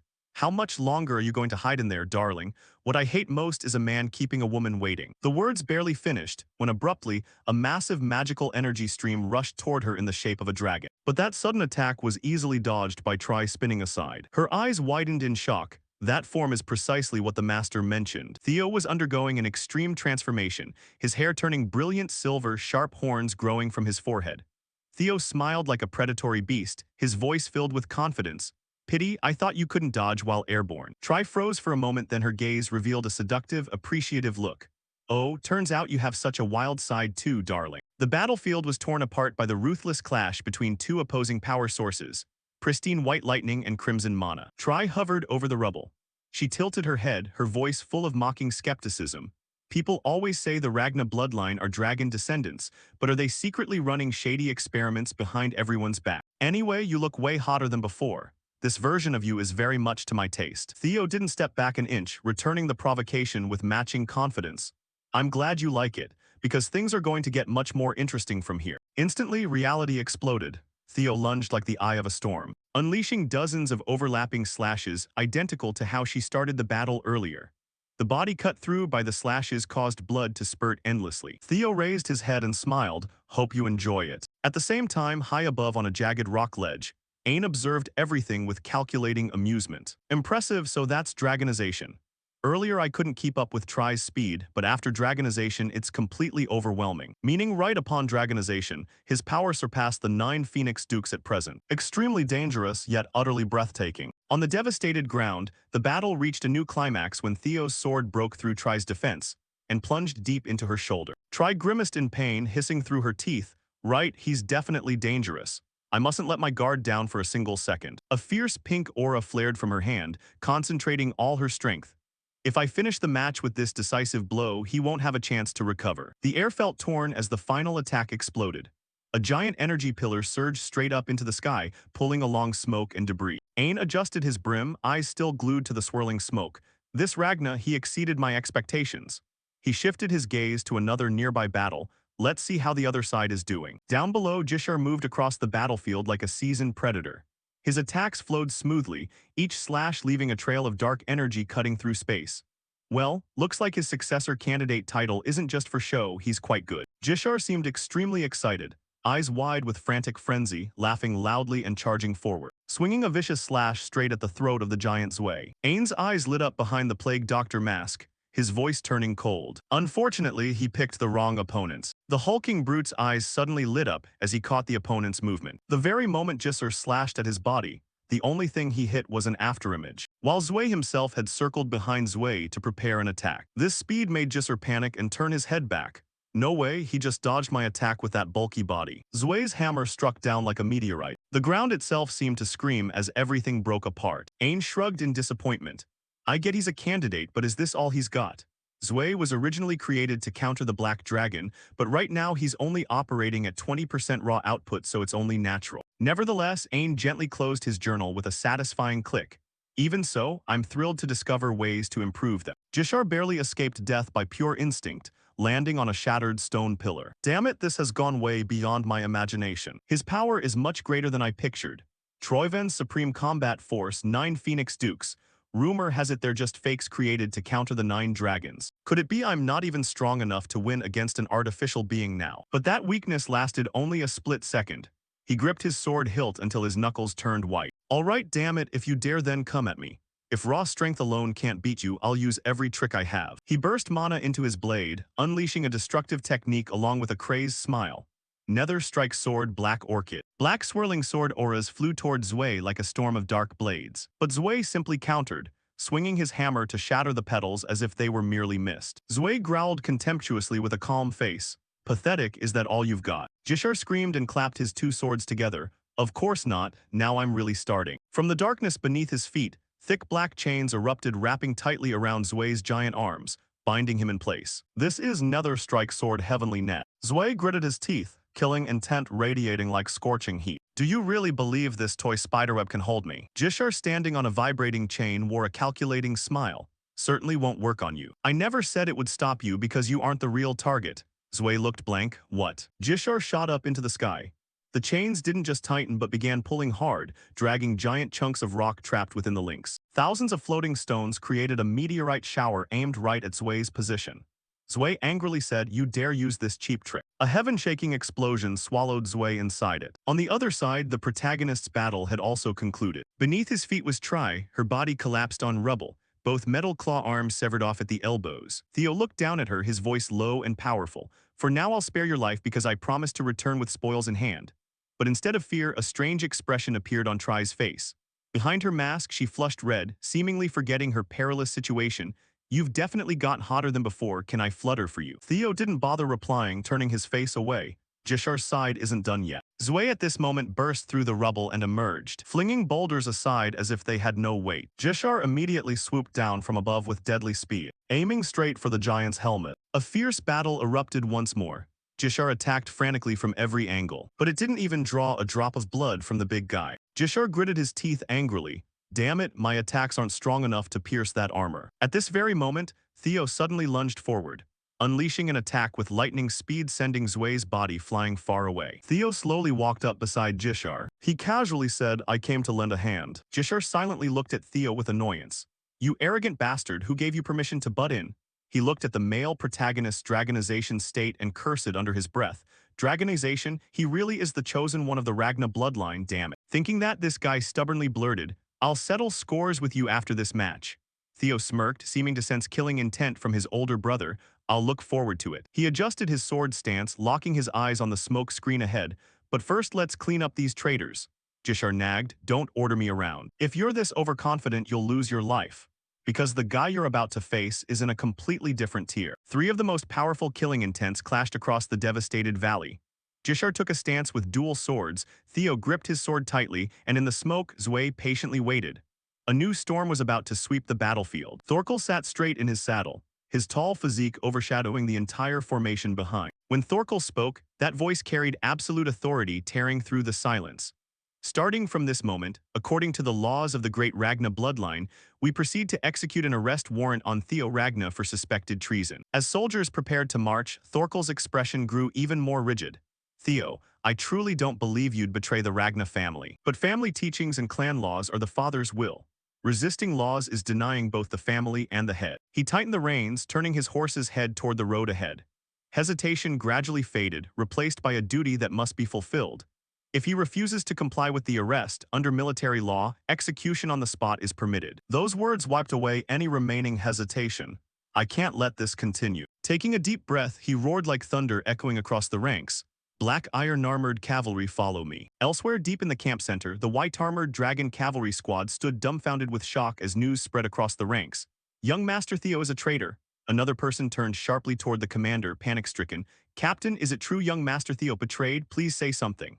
Evelyn bowed her head slightly, her voice lower than usual. "Sorry, I don't have all the details either." Julius spoke in a cold voice. "Once preparations are done, let's set off." She raised her head, protesting in disbelief. "Young Master Theo is a traitor, that makes no sense at all." She stepped forward, gripping her weapon tightly, then turning to Julius. "Captain, you understand him better than anyone. Why are you starting this campaign without asking questions?" Julius met her gaze, expression unreadable. "Evelyn, since when did the white-armored dragon cavalry care about such matters? We just need to trust teammates like always." Without waiting for a response, he soared high into the sky, becoming a dark silhouette beneath the moonlight. Evelyn watched that figure, his words echoing in her mind. Slowly, the doubt on her face vanished, replaced by steadfast determination. "The captain is right, I trust young Master Theo." Turning to face the entire formation and raising her voice with authority, "Everyone follow the captain." Reaction came immediately. "Sir." Shouts echoed across the mountains as every wyvern spread its wings and soared high into the sky.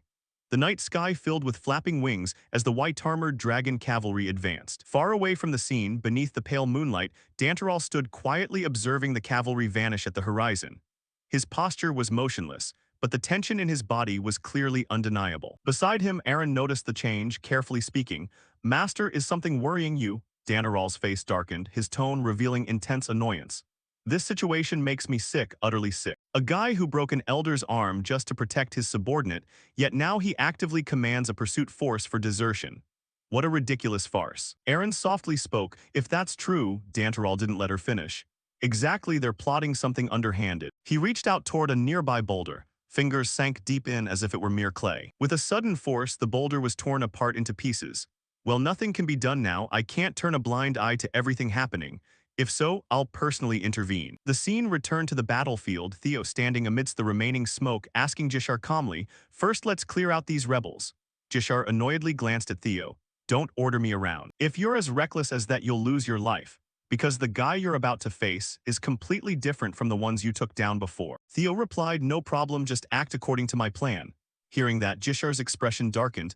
"I made it very clear, don't order me around." A fierce green mana wave erupted from Jishar's body, energy spreading into sharp shockwaves, making the surrounding air shake. He coldly warned, "After I deal with that bastard, it'll be your turn, obediently wait." Seeing that, Theo smiled softly. "As expected of a potential successor, I was worrying too much." "Understood, I'll silently wait." Jishar lowered his stance, hands tightly gripping the twin sickles in preparation. Then abruptly, his body darted into the air as fast as lightning. Jishar moved, the ensuing dive chaotic and overwhelming. Two swords crossed as he executed his technique, nether strike sword, afterimage blade. The sky darkened as hundreds of sharp dark energy swords appeared instantly, filling the air with a dense, deadly storm. They converged, diving down like unceasing rain, each strike aiming to tear through the giant's defense. Zui reacted without hesitation, slightly lifting his head, emitting a low growl and swinging his giant hammer high. The first wave of dark swords was crushed upon contact, vanishing beneath the terrifying power of the strike, but the storm didn't stop. Every sword from Jishar was sucked into the vortex and destroyed before reaching the armor. When the vortex dissipated, the battlefield fell back into ruined silence. Dust floated slowly in the air. Zui still stood firmly in place. His red sensor eyes narrowed as he focused on Jishar. "All right, now it's my turn." Zui darted forward. His giant physique closed distance in a blink, speed completely defying size. Jishar opened wide eyes, trying to keep up with the movement. He's this fast even with such a bulky body. Instinctive reaction. Jishar swung his sword defensively, taking his attack head-on was too risky. However, if he only knew how to dodge blindly, there was no way he'd win. An opening was bound to appear. The second he loses momentum from his missed strike, I'll unleash the decisive blow. The thought barely ended when Jishar's weapon was smashed to pieces by Zui. He arrogantly smirked provocatively. "Looks like you don't have a chance to pull those cheap tricks anymore." Jishar glared angrily. "Just wrecked one weapon and you're already getting cocky." Behind them, Theo calmly surveyed the scene. "Looks like this is going to take a lot longer than expected. In the meantime, I'll interrogate this captured Phoenix Duke." Suddenly, a chilling voice sounded behind him, making him spin around in surprise. "Oh, seeing it up close, it really is fascinating, isn't it? A conduit structure continuously channeling lightning into elastic swords to bind the target, with the blades resonating with each other to amplify the chains. Truly an exquisite design. When did this guy even show up?" Theo narrowed his eyes, quickly assessing the situation. Given the circumstances, he was undeniably another Phoenix Duke. Sizing him up, Theo could sense this was no longer a simple matter of strength or weakness. The first Phoenix Duke glanced at him and said, "A pleasure to meet you, Theo Ragnar," radiating a monstrous, abnormal magical pressure that weighed suffocatingly heavy on the air. Ain continued, "Dragonute transformation certainly lives up to its name. There's no way you could match it with merely 3/10 of the Black Dragon's power." Hearing that, Theo pressed, "3/10 of the Black Dragon's power, what are you talking about?" Ain declared, "Exactly what you just heard. It's the modified human project I've been pouring all my research into." The Phoenix Duke project was created specifically to counter the 9 dragons of the Ragnar clan. That number represents the completion rate of the experimental test subjects in this study. In other words, subject number 8 possessed power equivalent to 3/10 of the Black Dragon. The fact that you brought her down proves you've already far surpassed that 3/10 threshold. Theo smirked, taunting him with sharp derision. "Just 3/10.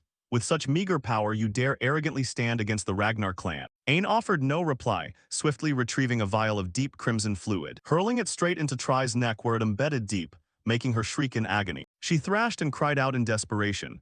Wait, please stop, I beg of you, just take this thing off me and I'll keep fighting. But before the words could leave her mouth, her body swelled grotesquely in excruciating torment. Why is this happening? A second later, a sickening explosion tore through the pristine white snow, showering the area in mangled flesh and foul-smelling blood. Watching the gory scene unfold, Theo calculated silently. An explosion triggered by reverse mana flow. This was an upgraded technique derived from the blood burst reverse flow art. Ain went on to explain. What you just witnessed was a specimen carrying 4/10 of the Black Dragon's power. The force approaching the original 9 dragons was already nearing perfection. But as you can see, engineering a vessel capable of enduring that energy remains an immense hurdle. He unexpectedly extended a hand toward Theo, making an offer. So join our side, Theo Ragnar. Combine your physique with my technology, and the seat of the Ragnar Patriarch will undoubtedly be yours. When that time comes, surpassing Kai Ragnar won't be a distant dream anymore. The moment he finished speaking, a figure was violently hurled toward Ain, triggering an explosion behind his back. It was Zue, his body battered away by Jishar like a shattered boulder. Jishar let out a boisterous, exhilarated laugh. Ha, you Phoenix Dukes aren't nearly as special as I thought. Ain stepped beside Zue and remarked, looking at his pathetic state right now, I truly have no excuses to make. In that case, this experiment ends here. Stop lying around and get up to clean up this battlefield. A bizarre sphere of magical energy enveloped the giant. His strength surged back, his wounds vanishing rapidly as his power multiplied several times over. Jishar's face instantly went pale. What? He can regenerate. In a fraction of a millisecond, tentacles shot out across an unpredictable, twisting trajectory, easily skewering straight through Jishar's abdomen and hoisting him into the air. The agonizing pain jolted his mind and knocked Jishar unconscious on the spot, blood coughing from his lips from the grievous wound. Ain looked at the stunned Theo and continued. My original objective was to eliminate you and claim the primordial dragon's power, but for now, I'm satisfied with this outcome and will take my leave. Theo narrowed his eyes in shock. Unbelievable. Even if he was running on fumes, how could he take down Jishar so effortlessly? Ain's voice shifted subtly. Looks like some uninvited guests have just arrived. Taking Jishar with him, he bade a casual farewell. Regarding my invitation to cooperate, I trust you'll give it careful thought. From behind them, the thunderous clatter of hooves shook the earth as Thorkel charged in, a sharp spear gripped in hand. With an explosive leap, Thorkel and his warhorse vaulted forward like a drill, piercing through anything in their path. Yet Ain vanished into thin air in an instant, leaving behind a parting promise. I'm looking forward to our next encounter, Theo Ragnar. Theo roared in fury, hold it right there, you bastard. But all their efforts were in vain. All that remained was the thick dust kicked up by Thorkel's strike and a massive fissure running across the ground. He got away. Theo ran over quickly and called out, Commander Thorkel, you arrived just in time. Please order the pursuit immediately. But the only response he received was a cold declaration.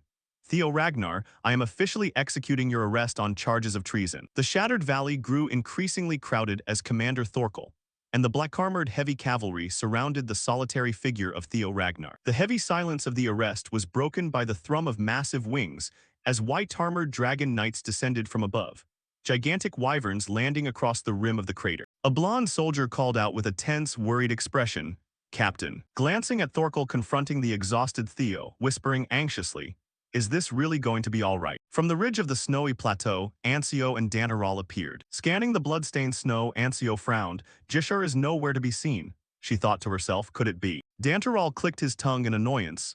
Ancio, what's going on here? Her expression grim, Ancio replied, it seems the Phoenix Duke's intervention has complicated things. She peered down into the massive crater left by the clash. I don't think Jishar was killed, but in the worst-case scenario. Just hearing the suggestion that Jishar might have failed brought a dark, sinister grin to Dantaral's lips. The prospect of chaos seemed to delight him far more than cause concern. A cruel, sharp smirk spread across his face. All the better. I'll use this chance to crush that arrogant brat. Thorkel sat motionless like an iron statue atop his horse, his voice booming with the weight of law. I hereby place you under arrest for treason. Before Theo could answer, Dantaral strode forward, radiating thick murderous intent. An arrest during wartime, he sneered. He should be executed on the spot. Both Jishar and Ancio witnessed your treason. His voice was cold as ice. If you have any excuses to make, let's hear them. Theo didn't flinch, his gaze steady. I can explain everything, but right now there's something far more important. Dantaral's hand began glowing with chaotic dark energy. More important. Suddenly, Dantaral's aura exploded as he hovered above Theo, his eyes glowing like burning coals. What could possibly be more important than your treason right now? But the strike never landed. In a flash, Julius darted in and gripped Danteral's wrist, shutting down his attempt. Stop spinning vague accusations to frame him. We still possess the corpse of a Phoenix Duke that Theo killed. Both shifted their gazes toward Try's twisted, freezing corpse lying in the snow. Unfazed, Danteral glanced at the body and scoffed at Julius. You think that's enough evidence? Julius tightened his grip, the sound of straining leather and muscle creaking in the air. If you keep pushing these fabrications, you'll end up just like the Great Elder. Danteral's face darkened, red murderous mana surging from his body. I don't see how I'm being unreasonable, but if you think you can take me on, be my guest. Before blades could be drawn and the clash escalated, Theo Ragnar shouted between them. Stop it, both of you. We don't have time for this. Two of Troyvan's Phoenix Dukes critically wounded Jishar and abducted him. We have to pursue them immediately. Ancio stood frozen, her eyes widening as Theo's words sank in. Isn't that far more urgent? Behind her, the white-armored dragon knights erupted into murmurs.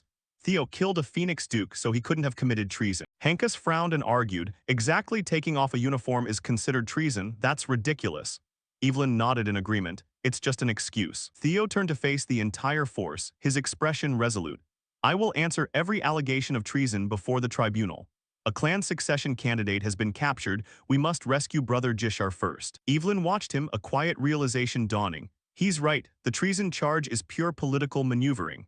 Glancing at the Tyrant Dragon, she thought, I'm certain the Tyrant Dragon cares more about his disciple than clan politics. Even someone like him would want to rescue Jishar first. Her thoughts were shattered as Danteral's aura erupted violently, sky-piercing bloodlust twisting his features in blind rage. What absolute nonsense. Ancio and Theo looked up, stunned by the Tyrant Dragon's contorted face. Danteral gritted his teeth, his voice dangerously low. Jishar fell into their hands, you sure have a silver tongue, don't you? Leaning in with burning crimson eyes, he growled, quit babbling and prove your innocence right now. Fail to do so and you'll be executed on the spot. In response, a turbulent, brilliant aura began radiating from Theo's body. Danteral's grin turned savage. Why the silence? Given up and accepted your death. Theo kept his gaze locked on the Tyrant Dragon. Think whatever you want, my lord. Suddenly, a blinding burst of mana exploded, swatting Danteral's arm away. Theo's form shifted as he turned to face Danteral with cold, unwavering eyes. To me, rescuing a warrior of Ragnar is far more important than proving my innocence. The transformation froze everyone in place. Thorkel starring from his saddle in utter shock at the power Theo had just unleashed. The entire unit of white-armored dragon knights watched in stunned silence as his dragon form materialized. While we waste time fighting here, our window to save Jishar is closing. Fixing his sharp gaze directly on the Tyrant Dragon, Theo challenged him. Allow me to ask you this.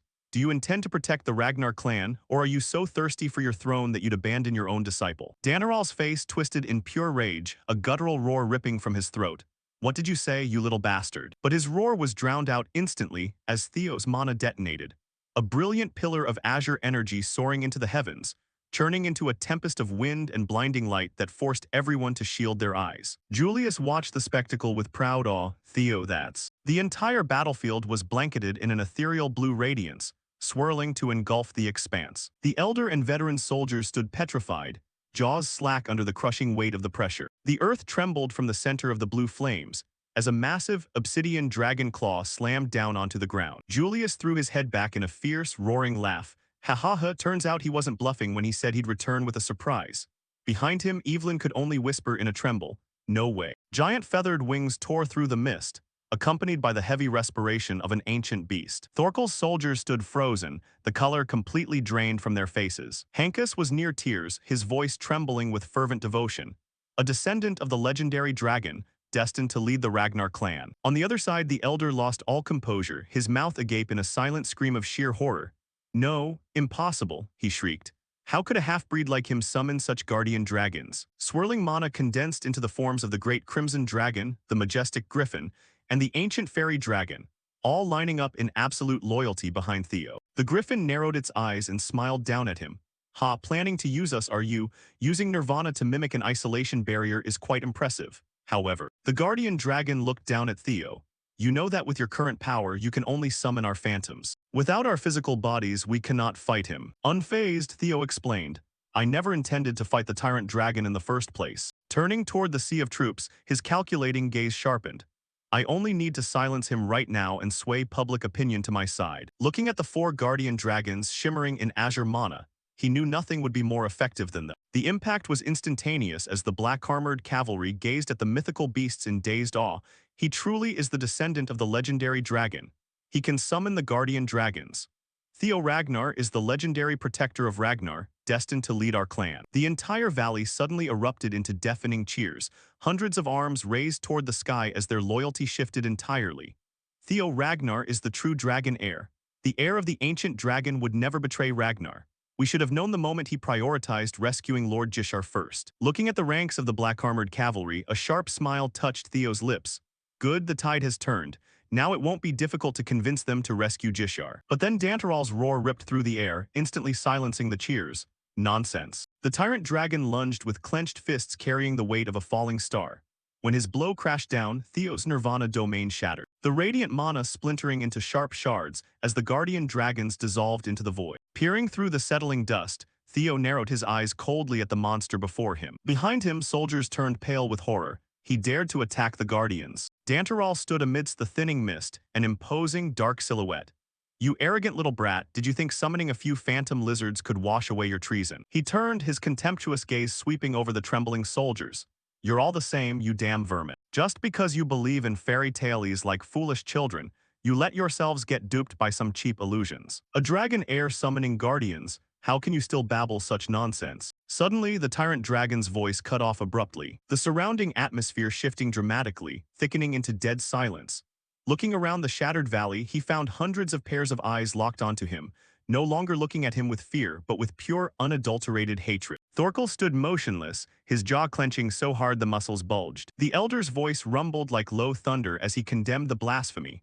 Lizards, how dare he call the guardians lizards? Julius stepped forward, his eyes blazing crimson as he glared at Dantaral. You've crossed the line, tyrant dragon. Closing his eyes for a brief second, a triumphant smile curled at the corners of Theo's lips.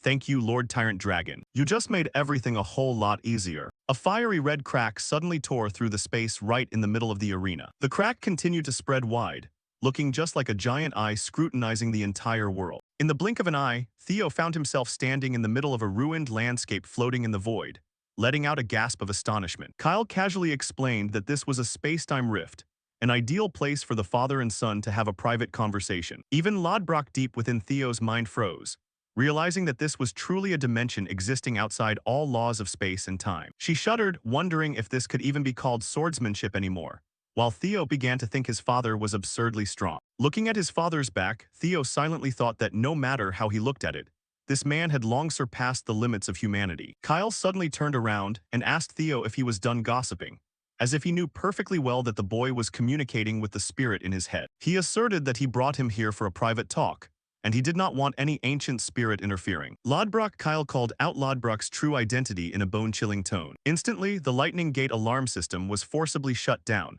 completely cutting off the connection between Lodbrok and Theo. Lodbrok was knocked back, clutching her head and breaking into a cold sweat, never expecting this old man to be a monster capable of interfering with her own powers. Theo was stunned that his father could even block the lightning gate, wondering just how far ahead the man could see. Kyle fell silent for a moment, the atmosphere growing thick and oppressive. Then he abruptly asked a question that left Theo speechless. Have you ever hated me? Theo froze at the direct question, his gaze flickering with obvious hesitation. Kyle continued listing his mistakes, from abandoning him and his mother for all those years, all the way to letting his family members slaughter each other under the name of the law of the jungle. Theo looked up at his father, as if trying to digest all of these bitter confessions. He remained silent, not reacting rashly and simply listening calmly. Amidst the desolate ruins, the father and son stood facing each other in a prolonged silence. Kyle chuckled in satisfaction at Theo's honesty, as he showed no panic or attempt to deny reality. He began to lecture, stating that once someone becomes the head of the Ragnar family, they must never look at anything other than the absolute power necessary to maintain world order. Kyle asserted that this was the conviction he used to protect this land, because the Ragnar family bore the duty of guarding the world. He further explained that he wasn't just hunting reincarnators, but actually cleaning up the rats causing chaos for the family. In fragments of memory, the frenzied face of the tyrant dragon emperor, Kyle's father, surfaced hauntingly. Kyle admitted to slaying his own father with his own hands when he went mad, accepting blood on his hands to protect their shared home. He closed his eyes, seemingly reminiscing about all the purges he had carried out to keep this world peaceful. Suddenly, a gigantic magical circle glowed brightly behind Kyle, and he confessed that he had become too powerful for this world. Theo realized instantly that this was the call from the Pantheon, a place meant for entities that had transcended mortal limits. Kyle stood proudly amidst the halo, exuding an existence that seemed to touch the threshold of divinity. Golden chains poured down from the void, beginning to wrap around the head of the house's body. He explained that when power surpasses the realm of humanity, a call from the Pantheon would constantly pull him away from this world to join a greater battlefield. Kyle gripped the chains tightly, saying he couldn't just leave the family behind to chase his own glory. And that was precisely why he decided to seal his own power. He revealed a bitter truth. The more power he displayed, the tighter these chains of destiny would bind him. Theo listened intently as Kyle said that fear was necessary to keep the family from collapsing even when he couldn't draw his sword. Standing lonely amidst the infinite dimension, Kyle confessed that he had to become a monster to protect this place. His eyes flashed in the dark as he issued a challenge. Theo, do you have what it takes to break these shackles? Theo didn't flinch at all, a confident smile gradually forming on his lips in the face of his father's grand challenge. Theo pondered, confessing that he wasn't entirely sure if the path he was walking was the absolute right answer. But the two paths his father had once abandoned, including both the family and the call from the Pantheon. Right at this moment, he activated Nirvana to expand his mind realm, a technique helping stabilize his mental state against the immense pressure from his father. He declared loudly that he would shoulder everything in his father's place. By becoming a head of the house who surpassed even him, Theo looked straight into his father's eyes with ironclad willpower. Kyle unexpectedly burst out laughing at the unbelievable arrogance of the son he used to look down upon. He realized Theo's answer had always been consistent, and therefore he decided to delay his departure a little longer. Kyle's gaze turned cold.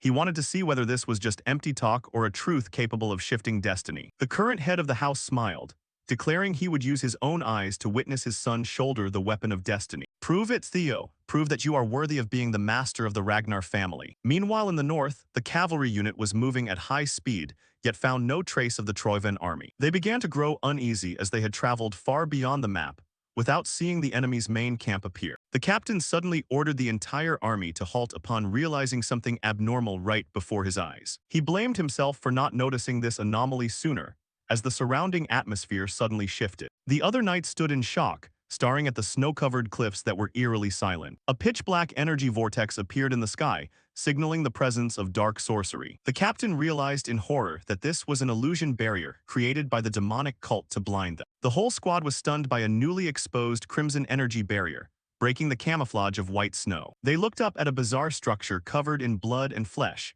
a horrific scene right in the middle of the snowy region. The entire squad realized with boiling anger that those bastards of Troyven had joined hands with the demonic cult to perform an evil ritual right here. At that moment, the forensics department began announcing identification results from that horrifying pile of debris. The person lying amidst that pile of flesh was confirmed to be Lord Gisard Ragnar, a noble member of the family. Team members couldn't believe their ears, screaming in despair and refusing to accept the reality that Gisard was dead. Despite the forensics department's order to secure the scene, another knight lost her composure and rushed into the debris. She brandished her sword, threatening anyone who dared block her from approaching her comrade's body. Her eyes filled with hatred, she was ready to kill anyone who dared stand in her way right now. Gisard's corpse lay there, motionless amidst chunks of raw red meat looking like horrific blood flowers. A cavalry member collapsed beside him, calling out Gisard's name in vain with a heart-wrenching pain. Based on the remaining energy, the captain wearing sunglasses judged that he had passed away only recently. The armored cavalry captain advised her not to blame herself too much,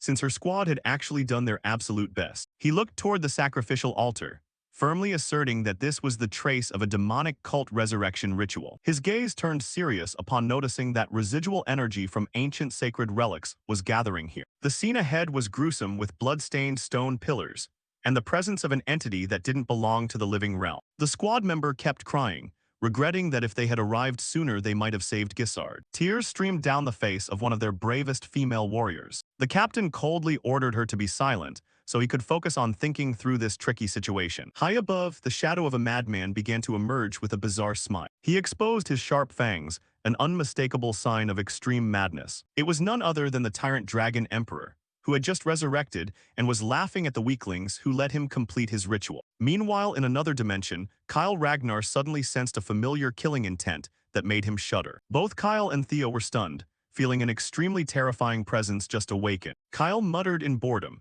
realizing that even after being decapitated by his own son, that guy still wouldn't stop causing trouble even in death. Standing in the middle of the shaking arena, Theo clearly felt a terrifying shift in the atmosphere. Kyle looked deep into his son's eyes, asking if he still remembered the arrogant words he had just uttered.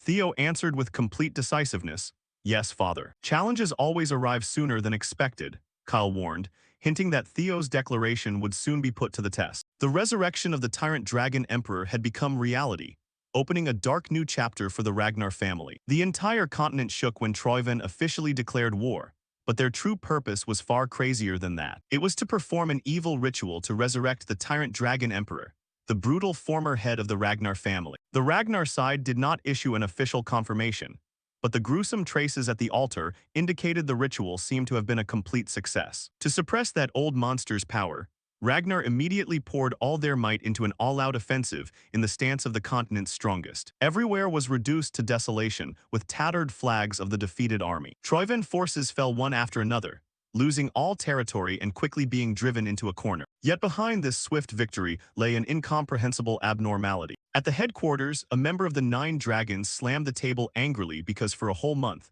there was still no sign of the Tyrant Dragon Emperor. The entire meeting room plunged into tension, as everyone realized the enemy was retreating too easily instead of playing their trump card. They would rather abandon land than show their faces, clearly plotting an even greater trap. A scarred guy sneered, arguing that everyone was worrying excessively over an old man who had been dead for ages. To him, even if the Tyrant Dragon Emperor truly came back to life, he wouldn't be able to do a thing against their current power. He only cared about the immediate result, that their army was slaughtering the enemy like flies. The female mage sitting opposite looked at him coldly, pointing out straight away that it was an extremely narrow-minded view. She found him ridiculous for failing to recognize the danger coming from that name. She warned that the Tyrant Dragon Emperor's specialty was mind manipulation, something that could cause Ragnar to collapse from within without a single sword. Rumors of internal plants were making suspicion among members of the Nine Dragons begin to sprout. The scarred guy snapped back immediately, telling her to take care of her own weak daughter instead of gossiping behind people's backs. A table slam rang out, silencing the pointless argument. The masked warrior spoke up to reassure them,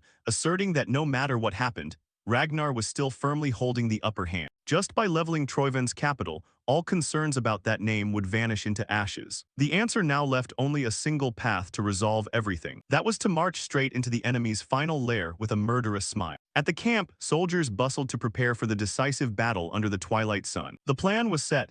In 3 days, they would smash Troyven's capital to permanently end this war. Confident Ragnar warriors strode through the camp, everyone's hearts burning with impatience. A few soldiers started joking around to dispel the tense atmosphere, hoping to return home soon to throw a celebration. Erin was pouting because she was teased about the dress her mother sewed, even though her expression looked serious enough to scare people. Selford panicked and tried to butter her up to smooth things over, giving the surrounding friends a chance to roar with laughter. Theo observed the bustling scene from afar with a pensive expression, feeling out of place amidst the shared joy. He couldn't feel happy when this victory came far too easily compared to what he knew in his past life. According to his memories, this war was supposed to break out 5 years later. Could it be because it happened early that the enemy hadn't accumulated enough power? But intuition told Theo things weren't that simple. Why would Troyven go through the trouble of resurrecting the Tyrant Dragon Emperor if they didn't intend to use him? Theo's gaze hardened as he realized he had changed the future way too much from its original trajectory. When everything goes too smoothly, unforeseen variables are bound to appear. He knew he had definitely missed something. While lost in thought, Thorkel suddenly appeared behind him, startling Theo into turning around. Thorkel also found it strange that Troyven forces retreated so fast and wanted to hear his younger brother's opinion. He suddenly hardened his expression, pressing whether Theo was a traitor worrying about the enemy. Seeing Theo's pale face, Thorkel burst out laughing and patted his shoulder, turning out to only be joking to relieve pressure before the big battle. He told Theo not to worry too much, while thanking him for his help last time. Even though another brother had fallen, Thorkel still believed that amount wasn't enough to shake an empire like Ragnar. As long as the Ragnar family maintained absolute unity, he believed no division or failure would happen. Thorkel burst out laughing heartily, firmly believing the Ragnar family would never collapse. Suddenly his voice lowered, wanting to ask Theo one extremely important thing. Thorkel grabbed Theo's shoulders, his gaze full of seriousness. He wanted to know what kind of image of an ideal Ragnar family existed in Theo's heart, not forgetting to mention Theo's strenuous efforts to save his brother Gishar. To Thorkel, he didn't want Ragnar to be an empire of tyranny and oppression. Even if it sounded naive, he had always yearned for a Ragnar completely different from the present. Not an order built on the fear of the weak before the strong, but a place where every member could trust each other so much they were ready to entrust their backs to comrades. Hearing those words, Theo nodded silently, thinking it was truly a wonderful answer. Thorkel instructed Theo to get some good rest, as the entire army would officially set out in 3 days. He smiled faintly at Theo. Even though they were rivals for the position of head of the family, in Thorkel's eyes Theo was still a reliable younger brother. He realized Thorkel was also heading toward the same goal as him in his past life. This would definitely be an extremely solid ally after everything ended. Just as he was about to leave, Theo was called back sharply by Hulkus. Hulkus eagerly suggested a sparring match to unwind after a whole grueling month on the battlefield. But Theo had to decline, scheduling it for next time because he currently had urgent business to take care of right away, leaving Hulkus standing there with a regretful look. Theo decided to leave camp alone on his mount, wanting to scout to check if there were any other variables in the future. He silently praised Thorkel's straightforwardness, a brother he truly didn't want to clash with at all. Coming to the bank of a rushing snowy river, Theo's gaze suddenly caught something unusual. He was briefly surprised to see a tiny figure struggling amidst the current. It was a skinny old man, trembling as he tried to cross the freezing river with a wooden cane. The freezing water roared turbulently, as if wanting to swallow that frail, elderly body at any moment. The old man slipped in a panic, seemingly losing all hope. Fortunately, a strong hand grabbed his arm just in time, pulling him out of danger by a hair's breadth. Theo advised him to turn back and look for a detour across the bridge, because the current here was too strong for an old man like him. The old man showed obvious astonishment upon seeing that the one who helped him was a renowned Ragnar warrior, while the boy asked considerately if he had business that required such risk. The old man's eyes were tinted with sadness, recounting that his sick grandchild was waiting yearningly for him to bring medicine back across the river. Seeing the old man's sweat and genuine worry, compassion rose within Theo, and he couldn't just abandon him. Without a moment of hesitation, Theo told the old man to climb onto his back so he could carry him across the river, leaving the old man flustered and unable to believe he received such dedicated help from a noble. Theo walked steadily step by step through the rushing water, carrying the old man on his shoulders with utmost care. On Theo's back, the old man spoke with emotion that even if he had to die now, he would have no regrets, silently rejoicing for the boy since he must have a very warm family. Hearing the two words family, the old man's expression suddenly turned unusually pensive, murmuring to ask what family ultimately meant. He asked if family was simply people sharing warmth with each other like this, a question that made Theo pause for a beat. In the pitch-black darkness, an entity with billowing killing intent emerged, its cold voice ringing out to assert that he was wrong. Fiery red killing intent shrouded the space, signaling a terrifying truth about to be unveiled. The Ragnar family was never a place for warm family games. Theo's gaze sank when mentioning the word family, coldly stating that he didn't know what a real family was at all. Hearing this, the old man narrowed his eyes to look at him from behind, his gaze revealing an unpredictable eeriness. He changed his tone, offering to invite him home for dinner as a token of gratitude for this kindness, saying his house was just across the river. Seeing Theo's hesitation, the old man just smiled gently and told him not to worry too much, while Theo smiled faintly and agreed, completely unaware of the closing trap. But when the old man's bony hand touched Theo's shoulder, the air instantly grew bone-chillingly cold. The old man whispered praise that Theo's back was so sturdy and warm, but immediately after, his voice turned ghostly. He asked why from that warm back, he could only hear the freezing wind of death hissing, as a disgusting red-black killing intent began to shroud them both. The old man's eyes turned fiery red with evil, laughing madly and thinking that what makes a human is a warm heart, something a Ragnar warrior like Theo would surely be very interesting to taste. The old man's laughter became bizarre, licking his lips with craving as if he had found an extremely appetizing prey. Then, he began mysteriously. Beneath the enveloping darkness and freezing water, their two shadows were cast upon the river's surface like an omen of death, as the old man coldly ordered, "Come with me," promising an inevitable clash between Theo and this mysterious entity. Their destination this time was the northern demonic sea border forest, the territory of the Ragnar family. Amidst the white snow-covered night, a mysterious demon castle suddenly appeared behind the magical barrier. Only at midnight, when the barrier was at its weakest, would this sanctuary reveal its true form. This was the residence of former head of the house Hilda Ragnar, a powerful and equally dangerous woman. Realizing the time had come, Theo prepared for this unannounced visit. He urged his spiritual beast Umbra to charge straight down, shattering the silence enveloping the ancient castle. Standing before the main hall, Theo silently remarked that this place was far too well-maintained considering its eerie name. The sound of his footsteps echoed on the cold stone floor as he advanced toward the castle gates. He wondered what future awaited him behind those doors, yet felt quite excited. Theo recalled that during the appointment ceremony, Hilda's gaze toward him clearly carried goodwill and curiosity. He guessed she wouldn't take his life right away. And right as he thought that, the heavy large doors began to open automatically. Theo narrowed his eyes to look deep into the dark void inside the castle. He reassured himself that no matter what happened, he would find a way out. Inside was a vast grand hall with gorgeous chandeliers hanging along the walkway. The sound of leather tapping hard marble floors rang out as Theo advanced deep into the deserted corridor. Suddenly, the space around him began to distort, the picture frames on the walls strangely turning empty. A flash of light right before his eyes startled Theo into stepping back into a defensive stance. He was astonished to see the figure of a young girl appear amidst ethereal white smoke. The scene abruptly shifted to an unfamiliar snow-covered village, where a figure was running desperately in vain. Theo looked around in confusion, sweat starting to bead on his tense face. He realized he had stumbled into a powerful illusion magic shrouding the entire castle. Ahead was a young girl with her eyes blindfolded by black cloth, radiating invisible pressure. Theo guessed this must be an illusion created directly by Hilda to welcome this uninvited guest. A brutal battle broke out right before his eyes,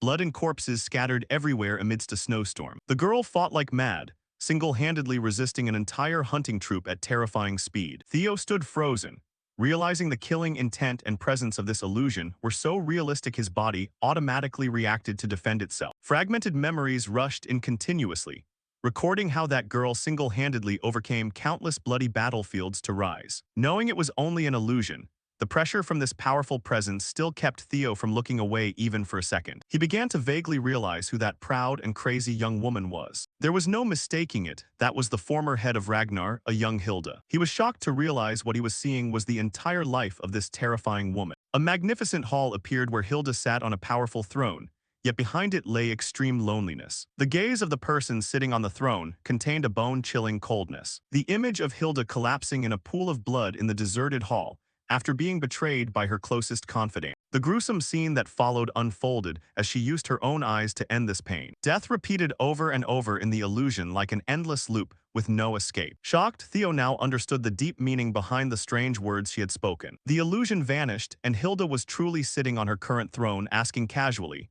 "You're a regressor, aren't you?" She smiled sarcastically, remarking that Theo's acting skills were truly impressive. "No need to hide it since I'm a regressor just like you," she calmly admitted the most earth-shattering secret. What Theo had just witnessed were Hilda's countless past lives, someone who had repeated her life far too many times. Theo went silent, realizing he wasn't the only one holding the power of time, and the woman before him had been driven into complete madness by it. The illusion began with a horrific scene, heads impaled on stakes right outside the castle hall. Amidst that deadly atmosphere, a noble hand leisurely swirled a glass of deep red wine, as if enjoying the view. Hilda sat on her authoritative throne, yet her eyes were empty amidst the piles of enemy corpses. A tear rolled down the cheek of the iron-willed woman as she sensed the presence of someone familiar. Suddenly, a sharp blade pierced right through her chest from behind mercilessly. The culprit was none other than the only man she had completely trusted. Hilda wheezed, asking why the man she loved would do such a thing, while blood began to gush from the corner of her mouth. The man sobbed,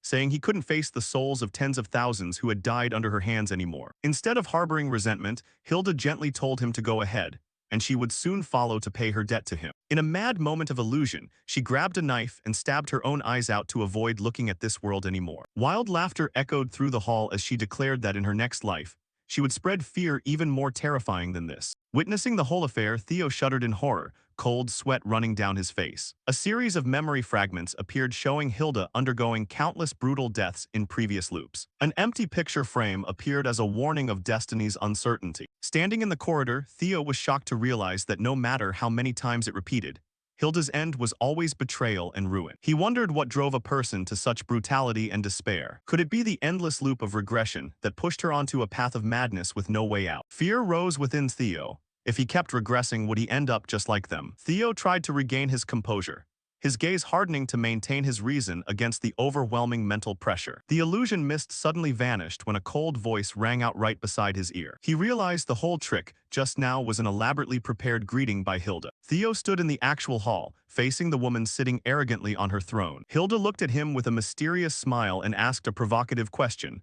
Was the play just now interesting? Despite witnessing a horrific scene, Theo quickly regained his composure, bowing respectfully to greet the legendary former clan leader. Even though the two had an intimate chat during the recent appointment ceremony and revealed the biggest secret of being a regressor, Theo still silently reminded himself to stay on maximum alert. Noticing his tense, string-like posture, Hilda leaned forward with an attitude that was both authoritative and relaxed, leisurely telling him, "Make yourself comfortable.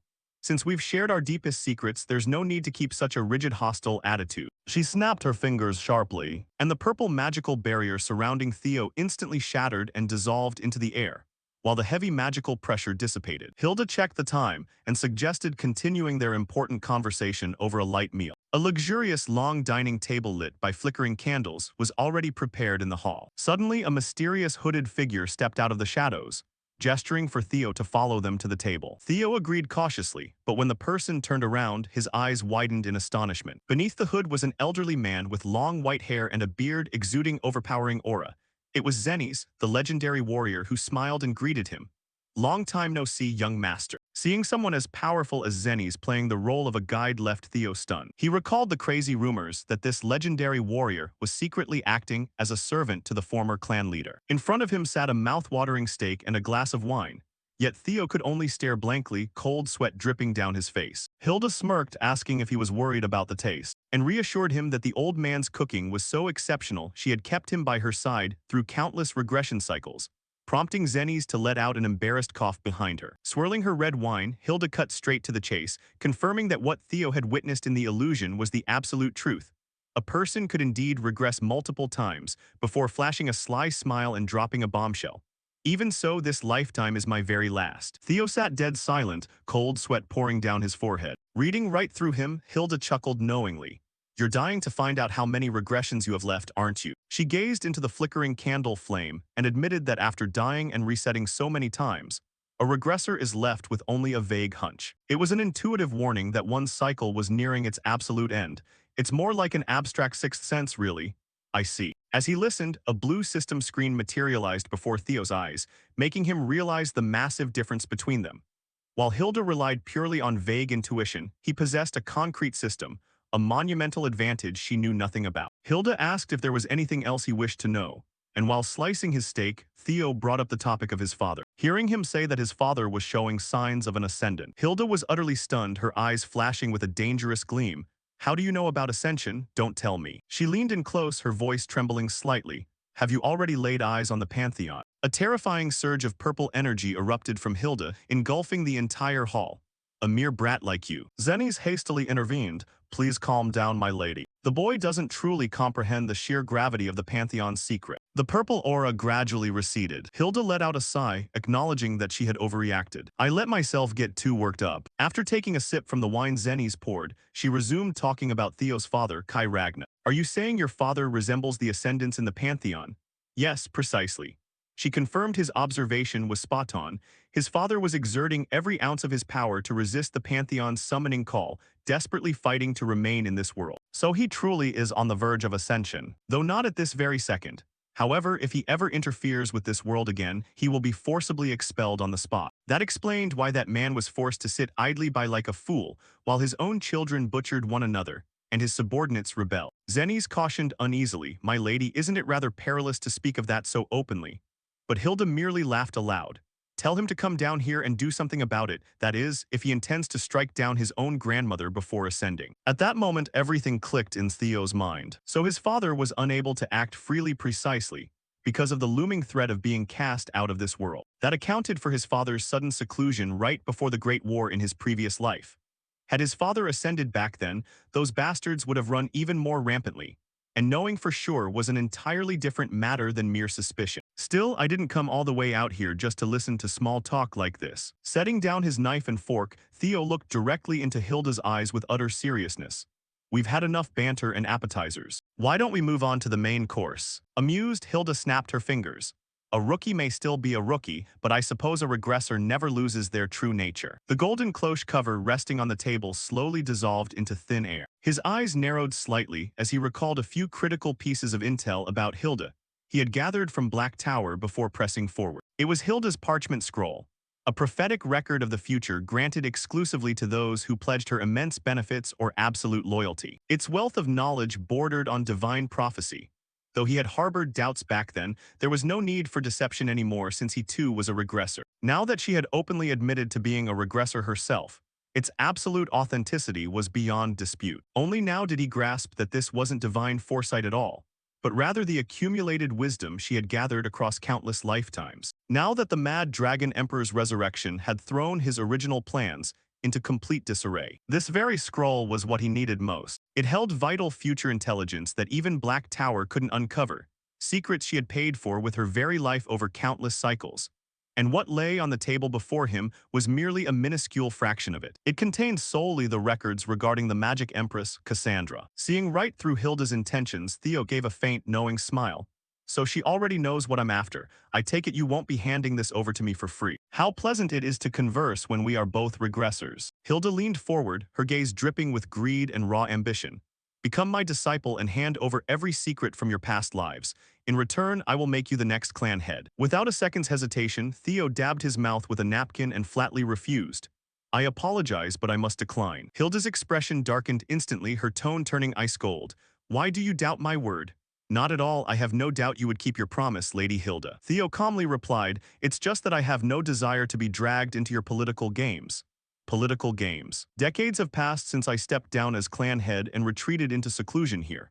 How could I possibly interfere with Kyle's era? Pulling the strings from the shadows behind a newly appointed clan head would make anything possible, wouldn't it? She had revealed her past lives to forge a false sense of solidarity between fellow regressors, but the gambit backfired entirely. It only drove home the realization that her obsessive lust for control was no different from the sheer madness of the Mad Dragon Emperor. Hilda set her wine glass down, let out a chilling chuckle, and abruptly tipped the red wine onto the table. The crimson fluid instantly morphed into thick waves of black magic, swallowing the entire hall whole. Perhaps I've stayed cooped up in this corner for far too long. It seems my approach was mistaken from the start. Hilda's voice echoed through the void with chilling authority. Ragna is the realm of the strong. The surroundings shifted completely into a desolate domain, leaving Theo standing amidst a swirling black river and gazing up at Hilda perched upon a colossal stone throne atop a cascading dark waterfall. Looking down on him like an absolute sovereign, she demanded, I'll ask you one last time, do you want to live? I will spare your life, so become my apprentice and spill everything you know. All around Theo, the black water churned violently as grotesque shadow clones of Hilda rose from the dark muck, encircling him from every angle. They lunged forward, locking down his arms from behind and wrenching his face upward.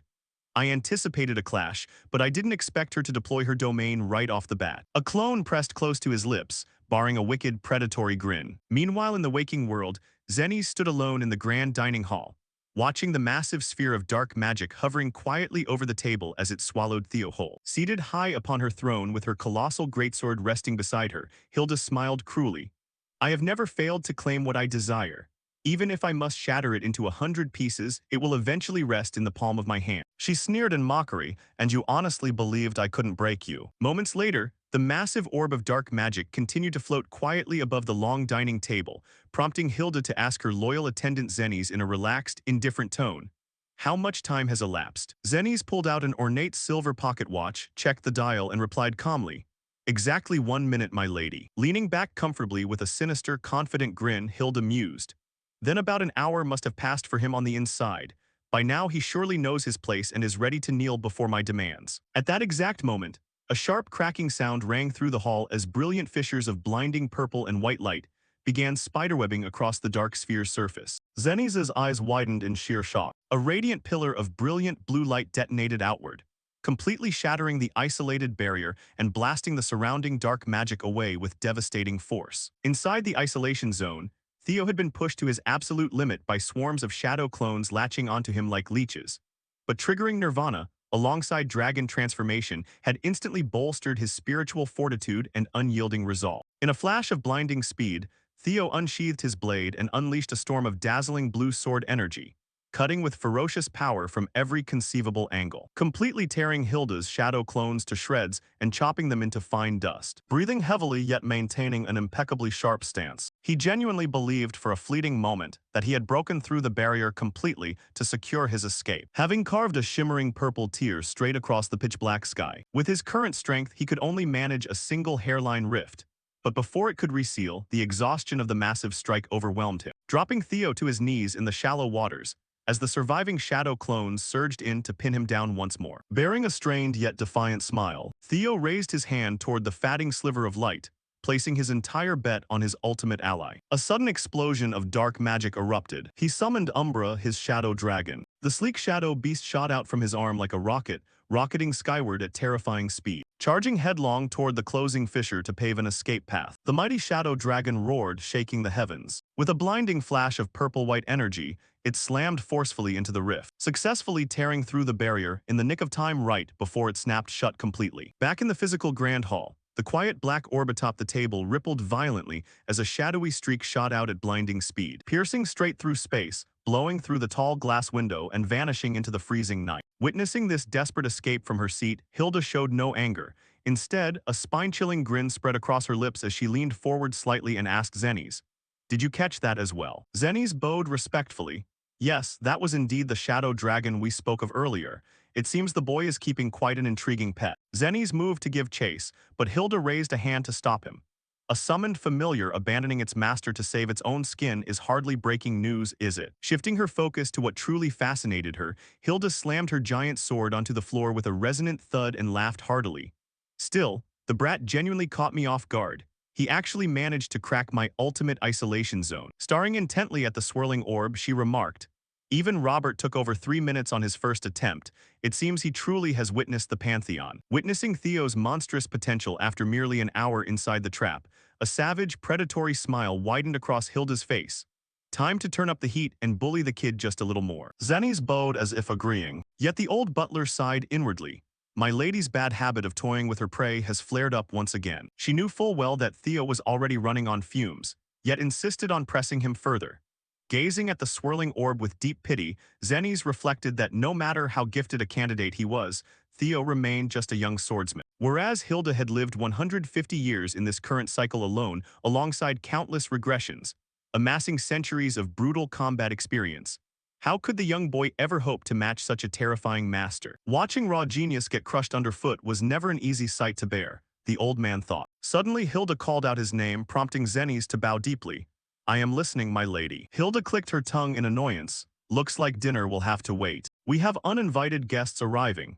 She instructed Zennies to step back, intending to welcome the intruder herself. In that instant, the ceiling shuddered violently before detonating into fragments, and a formidable figure crashed straight down into the grand hall, kicking up a massive shockwave of blinding dust. Hilda's brow furrowed in visible irritation. As the dust settled, a towering white-haired warrior stood amidst the rubble. It was Robert, one of the legendary 9 dragons of Ragna, who met Hilda's gaze and spoke nonchalantly.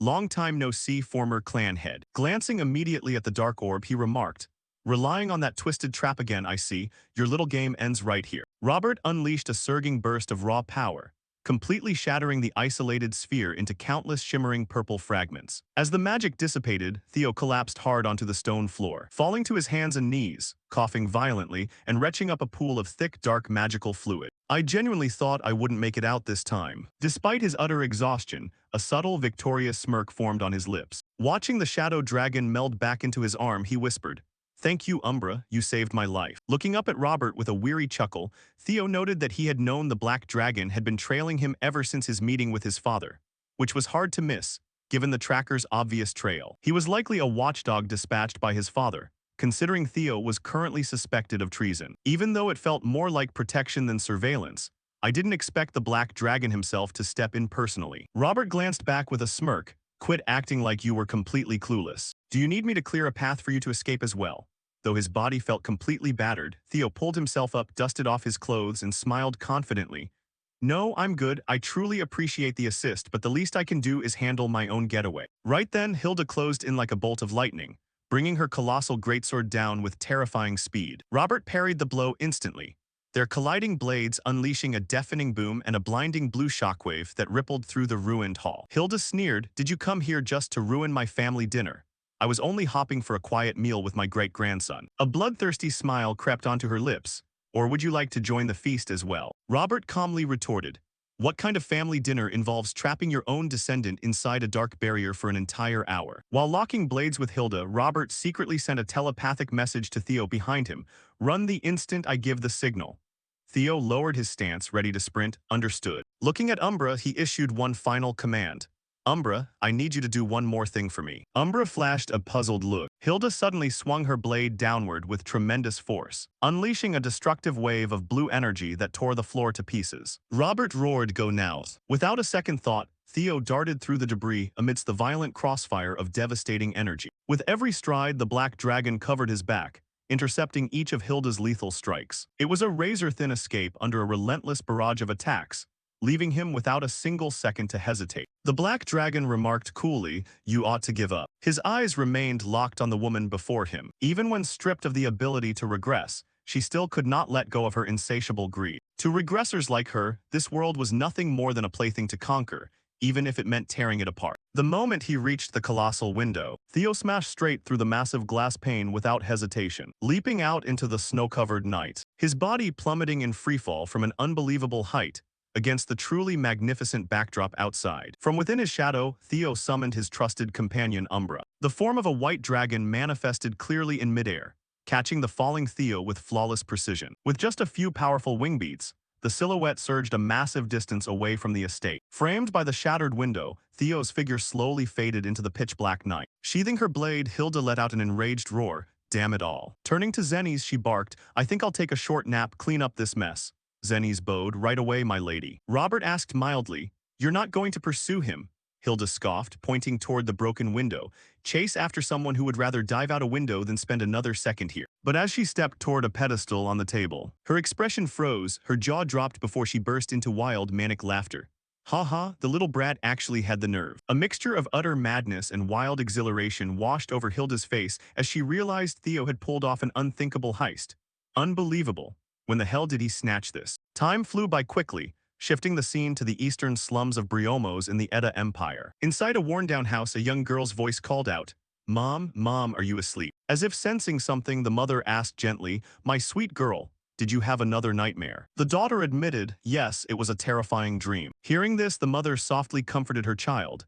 "It's all right, Mommy is right here with you, sweetheart." Yet the little girl hesitated before adding, "But those bad men in my dream, they killed you," causing the mother's gaze to go completely blank for a moment. Quickly recovering, she asked with deep concern, "In that dream, did those bad men hurt you?" Buried deeper into her mother's chest, the girl answered weakly, "No, Mommy, they didn't touch me, but they tied me up and dragged me away." Hearing that, the mother pulled her little daughter closer into her arms than ever before. A profound sorrow welled up in her eyes as she gently reassured her traumatized child. "Mommy is completely fine, see? It was just a dream. It can't take me away from you. Don't let that nightmare upset you too much.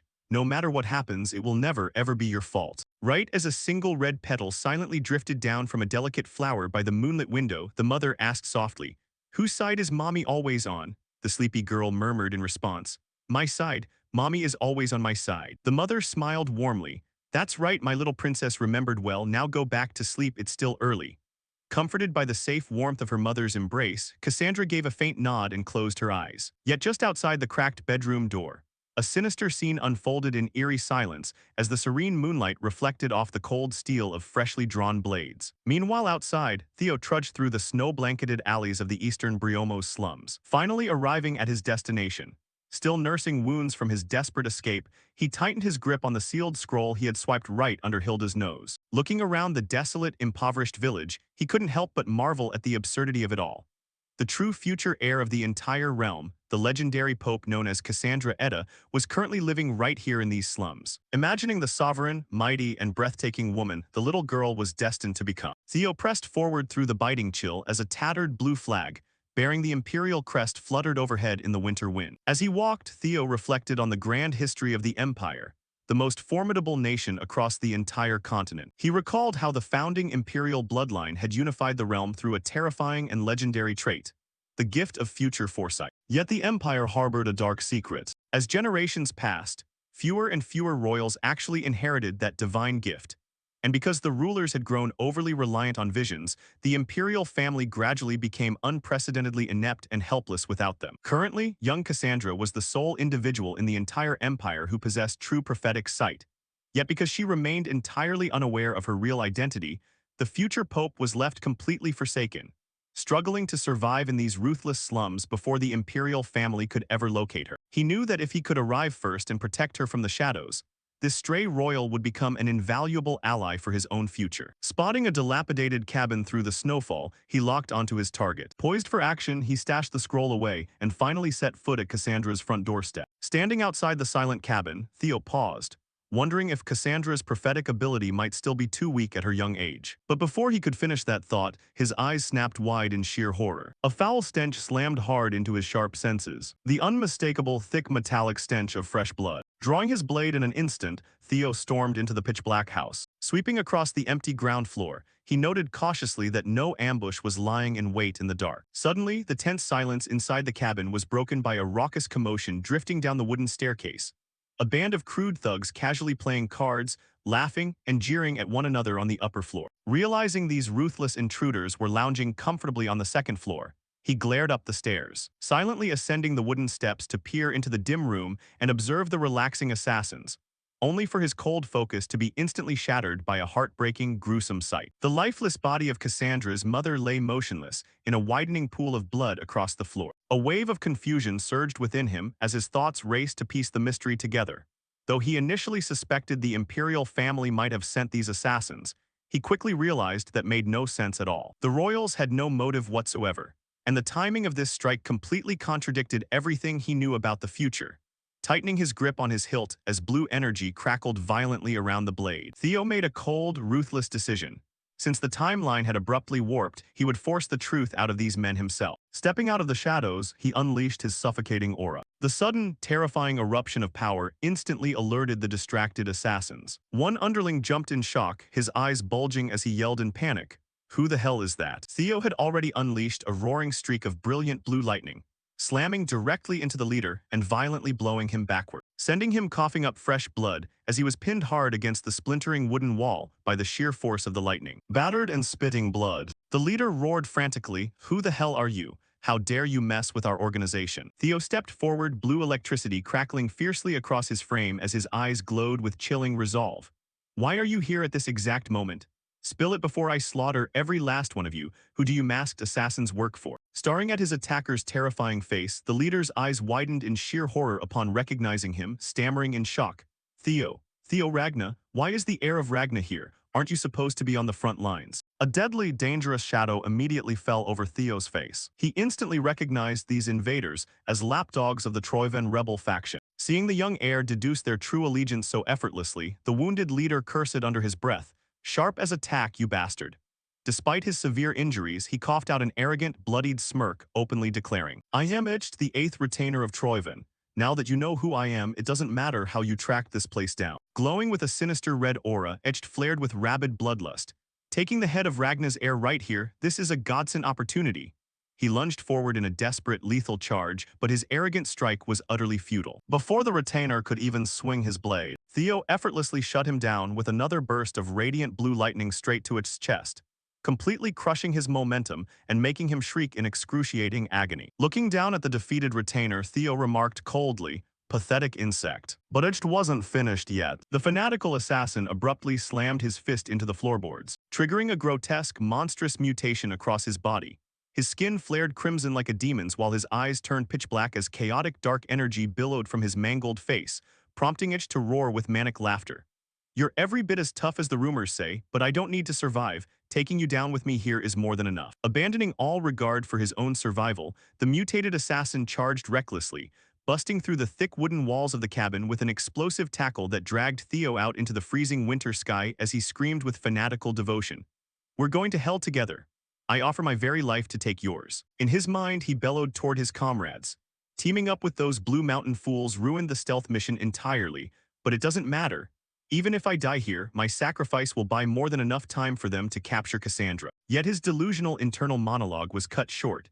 "You Troyven dogs are always the same, relying on suicide the moment a plan goes south, pulling the exact same stale trick every single time. In a seamless burst of flawless motion, Theo gracefully flipped over the mutated retainer, unleashing a colossal, radiant crescent of blue energy that cleanly severed it right in midair. Glaring down at his defeated foe, Theo ordered coldly, "If you want to go to hell, drag yourself down alone." Below, the shattered, bleeding body of the eighth retainer plummeted violently toward the frozen earth. As it crashed into the snowy abyss, his body detonated into a massive, blinding flash of crimson fire. Swiftly stepping across the blood-stained floorboards, Theo picked up a blanket and gently draped it over the lifeless body of Cassandra's mother. Reviewing the stolen scroll in his head, he gritted his teeth. There wasn't a single shred of intel about Troyven striking Cassandra this early. The Mad Dragon Emperor's sudden resurrection has warped the timeline. The future is shifting in a dangerous direction. He realized his own regression had triggered these lethal ripples across time, making him indirectly culpable for this tragedy. If only I had arrived a few seconds sooner, she would still be alive. Suddenly, a tiny, trembling voice shattered the bloody silence. Sitting upright on the bed, young Cassandra pleaded desperately, "Mister, is my mommy okay?" Theo froze, his eyes widening in pure shock as he looked into her clouded, pale blue eyes. The sole person in the entire empire who could see the future was incapable of seeing what was right in front of her. The protagonist hesitated, torn over whether he should tell the young girl the painful truth. But before he could utter a word, Cassandra softly cut in, "Mommy is really dead, isn't she?" Theo's eyes widened in sheer disbelief. Clinging tightly to the blanket, the blind girl sniffled and spoke words that left him utterly astounded. "I already saw this in my dream. I saw everything, and what I see has never been wrong." Yet through her grief, she pointed out one thing. "In my dream, they took me away, but it was different this time because you showed up." Looking up with tear-filled, pale blue eyes, the little girl asked the ultimate question. "Do you truly have the power to change the future?" Hearing her heartbreaking plea, Theo stood completely frozen in place. A glowing blue system window abruptly popped up before his eyes.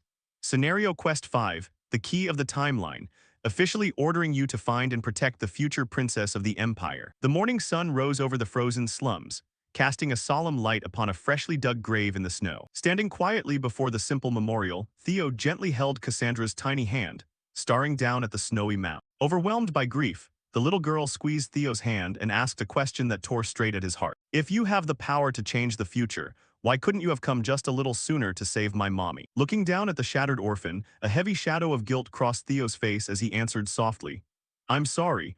I didn't expect the enemy to alter the timeline and strike so quickly." As they prepared to step away from the mournful grave, the overwhelming emotional weight of the morning suddenly collapsed upon the young girl. With lightning-fast reflexes, Theo lunged forward and caught the little princess right before she hit the ground. A flash of genuine panic washed over his face as he cradled her limp body. "Cassandra, wake up.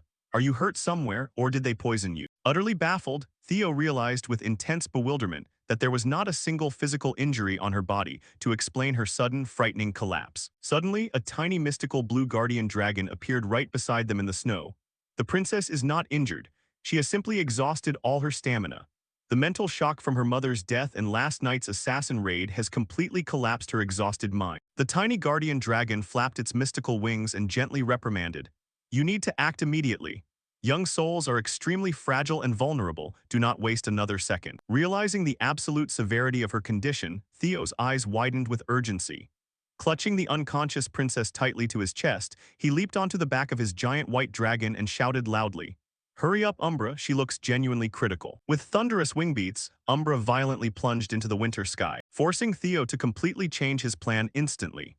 Looking down at the pale girl trembling in his arms, he realized they didn't have time to head straight home. Casting his gaze toward the horizon, he forcefully steered the dragon toward the nearest Ragna military base, determined to get her to safety. The scene opened on a magical sanctuary, a vast field of glowing purple flowers nestled beneath towering peaks. This beautiful sanctuary was the Tulip Garden. Inside a warm and quiet cabin, Cassandra was resting in a soft bed with a wet compress on her feverish forehead. After taking care of his little patient, the caretaker glanced back over their shoulder. Outside on the wooden balcony, Theo stood guard like a silent and steadfast sentinel. The cabin door creaked open. Seeing the caretaker step outside, Theo immediately asked, "How is her condition?" The caretaker quickly dispelled his worst fears. "No need to worry, she's resting peacefully. She's much better after taking a strong fever reducer." Stamping a heavy boot onto a wooden crate, the caretaker aggressively demanded answers. "Now answer me, who is that mysterious kid you're so worried about?" She was none other than Oud Leper, the tough, uncompromising head of the Tulip Garden. Theo answered honestly, I'm sorry for dragging you into this mess, but I cannot reveal the child's identity. Oud Leper threw her head back, letting out an angry sigh and dismissing it. Arrogant candidate brats, you're always like this, thinking everything has to go your way. Looking through her long brass telescope at the vast fields of glowing purple flowers, Oud Leper cut straight to the point. The Troiven tribe is hunting you down, right? Theo confirmed. That's right, but their numbers shouldn't be too large. Those assassins tracked our trail straight from Briomos. Hearing this, Oud Leper stared into the telescope in absolute shock and violently turned around. You led a squad of Troiven assassins into our sacred ground. Do you know what this place means? She muttered in pure annoyance, figuring the privileged heir simply didn't care about the deep significance of this territory. But Theo immediately shut down her assumptions. I know exactly what this place is. The foolish outside world thinks this is just a decorative garden. But in reality, this is a sacred resting place, classified as top secret for the most legendary figures of the Ragna clan. Hearing Theo confidently reveal the true sacred nature of the garden, Oud Leper was startled for a moment. But she quickly snapped back. Then isn't that even worse? You knew how sacred this place was and you still intentionally led assassins here. However, her fierce anger suddenly faded as she muttered. Whatever, I suppose I don't have the right to complain either. The exhausted caretaker slumped down into a wooden rocking chair, waving away the tension. All right, I've verified your crazy story. The ruthless Troiven tribe certainly wouldn't hunt down some ordinary kid. Just let her rest here. Theo let out a profound sigh of relief and said sincerely, thank you very much for all this help. Placing a hand respectfully on his chest, he formally apologized once more. I sincerely apologize for disrupting the peace of this sacred resting place. Oud Leper was genuinely impressed. It's been a long time since I met a candidate with manners unlike that other guy. She bitterly complained about another completely arrogant successor, who had recently stormed straight into her sanctuary under the excuse of performing an urgent mission. Hearing this, Theo's eyes widened in absolute astonishment. He quickly asked, who is that? Is someone else hiding here? Oud Leper calmly replied, it's another official Ragna candidate just like you. Suddenly, the tense conversation shattered as a figure violently lunged down onto the cabin's snowy roof. Wielding a massive and terrifying great scythe, an imposing woman looked down at Theo with an aggressive smile and casually spoke. Long time no see, little brother. You look like you've gotten pretty good at fighting. This was Ray, the Black Death, the second successor candidate of the Ragna family. Oud Leper lost her composure completely and retreated back into the safety of the cabin. I'll watch the kid. Solve your crazy family business outside. Theo looked up at his sister. You heard our whole conversation, didn't you? Excited by his fearless attitude, Ray's eyes lit up with fanatical and bloodthirsty enthusiasm as she burst into a fierce laugh. In the Ragna family, greetings are like this. Without hesitating another second, Ray leaped high into the and violently slammed her giant great scythe down. A massive and blinding fiery energy explosion violently tore through the snowy ground. But as the brutal shockwave dissipated, Theo easily blocked the devastating attack with his blade and calmly warned, if you do that, innocent people around here will get caught up in it. Halting her attack, Ray brought her hand to her mouth in mock surprise. Oh right, I got a bit too excited. Fine then. But her brief moment of restraint vanished completely as a wicked, bloodthirsty smile flashed. The Black Death violently swung her scythe once more. Then let's go fight in the exact place where you fell last time. A massive roaring tornado of intense energy and purple petals erupted around them, trapping them right in the middle of the raging vortex. Theo crossed his sword to defend himself against the intense pressure, cursing in his head. She's even crazier and more reckless than all the terrifying rumors say. Right as the chaotic tornado threatened to swallow him, a glowing blue system window flashed suddenly before his eyes, officially confirming the discovery of a primordial dragon relic known as the Death Scythe. At the same time, deep inside the camp at the great frozen Frisia snowfield, the shoulders of two warriors accidentally collided with each other. A rude, aggressive soldier shoved a stranger and yelled angrily, "Where are your eyes? Watch the road." The stranger didn't budge. Slowing, turning around with terrifyingly pulsing red eyes, he sneered coldly, "Is something wrong with your eyes?" Trembling with absolute rage, the soldier screamed maniacally, "What did you just say? Say it again." Nearby, the sudden commotion caught the attention of bored soldiers. An absent-minded young soldier named suggested to his comrade, "Look at Aaron, watching other people fight is the best entertainment." However, Aaron was clearly annoyed, scolding him, "Salford, you're so childish, you know that." Their casual curiosity instantly turned into pure horror. The minor quarrel completely exploded into a brutal bloodbath with their comrades drawing steel and savagely killing each other right on the snow. Desperate to stop the madness, Salford rushed straight into the brawl and yelled, "Snap out of it, these are your comrades, stop this right now." The other guy refused to listen to reason. Before Salford could do anything to stop the chaos, A giant and dazzling fiery pillar of explosion erupted violently right in the middle of the camp, instantly incinerating the area in a deafening, catastrophic blast. A fierce warrior stepped straight out of the raging flames. This was the dark iron fire demon vice commander. Glowing with fire energy, she roared, "What are you idiots doing? In the middle of a war and you're killing your own comrades. Whoever still has energy, step out and face me." Watching her terrifying display from the roadside, the blonde soldier Salford breathed a sigh of relief. Good thing the vice commander stepped in, this camp will finally quiet down. Yet his bespectacled companion Aaron suddenly noticed the reckless fire burning Salford's hand. Seeing his friend carelessly injured by their own superior, Aaron completely snapped. Her usual pleasantness vanished instantly, entirely consumed by a bloodthirsty madness. Aaron quickly drew her sword. Deeply panicked and desperate, Salford tried to calm her down. "Aaron, calm down, that's the vice commander, don't do it." The scene abruptly shifted to a quiet command tent. One of the 9 dragons complained bitterly. "If frontline soldiers succumb to madness this fast, how can we have a real war?" The elder pointed out bluntly. "The madness of the Mad Dragon Emperor is spreading straight from Troyvan's main base. I propose an immediate tactical retreat before suffering further losses." However, the tyrant dragon strongly objected. "No, my massive assault is only 2 days away. This is the best opportunity to completely wipe them out." The Black Dragon faction issued a decisive order. Only elite soldiers capable of resisting psychological corruption are allowed to remain on the front lines. All high-level swordsmen and lower-ranking troops withdraw immediately. We need to reassess the entire campaign. The Ice Dragon accepted reality gloomily and warned, "Even my elite forces won't last long under this pressure. Don't forget that even the legendary Wind Thunder god succumbed to this exact same madness in the past." The Ghost Dragon thought quietly, "I didn't expect things to turn out like this." Not far away, a giant high-tower fortress was entirely shrouded in violent red energy, hovering gloomily over the vulnerable Ragna army camps below. By the time Theo returned to the front lines, the entire tide of this deadly war would be completely upended. Returning to the battle between Theo and Ray, Ray swung her giant weapon once more. A violent tornado erupting in all directions as purple petals swirled into a deadly vortex covering the entire garden. Caught in the center of the purple petal vortex, Theo braced his stance, keeping his eyes locked on the opponent before him. He mentally remarked, "Her movement speed is on par with Jishar, but her destructive power is in a completely different league. And that last attack wasn't even full power." Ray caught that steady gaze through the swirling screen of petals, excitement flaring in her eyes.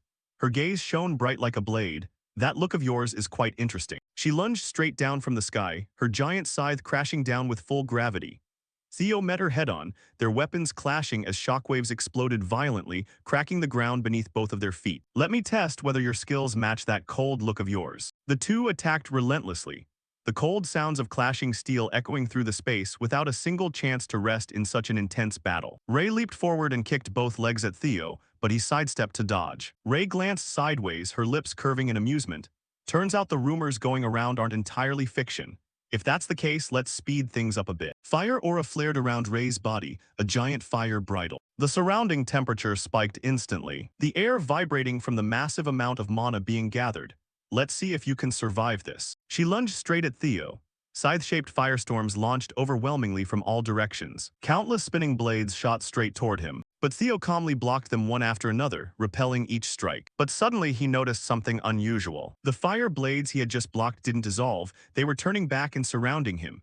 In the blink of an eye, the circle of fire closed in completely, cutting off all escape routes. From above, Ray raised her scythe with eyes burning like madness. Realizing it now is way too late, little brother. Her scythe slashed down, a violent stream of energy stretching forward like an explosive stripe. A giant pillar of fire erupted right from beneath his feet, completely swallowing him in a deafening, ear-splitting firestorm. When everything seemed settled, from within the heart of that firestorm, a violent dark explosion tore everything apart from the inside. Ray looked up in surprise. Oh, not bad. A giant blue sword aura blasted straight out of the fire tornado, dragging swirling purple petals on both sides like 2 deadly silk ribbons. Ray tilted her head slightly to dodge, the flying sword grazing past and injuring her cheek.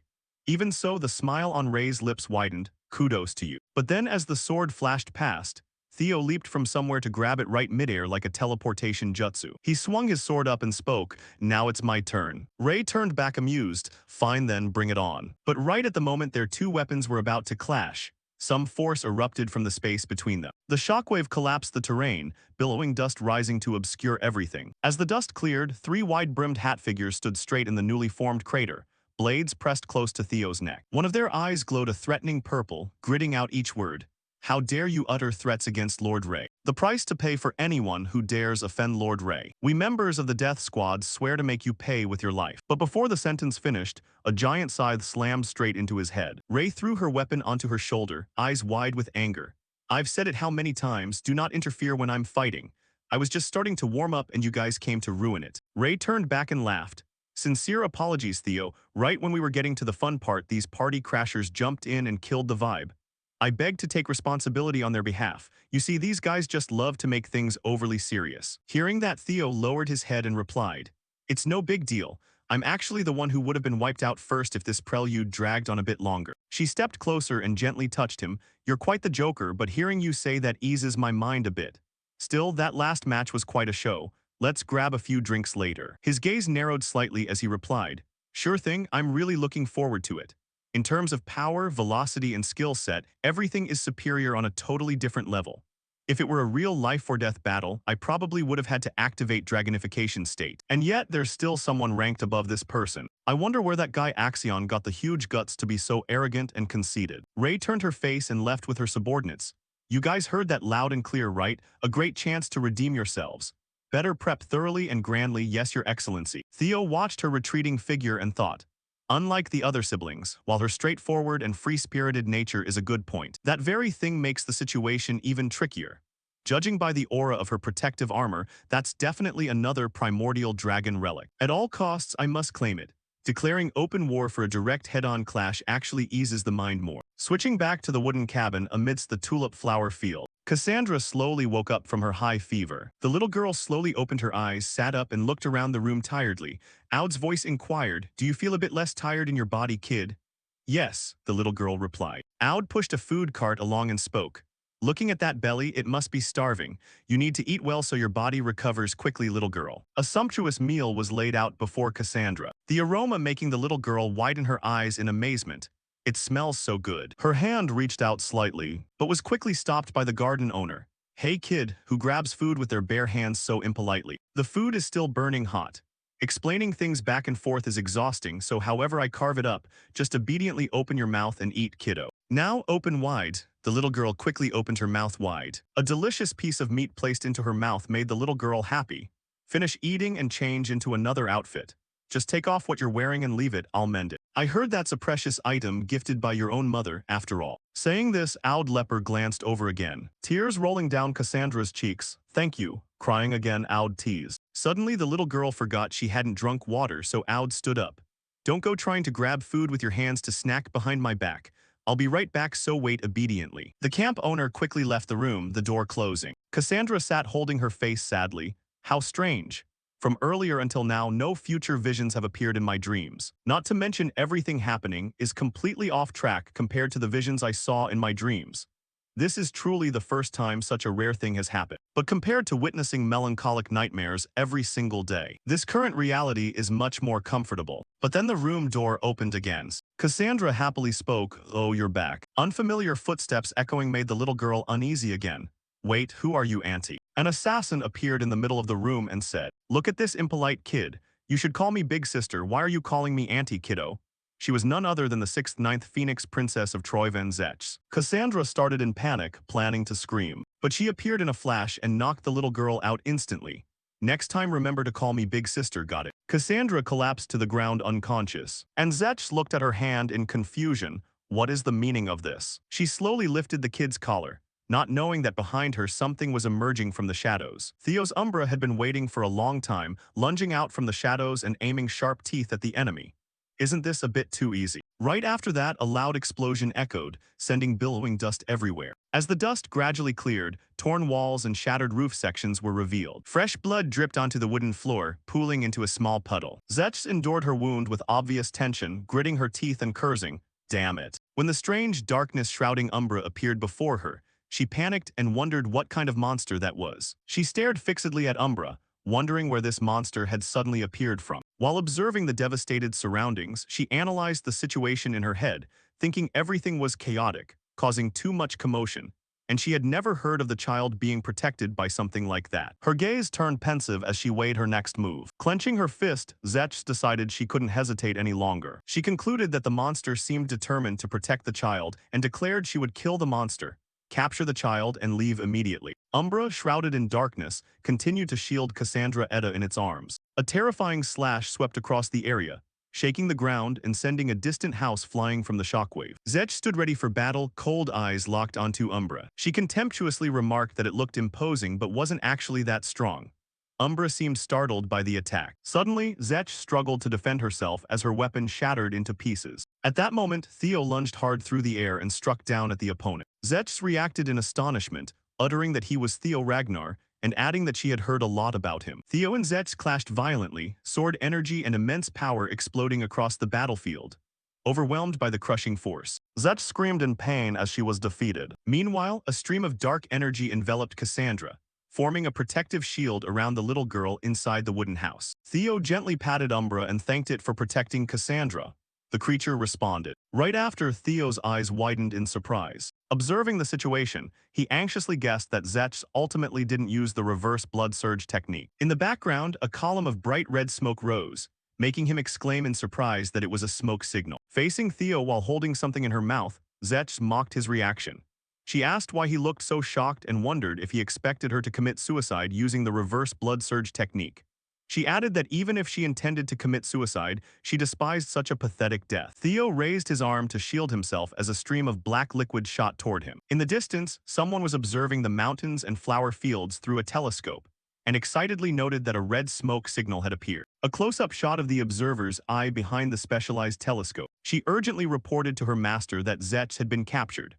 After quietly assessing the situation, the observer remarked that Zech was an experiment specializing in stealth. She admitted she didn't expect such a result, and concluded that even stealth at the null snow level wasn't enough. Ein declared that this information would be valuable data for future reference.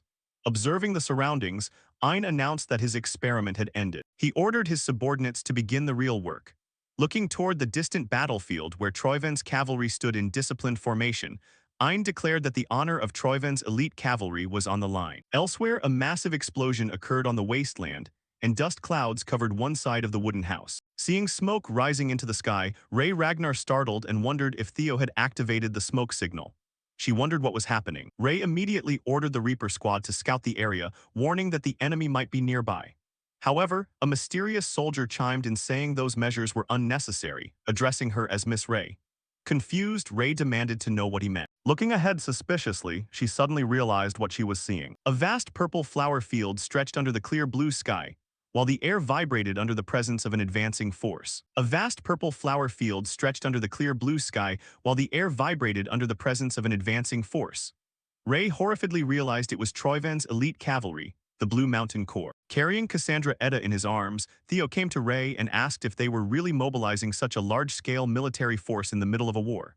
He remarked that the situation was getting complicated.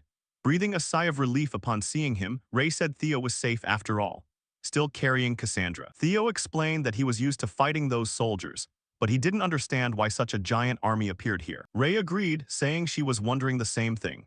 She speculated that the Tulip Garden guards should have been on duty and asked if they were attacked before managing to report anything. Theo fell silent for a moment, then said seriously that the situation was very weird and this wasn't even the strangest part. He reasoned that Cassandra's ability to see the future was definitely attractive. However, he pointed out that Troiven already had the Mad Dragon Emperor, a regressor, so they should have had enough knowledge of the future without Cassandra. Theo continued reasoning that if Troiven mobilized so many troops just to capture the little girl, they clearly saw extraordinary value in her. He asked what Troiven was really plotting. A guard then ran over and warned that the cavalry was about to break through their position. Turning to Miss Ray, he urgently asked for instructions. Ray decisively replied that there was no need to avoid a battle marching straight toward them, and declared they would defeat all enemies. Holding Cassandra tighter, Theo chimed in and warned that the battle itself wasn't the most important thing right now. He emphasized that their enemy was specifically targeting the child. Theo anxiously said they might be fine if they fought back, but the little girl wouldn't be, and in the worst case, the enemy would take her away. Ragnar sharply asked what Theo meant, why they were targeting the child, who the child was, and if she was the Emperor's secret daughter. Theo fell silent and thought without answering. Seeing his reaction, Ray Ragnar was astonished, and then suspiciously asked if that was true. Realizing the danger, Ray Ragnar ordered her comrades to disperse and hide. The rest immediately answered that they understood. Ray Ragnar sighed in frustration and muttered that the situation wasn't looking good. Suddenly, someone's hand gripped the door tightly in exhaustion. Observing from inside the house, Audleper cursed the intruders under her breath. She opened the door and stepped outside. Theo called out to her, asking if she was the head of the garden coop. Instead of answering, Aud anxiously asked who on earth he brought along. Panic was clear on her face as she urgently told them not to stand there and railed at them to get inside immediately. Not long after, the quiet, snow-covered wooden house revealed its devastated state. The room remained cold and quiet as snowflakes drifted in the winter air. The blanket covering the old bed was torn apart, bearing witness to the brutality of the previous battles. Then, under the bed, a hidden door leading to a secret underground passageway appeared. Mysterious footsteps slowly walked down the stone stairs. Entering the unfamiliar underground vault, Theo suspiciously asked if this place was what he thought it was. Aud warned him to show respect, explaining that the revered ancestors of Ragna were resting peacefully here. Carrying Cassandra in his arms, Theo apologized, saying he didn't expect the situation to be this bad. Aud coldly dismissed the apology, saying she already knew such a situation could happen when she decided to shelter them. She said those things no longer mattered and told him to focus on protecting the child. As the group moved deeper into the gloomy corridors of the ancient underground passageway, Aud carefully explained that Troyven didn't know this location. She added that even if they found out, the place was designed as a labyrinth to deter grave robbers, making it impossible for them to track the group. The group continued deeper into the underground complex. Audleper declared they would head toward the Tomb of the 299, explaining it was located in the deepest part of the catacombs and would be the safest place available. Ray asked in astonishment if the Tomb of the 299 was really located here. Hearing that name, Theo quietly reminisced about the legendary 299 Suicide Squad. Historical memories seemed to replay in his head, recalling how countless monsters once flooded across the northern border and invaded the continent. Back then, 299 elite soldiers of Ragna stood up against the monster flood and stopped them. Their sacrifice became a legendary story known across Ragna. Finally, Theo's group arrived at the final resting place of those heroes. Gazing at the majestic scenery, Theo told himself that this was indeed their graveyard. In the illuminated center of the mausoleum, Audleper confirmed they had arrived, explaining that this was the resting ground of the 299 great heroes of Ragnar. From above, the group could be seen standing inside the vast, cavernous space of the tomb. Looking around the area, Theo reassured himself that this place would definitely be safe. He then glanced at Audleper, who stood facing the perilous entrance, thinking to himself that the route was so treacherous they never could have made it here without the caretaker guiding the way. At that very moment, a system prompt abruptly materialized, announcing that an anomaly had been detected and that the skill hatchling synchro had been forcefully triggered. Utter shock and bewilderment washed over Theo's face as he wondered how hatchling synchro could possibly be activated against his will. Meanwhile, a mysterious spirit watched the unfolding scene from an unseen vantage point. With palpable intrigue gleaming in his eyes, the spirit noted that the young man appeared to be able to see them. Simultaneously, strange blue lights began manifesting throughout the chamber, prompting Theo to look up warily just as an enigmatic voice declared its belief that he could indeed see them. Theo remarked in astonishment that he had no idea such a place existed beneath the garden's basement, adding that the guild head must have maintained it with meticulous care. Audleper, her face battered and etched with exhaustion, replied nonchalantly that of course she had, before whispering under her breath that there was a good reason for it anyway. Ray Ragnar, looking puzzled, said she couldn't catch her words because she was speaking too softly and asked her to repeat herself. Seeing Ray approach, Audleper quickly brushed it off, claiming she was just talking to herself and telling her to forget it. Turning her back to head up the stairs, Audleper stated she was going to check the entrance and would call for them once it was safe, instructing them to rest there and warning them not to wander off and get lost. Ray Ragnar politely complied, assuring her that she would heed the warning. Meanwhile, Theo held Cassandra Edda in his arms, his face fraught with worry and his body drenched in sweat. Ray Ragnar echoed Audleper's instructions, reminding Theo that the guild head told them to rest here until she signaled that it was safe, to which Theo quietly acknowledged that he understood. Right then, Theo's eyes flashed with intense power and sharp concentration. The surrounding spirits gathered around him and Cassandra Edda, murmuring among themselves that they had suspected as much. The gates of his mind were wide open despite his youth, debating whether he could truly see them until others pointed out he was actively reacting to their presence, excitingly noting how long it had been since they last spoke to the living.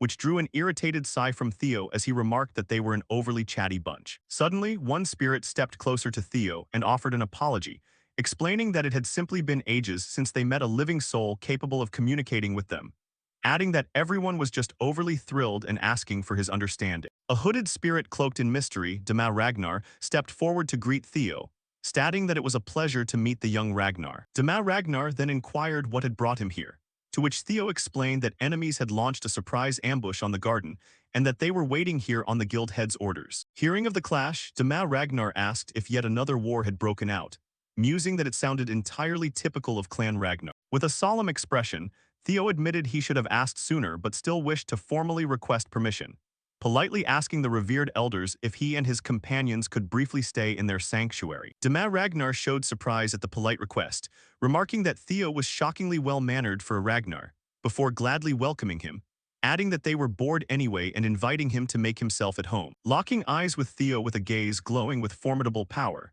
Dema Ragnar then stated that there was something he wanted Theo to look at instead. Taken aback, Theo asked if he meant him, and Dema Ragnar explained that it might take a moment, asking if Theo could spare the time while nodding that he would certainly want to hear what he had to say. A sudden burst of magic erupted, engulfing both Theo and Dema Ragnar in a brilliant cascade of light. The flower garden nestled within the sanctuary was instantly enveloped in dazzling magical energy. Moments later, Theo stood frozen in complete shock, his face filled with sheer disbelief at what he had just witnessed. Standing motionless beside a stone coffin, Dema Ragnar silently watched as Theo surveyed his surroundings, realizing there was another coffin situated here as well. Turning toward him, Dema Ragnar recalled how Aud had referred to them as the 299 heroes upon his arrival.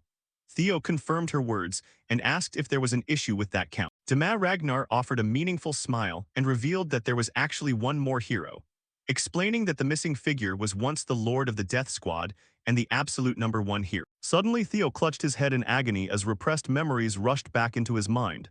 Jinkax. Overcome by the violent shock, Theo collapsed to the floor in exhaustion while Dema Ragnar calmly observed him from nearby, remarking that the reaction was precisely what he had anticipated. Staring at the coffin in utter bewilderment, Theo wondered aloud what that phenomenon was, and Dema Ragnar confirmed it was undeniable proof that the outer gods had devoured their lord and erased every single trace of his existence from the world. Thinking back on those dreadful entities, Theo recalled having witnessed them at the Pantheon and voiced his shock. Still struggling to comprehend it, Theo asked how everyone could fail to hear or even speak their lord's name, to which Dema Ragnar calmly admitted he didn't know the exact details, though he suggested such a feat was entirely possible if the entity in question was the nameless monarch. As the overwhelming reality of the outer gods came to light, Dema Ragnar continued his explanation, revealing that their lord had drawn too close to that creature and ventured too deep into its domain, resulting in even his very name being consumed. He concluded that this tragic fate was inevitable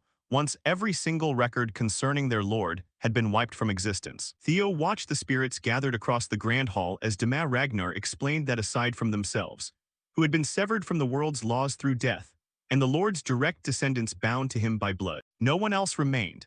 Standing before the spirits and feeling the weight of their aura, Theo observed that they must have lingered in the mortal realm purely to honor their erased lord. Dema Ragnar replied wearily that it was something along those lines, before adding with a solemn look that if they were to vanish as well, not a single soul would remember their lord. Extending a hand in invitation, Dema Ragnar asked if Theo would remember their lord.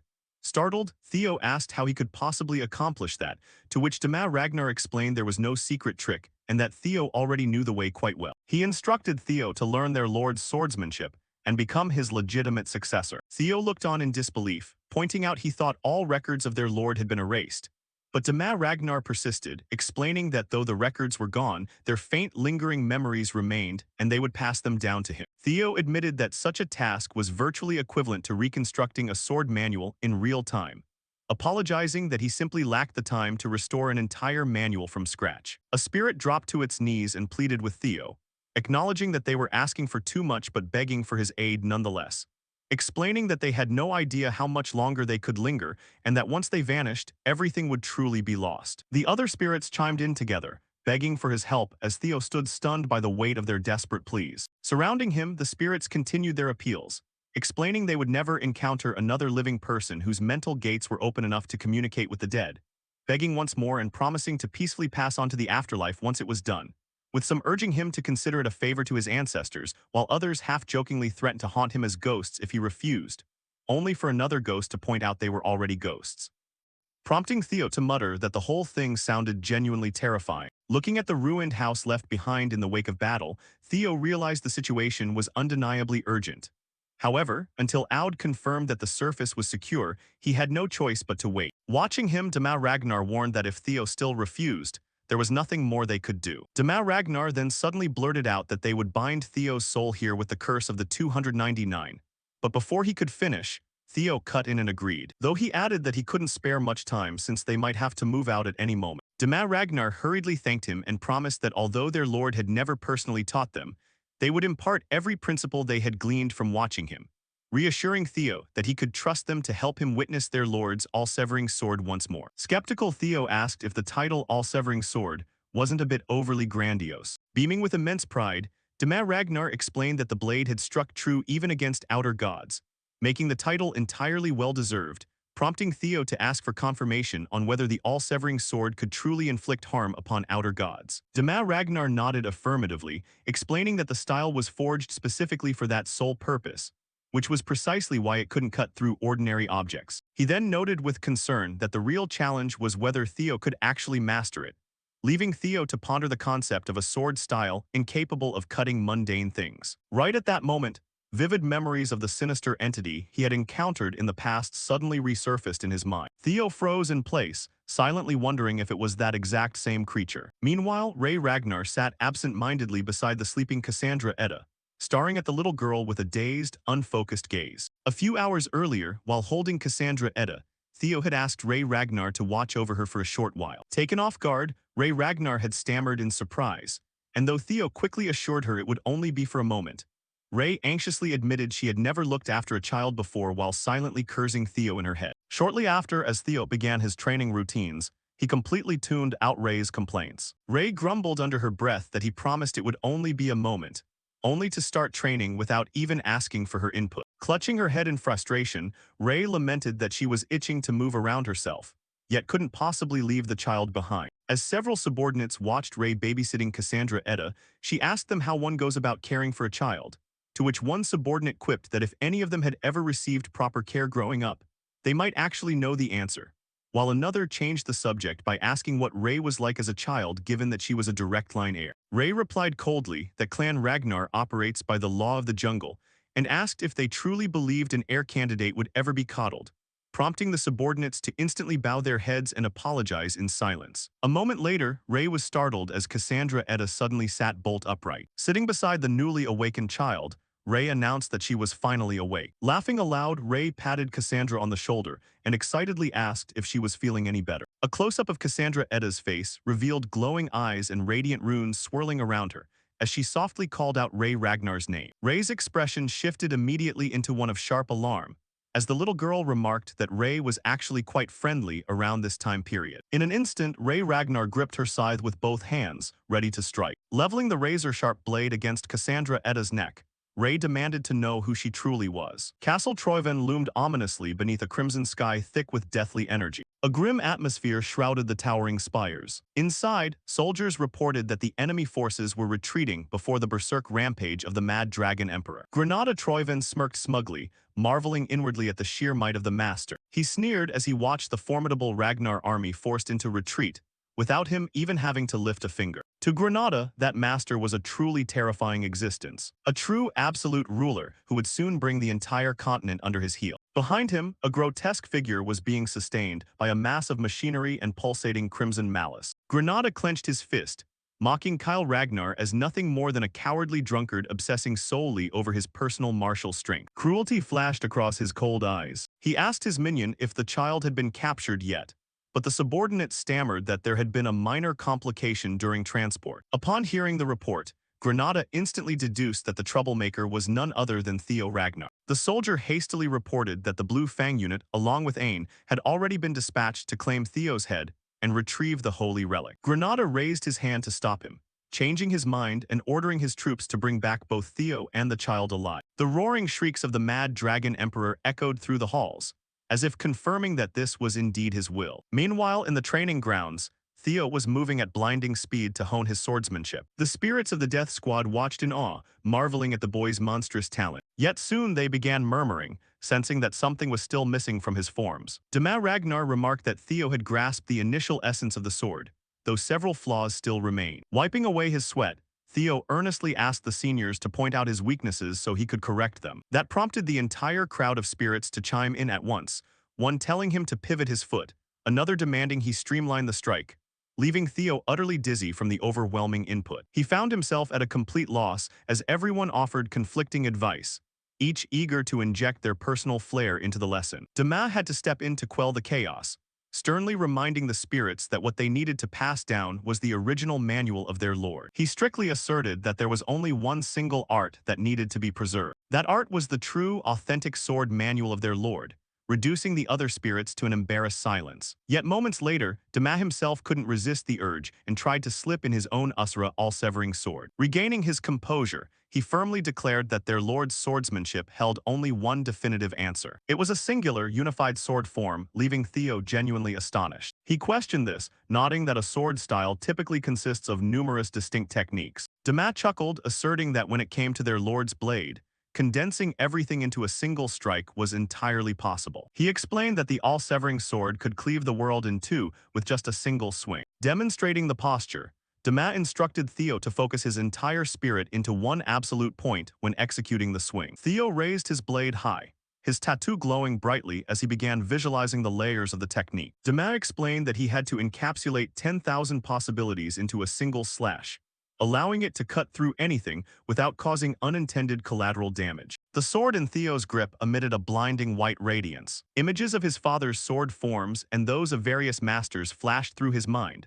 all seeming to converge into a single unified point. He realized that the ultimate destination of the sword path was this absolute singular focus. Gathering all his power, Theo unleashed a decisive slash. The cascading waterfall was cleaved clean in two along a perfectly smooth, straight line. The spirits stood dumbfounded as they saw only the water severed, while the surrounding environment remained completely undisturbed without a single tremor. Panting heavily, Theo's eyes shone with unwavering determination after successfully executing the strike. Dema enthusiastically praised Theo for achieving enlightenment in record time. Although he had grasped part of the essence within the Lord's manual, Theo admitted that he was still unable to reconstruct it entirely. The spirits gasped in disbelief upon seeing him reach such a profound realm in so little time. He told himself that while the guidance of the Death Squad was immensely helpful, fragmented memories alone were insufficient to advance any further. Dema Ragnar acknowledged that Theo's strike closely resembled the original, yet its destructive output remained significantly weaker due to differences in comprehension. Dema advised Theo not to rush,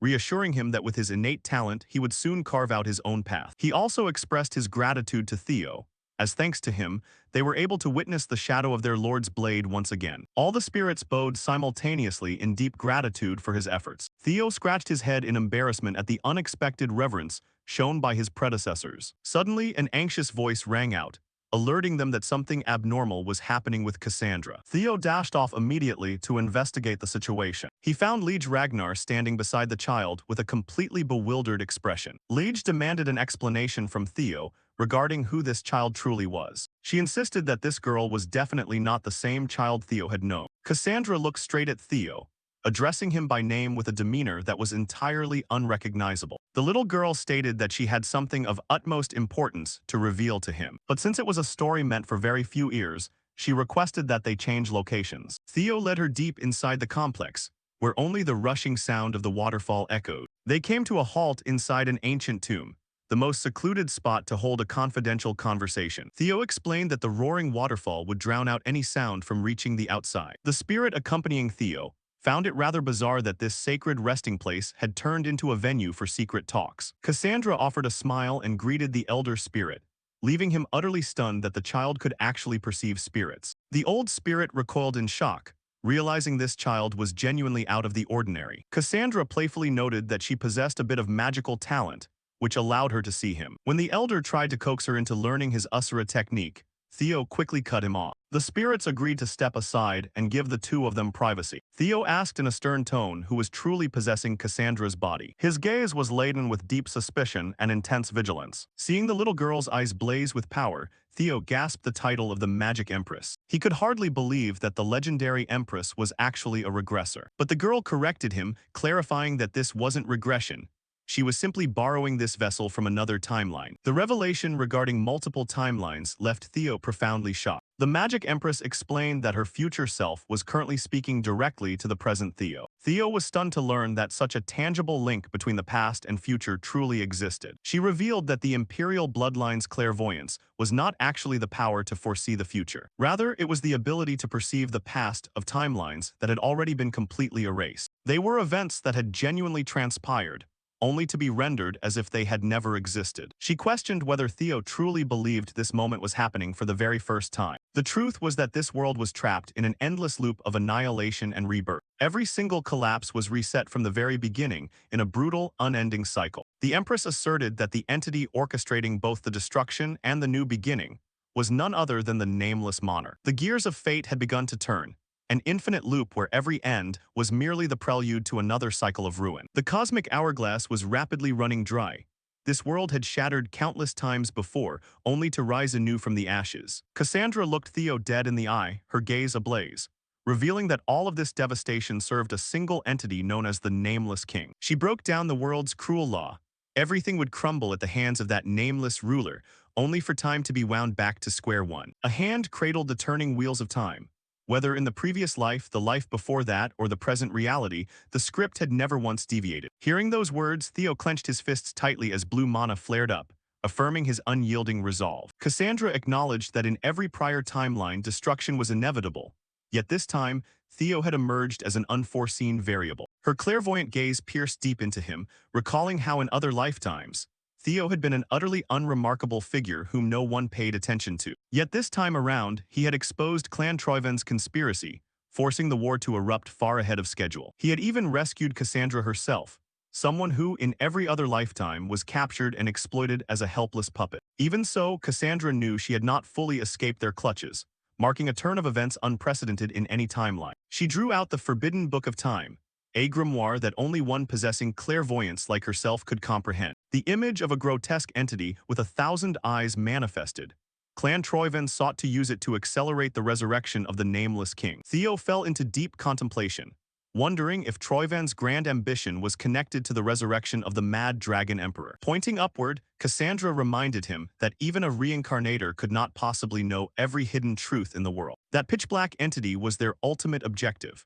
Both Granada Troiven and the Mad Dragon Emperor desperately craved to be chosen by the Nameless King to ascend as an outer god. Armies clad in dark armor appeared, the very forces that had hunted Cassandra across every single timeline. They had even allied with the Holy Demon Church, leaving Theo horrified upon realizing the enemy was fully prepared to annihilate the world just to attain supreme power. Amidst their conversation, a surge of pure white mana suddenly swirled violently as a voice cried out in shock. Wait a second. Dema Ragnar materialized, cutting them off, utterly unable to believe that the Mad Dragon Emperor had revived, and that Clan Troiven had committed such a vile betrayal. Theo replied concisely, stating that Troiven had betrayed Ragnar and that an all-out war was currently underway. The elder was left completely speechless, the news of Troiven's treachery against Ragnar striking him as a massive shock. Theo gazed into the distance, his eyes hardening as he remembered that Ode had visited Clan Troiven here just a few days prior. A snow-dusted wooden cabin stood amidst the desolate landscape, the scars of devastation etched deeply across the cracked earth. Boom! A massive explosion kicked up clouds of debris, blasting straight into the weathered wooden structure. Granada Troiven emerged from the wreckage, sneering smugly upon finding the exact location he was searching for. Stepping out from the dust was a heavily built man, who surveyed his surroundings and cast a mocking remark about the squalor of the place. Heavy footsteps crunched against the rocky ground, signaling that the enemy had officially breached the territory. The golden bell hanging on the wall tolled relentlessly, signaling an uninvited intrusion. Harin gasped in shock, sheer panic washing over her face as the alarm bell echoed. She bolted up the stone stairs, shouting at the top of her lungs to warn everyone. The enemy is here, Harin screamed, while in the distance, Liege leaned calmly against the wall, firmly clutching her giant side. Harin sprinted frantically, reporting that Troivan's forces had discovered the entrance and could swarm in at any second. Seeing Lige remain completely indifferent, she urged the group to act immediately before it was too late. But before she could finish her sentence, Harin froze mid-stride, her eyes catching sight of something horrifying. A silhouette streaked past at terrifying speed.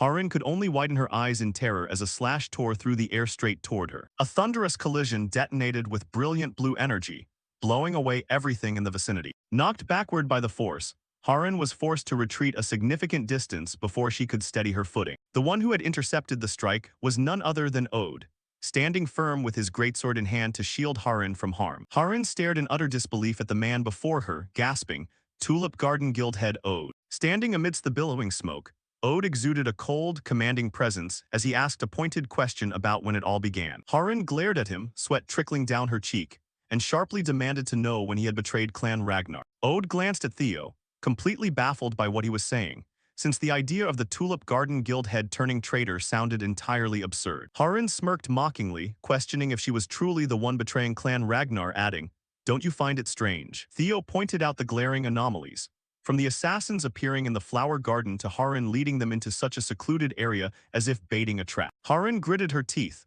her expression hardening as Theo laid bare her plot to hand them over to the enemy. Ode bellowed, demanding they cut out the nonsense, asserting that he belonged to a proud lineage of caretakers who had protected this garden for generations. Ode roared, proclaiming his full name as Ode Lemaire, head of House Lemaire, outraged at being framed as a traitor despite his family serving Clan Ragnar across countless generations. His eyes flared with a menacing red gleam as he challenged Harin on whether she intended to keep playing dumb until the bitter end.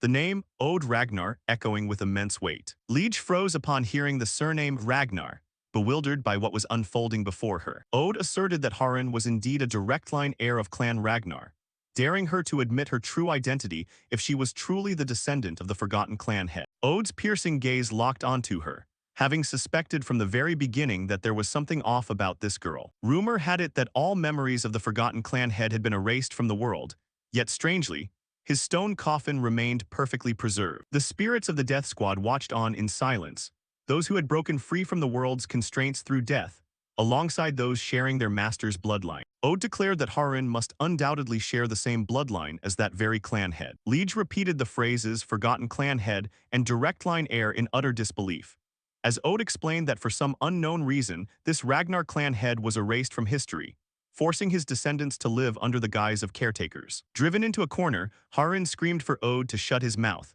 lunging forward at terrifying speed to silence him once and for all. A radiant explosion of mana erupted upon impact as Ode and Harin clashed violently amidst flashes of light tearing through the hall. Harin shrieked in fury, cursing Ode as nothing more than a bastard from a cadet branch. Ode's sword clashed against Harin's weapon with shower of sparks, as he sharply retorted that she knew nothing yet wouldn't stop running her mouth. The ancient spirit let out a sorrowful sigh, reminiscing solemnly over the tragedy that unfolded centuries ago. When their lord disappeared, his bloodline endured, yet the child back then was far too young to inherit even a fraction of the family's swordsmanship. Furthermore, the memory of the child's father, the clan head of that era, was wiped clean from the world, forcing them to relinquish their right of succession to Clan Ragnar, marking the inception of the loyal Lemaire caretaker lineage that persisted to this day. Ode swung his blade with overwhelming force, barking that Harin was merely a thief who stole the position rightfully belonging to his family, as mana slashes tore through the surrounding air. Mana detonated violently beneath their feet,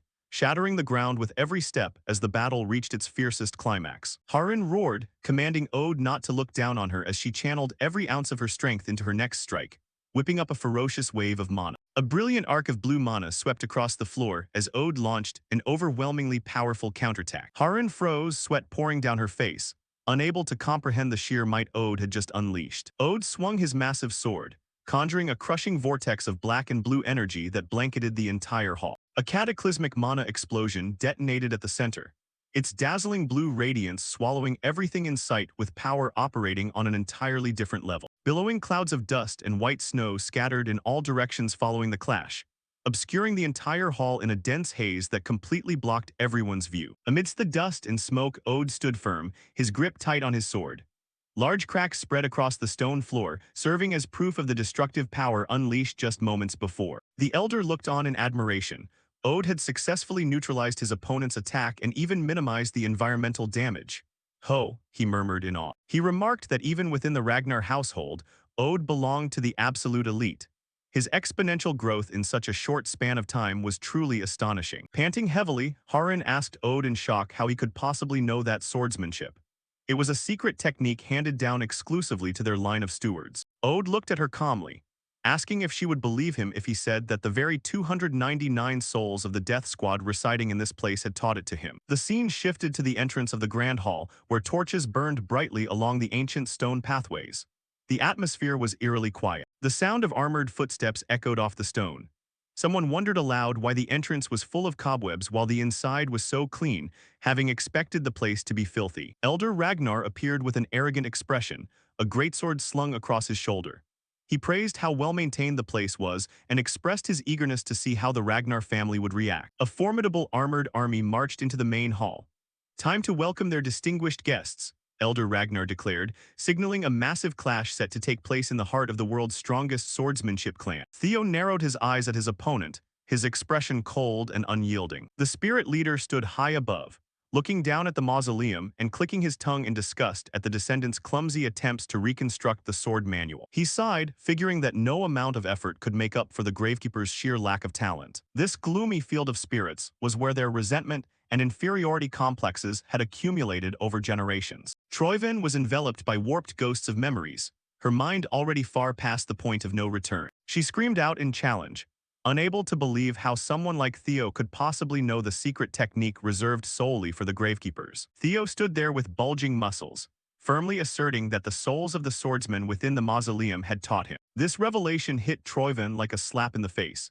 She who had guarded the mausoleum her entire life without ever witnessing her ancestors manifest. Her eyes bulged with madness as she tried to deny the bitter truth that her own ancestors had ignored her. Amidst her chaos, a fragment of memory flashed back to her father, when he used to affectionately call her puppy. Granada Troyven had once planted the belief in his daughter's mind that they were the true heirs of the Ragnar house. He promised that one day, once the sword manual was completed, they would reclaim their lost glory. The child back then had smiled brightly, completely unaware that this burden would turn her into a madwoman later on. Returning to reality, Troyven's gaze darkened as she tightly gripped her sword with a terrifying obsession. Troyven screamed that she was the only one meant to complete the sword manual and swung her blade in attack. Two lunar eclipse sword auras violently collided, tearing apart the ground within the ancient mausoleum. Recognizing the immense power of his opponent's attack instantly, Theo knew he could not afford to take it head-on. An explosion erupted, hurling dirt and stones into the air while sharp streaks of mana flew everywhere. The power from both sides clashed fiercely, causing the surrounding space to shake violently. The spirit leader observed the blow and noted that the nature of Troyven's swordsmanship had been distorted due to a lack of guidance. Troyven unleashed the moon fragment skill, creating a blazing halo of light all around her. Theo nimbly dodged the razor-sharp fragments of sword chi hurtling toward him. The shockwaves from the battle caused the structure of the mausoleum to crack, sending debris crashing down from above. A large boulder almost crushed Cassandra, but Liege swung her giant scythe just in time to knock it away. Little Cassandra hurriedly bowed to thank the person who had saved her life by a hair's breadth. Liege snapped back irritably, claiming she only did it because of Theo's request and had no trust in the child whatsoever. Troyven screamed in mad frustration, outraged as to why the ancestors chose to bestow their essence upon a stranger like Theo. Seeing his opponent gradually lose control, Theo realized the entire mausoleum risked total collapse. He suddenly froze upon sensing an overwhelming surge of pressure materializing. A sturdy hand abruptly grabbed Troyven's wrist, blocking her attack with a sharp click. Kelton Hannibal revealed himself with a smirk, reminding her that today's objective was capture, not slaughter. Troyven was easily restrained by the commander, even as she boiled with lingering hatred. The Kingya unit marched in imposingly, surrounding the entire scene with an overwhelming aura. Theo observed quietly, understanding that Hannibal being sent here meant Cassandra was exceptionally important to them. The Kingya unit was renowned as the equal of the Black Iron Cavalry, always serving as the capital's trump card. Hannibal had been a legend in the past, the man who defeated even the most promising succession candidates. His presence completely shifted the tide within the mausoleum, as a barrage of spears pointed directly at Theo. Liege angrily challenged Hannibal, suspecting him of daring to betray the Ragnar family's orders. Troyven still refused to relent, screaming to be let go so she could annihilate the one using her family's sword manual. Hannibal coldly threatened that if she kept acting up, his promise to restore the sword manual for her would be immediately revoked. Theo thought to himself that she had only cooperated with Hannibal to restore her father's legacy. Though fuming with resentment, Troiven was forced to swallow her bitterness and stay silent under the old commander's pressure. Hannibal ordered his unit to stall the enemy, telling Theo to quickly take the child and leave first. Liege looked at Cassandra with skeptical eyes. Though unsure who the child was, she agreed they could not let her get dragged into this war. When Theo praised her for being kind, Liege turned bright red and barked at him to shut up, insisting she was only doing it because of the favor she owed. Theo hoisted Cassandra onto his back, preparing to break through the encirclement.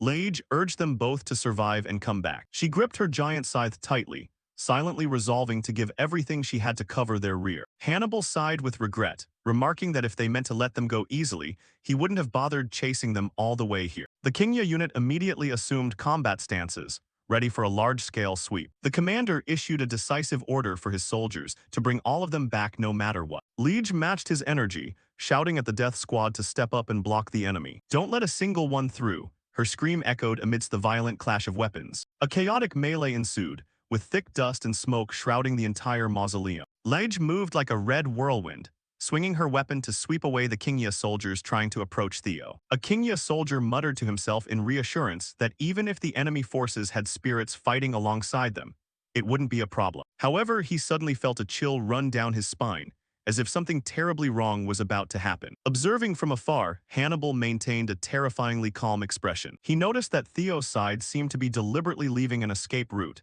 as if a trap had been laid out in advance. Suddenly, tentacles made of crimson blood erupted from the ground, surrounding Theo and Cassandra. Theo was startled to realize these weren't Ragnar forces, but an entity far more evil. The bloody arms attacked relentlessly, forcing him into a state of absolute defense to protect the child on his back. He slashed his sword continuously, trying to carve a bloody path out of this disgusting mass of flesh. Liege, currently in combat, was also stunned by the sudden appearance of those monstrous entities. Hannibal clicked his tongue in annoyance, realizing this chaos had ruined his capture attempt entirely. Stepping out from the shadows, two bishop-class blood cult priests casually stated that there was no need to rush. Theo shuddered as the lingering sense of unease finally made sense. Two bishop-class priests of the blood cult. One of them sniffed the air, mocking how unpleasant the scent of heretics like Theo was. He smiled sinisterly, saying he would let everything else slide since Theo had brought the key, Cassandra, right where she needed to be. The priest held out a hand, demanding Theo hand over the child before the mercy of the god they worshipped ran out. Without a word, Theo immediately activated Hatchling Synchro, his eyes glowing as he pierced through the flow of mana. A dark aura radiating from the nameless king on the enemy's side made Theo feel utterly sickened. He told himself things would be different this time. He wouldn't let them touch Cassandra ever again. The draconization state began to take effect, his pupils shifting into dragon-like shapes. The priest paused slightly, showing quite a bit of surprise at this drastic transformation of the heretic. With a murderous look, Theo roared a warning to the fanatics never to treat the child like a mindless object. An immense wave of mana pressure erupted, blowing away everything around them and shaking the space itself. A glowing sword strike slashed out, crushing all the bloody arms attempting to reach them. Theo mentally assessed that although these things were tougher than the red hands from before, they were still nowhere near enough to deal with his draconization state. But the priest's reaction chilled him to the bone as he abruptly broke into a cunning smile. He whispered that it seemed Theo had been so focused on his new strength that he forgot something extremely crucial. A summoning circle suddenly lit up beneath Cassandra's feet, and Theo realized with horror that he had walked right into their trap. A giant flesh monster immediately surged up, grabbing Cassandra amidst Theo's heart-wrenching scream. He lunged forward frantically, slashing his sword at the mass of flesh swallowing the girl, but his blade only hit empty air. The colossal monster carried Cassandra away as she frantically and hopelessly screamed his name. The priest's disgusting smile emerged as he whispered mockingly that Theo had left far too many openings while rushing in. A giant entity made of flesh and resentful eyes rose up, blocking out the sky and completely overwhelming the young man's presence. Theo stood frozen, his glowing eyes filled with shock as he realized the horrifying disparity and the cruel trap he had fallen into. A heavy blow from the monstrous entity crushed the earth, creating a terrifying shockwave and ending the chapter in an atmosphere of utter despair. The monster Commentas chuckled mockingly, remarking that Fernan Pellenberg was full of openings. In his transformed state, Fernan stared wide-eyed as the anomaly occurred. A heaven-shaking blow slammed down, sending dirt and debris flying everywhere. The red-haired girl screamed for Theo, while Ain't Armian was also sprinting for his life behind her. Ain't stopped, sweating profusely, as he looked toward the figure emerging from the dust and smoke. Gardner smirked, thinking that while these fanatics were annoying, they still had some value to exploit. A cold gaze reflected the entire evil ritual unfolding before it. The priest, with his face tightly wrapped in bandages, held a glowing red dagger, surrounded by countless pitch-black arms. He confidently declared that this operation could be considered an overwhelming success. Immediately, cracks glowing with blue energy began spreading across the demon's colossal body. The priest was stunned to see a strange light erupting from his own asset. A blinding white mana explosion cleared away the night, revealing the silhouette of someone standing firm at the epicenter. Ain't breathed a sigh of relief seeing Fernan safe and sound after taking that attack head-on. Fernan curled his lips in a defiant smirk, knowing full well the demons would risk their lives to protect what they called an asset. He gritted his teeth, asserting that Cassandra was not an item for them to arbitrarily dispose of. Standing before him now were two bishop-class priests of the Holy Demon Church. Fernan realized that having to fight while protecting Cassandra would prove quite difficult. Right behind him, little Cassandra had just appeared with empty, lifeless eyes. The old priest laughed heartily, demanding to send the heretics off to the afterlife in peace. A small hand reached out, gathering a brilliant ball of light from the magic Cassandra had learned from Fernan. Cassandra opened her blank, white eyes wide, beginning to chant in order to halt the enemy. Maximum energy surged from the little girl, creating dazzling mana lightning across the space. The attack wiped out the surrounding minions and pushed back the ringleaders. The onlookers could only freeze in place before this suddenly unleashed power. Fernan groaned in pain as the peripheral mana system connected through his brain gate. Cassandra apologized, explaining that her mana pathway was currently too unstable to perform powerful magic on her own. The little girl had no choice but to use Fernan's brain gate as a catalyst to activate the technique. The priest panicked upon seeing his demonic entity showing signs of dissolving. The massive pitch-black mass of flesh sagged, smoking heavily as if being burned from the inside. Refusing to believe his eyes, he repeatedly muttered, asking what kind of power this possibly was. Fernan looked down at his hands, feeling an ancient current of energy flowing through his body. Wiping the blood from his lips, he was amazed to see his wounds miraculously closing up. A gentle light enveloped his face, healing all physical trauma in the blink of an eye. Fernan uttered in amazement upon realizing this was the supreme age of magic Cassandra had awakened. A giant magic circle named Chronograph appeared, with clock gears spinning rapidly beneath their feet. Cassandra explained that this magic would freeze the time of mana, proving fatal to the outer god's minions. Cassandra's nose began to bleed from enduring the massive pressure of maintaining the spell formation. Smiling tiredly, the little girl signaled that she couldn't hold it much longer. Fernan gripped his sword hilt tightly, his eyes filled with determination as he told her to leave the rest to him. He stomped his foot hard, shattering the stone floor to gain momentum and lunged straight forward. Fernan shot forward like an arrow, flying straight toward the priest who was dazed from losing his power. He swung his sword down, leaving the priest frozen in place since he had no mana left to defend himself. While Cassandra's magic was still taking effect, Fernan Pellenberg seized the opportunity to finish off the target. He unleashed a powerful slash, tearing through the enemy's fragile defense. The priest stared in terror, realizing he was completely outmatched by this overwhelming strength. He desperately muttered a plea for forgiveness, willing to offer his very soul to destroy those he called heretics. The fanatics screamed, demanding to bring the prophet back under the church's blind protection. A wave of evil aura rose, enveloping the priest's body as he began a horrifying transformation process. His face shattered, revealing a void full of stars and chaotic mana within. Fernan stood watching that evil entity take shape with a tense expression. He sneered, wondering what kind of nonsense these fanatics were planning to pull next. Gardner also let out a shocked utterance, since this was the first time he had seen such a grotesque thing appear. The church minions trembled as they witnessed the presence of an entity far beyond comprehension. The purple-haired girl gasped in shock, refusing to believe her eyes at what was unfolding before her. Ain't stared intently, recognizing this as the terrifying power he had only heard about in ancient legends. The mysterious man standing behind paled at the nauseating pressure radiating outward. Fernan broke into a murderous smile, thinking this timing was far too perfect to test the Mampa sword. Right before his eyes, a giant outer god with dozens of overlapping arms was manifesting proudly. Blood began flowing from Cassandra's eyes and mouth, showing she had been heavily impacted by the entity's presence. Theo immediately grew worried and checked on Cassandra's condition.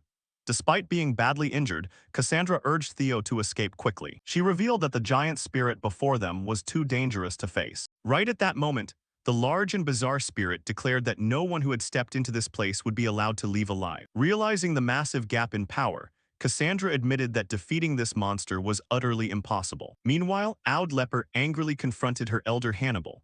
She reminded him that this horrific monster was never part of their deal, and she had only been promised the restoration of the Manuel sword. Hannibal calmly brushed her hand away with utter disgust. He exposed Oud Leper's hypocrisy, explaining that she intended to use them for her own goals as well. Now that the plan had failed, she was blaming others. He mocked further that if her goal was to make him happy, she had succeeded. Oud Leper froze upon realizing the elder was right. She had believed the child's prophetic magic could turn back time and restore the forgotten sword manual. But this outcome completely exceeded her expectations. Seeing her reaction, the elder chuckled derisively and remarked that awakening an outer god had complicated the situation immensely. He explained that things had gone beyond the limit and could no longer be stopped. He remained confident that the girl possessing prophetic power would ultimately fall into their hands, and reminded Oud Leper to cooperate according to the original plan. He even mocked that whenever that girl had free time, she could restore the sword manual Oud Leper craved so much. Afterwards, he reverently begged the great outer god to swiftly destroy all the foolish blasphemers. However, his smile instantly vanished, replaced by sheer horror. The bloody monster suddenly slammed its giant hand down and crushed him on the spot. Oud Leper watched in total shock as the elder's blood and armored corpse splattered everywhere. The demonic monster revealed that the only desire it accepted was taking the profit. It made it clear that no one had the right to give it orders. Then the monster turned to the remaining knights and massacred them without mercy. The terrified knights cried out in despair. They didn't understand why they were also being killed and desperately begged for their lives. Without slowing down, the monster began destroying the entire mausoleum, declaring that everything else was unnecessary. Meanwhile, Theo carried Cassandra in his arms as they fled, observing the situation cautiously as he ran. While running, he realized all escape routes from the mausoleum were blocked. He also noticed the monster wasn't destroying things mindlessly, but acting with a clear purpose. As they continued searching for a way out, Cassandra suddenly stopped Theo, realizing that running further was useless. Cassandra admitted that she had hoped for a sudden miracle, but after witnessing the overwhelming power of the outer god, she believed they had reached the end of the road. She explained that even though the creature before them was only a temporarily manifested outer god, it still far surpassed what they could defeat in their current state. She further revealed that an outer god could regenerate infinitely unless its core was completely destroyed. No matter how much physical damage it took, it would keep healing as if nothing had ever happened. However, there was a major issue.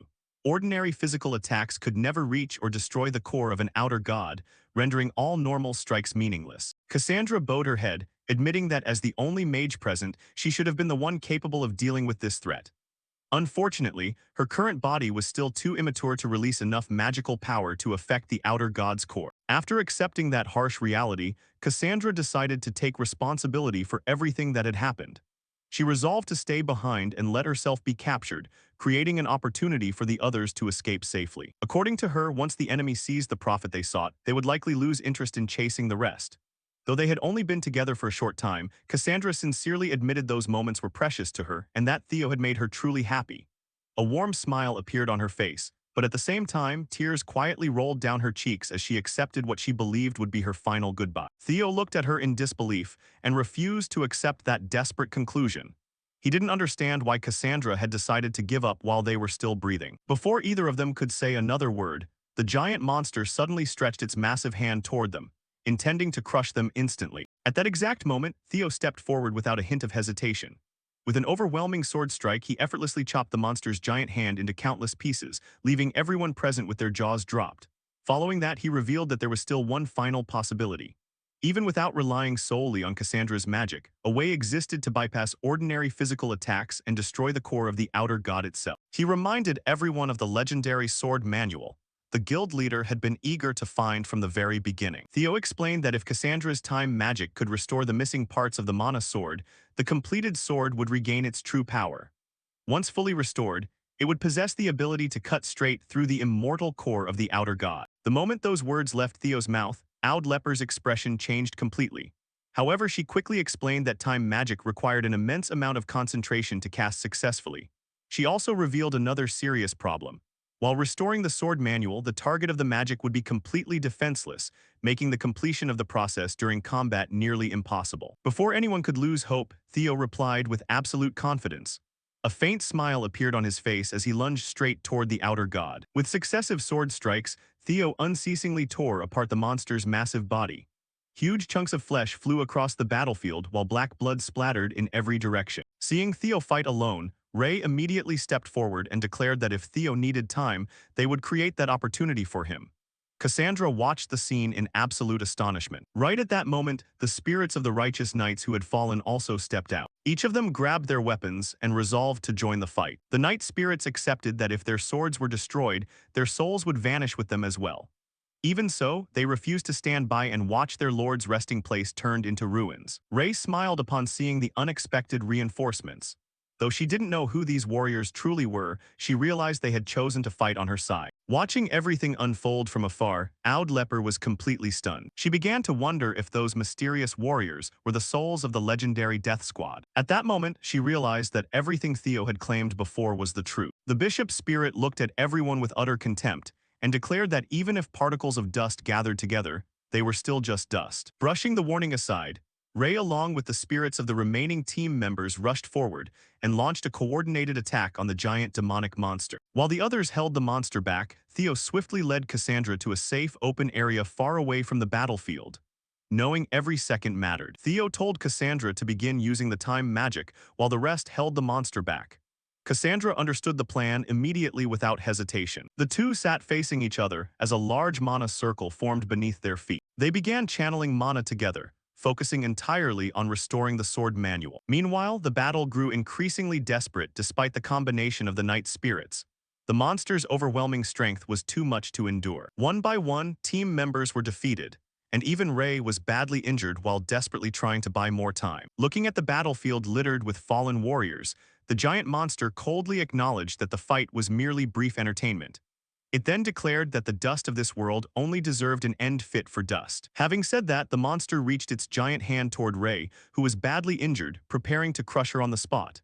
Ray stood frozen in horror as the giant hand closed in. At that decisive moment, Oud Leper suddenly rushed onto the battlefield, activating the Gravekeeper's sword technique, Half Moon. Oud Leper unleashed a swift, clean slash that severed the monster's giant hand before it could touch Ray. After saving her, Oud Leper finally acknowledged the truth she had refused to face. She apologized sincerely, realizing she was the one who had ruined everything from the start. She confessed that she simply hadn't wanted to accept that painful reality, and desperately begged for forgiveness. Oud Leper lunged at the demon and began fighting without hesitation. She continuously unleashed relentless attacks, while the demon countered with equal ferocity. As the fierce battle continued, the story shifted back to Oud Leper's childhood. A young Oud Leper eagerly asked her grandfather to tell the legendary story once again.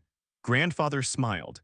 He felt happy that the little girl loved the story so much. He began retelling the ancient legend of the 300 Ragnar warriors, who gathered long ago to protect the world. Led by a great hero, they bravely fought against a giant monster and ultimately saved the land. Young Oud Leper listened intently with excitement, completely captivated by the story.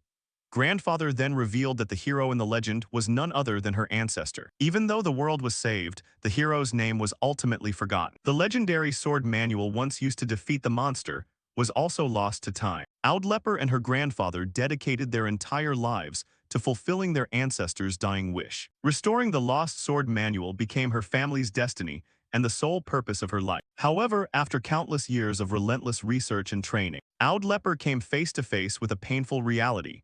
Her talent simply was not enough to restore the legendary sword manual. It was right then that her master approached her for the very first time after witnessing her swordsmanship. Her master was deeply heartbroken over her plight, mourning the fact that even amidst war, no one had come to honor someone who had devoted her entire life to Ragnar. From that moment on, Oud Leper's life began to change as her master reached out a helping hand. With a perfectly timed strike, Oud Leper cleanly severed a chunk of the demon's body. Ray watched in sheer shock, realizing that the wounds inflicted by Oud Leper were regenerating at a drastically slower rate than normal injuries. Right then, the outer god priest recognized her blade, spotting its striking resemblance to the very weapon wielded by this land's protector centuries ago. Oud Leper froze in place upon hearing that truth. The outer god immediately commanded the demon to launch another assault on her. As it sneered with utter contempt, countless demonic hands surged toward her from every conceivable direction. She nimbly evaded every single strike, calmly repositioning herself in mid-motion. Without wasting a single heartbeat,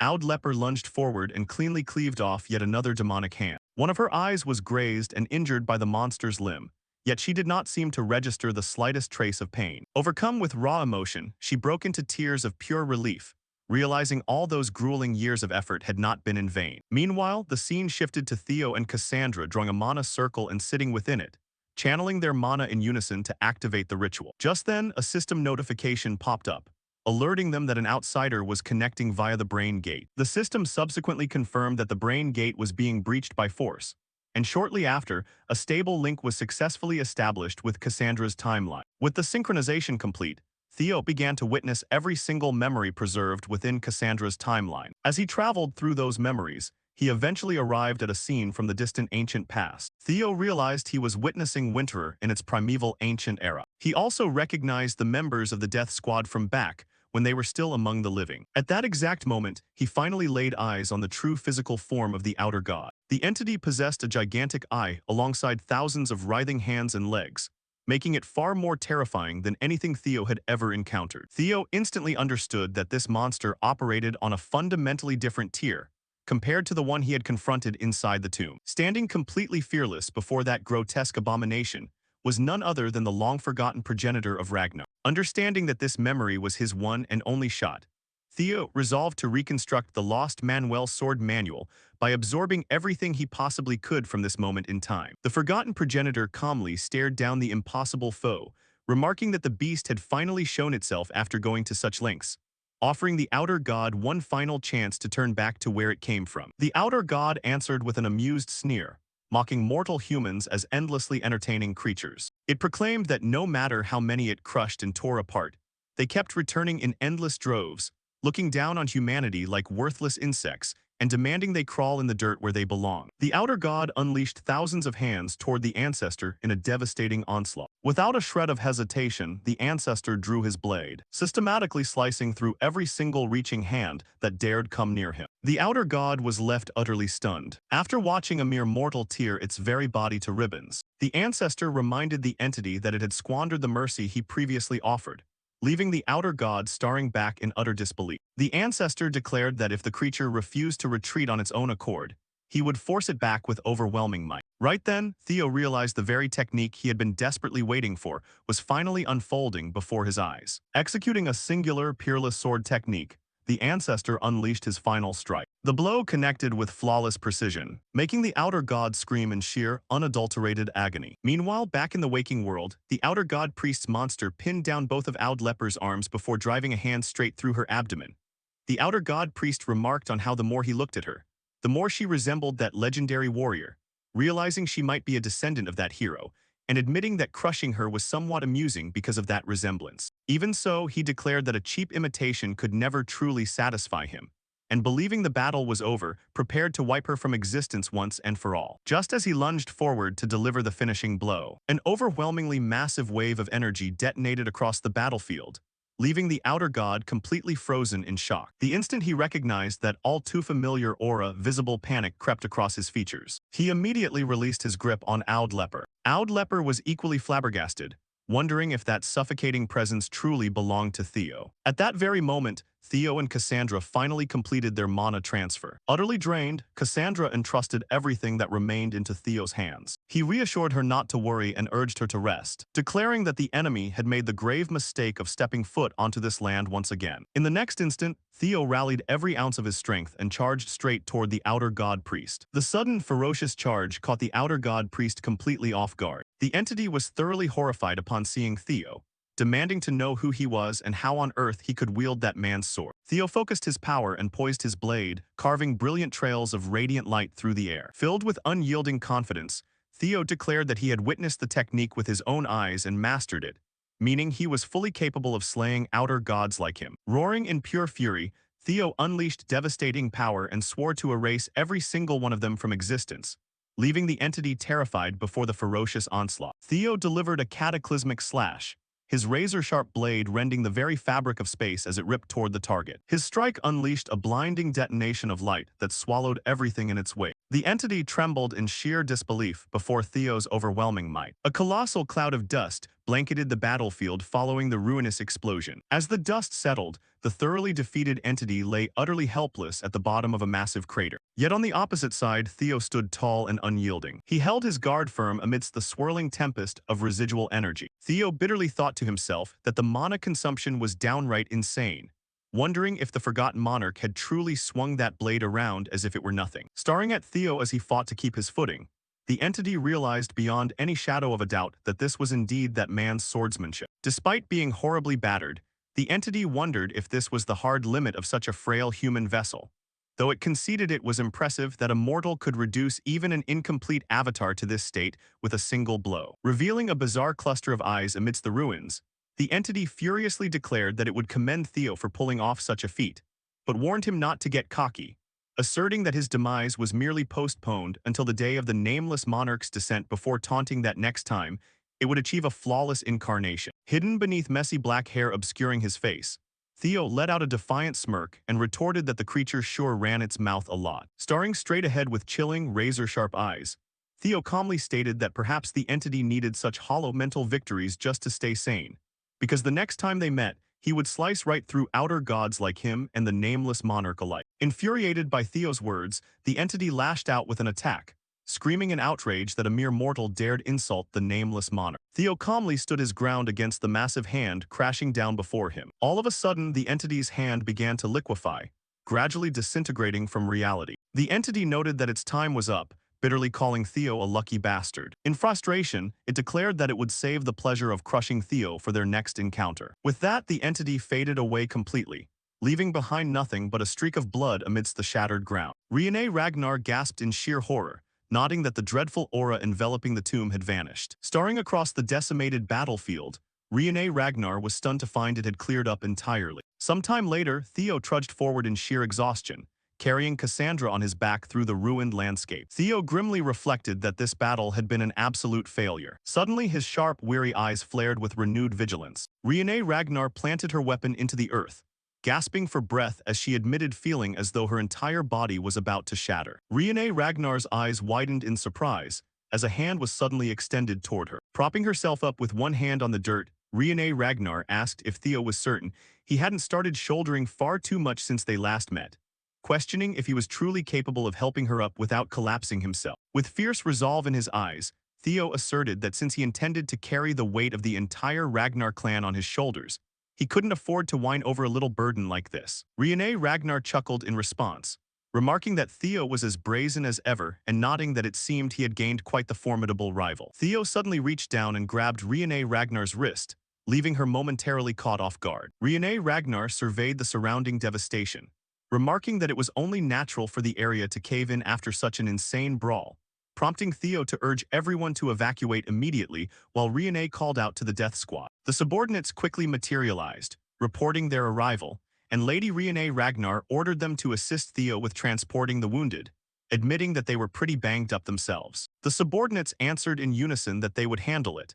and as Riene Ragnar commanded them to move out at once, the retainers obediently complied. Riding on Theo's back, Leper let out a faint, pained groan. Theo hastily carried the severely injured Leper, sprinting at full tilt to clear the danger zone. The surroundings continued to collapse into ruins, and swallowed by guilt and self-loathing, Leper thought to herself that it was finally over, blaming her own greed and foolishness for bringing everything down. Her eyes widened in agony and shock at the sight of the destruction, thinking of everything her family had protected across countless generations. She watched Theo as he rushed to carry Cassandra through the crumbling debris. In her heart, Leper admitted that becoming someone like Theo had once been her greatest dream. She silently confessed that she had yearned to inherit the forgotten monarch's sword manual and become a celebrated hero acknowledged by all. Clenching her fists in sorrow, she acknowledged that like an absolute fool, she had ruined everything with her own hands. Suddenly, Dama Ragnar spoke up to comfort her, reassuring her that it was not true and calling her by the name Ode. Dama Ragnar and the solemn spirits manifested around her to offer protection, reminding her that they remembered every single hardship she had endured because they had watched over her all along. A memory surfaced of Aud Leper as an infant in her cradle, with Dama Ragnar fondly recalling how they were by her side the very day she entered this world, marveling at how a Ragnar could be so adorable. Another memory showed Aud Leper taking her very first steps, prompting Dama Ragnar to react with awe, exclaiming that she was already walking and wondering if the child was a genius. Yet another memory revealed a young Aud Leper staring in wonder at the sword in her hands, while the Ragnar spirits murmured among themselves that it was the ideal weapon for the Asura style. Dama Ragnar continued recounting the past, emphasizing that Ode was far from the only one they had watched over. He reminded her that they had watched over her grandfather and his grandfather before him, asserting that they had always been by her side. Dama Ragnar sternly noted that while everyone makes mistakes in life, confronting those mistakes and learning from them is something very few can do, let alone taking full responsibility for them. He guided his descendant by telling her that she had faced her sins, repented, and burned her very life force to atone for them. Theo and the others stood frozen in stunned silence after hearing Dama Ragnar's solemn words. Dama Ragnar comforted the departing soul, telling Ode that by the end of his life, he had become a swordsman Ragnar could be immensely proud of, and urged him to rest in peace. Dama Ragnar called out Ode Ragnar's name, reassuring the remaining spirits that they would follow shortly behind him. Theo was overcome with profound grief over the passing of Aud Ragnar, his sharp eyes opening slightly as pain welled within them. Amidst the dense dust, the surrounding landscape continued its violent collapse. They offered their final comfort, telling Ode that she had worked so hard. Sometime later, the sky glowed with the warm hues of dusk as flower petals drifted gently through the breeze, and a bird soared high above. Robert suddenly landed heavily atop a rooftop. Peering straight ahead with razor-sharp eyes, half his face veiled in shadow, he addressed Theo as a little brat. Robert remarked that Theo had gone and caused yet another massive scene. Amidst the rubble of stone, a simple straw hat rested solemnly atop a makeshift gravestone, surrounded by vibrant purple tulips that had miraculously survived the battle. Surveying the aftermath, Riene casually asked, "Who's going to manage the tulip garden now?" To which Theo nonchalantly replied that there was no need to manage it anymore since they had completely destroyed it. When Riene questioned if it was truly fine to wipe out a historic relic, Theo smirked and replied that for now he was perfectly fine with it. With a mischievous grin, he teased that he planned to report that Riene had caused all the damage herself, joking that given her wild personality, everyone would believe it without question, prompting Riene to explode in comedic fury.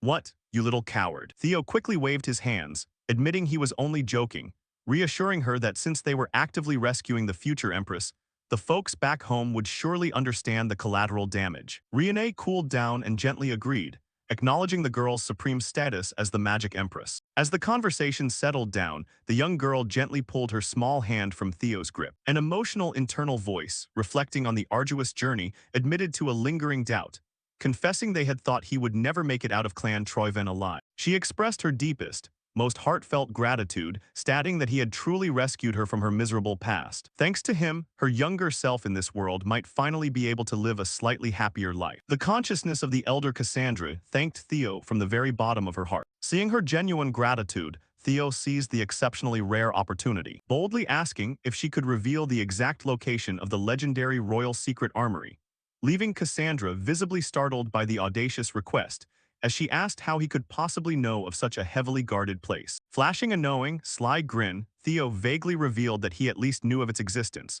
Believing Theo was the sole person capable of shielding their world from the nameless monarch, she decided he deserved a generous reward, stating she should at least grant him as much treasure as he needed. With a gentle magical touch upon Theo's forehead, she began directly imparting the priceless knowledge. She explained that simply knowing the location served as the absolute key to accessing the legendary treasures, urging him to use them however he saw fit. Theo accepted the incredible gift, confidently promising to put it to excellent use. Suddenly, the spiritual form of the elder Cassandra began flickering and fading away. As she prepared to fully vacate the young girl's body, she poured the last of their connection into one final, heartfelt plea, begging Theo to protect the future of this world before her soul dissolved completely into nothingness, leaving the exhausted, unconscious young Cassandra leaning safely into Theo's supportive embrace. Cradling the peacefully sleeping young Cassandra, Theo gazed into the distance, heavily contemplating the profound irony of his journey. He thought to himself that while he had originally come here purely in pursuit of personal vengeance, his path had somehow brought him to this momentous turning point. He realized with a heavy sigh that he had shouldered the fates of far too many people. Glowing blue system windows abruptly appeared before his eyes, formally congratulating him on successfully rescuing Cassandra and announcing the completion of the scenario quest, The Secret of Time, rewarding him with a mysterious glowing blue egg whose true nature, effects, and usage requirements remained completely unknown. Standing beside Theo at the edge of the precipice, the masked black dragon listened intently as the young heir delivered his grim debrief. Theo confirmed that Clan Troyven had deliberately exploited Cassandra to accelerate the apocalyptic descent of the nameless monarch. Hearing this, the black dragon's eyes narrowed with grave displeasure as he somberly admitted that the moment the dark holy demon church got involved, they should have anticipated that possibility, bitterly acknowledging they had handled the situation far too carelessly. The Black Dragon praised Theo and Riene for their decisive victory, explicitly stating that thanks to their efforts, they had successfully averted a massive catastrophe. Turning his attention to Riene, the Black Dragon inquired about her presence at the tomb, pointing out that she was supposed to be deployed on an entirely different assignment. Feeling awkward under his gaze, Riene uncomfortably looked away, clumsily defending her actions by arguing that they still got the job done. The Black Dragon decided to table the discussion for now, acknowledging that while it was harsh to ask for more after such a grueling fight, she had to return to the front lines immediately. He gravely revealed that the war was turning increasingly unfavorable for their forces, directly attributing the deteriorating situation to the madness of the Mad Dragon Emperor. Theo's inner thoughts shifted to the horrifying reality of the battlefield, illustrating how Clan Troyven had revived the Mad Dragon Emperor and unleashed his contagious insanity, which quickly began infecting and fracturing the ranks of the defensive forces. A catastrophic madness that had once plunged the entire North into chaos, so potent that it drove even seasoned officers to lose control, throwing the entire war effort into absolute pandemonium. Yet amidst the widespread panic and collapse, there was one clan that remained unshaken, prompting Theo to weigh the strategic advantage of borrowing their unyielding strength. With renewed determination, Theo announced that he had formulated a plan and urged them to make their return swiftly. Theo climbed atop the massive armored white dragon he had just summoned, casually telling the group he would explain the details of the plan on the way, though Riene frantically called for them to hold on, demanding to know what was to become of the child. Theo reminded her that she was the one escorting Cassandra back to their homeland of Ragnar, explaining that the girl had lived a deeply tragic life, weighed down by temporal powers she had never even asked for. He declared that while Cassandra could never truly escape her harsh destiny, he wanted her to at least experience a normal life until she was old enough to make her own choices. Riene, still visibly annoyed as she clumsily adjusted the drooling child on her back, begrudgingly admitted she understood the sentiment, but grumbled about why he was dumping the entire responsibility on her. Theo pointed out that Cassandra clearly favored her, calling her out for being too cold-hearted for trying to leave the girl behind. Theo simply stated that he was urgently needed on the front lines, smoothly flattering Riene by asserting she was the only person he truly trusted with such a vital escort mission. As the giant dragon lowered itself to take off, Riene panicked and yelled for them to wait, arguing fiercely that she was far better suited for frontline combat than babysitting. But her protests fell on deaf ears as the beast launched violently into the sky with a thunderous sonic boom, leaving a furious Riene screaming into the wind as she realized they had taken off without her. Conceding defeat with a heavy, frustrated sigh, the Black Death Goddess turned back and firmly summoned her loyal subordinates, who immediately dropped to one knee behind her in perfect unison, vigorously voicing their readiness to obey her new orders. Riene announced with a huff that they would be returning to Ragnar immediately. The scene then abruptly transitioned to Clan Troyven's Astrava. The massive architecture of the clan head's castle was shown shrouded in menacing, violently pulsing dark energy. Outside the towering stone walls, a horrifying sight unfolded.